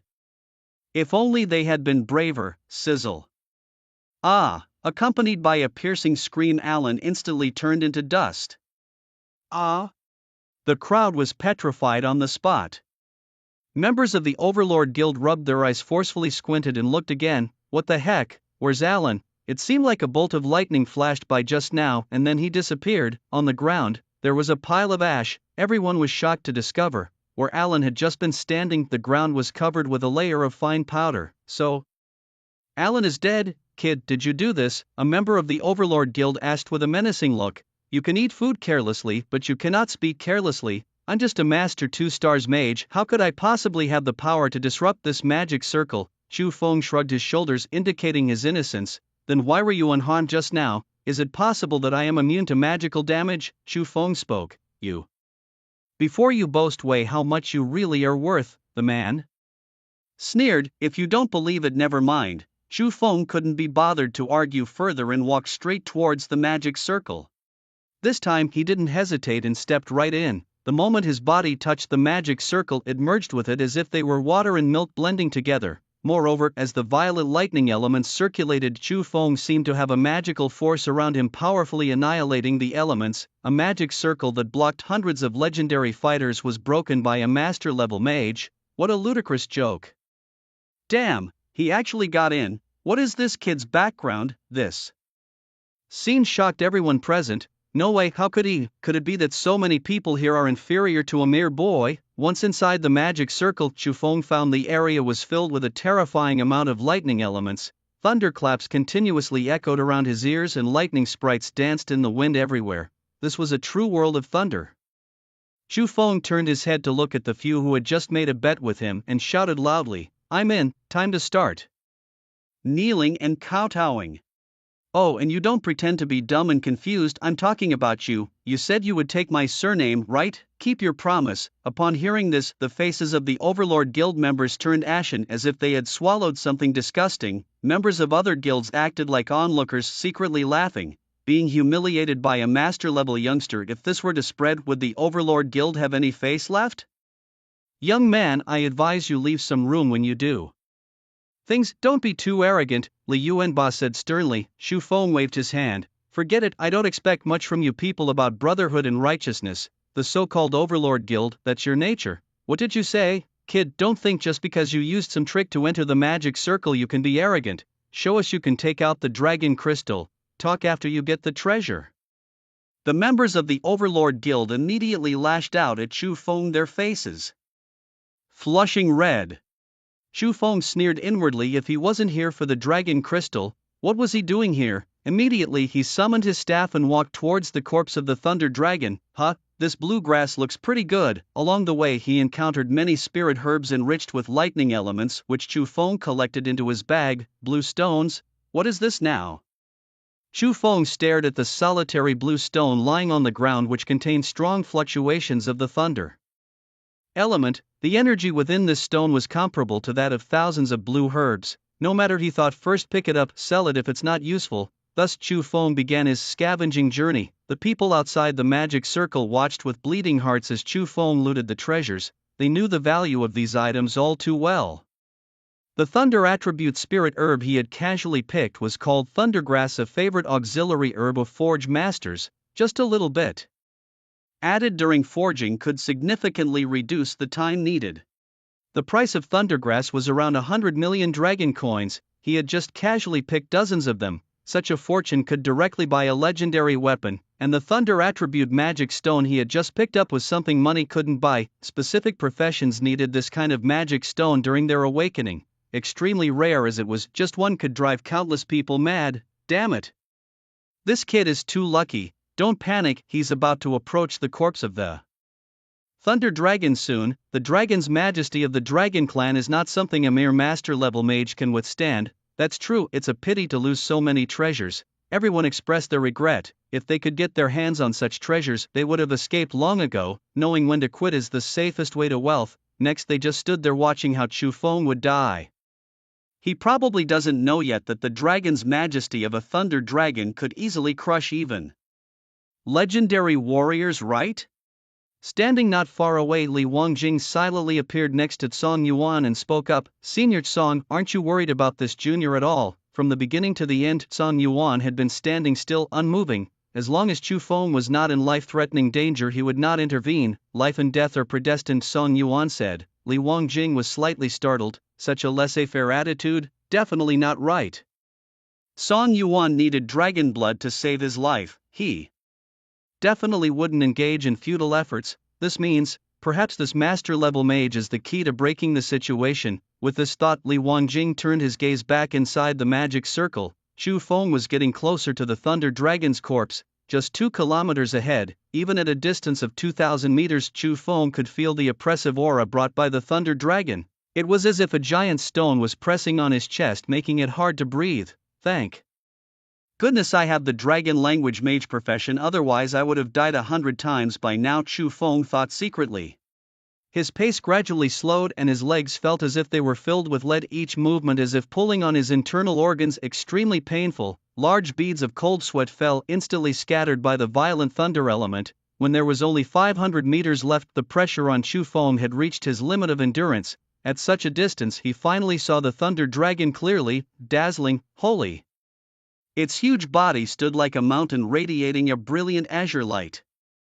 Each scale was as large as a house, shining like the world's most beautiful gem, glittering brilliantly. The most eye-catching was the electric arc entwined around the dragon's body. Each inch of thunder it passed caused the space to tremble, creating a tiny black hole. Such destructive power, comparable to the attack of the abyssal, and this is under the premise that the thunder dragon has already fallen. If it were still alive, how formidable would its power be, a summoning billions of thunderbolts. It could probably destroy a city directly, couldn't it? Look, that kid has stopped. Humph, he can't withstand the dragon's might, and one more step would obliterate both his body and spirit. He's bound to die. The treasures of the thunder dragon are not something a mere master-level mage can covet. Everyone was sure Chu Feng would give up. To have come this far is pride enough. However, just then someone from the Overlord Guild suddenly exclaimed, "The kid has thrown away his staff. What is he doing?" Everyone looked in that direction only to see Chu Feng with his hands together, his body emanating a sacred aura. This aura was extremely similar to that of the thunder dragon, as if from the same source. Such a mysterious kid, what on earth does he want to do? I've never heard of any mage profession having such fluctuations. Could it be? At this moment, under everyone's watchful eyes, Chu Feng's eyes suddenly opened wide, his eyes burst forth with golden light illuminating the entire space. The immense majesty seemed to shake the heavens and earth. Even the magic circle trembled, its runes flickering on the verge of collapse. Then a golden dragon soared into the sky, straight into the clouds. The gigantic dragon's spectral image proudly appeared, looking down upon the world. Its dragon eyes, like blazing suns, turned towards them. Everyone's heart skipped a beat. They instinctively took a few steps back. He can summon a dragon. What the hell is going on? Am I hallucinating? I know now, he is Chu Feng, the Chu Feng from the Imperial Capital Academy with dual hidden professions. As the words fell, everyone was profoundly shaken. As a thunder mage, he can control the thunder element, so he's not afraid of the magic circle. Furthermore, he also has the profession of dragon language mage, so the thunder dragon's dragon might doesn't affect him. This explains everything. From the beginning, Chu Feng was confident he could obtain the dragon crystal. Suddenly, everyone sharply turned to look at the calm and composed Abyssal. Chu Feng is a student at the Imperial Capital Academy and Abyssal is the dean there. Damn, why didn't I think of that? Now he might actually be able to bring out the dragon crystal. The most precious treasure on the thunder dragon is the dragon crystal. At this moment, everyone was full of regrets. If you had told us your true identity earlier, it wouldn't have caused such a huge misunderstanding, right? Although the major guilds, including the people of Thousand Feathers City, were covetous, they couldn't contend with the great Buddha Abyssal. And who knows what other cards he has up his sleeve. The dragon crystal is indeed precious, but one must be alive to enjoy it. After summoning the dragon's spectral image, all the pressure on Chu Feng within the magic circle vanished. His current state, as if walking on flat ground, relaxed and natural. When he arrived above the thunder dragon's head, looking at the huge dragon head, he couldn't help but feel a sense of awe. The dragon race, the most powerful race in the world. From birth, they possess the ability to control elements, and dragon magic is the deadliest weapon in the world. They are born quasi-gods, and by the time they mature, they become apocalyptic beings. It's hard to imagine such a powerful race actually perished in the Dragon Summer Empire. As Chu Feng was observing, he suddenly discovered a hole the size of a fist on the forehead of the thunder dragon. Upon closer inspection, he saw that the hole went straight through the skull, hitting a vital spot, a deadly strike. Who did this? Chu Feng took a deep breath. To slay such a massive dragon, how powerful must the assailant be? Following the hole, Chu Feng spotted a human head-sized blue sapphire. This was the dragon crystal. Suppressing the joy in his heart, he reached out and extracted the dragon crystal. Ding, a powerful energy body detected. Would you like to absorb it now? No. Holding it in front of him, Chu Feng saw thousands of dragons floating within the crystal, its energy so mighty, as if containing the power to destroy worlds. My goodness, if one could absorb all the Energy within, wouldn't that be an ascent to heaven in one step? Xu Feng's heart pounded wildly. Such temptation, even the wise Lu Xiaohui would proclaim it unbearable, but before that he did not forget the mission Sun Yuan had entrusted to him. From his backpack he took out a jar and collected all the dragon blood dripping from the wound. Once filled, the jar emitted intense vibrations. Even the dragon blood contained immense power. This special jar could preserve it for some time without breaking. Done.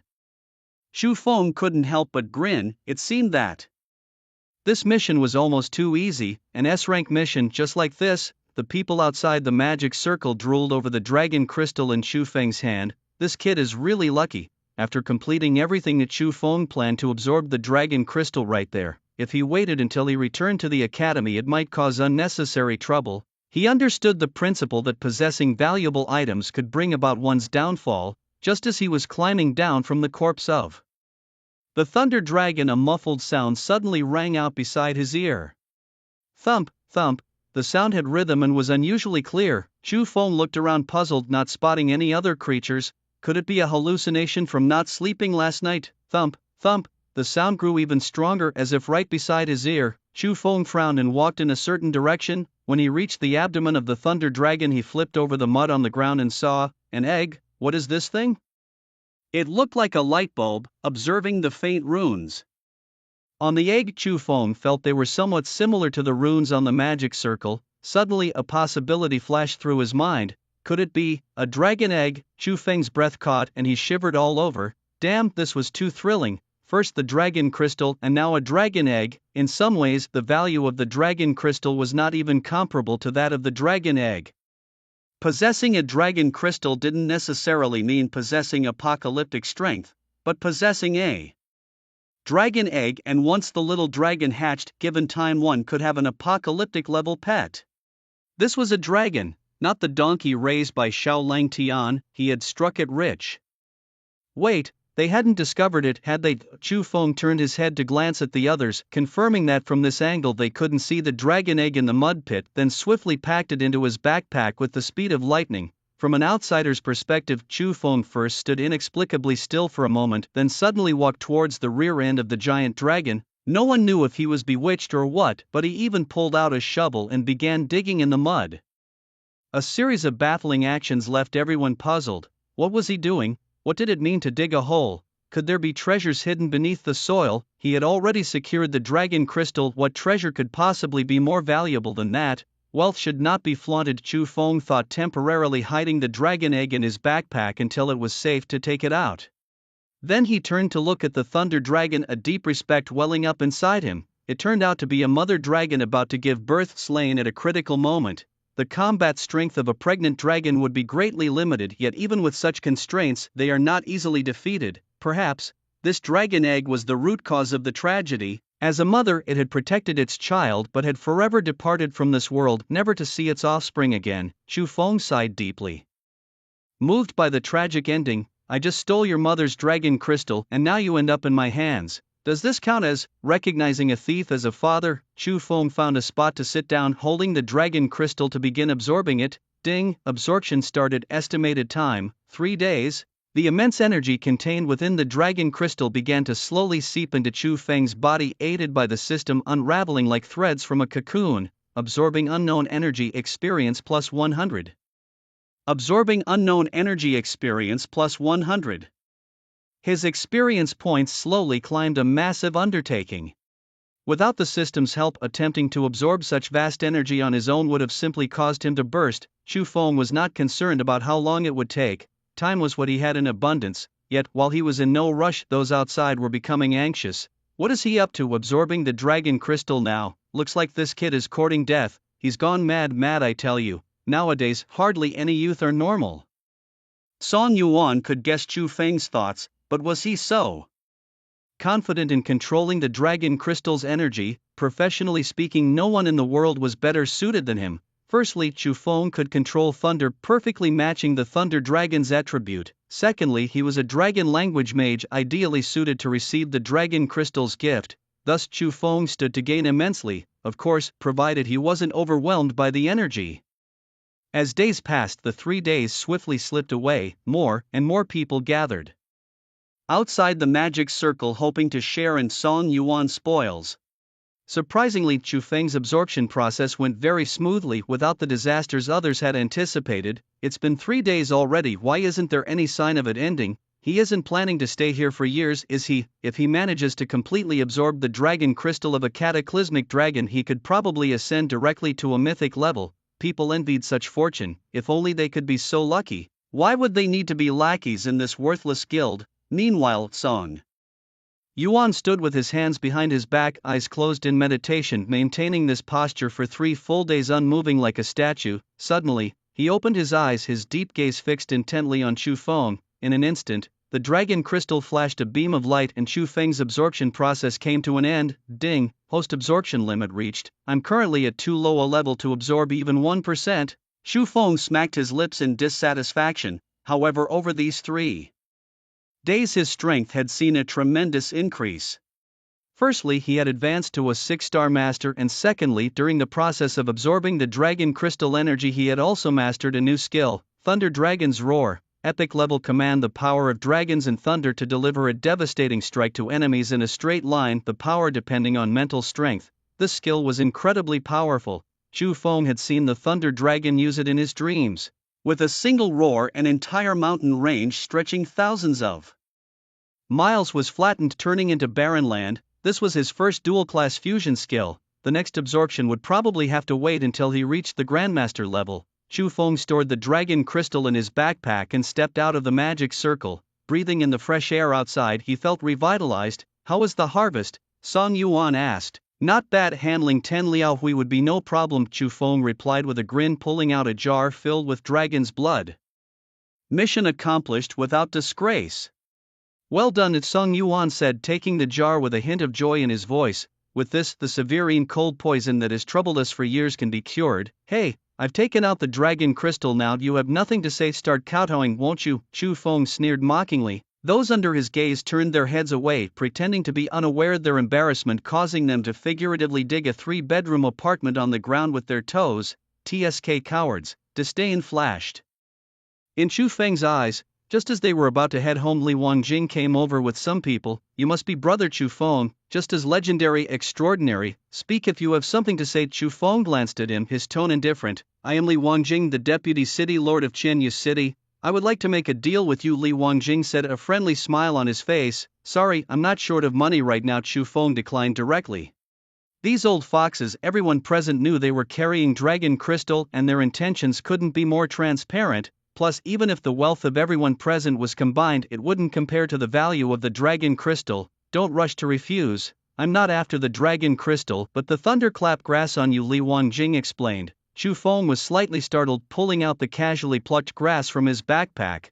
This thing is called thunderclap grass, correct? I offer 100 million dragon coins for one. Qianyu City is rapidly developing, and we just happen to have a group of blacksmiths eager to improve their skills, opening up the trade route between Kunlun province and the main city. Thunderclap grass is priceless, and since Chu Feng has some, why not make a trade and build a good relationship? He offered a price 30% higher than the guild's purchase price, all for the sake of making friends with Chu Feng. Li Wangjing saw immense potential in Chu Feng. Befriending a future powerhouse, this deal was not a loss. Chu Feng calculated, he had 50 thunderclap grasses in his backpack, no need to exchange them all. For him, money was actually the least valuable thing. I exchanged for 1 billion. Chu Feng thought carefully and finally took out 10 thunderstrike herbs. Good, Li Wangjing smiled slightly and transferred 1 billion to Chu Feng. After the transaction was completed, Li Wangjing spoke, meeting his fate. I would like to invite you both to visit Qianyu City. Would you honor me with your presence? Suddenly, a loud shout came from the sky. Chu Feng, you scoundrel, your life is forfeit. The sudden voice drew everyone's attention. 2 figures were seen rapidly approaching from a distance, their murderous intent enveloping them like a dark cloud. 2 legendary class changers. Li Wangjing frowned slightly. Judging by the situation, it seemed they were targeting them. To avoid suspicion, Li Wangjing quietly retreated with his people. Soon, the 2 charged forward, a golden hand suddenly enlarging with a tremendous momentum, directly aiming at Chu Feng. As the golden palm covered the sky, everyone was shocked. Another powerful being appeared. Song Yuan snorted coldly, waved a huge axe which met the palm head-on, splitting it in 2. However, that wasn't all. Suddenly a pale eye appeared in the void and a beam of light struck fiercely. Seeing this, Song Yuan's brow furrowed, his skin quickly reddened and his aura surged as a pitch-black axe appeared in his hand. Then he stomped fiercely on the ground, shooting up into the sky and split the giant eye in two with his axe. But at that moment Song Yuan's body suddenly stiffened, his movements slowed. This was the characteristic of the Death Eye class. All skills had a slowing effect even if broken. The slow effect lasted less than a second and Song Yuan regained his freedom, returning to Chu Feng's side. Jining Liaojin, you're not staying at the Imperial Capital Academy, why venture out with such intentions? Song Yuan demanded. Director Song, let's skip the pleasantries. My goal is simple. I want Chu Feng's head, Liaojin said solemnly. Hearing this, everyone realized. It turned out that this was an internal conflict within the Imperial Capital Academy. With these two stirring up trouble, the situation changed. Members of several major guilds secretly rejoiced, their eyes filled with greed. Song Yuan's gaze was piercing. His skin slowly turned blood-red, veins bulging on his arms. His body suddenly grew several inches taller. His loose clothes suddenly tightened around his bulging muscles and his expression turned fierce. As long as I'm here today, none of you can touch him, Song Yuan said coldly. If it were 50 years ago, I might have feared you a bit, but you've been afflicted with the extreme cold poison for so many years, probably already at your last gasp, aren't you? How much of your strength can you still muster? Liaojin was not intimidated, his golden arm bursting with light as dazzling as the sun. Try me and see. Song Yuan's black axe was planted in the ground, instantly causing the earth to shake and countless fissures to spread from the cut. Good, I've long wanted to experience the strength of the legendary Black Axe warrior. Liaojin's eyes flashed with a cold light and he burst forth. Jining followed closely, his body emitting a thick deathly aura, carrying a strong stench of decay nauseating to behold. Both were legendary 5-star warriors, their equipment all of legendary level with formidable strength. Song Yuan, wielding a black axe, clashed fiercely with two opponents. The shock waves from their battle devastated the land, creating gaping holes, shattering mountains and sending boulders flying across the sky. In the void, a pair of vertical eyes constantly restrained Song Yuan's movements, slowing him down significantly. Liaojin took the lead in attacking while Jining provided support. Their coordination was impeccable, as if they could read each other's minds, reacting instantly to Song Yuan's attacks. This is the battle awareness of top fighters. Sometimes a mere glance is enough to communicate their thoughts. The battle raged wildly. Song Yuan's aura surged wildly, breaking through to an incredible height, surpassing both of his opponents. His black axe, sharp as the deadliest blade in the world, suddenly cleaved through space at a bizarre speed, aiming straight for Liaojin's chest. In that moment, Liaojin's eyelids twitched wildly, a strong sense of mortal danger rising in his heart. Golden defense. Suddenly his arm shone with a brilliant golden light and an indestructible armor instantly enveloped him. At the same time, a red beam shot from the vertical eye on Jining's forehead, significantly weakening Song Yuan's attack. Finally, with a loud explosion, Liaojin was sent flying like a cannonball, crashing heavily into a mountain range. The mountains crumbled and the armor on Liaojin's body was riddled with cracks, nearly shattered. It seems that's all you've got. You can't even break my defense. You must be too tired to fight now, Liaojin muttered as he wiped the blood from his lips and drank a legendary life potion. His injuries healed instantly, leaving no trace of the previous damage. On the other hand, Song Yuan's face suddenly turned pale and he groaned, his hot skin suddenly covered with a layer of frost. The extreme cold poison had invaded his organs, he was in dire straits. Who would have thought that Song Yuan, once the top figure at the Imperial Capital Academy, would end up like this? The crowd sneered inwardly, turning their gaze towards Chu Feng. Boy, now that no one's protecting you, let's see how arrogant you can be, said a man as he pulled out two thunderous hammers exuding a chilling aura. I remember you, you were the one clamoring to kowtow to me at the beginning, weren't you? Chu Feng shifted his gaze to the heavily built middle-aged man before him. Lu Yi, a 2-star epic hammermaster from the Tyrant Guild. Don't think that having a patron means you can do whatever you want. In this world, fists do the talking. Lu Yi moved swiftly, charging straight at Chu Feng. Despite his heavy build, his speed was not slow at all. Hammer dance. He launched his signature skill, immediately aiming to end Chu Feng's life in the most direct manner possible. A massive warhammer appeared overhead, its immense force causing the ground beneath to cave in. I must disagree with your point about fists doing the talking. I never use my hands when I kill, Chu Feng retorted, raising his staff and summoning a silver-purple thunder hammer, meeting the attack head-on. The collision was cataclysmic, not at all on the same level. The damage from the first strike was terrifying, instantly crushing Chu Feng's counter and continued to smash down without losing momentum. "Da you brat," Li bellowed with a force that shook the heavens, his entire body surging with power. "Just you." Chu Feng narrowed his eyes as the thunder element around him erupted with ferocity. Meteor Thunderstrike. The moment this epic ancient magic was cast, the sky darkened abruptly as a meteor condensed from thunder plummeted from the distant heavens. It seemed far away, yet it reached Lu Yi in an instant. "Ridiculous, a master level trying to shake me," Lu Yi sneered, swatting casually at the approaching threat.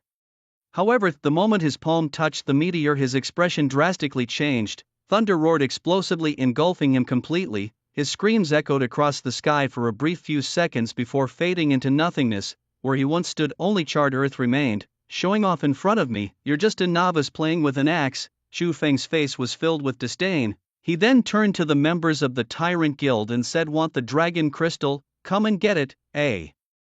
Blatant provocation. The members of the Tyrant Guild grimaced. Their leader just perished, and now another epic-level warrior had fallen by Chu Feng's hand, humiliated by a master-level mage. How could they tolerate this? "It's been a while since I've seen such a stunning talent like you. Sadly, you must die here today," said a muscular man, shirtless, stepping forward. "The vice president is taking matters into his own hands." "Overkill to use a cleaver to kill a chicken. Let me handle him," said Fong Junhua, the vice chairman of the Tyrant Guild.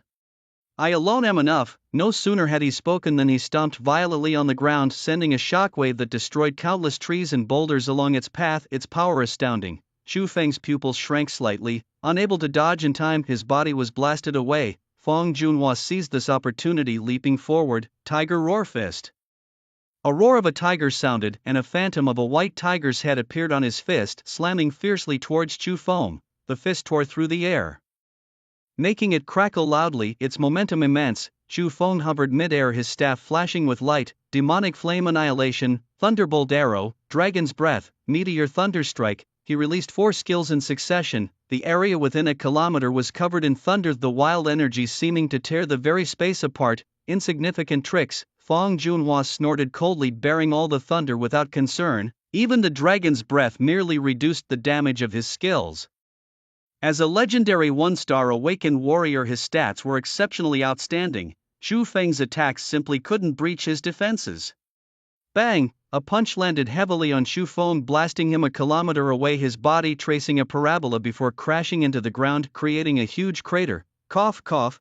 "Damn, seems I need to get serious now." Chu Feng dusted off the dirt from his body, removing the thunder shield, and stared at Fong Junhua with fierce eyes. "Damn it, I've never been beaten so badly in my career. If it wasn't for the crazy amount of thunder shield spells I released, that punch would have finished me." "Thinking you can kill me, you think I'm a fool like Lu Yi?" Fong Junhua was unimpressed. The people behind him couldn't help but laugh when they heard Chu Feng's harsh words. It's hilarious, this guy is still trying to save face even when he's on his deathbed." Lu Yi made a fatal mistake, thinking that Vice President Fong's strength would be weaker than his. "Just watch, this kid is going to die a miserable death, daring to boast that he is the god of thunder while being merely a master level." Fong Junhua unwrapped the bandages from his hands, revealing a pair of fists as dark as ink. The fists were engraved with dense, eerie runes. Indeed, having 2 hidden professions is no small feat. "Given a few more years, perhaps I really wouldn't be a match for you." Fong Junhua cracked his knuckles and licked his lips with his tongue. With the bandages off, he looked like a hunter. Chu Feng silently summoned a massive dragon phantom. The Grand Dragon looked down upon the world with awe. Powerful oppression that made people's breathing halt. But this move had just been used and was ineffective. "If this is all you've got, I advise you to give up now." Suddenly Fong Junhua's fists burst into blazing flames. Chu Feng remained silent, his eyes suddenly flashing a bright light. Following that, golden and blue lightning intertwined, his left eye golden, his right eye blue, as if he possessed magical heterochromia. However, this was not all. Chu Feng took a deep breath and slowly exhaled. "This is the feeling." His hands once again clasped together, lightning flashing and golden light soared into the sky. Under the watchful eyes of all, another giant dragon appeared above his head, a blue thunder dragon. Roar! The roaring sound shook heaven and earth, and the combination of gold and thunder caused the ground to tremble wildly. People watched the 2 giant dragons in front of them, almost dropping their eyeballs. "This is a thunder dragon," Xu Feng had absorbed the energy of the dragon crystal. And he had actually created a fusion skill of two professions. Impossible, how could the skills of two professions merge together? Everyone's faces were filled with utter astonishment, incredulously watching this scene.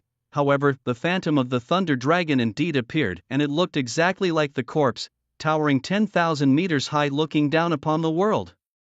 The phantom carried the nobility and sanctity of the dragon race. This is a proud race that tolerates no disrespect. Left gold dragon, right thunder dragon. Xu Feng spread his arms and took another deep breath. The thunder and gold dragons did the same. Together, they instantly drained the elements of the entire area. Feng Junhua sensed an ominous aura and struck furiously. Die for me, Great Flame Fist. A wake-up skill was directly released. Faced with such oppressive force, even Feng Junhua did not dare to be careless. Xu Feng looked indifferently at the charging Feng Junhua, his body shaking. The roar of the Thunder Dragon, roar, the earth-shattering roar echoed through the heavens, and a beam of golden and blue lightning burst forth from the mouths of the two dragons, merging in mid-air. The destructive wave seemed poised to obliterate the land. Feng Junhua's pupils shrank. Gritting his teeth, he faced the challenge head-on. As a warrior, his profession's characteristic related to fighting spirit. The stronger the fighting spirit, the higher the damage of the skills. Therefore, maintaining a fearless heart is essential to maximize damage. At this moment, all eyes were on them. Everyone was watching to see what kind of sparks would fly from their collision. They were all hoping for Feng Junhua to win, but Xu Feng's professional fusion power was simply too overwhelming. Since ancient times, it has been rare for someone to have dual professions, let alone dual hidden professions, and both of these professions were mages. What was even more terrifying was that the destructive power of both professions was extremely strong. What were the odds, 1 in several trillion, that someone like Xu Feng, a freak of nature, would appear? Soon, the two collided. Boom! It was like a nuclear explosion, and a massive mushroom cloud slowly rose. The explosion instantly flattened a mountain range, creating a vacuum zone around it. Looking at the center of the explosion, Feng Junhua's left arm was severed at the root and blood spurted out like a fountain. The bright red blood stained the charred earth and his face was nearly destroyed. His right eye was gone, leaving behind a bloody hole. Seeing this, the heavy stone in everyone's heart finally fell. That scared me to death. I thought the vice chairman would be instantly killed. Xu Feng must be out of moves now, right? Such a strong skill must have a long cooldown. He's played his trump card, and now even if he can muster more skills, he won't shake the vice chairman in the slightest. The power is not bad, but do you have any other moves? Feng Junhua's fierce expression looked like a demon from the netherworld, twisted and terrifying. If not, then it's my turn. Boom! With fighting intent and murderous aura rising, Feng Junhua's figure flickered and disappeared from the spot. As Xu Feng felt the gust of wind, he smirked, who said my skills could only be used once. Immediately, under the shocked gazes of the crowd, the Thunder Dragon and the Golden Dragon moved again, and their might was as strong as before. What kind of sorcery is this? How could someone possibly use such a strong skill twice at the same time? If you say it's an endless barrage of thunderballs, then that's bearable, but these are professional fusion skills. Accompanied by the dragon's roars, beams of light shot out again, engulfing Feng Junhua's body. This time, they heard a scream. Feng Junhua's skin was fiercely burned and his cells continuously destroyed and reformed. No matter how strong his vitality was, it couldn't withstand this force. Soon after the aftermath subsided, Feng Junhua stood there like a dried corpse, coughing up blood, swaying. He couldn't really kill the vice chairman, could he? The members of the Overlord Guild looked at each other, seeing shock in each other's eyes. It's not that they didn't want to save him, it's just that they didn't dare. Who had the absolute confidence to withstand Xu Feng's assault? Even a powerhouse like Feng Junhua was beaten to this state. Who would go, who would die? Step by step, Xu Feng slowly walked towards him and said slowly, "You got one thing wrong. Just now, I don't need years to kill you, I can do it right now." Feng Junhua struggled to lift his head, his mouth wide open like a fish with a bone stuck in its throat. His eyes were full of pleading and regret. At this point, he finally felt the fear that death brings. A legendary one-star warrior, that's all. Xu Feng chuckled lightly, his palm lightly pressed down. The dragon once again spewed dragon breath. This time Feng Junhua had no chance to struggle, and in an instant he was reduced to ash. In this battle he, at the level of a 6-star master, annihilated a legendary 1-star, accomplished a feat that no one could have imagined.